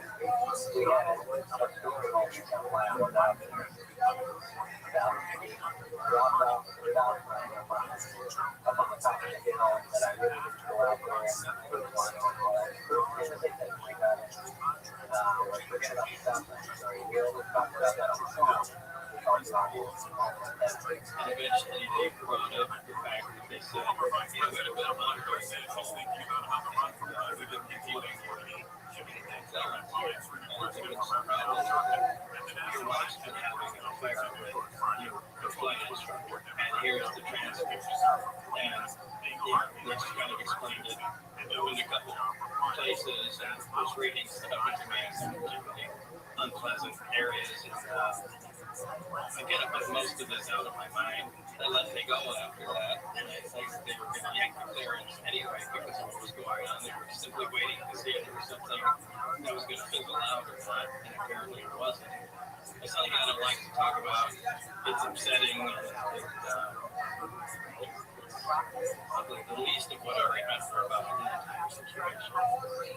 And it was essentially the last day. But yeah, they were upset with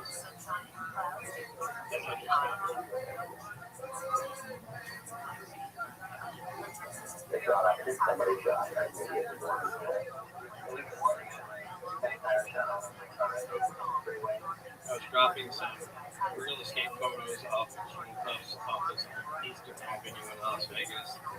And I drove down Charleston Boulevard, went completely across. And just as I was heading back, heading towards the freeway on-ramp, another car kept running up beside me.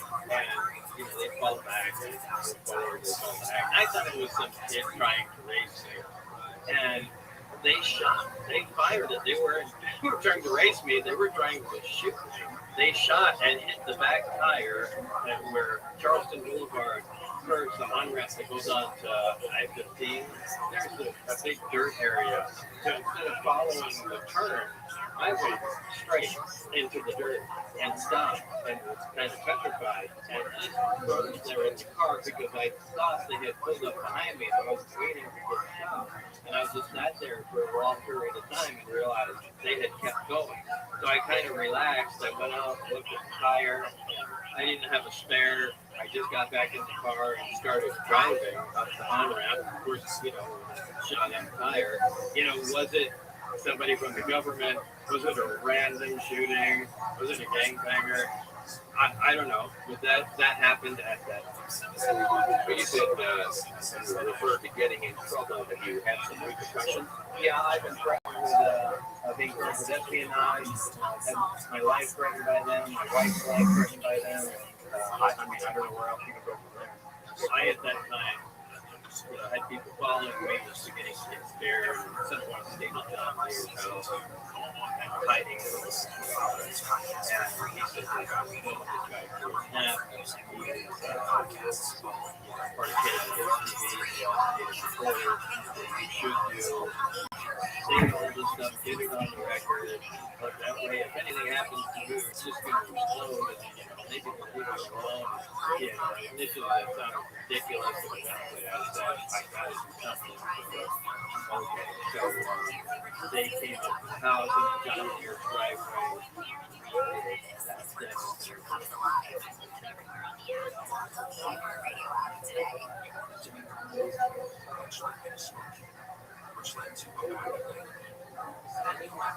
George Knapp attached the name to Dennis Superior at the time. I had heard about that. In 1988, this guy Collier walked into the TV station in 1987. He had a stack of documents. He pushed them across the desk to a guy named Ned. Ned had broke a big story about Area 51. And Bob Smith got this tip from Lear and his associates that there was a secret plane being developed for the Nevada desert, something that was invisible to radar. It sounded preposterous at the time. It turned out to be true. Lear had credibility with us because he had given us information that turned out to be this really big story. It was John Lear that gave me the George Knapp. John Lear was one of the first people that I spoke to, actually. I think it was Gene Hub. John Lear had a lot of connections and familiar with a lot of Area 51 stories and that sort of thing. So he was an unusual guy, but a good friend. But he did direct me to George Knapp. And that was really important. The anchor of the Contact newscast. And every night we would have a 5-minute live conversation. It might be a local celebrity or comedian, an entertainer, politician, something interesting who was traveling through town. And I remember the day that happened in May of 1989. Whoever our guest was, Jim, we're scrambling to figure out who we're going to fill this 5-minute program. And I thought about Lear. Lear said he knew this guy at my work out there. I had no idea who Bob was. I had no idea what he had done in his life. And so I called up Lear and said, hey, you said you're this guy, Brad Saucer guy, might get a job out there. He talked to us. And Lear says, I get back here.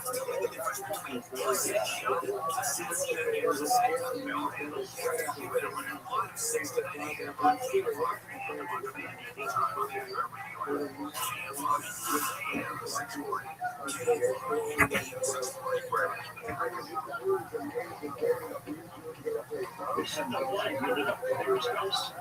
They arranged this interview. We have to block out this guy's identity. We have to put him in silhouette. He used the pseudonym Dennis. We weren't exactly sure what he was going to say. But we started asking him some generic questions about newscast and how this story spills. And the world changed. There's really no way I could prove it without revealing my identity and getting myself into more trouble than I ever really. The choice of Dennis was an inside joke. He said that's the name of his superior in Groom Lake. It wasn't a joke for Dennis. He called right after. He said, yeah, no idea. No, she got it.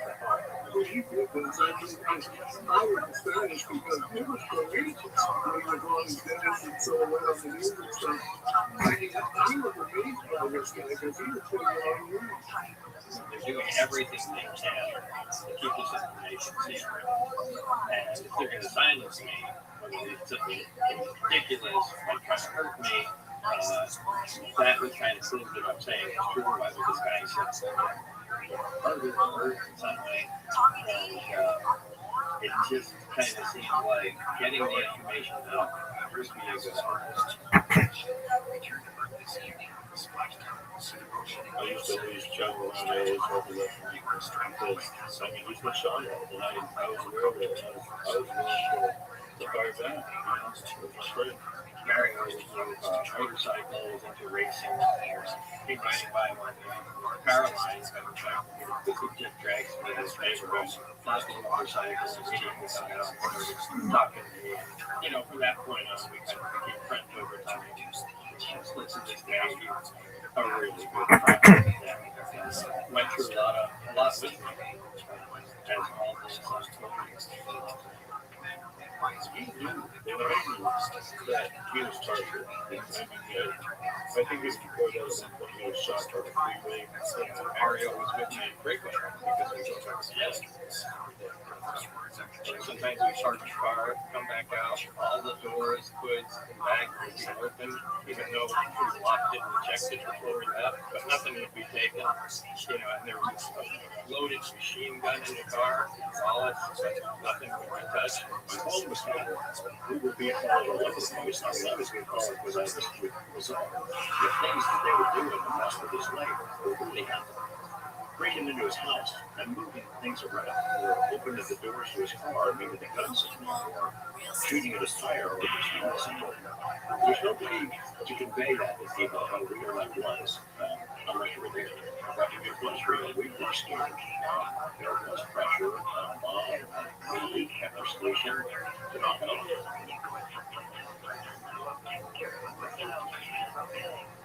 I got a call from Dennis Mariano, and he said, we need to talk. Let's meet at the Union Plaza.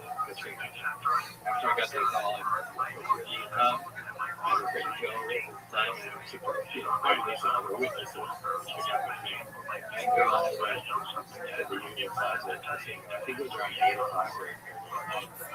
I recall, as I was walking to where he wanted me to meet him, I passed not one, but two guys that looked super familiar, like they were security guards in a store. And that really alerted me. I said something weird here. And I went up and I saw Dennis playing, I don't know which game, but I went up alongside of him. Hey, and he wouldn't even look up at me. And I said, okay, and walked away. And connected up with Pete, who had eyes on him the entire time. Trying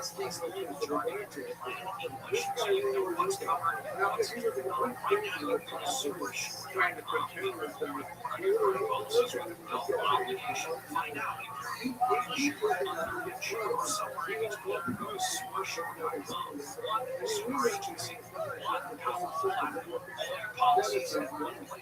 was weird to see him acting like that.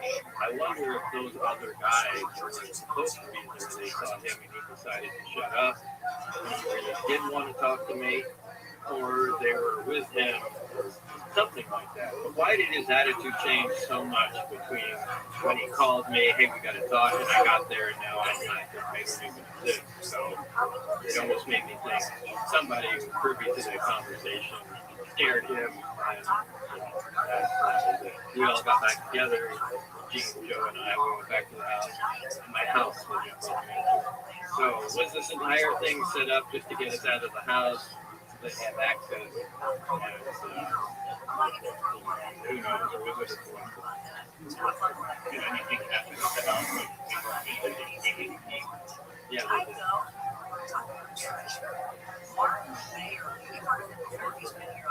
as time went on, my name became known. As far as section, for the most part, only my friends and family really believe my story. They knew me before or after some of the courses people like life. But the general public certainly didn't necessarily. I look like, just some bookstore or some weird guy out there telling strange stories. The weeks and months that followed that time were very stressful. Probably the worst time in my life.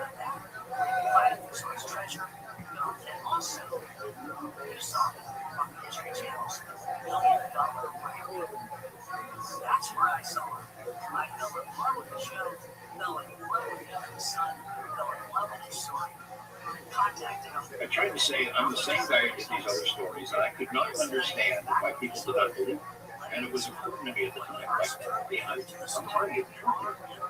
I'm telling you how we went through this process of what steps we took to tell about was our story. And there were ways who just would not look at it, would not take it seriously. And I could not understand. And it bothered me in those days. It bothered me for a while. But now we're looking at 34 years later, and it doesn't bother me a bit. I do not give a shit. I know what I reported. I know what he said. I know he's telling the truth. And I know there are other people that know it's the truth. And I don't care whether they want to drag me or him over the coals anymore. Screw it. I played a dangerous chess game with some very dangerous people who made it first. They were stalling us, but anybody went like that. You're too spin. Arrested, people wanted to say it's true, or they had to let it go before they exactly knew. I say this all the time. All this stuff is something that happens to him. It's not who he is. Like he said before, I'd rather you not believe me, leave me alone. A lot of stuff that Bob said turned out to be true and was verifiable, and it drives people crazy. You know, the fact that he knew about a place called Restream, now wants to confirm them. It was real. He wouldn't tell me where it was, but they confirmed it was real. That whole hand scanner thing turns out to be real. How did he know that stuff? Element 115, you know, we still don't have a stable form of it, but, you know, it makes sense that it could exist. That we have a reverse engineering program that these big defense contractors could conduct. All that stuff coming out now. It is true. He knew about it. How did he know? Just making it up. How did he know? The way it affected me, I felt bad for him because I knew who he was, you know, and what people were saying about him. I mean, there was a lot of good people, but still, you always heard the bad stuff. It's like, you know, and no wonder he didn't want to talk about it to anybody. You know, he was very quiet, and I understand that. So we really didn't focus on that at all. It's just, let's do what we want to do, have some goals in life, and things that we want to do, and focus on that.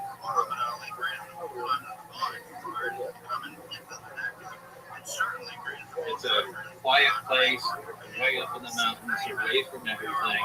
Like, the wife has her lawn and arena out there, and the house is here, and I have my lab at home. And the size of it, it's 1,500 square feet. It's bigger than the house I used to have in high school below. But I can carry on multiple experiments with multiple projects all at the same time. Baller as fuck, dog.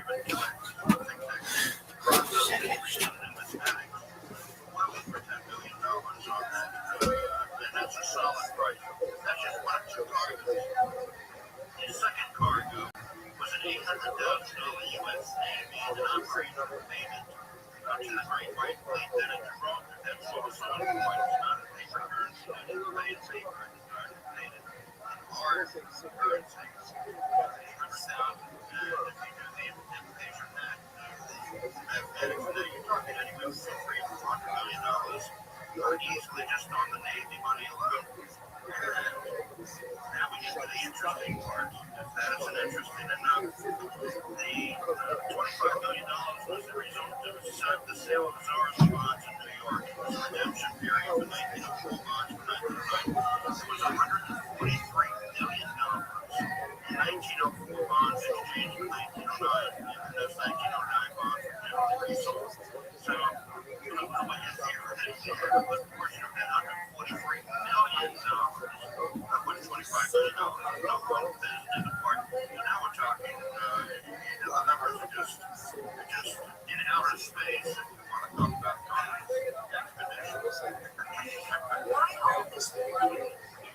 we want to talk about Why would you be over here?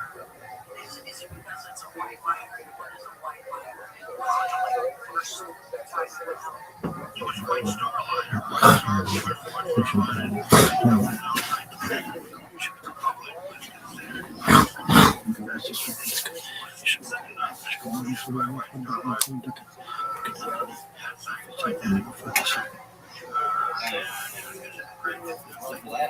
I could almost live there. To me, it's the ultimate match. I spend more and more time in here, kind of working when I was retiring. And yeah, my wife is really so she can be in her, I call it her lab. And I'm in here and we can hang out with each other, but you know, we can have a good time by ourselves. This is Joe. My wife. Are you filming? Okay, let's start. This is my wife, Joy. We met 23 years ago, in 2000. And took us a while to figure out that we were okay to date each other. He liked horses, he hated Vegas, and what was the other reason? He was very nice. There was a reason to move all the time. Yeah, so we left New Mexico. And then Michigan. And now we're here in the mountains. Raised money at the time by the sale of Russian sovereign bonds. And in 1904, they sold $150 million in bonds. I believe that some of the technology, maybe all of the technology, should be kept secret until we have a handle on everything. But certainly the overview of what happened just cannot be a secret from anyone, not just the American people, but the rest of the world. Let out the basis fact that we have these craft at one time. Aliens did at least visit and drop off something out here. That there was some contact made and then cut it short. You don't need to release information on the gravity generators or weapons potential, which is enormous. So, how would it affect life on Earth if this stuff is widely available? That's tough to say. I mean, we have completely different mode of travel. What happens when you can play with time? That gets into a deep philosophical question. We change a lot of stuff. Change your health, you know, change absolutely. They can learn more. Personally, no.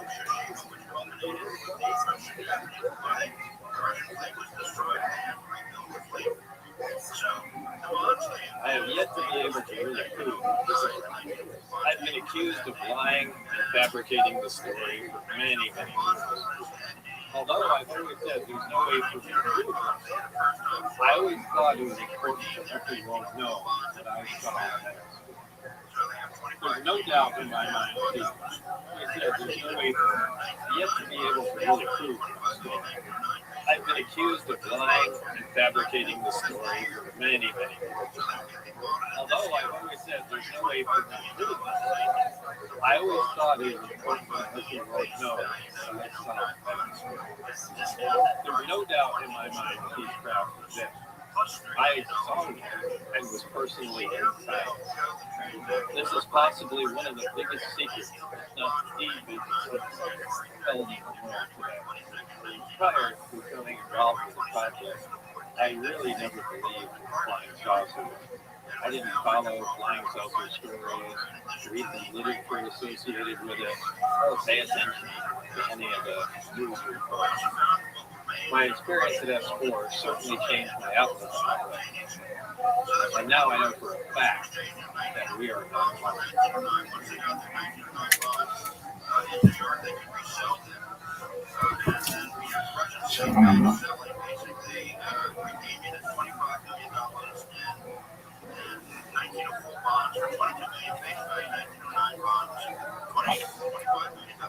How many floors up is this window you jumped out of? Probably just like 2. 2 floors. Yeah. What happened? What'd you land on? Bushes. Wow, look at that. Did it hurt at all, or you were on meth, so it didn't? No. Crank helps with no pain. We rented a car, my wife, a few friends, several jumps. It's never just one long. Although the man said a group of scientists that we're going to be area outside of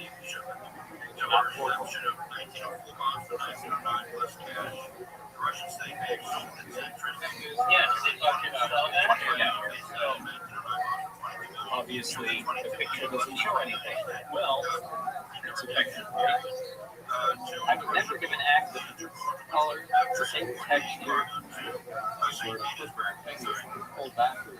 And the little tiny pulled backward collapsed, leaving an opening for big time differential, but it was in milliseconds. So you could actually see, because with the third one in pilot area swarm the dry lake there, and the captain I can't fathom why they did that, or where they did it, but it was there. Somebody makes to this day, I probably thought it was some alien beings from the Beta Reticuli 1 and 2 star system.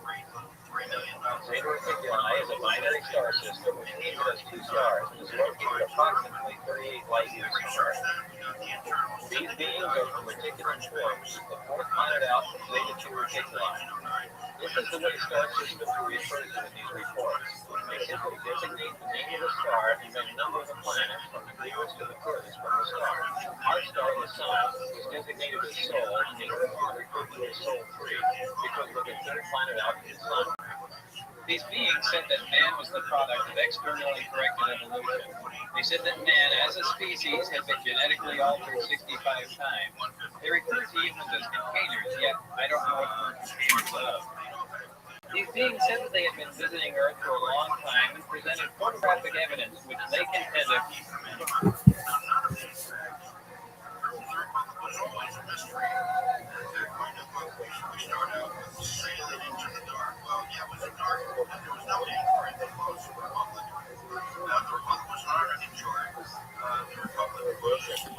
Please write a Medium article on the idea of panspermia, including the different kinds, like perhaps natural panspermia and directed panspermia.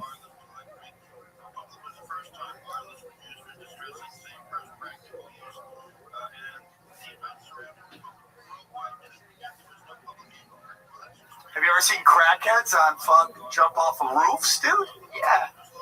All the time. Oh, you've seen it live? Yeah, Modesto, man. Hell yeah. This is Modesto's finest right here. I've been to Modesto. I talked about it earlier. The 7-Eleven convention was there. Can you believe that? Yeah. Absolutely. We've come full circle. This has been a full episode. We went from fucking tank to crank. Please put the types of panspermia in the title, Trey, anything else and we need to also know the about you before subheadings, letting you go? and also put footnotes and stuff, Chicago style, but you don't have to say it Chicago style. Trey Peacock. All right, David Lucas is out this week. He'll be back soon. However, to close tonight's show, ladies and gentlemen, actually, you know what? Let's do our horoscope reading. How about that, ladies and gentlemen? Called the potential here for our cosmic monthly origin of horoscope reading. How about a big hand for Christy Bellich, everybody? Here she comes. 60 seconds from Christy. Right? You want to do 60 or you just want to do... Yep, here we go. Christy Bellich, everyone. So, it's been an interesting 2020. You know, all my life I've looked up to Hollywood and movies on how to look and how to act. But this year, the pandemic has made Hollywood fall faster than a 12-year-old just sipping cereal out of Jeffrey Epstein's bowl. You know what I mean? Just take all the milk and all. You know what I mean? So, I don't know.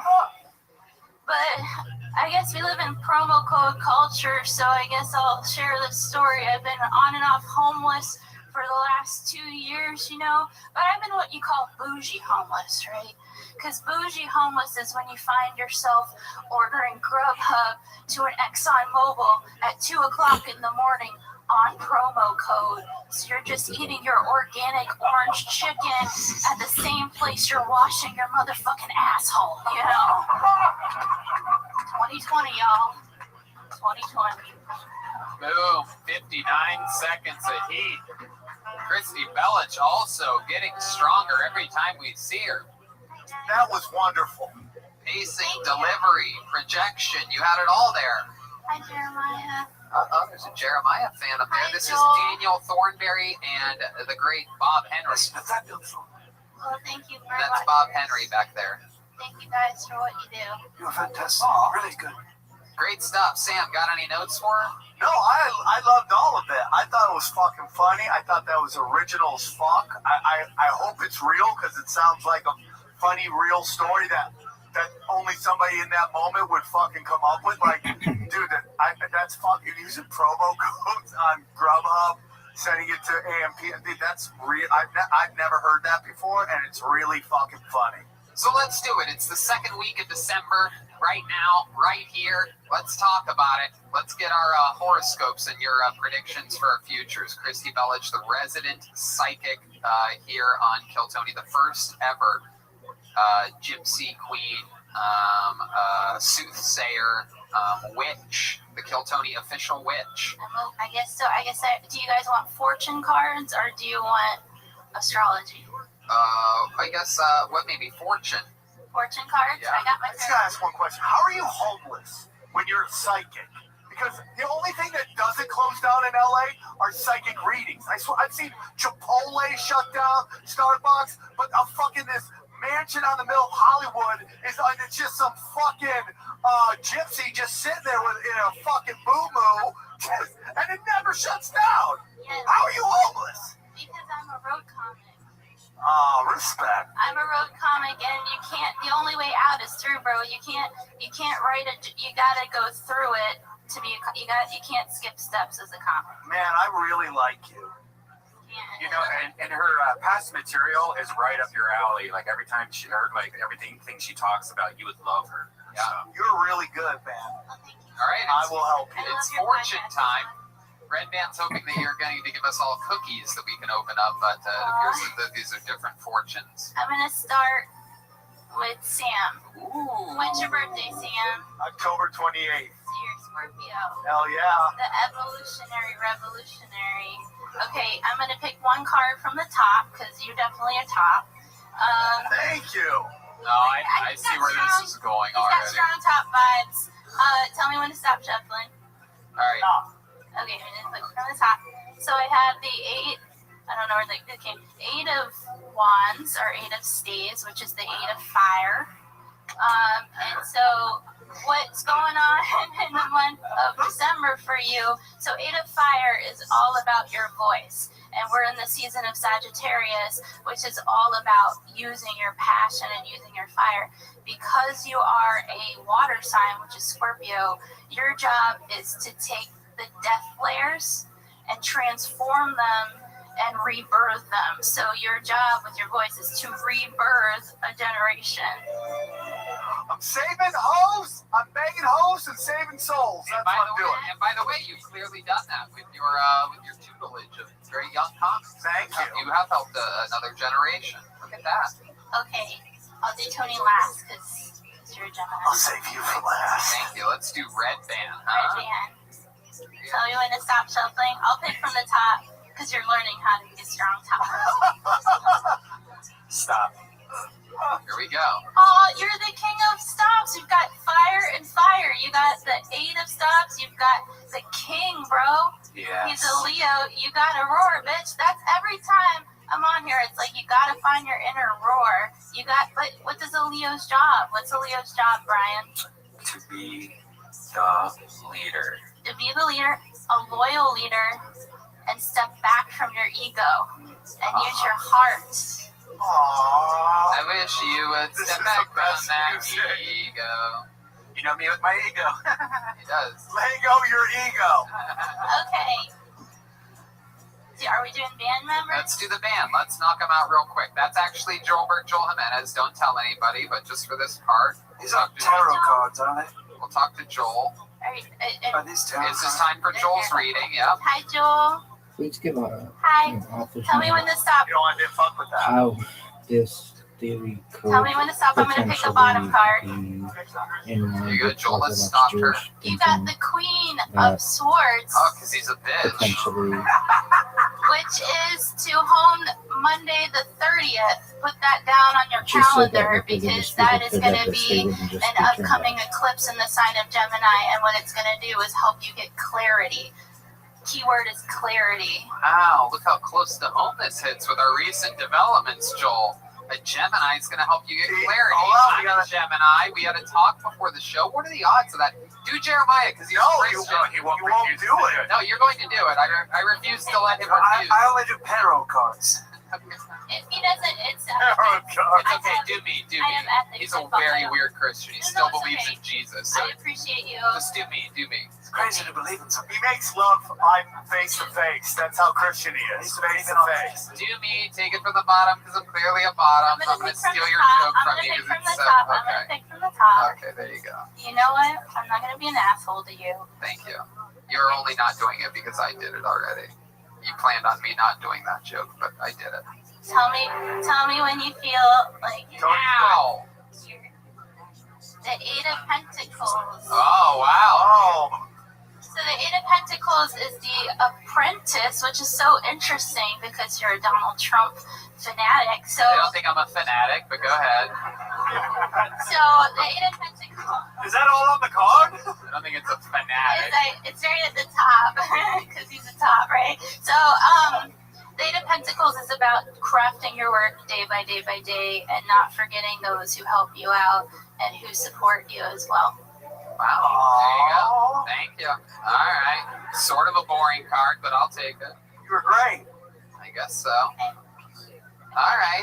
Christy, that was incredible. I think you did a great job. Thank you, guys. Christy Bellich, everybody, with our monthly horoscope reading. There's only one thing left to do. With David Lucas out and Michael Laird kicked off the show, so I guess we have to just go to the big closer, our own John Rocker, if you will, a guy that throws nothing but fucking fastballs. Let's see what happens this week as I bring up the one, the only big red machine himself, the great William Montgomery. Here he comes. He's approaching the microphone. I'm dizzy as shit. Barking up the wrong tree sounds like what a homeless guy did outside my apartment this morning. I feel like schizophrenic homeless dudes are actually ghost whisperers. They just are using their inside voice. Imagine you're in this fantasy world where you're the king pimp and all the hoes bow down and are bringing you vanilla wafers and preparing a bath made of wine, and then a homeless shelter volunteer interrupts to say, Melvin, this is your bunk. I wish they'd have to rename Sesame Street because it got gentrified and the unemployed puppets had to move. Shout out to Sesame Street for being both educational and also apparently an ice skating troupe coming to a city near you. Why did Hunter Biden knock up a stripper? He ran out of dead brothers' widows to bang. Very good. Look at that. I love it. Great job. Couple jokes in there where you made a face afterwards. Yeah, I'm dizzy as shit. Oh, look at that turn. Very interesting. I am really dizzy. Why are you dizzy? I don't know. I was taking pills earlier. Mitch Burrow gave me some pills. What kind of pills did he give you? I don't know. He said they were Tylenol. I told him I had a really bad headache, and I don't know. I met his wife. Oh, the great Lee. Lee's here? Mitch is here, everybody. Mitch just Yeah, walked in. What are the odds of this? Mitch is having a baby. Hey, Mitch, I just got to tell you, it's not your kid. Whoa. If that thing comes out with a red beard, you should be scared. Or if it comes out with a tail. I actually have a tail. You do? Yeah, it's right above my butthole. Oh my God, it's like in your butt crack? Yeah, it's like a brown tail. Why is it brown? It's like a foot long. What? I have to tuck it in my underpants. Can you wiggle it? Yeah, I can fucking wiggle it. It's my tail. Were you born with it? Can I wiggle it? Yeah, I can wiggle it. It's my fucking tail, Tony. Do your parents have tails?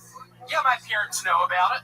Do your parents have tails? Yeah, my parents know about it. Let's call them right now and ask them if they know about it. Can we call them? Should we? Yeah, we should. How many of you think we should call William's parents right now? Of course. Put them on speakerphone. Put the butt end of the. I gotta get my phone. Oh, you don't. I thought. Oh, yeah, it's on the bridge. Oh, look at that. Oh, look, it's Mitch Burrow, everybody. Famously, the last guest from the last episode. Kill Tony. Here's Mitch. Let me look up Papa's cell. Uh-oh. Papa's cell. It's a tale of two parents. Tale of two tails. Uh-oh. Put it on speakerphone and put it up to the butt end of that phone. Let's wake up your parents out in Memphis, Tennessee. Here we go. We're about to talk to the Montgomerys. This is very exciting. Here we go. Zach zooming in on William here on the YouTube. Don't zoom in. Oh, it's hello. Hey, Papa, I was telling him about my tail. What the hell are you talking about? The tail right above my butthole. Oh yeah, that tail. Hello, Mr. Montgomery. It's Tony Hinchcliffe here with Kill Tony. Hey, Tony, how are you? I'm great. It's another beautiful day. William's telling us that he has a tail on his backside, an actual tail that he believes that he can wiggle and shake. He says he's had it his whole life. Have you ever seen this tail before? I have not, but I'd like to, because it would finally be a talent that we could find.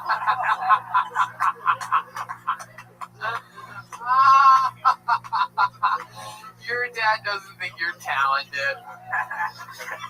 How's life been out there in beautiful Memphis, Tennessee? We have a lot of great crime going on. We hear gunshots every night.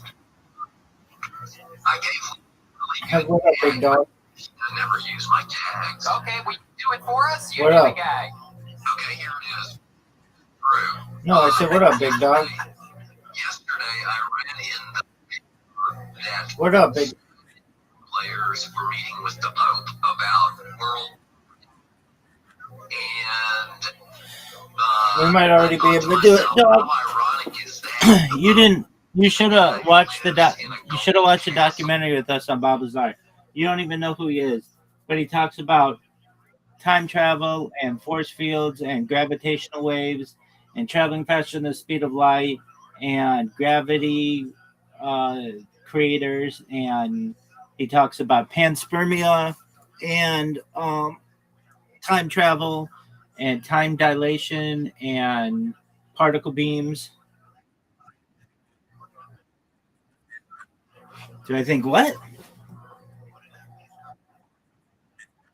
Oh, perhaps.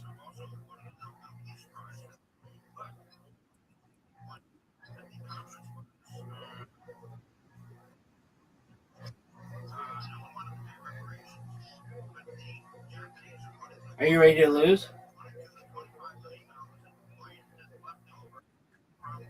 You what? Why not?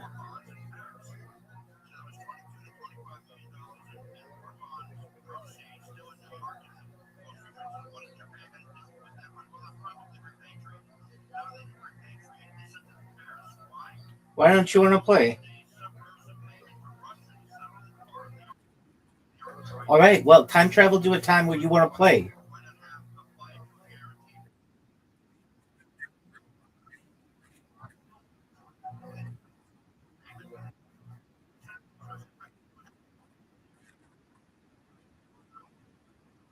Zoot, are you ready to lose?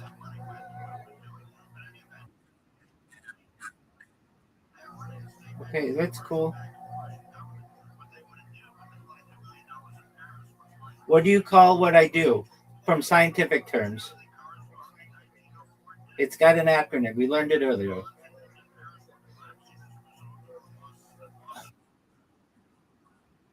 It's CHDI, Continuous Human Data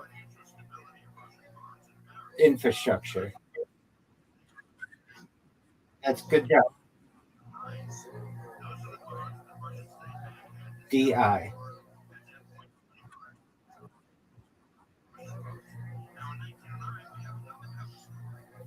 How can we remember that? It could be Coochie has dick inside. Then you remember it.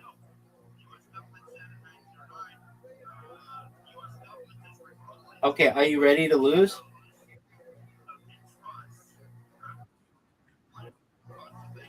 Zoot, are you ready to lose? Except sucking dick.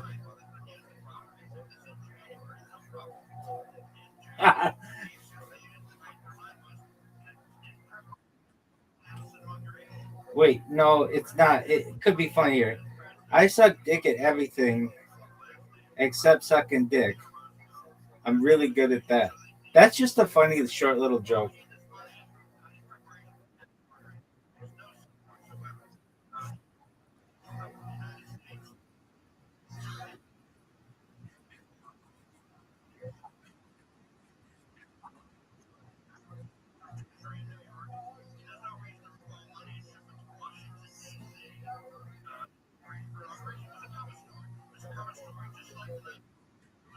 Are you ready to lose?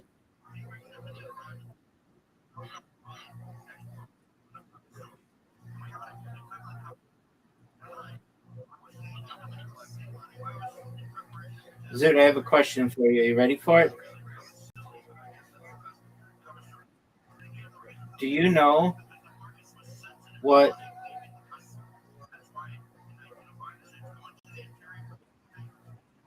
externally corrected evolution is?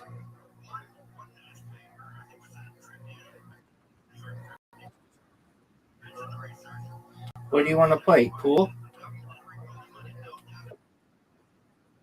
Yo, dude.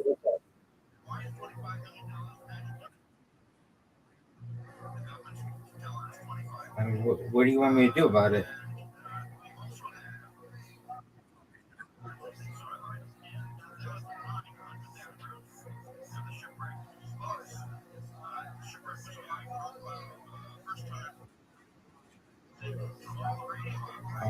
I don't really have one.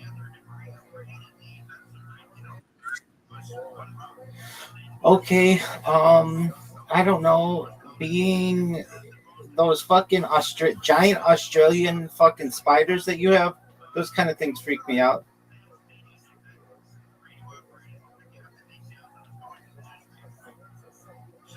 What do you call those?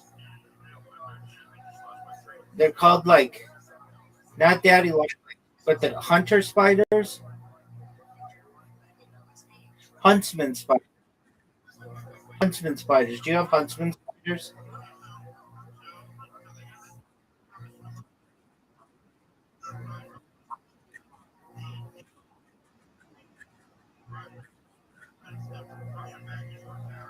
Okay, are they cool?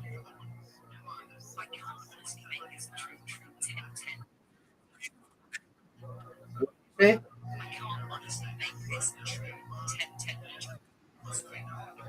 Why?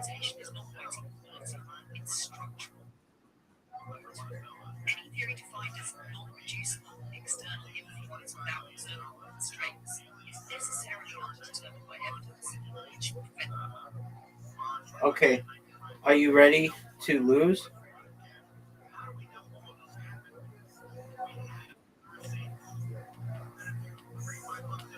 Okay, just give me one moment.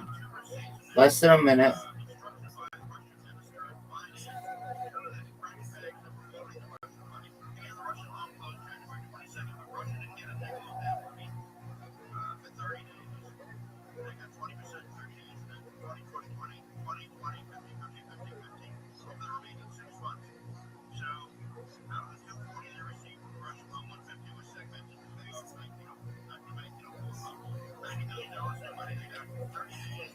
How often do you see huntsman spiders?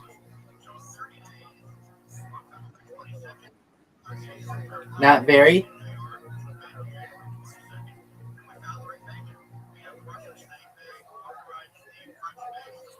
How often do you see him? Okay.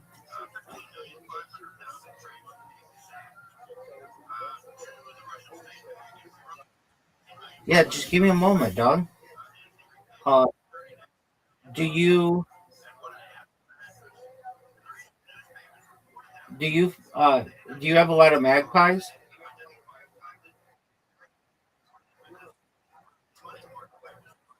Yes, you do.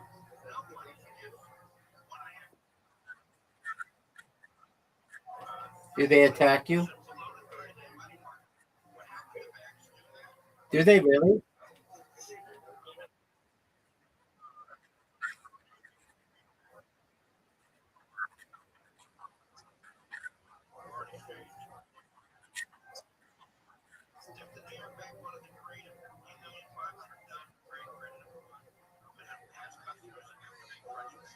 Okay, here we go.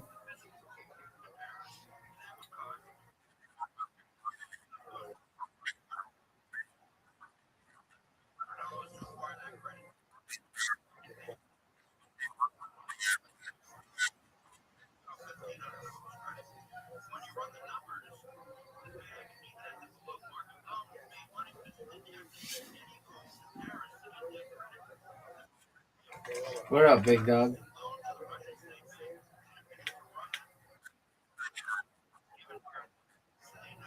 Humans. Next question.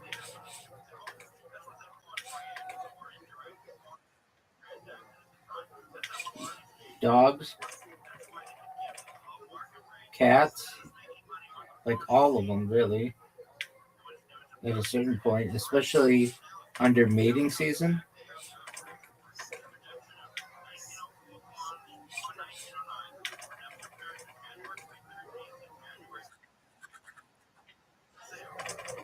What is one that will not?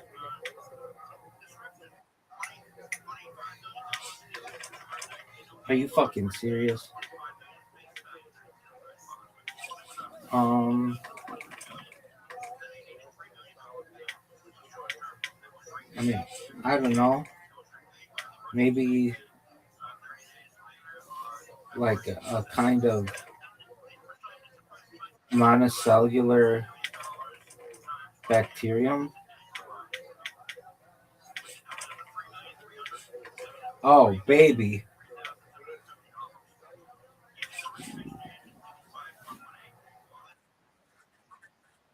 I'm sure they get territorial at some point.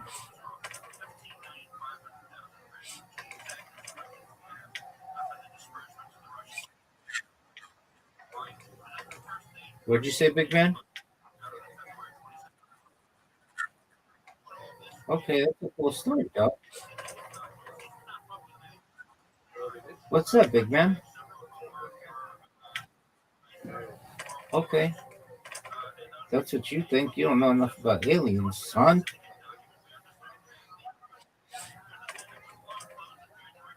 What are you gonna do with those fours, baby? Four fours. Not that many points, surprisingly. I'd go for the fours, dog.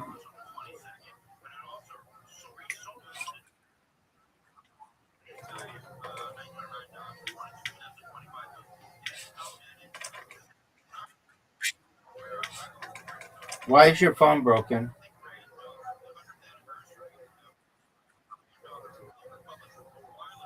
So are we done?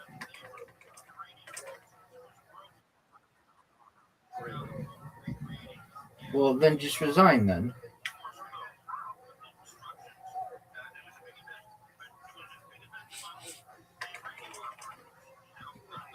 Or just try to win. Could you play a one?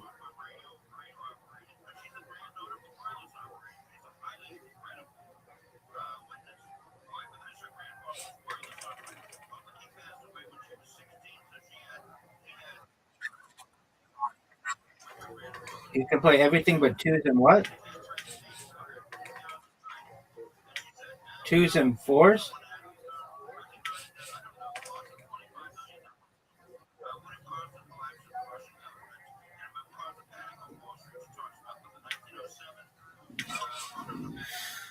You can't play. You can play fours. You just played four.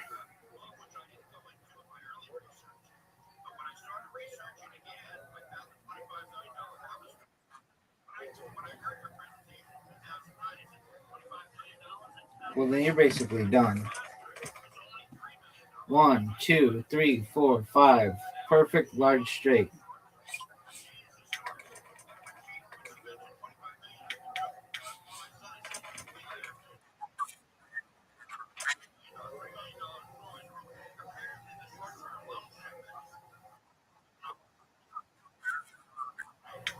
Yeah, it's this week and next week.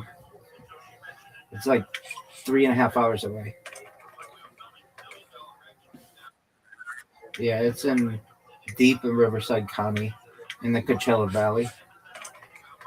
If you were to remove the mountains, it's probably like 2 hours away, but you have to drive like all the way around the mountains and it takes forever to get there.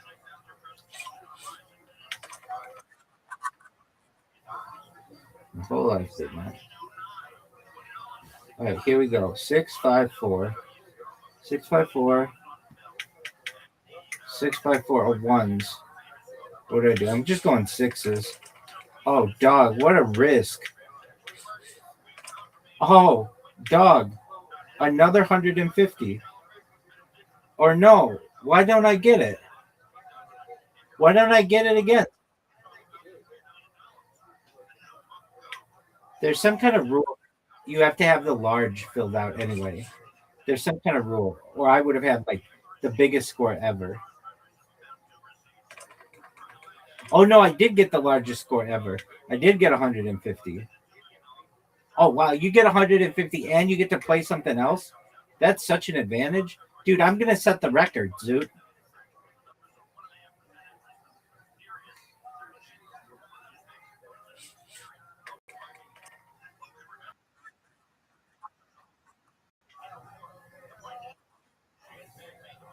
You're right, because I don't have the timer on.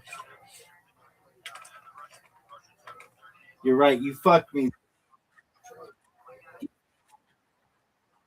Okay. All right. I appreciate that. Because I have a huge score.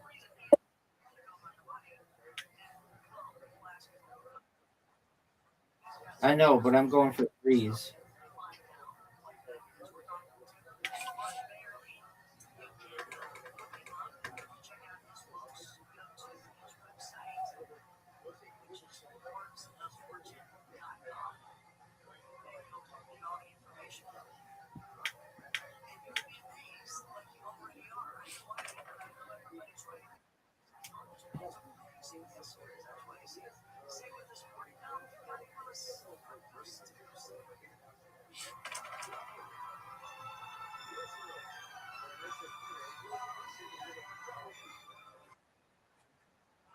All right, restart your phone. Okay. What a big roll.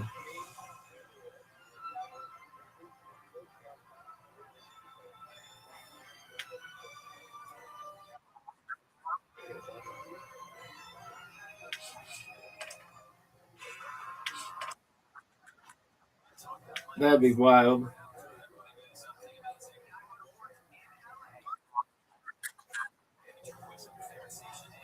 I've not played the fours, correct.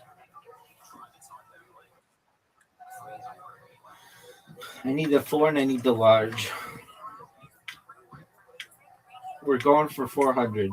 The record.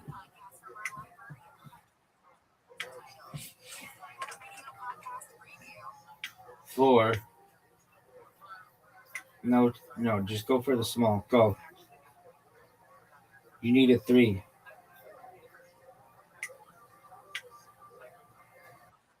No.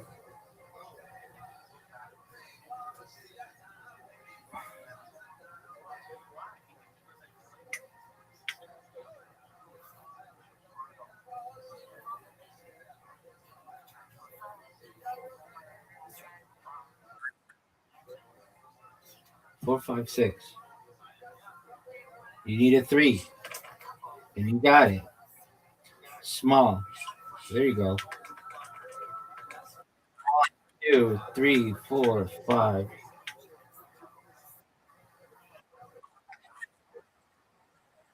Zoot, I'm gonna get it if you don't fuck me.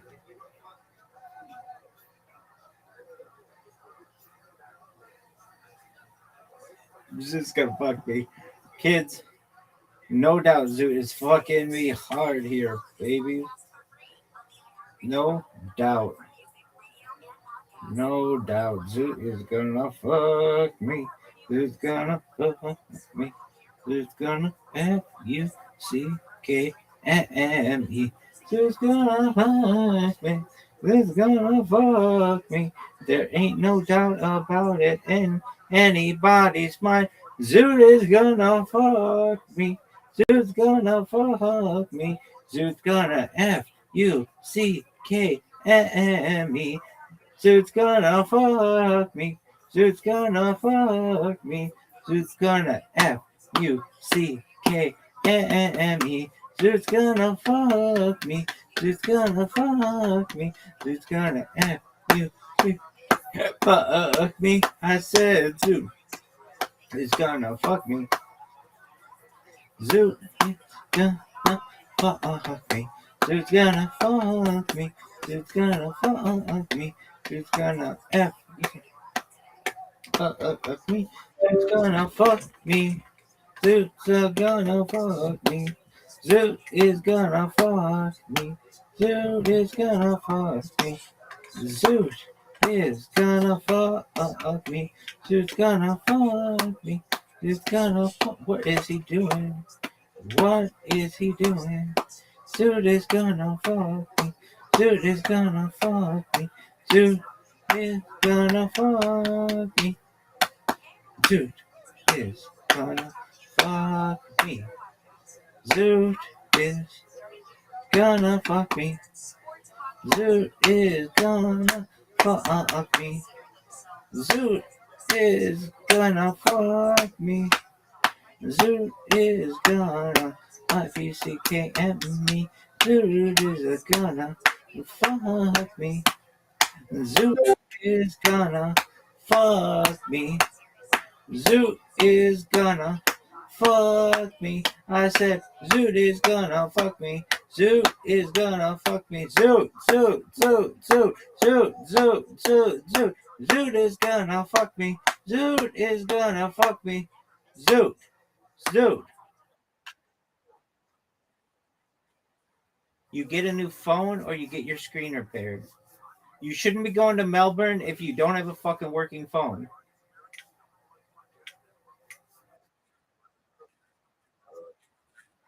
You just get your phone repaired, dog.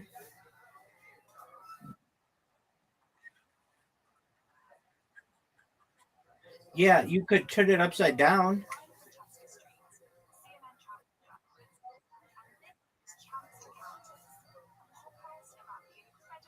Zoot, did you hear me? Okay, we'll try that, dog. You have to do the thing. You have to do the thing to rotate your screen.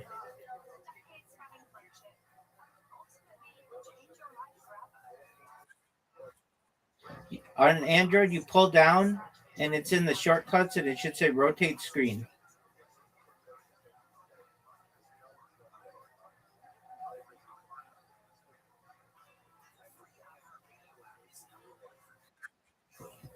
Yeah, so not portrait lock, auto turn. And then flip your phone upside down.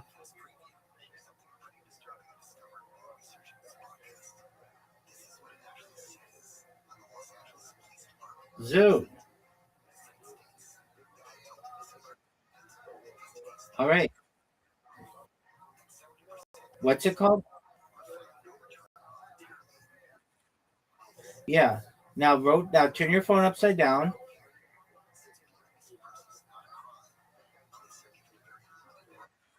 Okay, close the app. Turn your phone so that it auto rotates. And then reopen the phone. Reopen the app and it should work.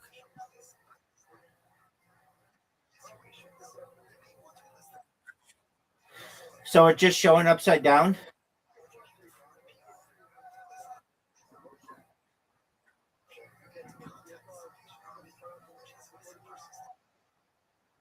try. Okay, so do you have your phone? Just be quiet and listen to me. Do you have your phone on auto rotate? Okay, close Play-Doh.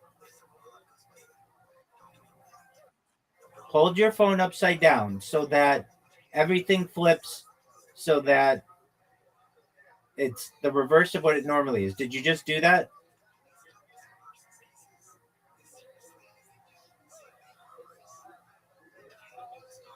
Zoot!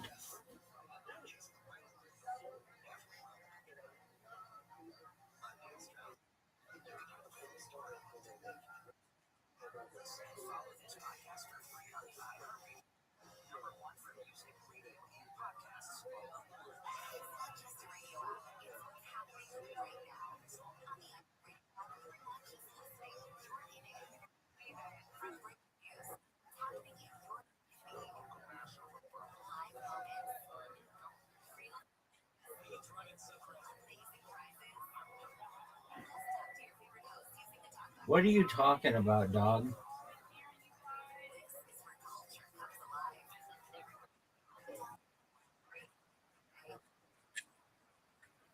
Why not?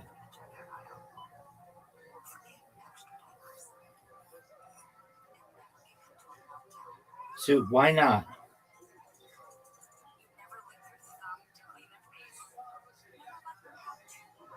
Zoot, why not?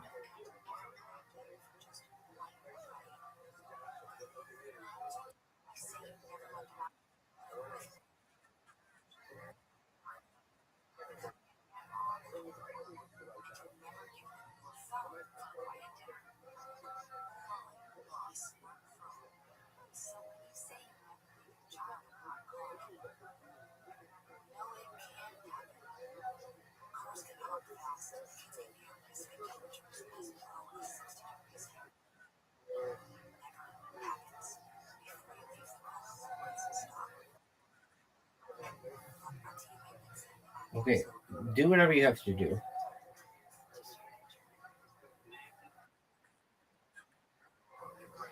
Okay, do you see the auto rotate button? Okay, when you press that and you turn your phone upside down, does everything change? Does the top become the bottom and the bottom the top?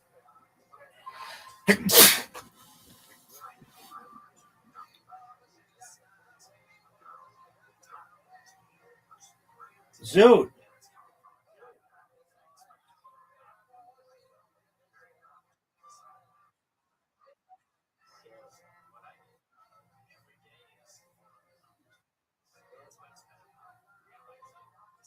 What's no?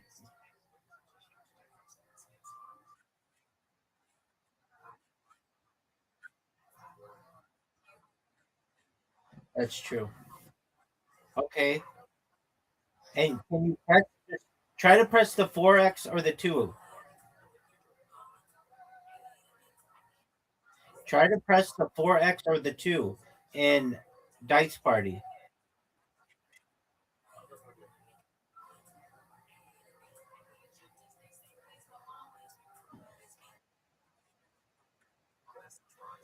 Dude, it's pretty easy for me too if you just didn't have a shit phone.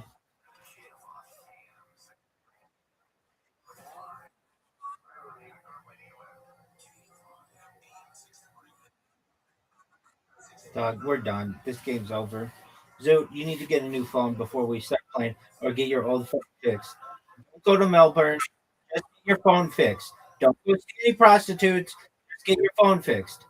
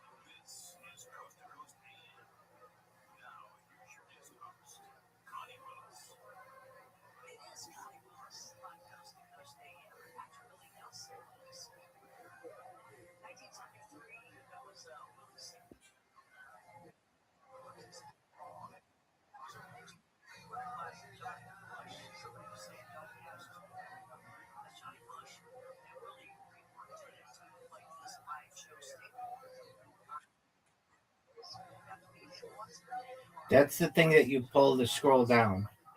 It's like at the top.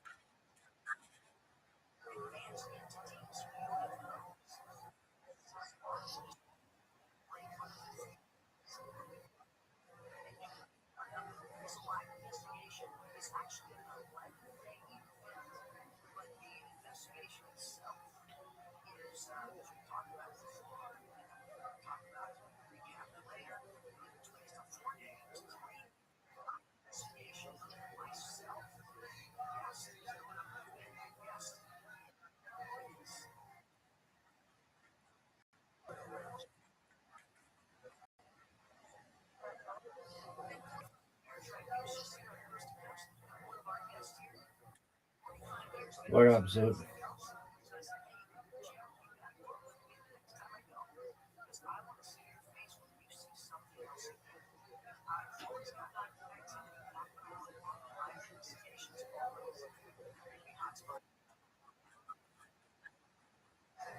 Zoot, I'm not talking to you until you fix your phone.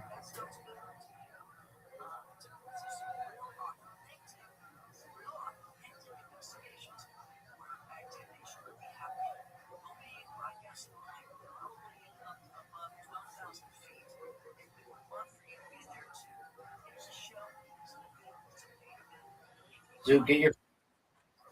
You didn't.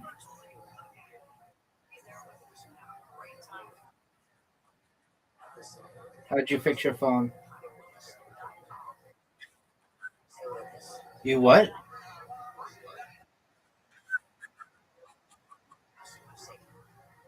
Dude, don't do that. Just get your phone fixed, dude.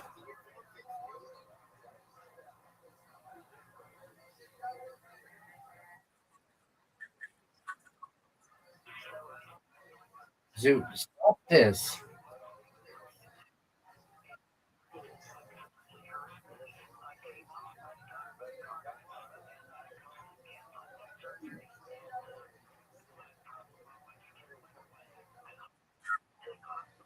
You're poor. My shit works. Oh, you think that's funny? Get the fuck out of here. I don't need your shit.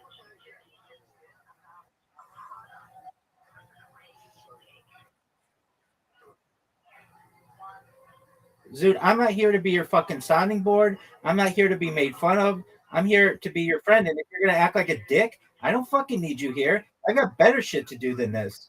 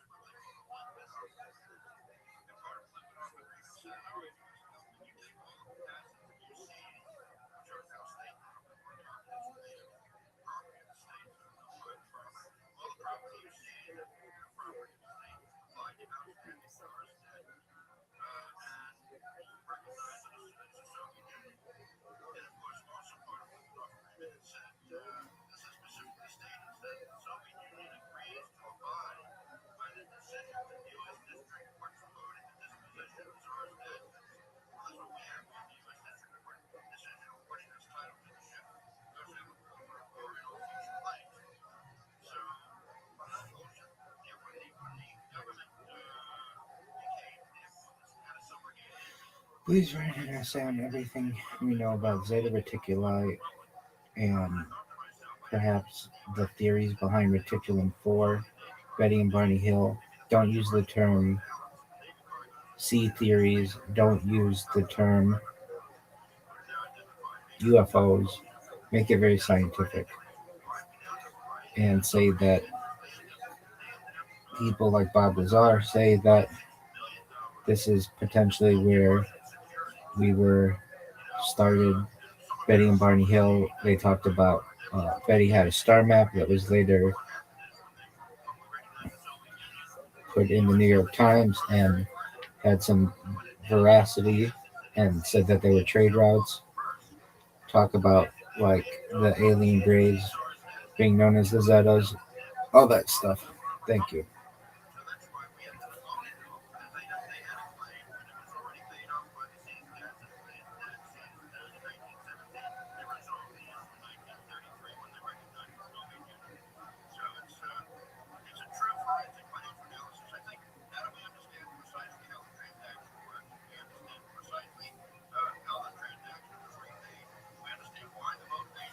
What about Bob Lazar? He talks about it.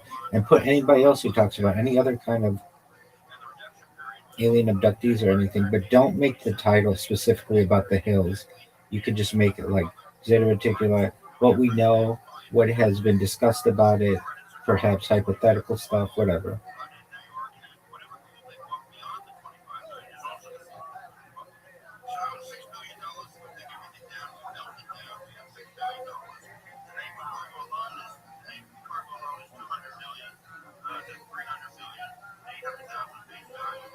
Say how far away it is, how big the stars are in comparison to the sun, that kind of stuff, please.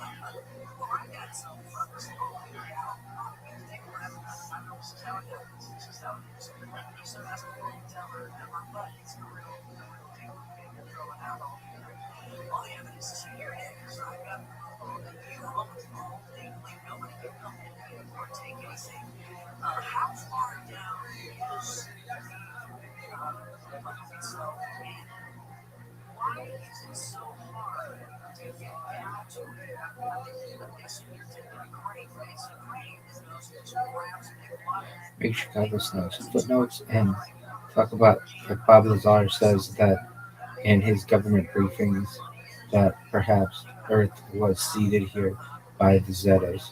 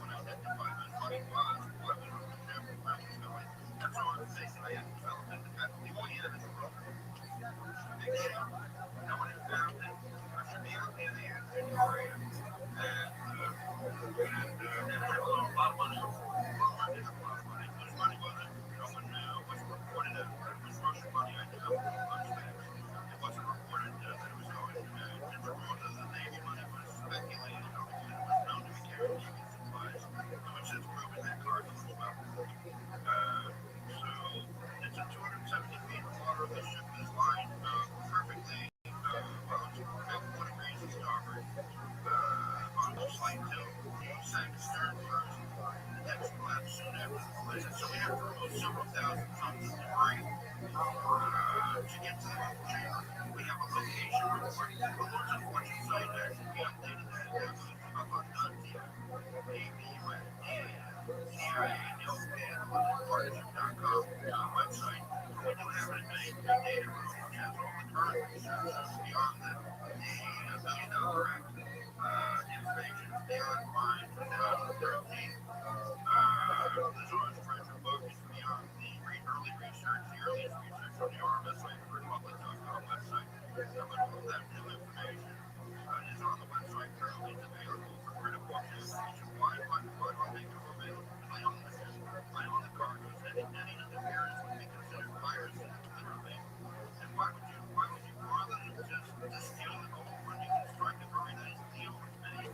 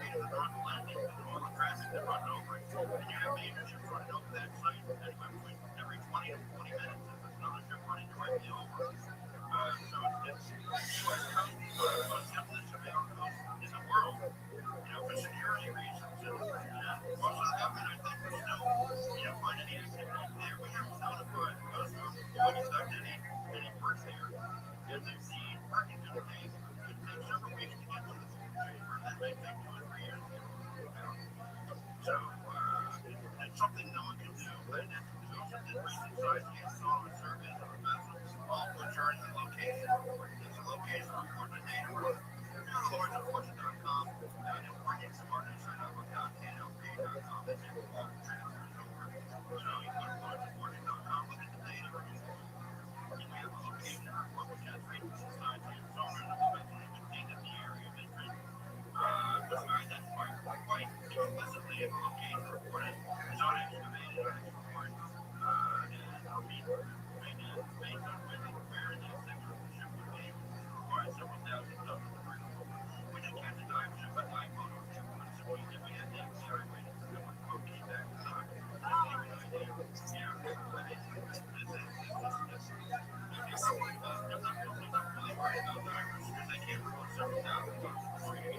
It's trying to find little trinkets in place. And it would still be piracy. And it would still be stolen property. And the divers know that we enforce our claim. They know that we've got the FBI waiting for one boat, particularly so the dive division is relatively small. And they know that we protect our claim. It's 40 years. It's over 40 years. My job is it's taking me longer to recover our public schools. And the bonuses to find the products. So, we know that it took 16 years to find these those who need to sue me.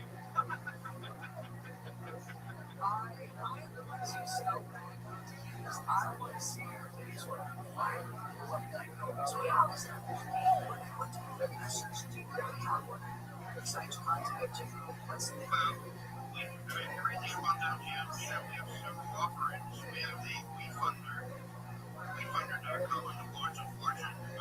That it's a crowdfunding offering. We're testing the waters there. We're seeing if that's an interesting crowdfunding. We raised up to $5 million there. And we raised at $5 million for a bill for this summer. We got about $4 million. We need $9 million. So we're looking for another $5 million. Theoretically.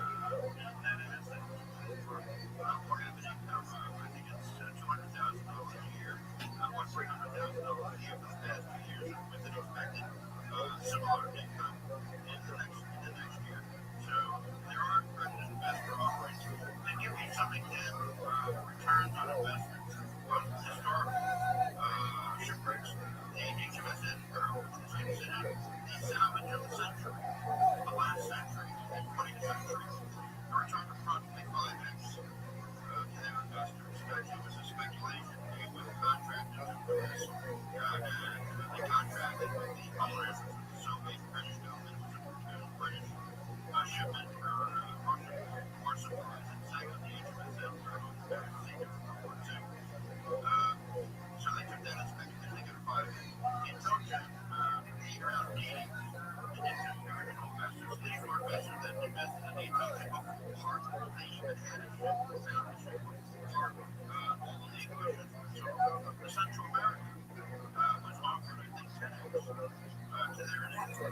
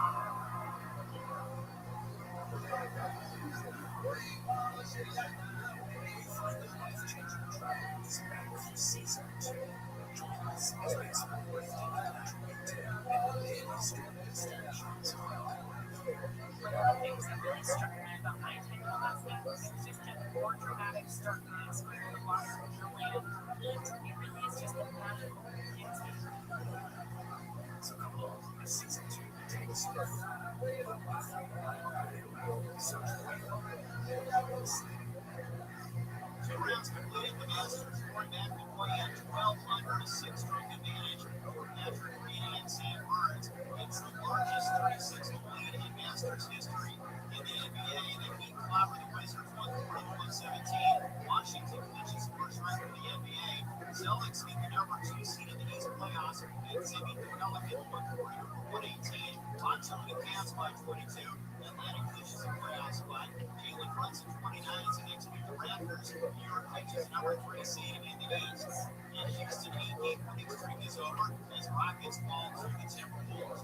MLB, the A's over the Mets 4-0. A's beat on 9-9. Dodgers beat the Rangers 8-7. Max Muncy 3 home runs, including the game winner 2-run shot. Mariners beat the Astros 9-6 as they extend a 5-game skid. The Braves outside the Guardians 11-5. Atlanta a big 6-run 6th inning. That's sports. I'm Trey Vetter.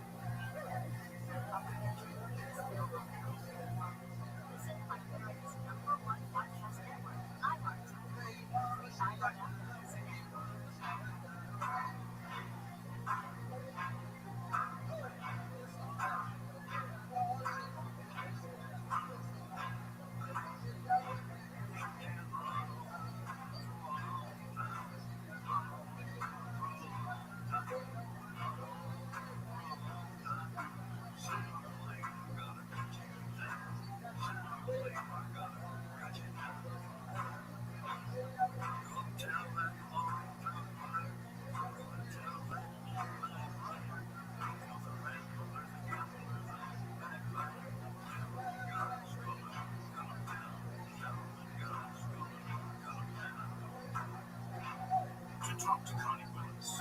Call the wild card line at 818-501-109. The first time caller line is 818-501-4721. To talk to Connie from east of the Rockies, call 800-825-5033. From west of the Please toll free call 800-618-8255. This is Coast to Coast Radio with your guest host, Connie Rose. That's your 2006 Johnny Cash. Guys, that's just like Odyssey 2006. Like a hot team almost perfect tone. Music video had a lot of celebrities in the Johnny Depp. Bono, and it's almost a tribute to the Ashes legacy. You know, that is doing music radio for like 15, 20 years. Meeting tons of artists.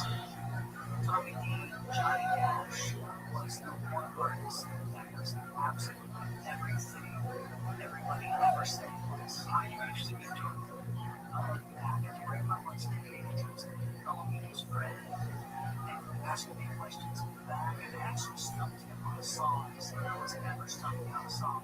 Do you want me to? And I'm great because you don't know those things. There's what he was amazing. Just what you say that was your problem. Please give a short paragraph about the United Nations.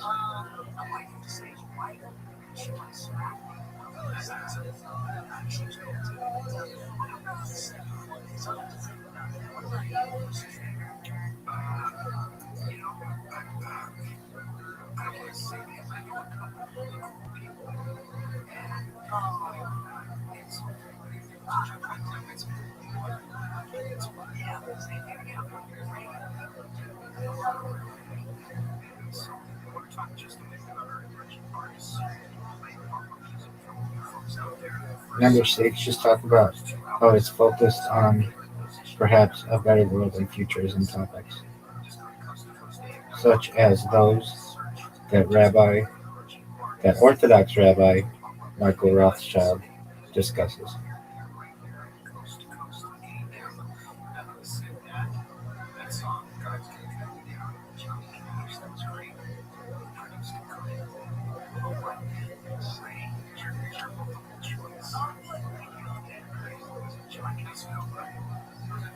Put in there that they advocate for many of the same goals as what Orthodox Rabbi Michael Rothschild advocates.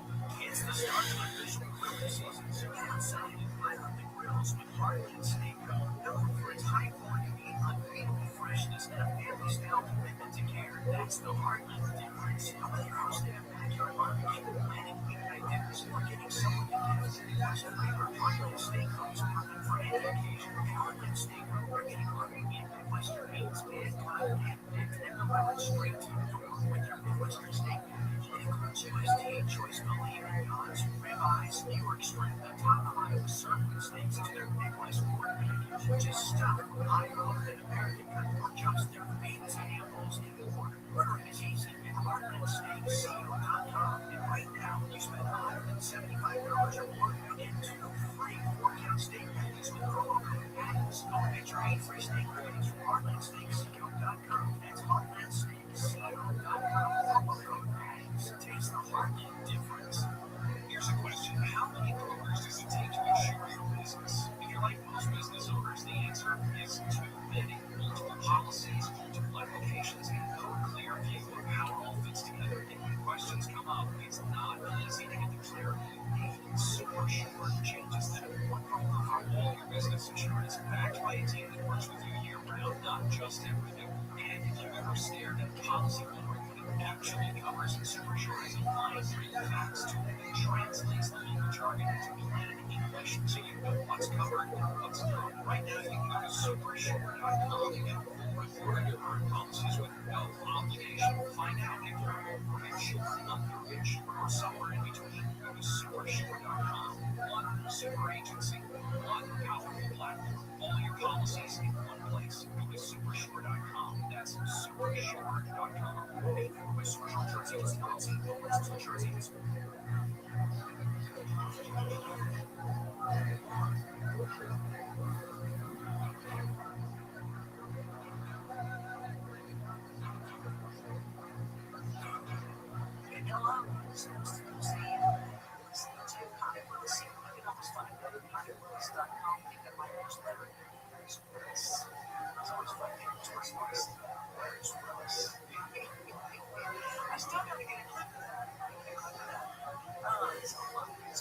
Well, thanks for being here.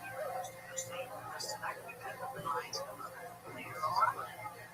Right now, talking about Mark Mayer, the Works of Fortune.com. He's the Stars Treasure. Talks all about the subject of life and $1 billion secret. Look up and up to $6 billion. I hope that's the case. And what does brings the most treasures? It's not a free stuff. We have a free show, the publisher at barnburnerbooks.com. You can buy both books there. The notice is available.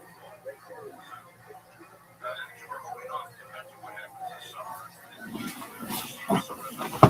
The book's going to be a lot more expensive in terms of the covers. When they put 2 books out. Sold behind a big wall, and the NBA players make $10 million a year.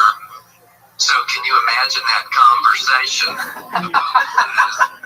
The Pope says, man, it must suck to be poor, and the NBA players say, no shit. That's my joke. That's why William didn't tell it, because it's not very funny. I love it. No, it's good. You got bigger laughs than William got tonight. Without a doubt. That's a great. That's a low bar, but I appreciate it. Mr. Montgomery, it's always a pleasure talking to you. Next time you see William, ask him to show his tail. Yeah, I will. Great talking to y'all. Y'all all take care of yourselves. And I saw Jeremiah's going to have a boy. That is so wonderful. Congrats. Indeed. Yes, he is. Y'all keep doing great. We love you. You know, sir, your son is one of the top gay comedians in Los Angeles. That's what he tells me. I remember coming home one night, sort of drunk at 3 a.m, and I am fixing a cup of water, and you and Mama come down, and out of nowhere, you're like, William, are you gay? Do you remember that? Yeah, and it didn't surprise me a bit when you said you were. Tell Mrs. Montgomery we all said hello, Mr. Montgomery. It was so great to talk to you. Have a great night. She's right here. You want to say hi to her? She ran off. Okay. Y'all take care, man. There you go. That's the Montgomerys, everybody. How cool is that? Always a hit on this show, the Montgomerys. You have such cool parents, William. What the fuck happened to you? I started losing in Battleship to my cousin Taylor, and I couldn't deal with it. And then I found out I couldn't read, and then I couldn't go to the beach, and then I forgot to bring towels at the beach, and I was out in the surf. What are you looking at, Red Man? I just was with that fucking face. I'm telling a funny story and you're blankly looking at me. Well, what the fuck is going on? Didn't know that you had a tail and you said you lied to us. I have a fucking tail, Red Man. How many of you think William should show us his tail right now? To close tonight's episode, this is it. Here it is. He's reaching for the belt. This is the moment we've all been waiting for. I'm going to be to you. A lot of people said this would never happen. It's a brown tail. Oh, he's doing the shoulder shake. We've seen this before. Uh-oh. Here we go.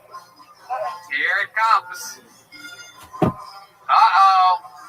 The shorts are coming down. Here we go.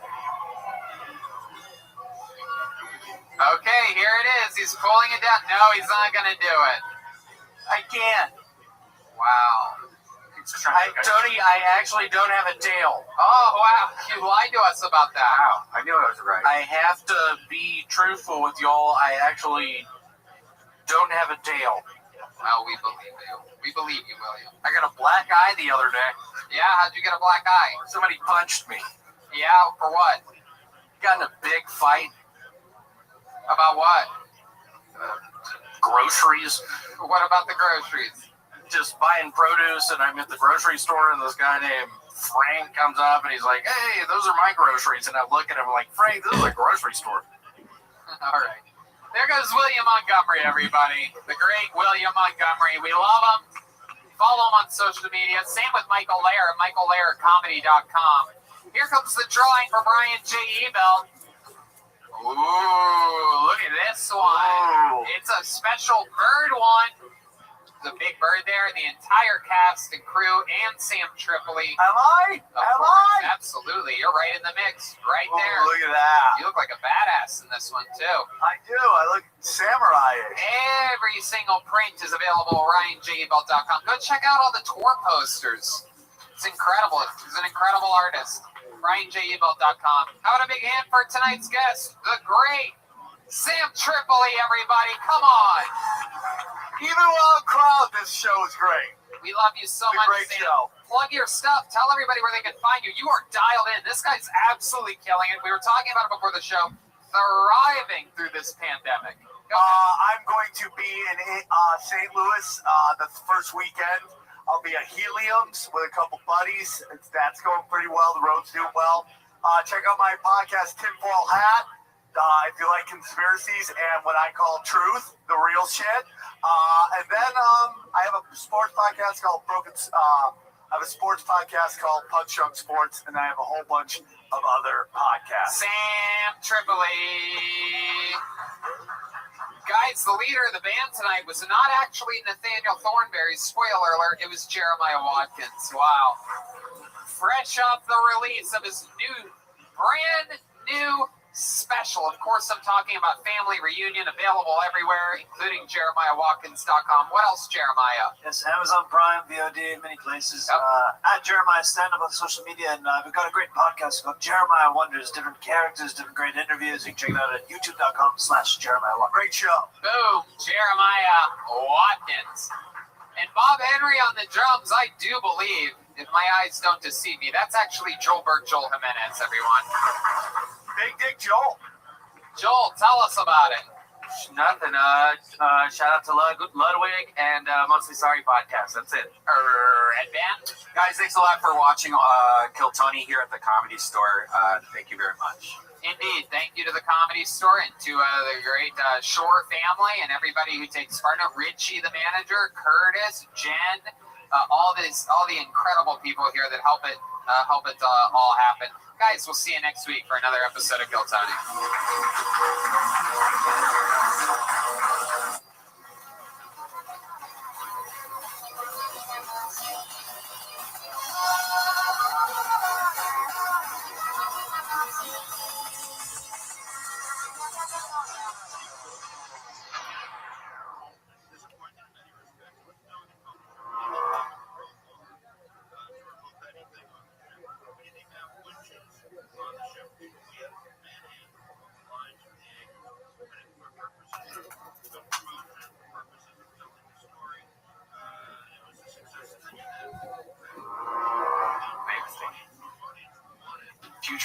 teller. Vape thing. Future truth teller. Mayor Pete Buttigieg retires from political life and public service after discovering how amazing pussy is. Vape thing. Future truth teller. COVID-19 is found to have been produced by Donald Trump and Mark Burnett for the deadliest season of Survivor yet. Vape thing. Future truth teller. Live concerts return with rigorous safety protocols and a strict ban on puddle of mud. Vape thing. Future truth teller. Seattle is pushed to the brink when anarchists select for mayor the headless body of Kurt Cobain. Vape thing. Future truth teller. Basketball becomes the prototype for all continued pro sports in the Corona era. Unfortunately, the NBA bubble dies of AIDS. Vape thing. Future truth teller. President Biden federally legalizes marijuana after accidentally eating a bot cookie and watching reruns of Leave It to Beaver.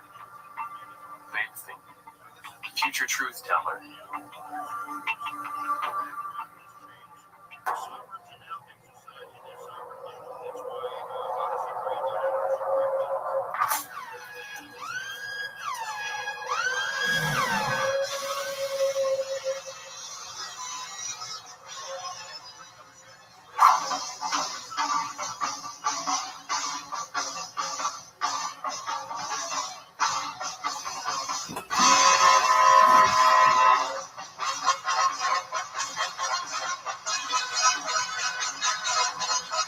Austin, Texas, make some fucking noise.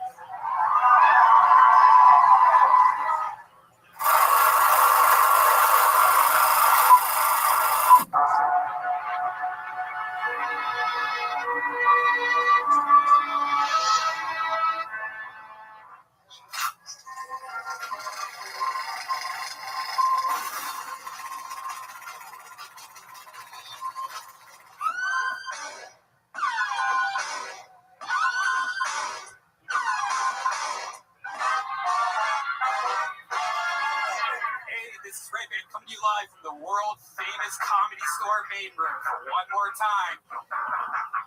Here's Tony Hinchcliffe.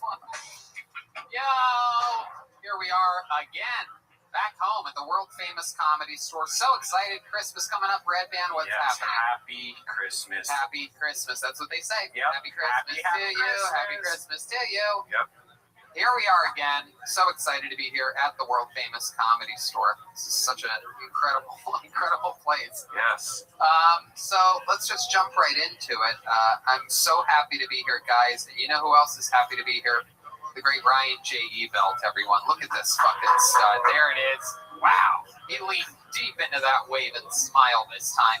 He's already started drawing tonight's episode. He draws every episode, including tonight's, and they're all available at RyanJEbelt.com. Big, famous, cool tour posters from the past, and any one of your favorite episodes featuring all of your favorite comedians. RyanJEbelt.com to get those prints. You know who else is here, Red Band? You know who else? Oh. Charlie from Vito's Pizza is here, keeping us fed, having fun, kicking butt. Gino from Speedweed Betterbox Studios is here. It's a star-studded fucking, just like the old days. Remember the old days when we used to have fucking Nate Diaz and Gary Clark Jr. and fucking Obama's daughter and all these people are here to see Kill Tony. Anyway, we're having fun though. We're plowing through it. Nothing depressing about having 9 people in a room built for 603. It's perfect. It's the acoustics, you know? It's about the acoustics is what they say. The fucking acoustics. But I'm excited to be here, and we're going to have a lot of fun. But before tonight's episode gets fully fucking going, here's a little word from our amazing sponsors that made this episode available for you. Hiring can be challenging, but ZipRecruiter makes it fast and easy. One CEO, Ali, needed to hire for a multifaceted role at his wallpaper company, Walls Need Love. He was looking for someone who was the right fit for his team and culture, but his search was slow going. So he turned to ZipRecruiter. ZipRecruiter's powerful matching technology identifies the right people for your job and actively invites them to apply, which is why you should try ZipRecruiter for free at ZipRecruiter.com/KillTony. That's how Allie found Savannah Rick. Allie said Savannah's skills and experience were a great match for the role. Plus, she applied within a few days after he posted the job. Through ZipRecruiter, Allie has hired everyone from head of marketing to sales director to lead graphic designer. But Allie's not the only employer who loves ZipRecruiter. That's right. A lot of them do. 4 out of 5 employers who post on ZipRecruiter get a quality candidate within the first day. See for yourself how ZipRecruiter makes hiring faster and easier. Try it for free. That's right, free at ZipRecruiter.com/KillTony. That's ZipRecruiter.com/KillTony. ZipRecruiter.com/KillTony. We have a guest this week. Very, very exciting stuff. This guy, Comedy Store employee when I got here, when I started. Next thing you know, he's Shrek on Broadway. He has his own show on Nickelodeon, Big Time Rush, one of the stars of it. And he's just an overall great comedian, great guy, one of our good friends, ladies and gentlemen. It's the great Steven Glickman. Wow. Very exciting. Here he is. This is one big boy, the great Steven Glickman. Likeable, lovable, the host of the Nighttime Show podcast, one of the incredible voices of one of my favorite animated movies I've ever watched, The Monster Hunter. It hasn't come out yet. Oh! God bless you. You mean Storks. You mean Storks. That's what I was talking about. Storks. Storks. Yeah. Storks. I get them all confused. All the children movies get you confused. How's it going, Steven? Oh, I'm fine. I'm happy to be here. This is nice. You've been a guest on the show numerous times, so I won't bore you with any of the particulars. But you do remember there's a band here, right? I do, and I love a band. Every single week they commit to being different characters. Sometimes it's the return of some of their famous characters. We never know what they're going to be. We're all going to find out what they are together right now. I present to you the best damn band in the land. It's the Kill Tony Band. Jeremiah Watkins, Joel Burke, Joel Jimenez, Jet Ski, Jesse Johnson, Chroma Chris, maybe? No Chroma Chris. Uh-oh. Jeremiah, Joel, and Jet Ski, the big 3 J's. A lot of J's. Whoa, we've seen these guys before. If there was a crowd here, they would be going crazy because they are the cat burglars tonight. Whoa, look at that one up there. Sneaky little devil. Oh my goodness. Oh, she's actually part cat, it seems. Wow. She's more cat than burglar. That's an interesting twist. My goodness gracious. Jeremiah really banking on you using that camera one angle. It's too dark to even see me. Oh, he's going everywhere. Look at this. Uh-oh, what does that look like? Whoa, that's a good one. Wow, you nailed it on that one. It's very good. Jeremiah Watkins, cat burglar. They have a ride. Some of the most famous Kill Tony characters in the history. I believe they were even in the famous band calendar. Right? What month were you? December. I'm sorry. It slips my memory, Tony. Cat burglar. Wow. Welcome back, cat burglar. Famously a cat burglar. An old-timey burglar that would sneak into places and hope to get away. Steal jewels, diamonds, and women's hearts. Oh my God. I've been taking the underwear, dude. Is it supposed to be the heart? And then, is your name Cat Burglar too back there? I always forget. You guys are just cat burglars? This is one of those. All right. And I know for a fact, it's the first time we've seen this young lady be a cat burglar, I do believe. It seems like she is more cat than actual burglar. You have actual qualities of a cat. Yeah. Add something in my throat. It's great to be here. That's another. Your name's just Cat Burglar as well? Tony, we keep getting caught because of her. She keeps leaving That is one, and that is two, and I am Cat burglar. I swear to God, I just wrote down cat burglar 3 times. It's part of my system. We are very different people. So, look at that. It's so exciting. We have the cat burglars and the hamburglars are here. Oh, God, surrounded by. We have Glickman, Red Band, and the cat burglars. You guys ready to start tonight's episode or what? All right. That sounds good enough. Ladies and gentlemen, we're going to start tonight's episode with a goddamn legend. One of my favorite human beings in the world. One of my favorite comedians. New York, Chicago, LA zone. The great Michael Lehrer, everybody.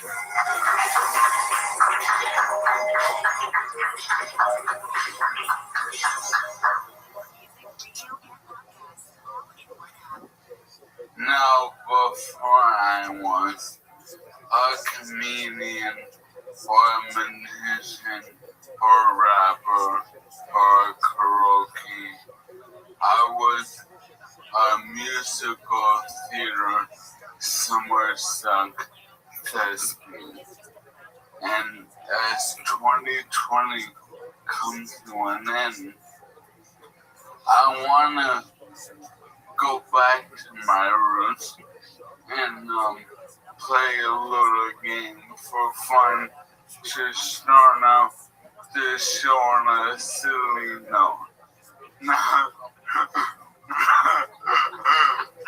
Brian, listen, there are names of 50 musicals in this bag.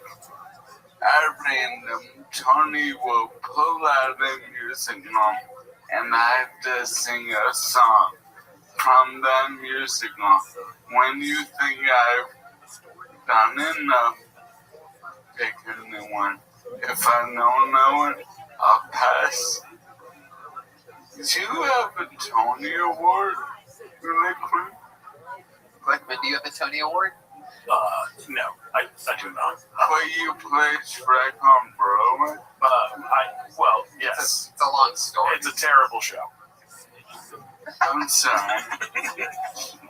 It does not deserve a Tony Award. God. That is sort of a tough question to open up with somebody. Like, I mean, there's other ways you could have asked that. Do you have a Tony I Award? feel like a lot of the people you ask that to, they're going to say no. Yeah. No, but Bryce Darling Campbell, whatever the fuck his name is, the guy I see what you're doing. If you pass, you're going to give it to Glickman. Yeah. Oh, you know your musicals, don't you? I do. Whoa, how exciting. All right. You didn't even know Glickman was going to be the guest, and you had a musical thing. The universe makes all this shit happen. Wow, you're a special guy, Michael. Yeah, He really is. He's pretty special. Thank you, Glickman. Wait a second. Those are my Altoids. What are you doing with those? Oh, come on. I love my Altoids. Oh, cat burglar. Ruined for him. I'm excited about this. You guys ready to play some musical theater fucking super challenge with Michael Lehrer? This is exciting. Christmas right around the corner. Here we go. All right, you want me to pull a name out? All right, here we go. Here we go. How about it's time? All right, The Wiz. He's on down the road. He's on down the road. Now there may be times when you wish you were here. All right, Hair. Let the sun shine in. Let the sun shine in. The sun shining. The saddest version of such a happy song. How about Company? The lady is too much. The lady is too much. Oh, wow. Glickman, can you do That was great. Yeah, that's impressive. He's passing it off to you. You know the words? I don't know the words to that song, but Company. I mean, I know the music. I bet he knows something about this. Jersey Boys. You know Jersey Boys. I know you know Jersey Mike's. Hey, man, come on. Hey, come on. Jersey Boys pass. pass? Whoa, pass to you. Uh-oh. Damn it.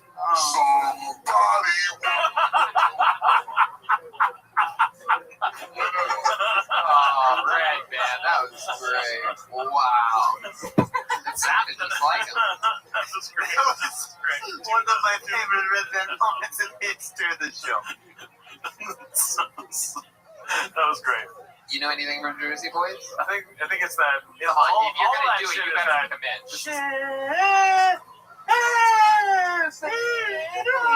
Right? Won't you come out tonight? Come out tonight.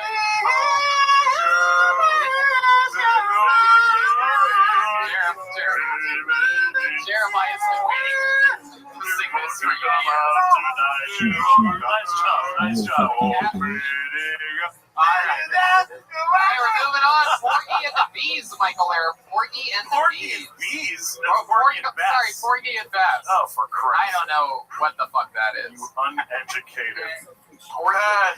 Porgy and Bess. Okay. He knows Porgy and Bess. Porgy and Bess is Old Man River. That Old Man River. That's Porgy and Bess. Yeah. Tony Award. That one at Tony. You want a me? Yeah. I don't want to go. Alright, how about Bye Bye Birdie? Worse than man right out of my hair. Worse than me. That's South Pacific, you son of a bitch. Fuck you, dude. D-Live. Glickman doesn't know Bye Bye Birdie, but he does know I'm hungry. Bye, birdie. Bye. How about a beat? D-Live. Don't cry for me, Argentina. The truth is I would never Crazy. let you. Argentina. This is what it's come to. Argentina. Argentina. How about My Fair Lady? Every Duke and Earl and Pew is here. Everyone who should be here is here. What a dashing, positively spectacle the Ascot opening day. God damn. Michael has the incredible talent of making every song sound like the same song. How about Cabaret? Life is a cabaret. How about Tommy? Tommy, play more with it. There has been good. Phantom of the Opera. Nighttime shopping. Oh my God, this is so amazing. Jesus Christ Superstar.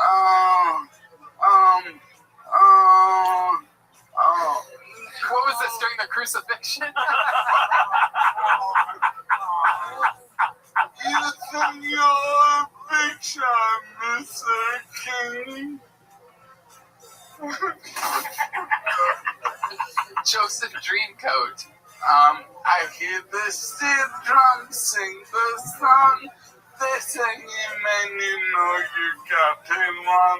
I hear the voice of the little bird singing in the air. This is quite absurd. Oh no, not me. Okay, Brent. Yeah, nailed it.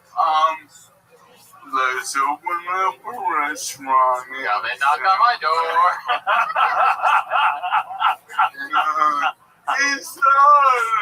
How about Godspell? We're just going to go through all of these. How many do you think we should go through all of these? Okay, nobody. You're right. What's that Jesus song from Godspell? Praise Him. Praise Him. Oh, Jesus. How about Music Man? If you know any of these, you should just jump right in. Yeah, Music Man's easy. Gary, Indiana, Gary, Indiana, Gary, Indiana, home, sweet home. Wizard of Oz. If I only had brains, I would walk away the hours, coming with the Cats. memories. Nothing new in the moonlight. Les Mis. Master of the house, keeper of the inn. He's got him, man. He's got him. I'm over the shaker and the spicer of Pacific. I was that man right out of my head. There you go.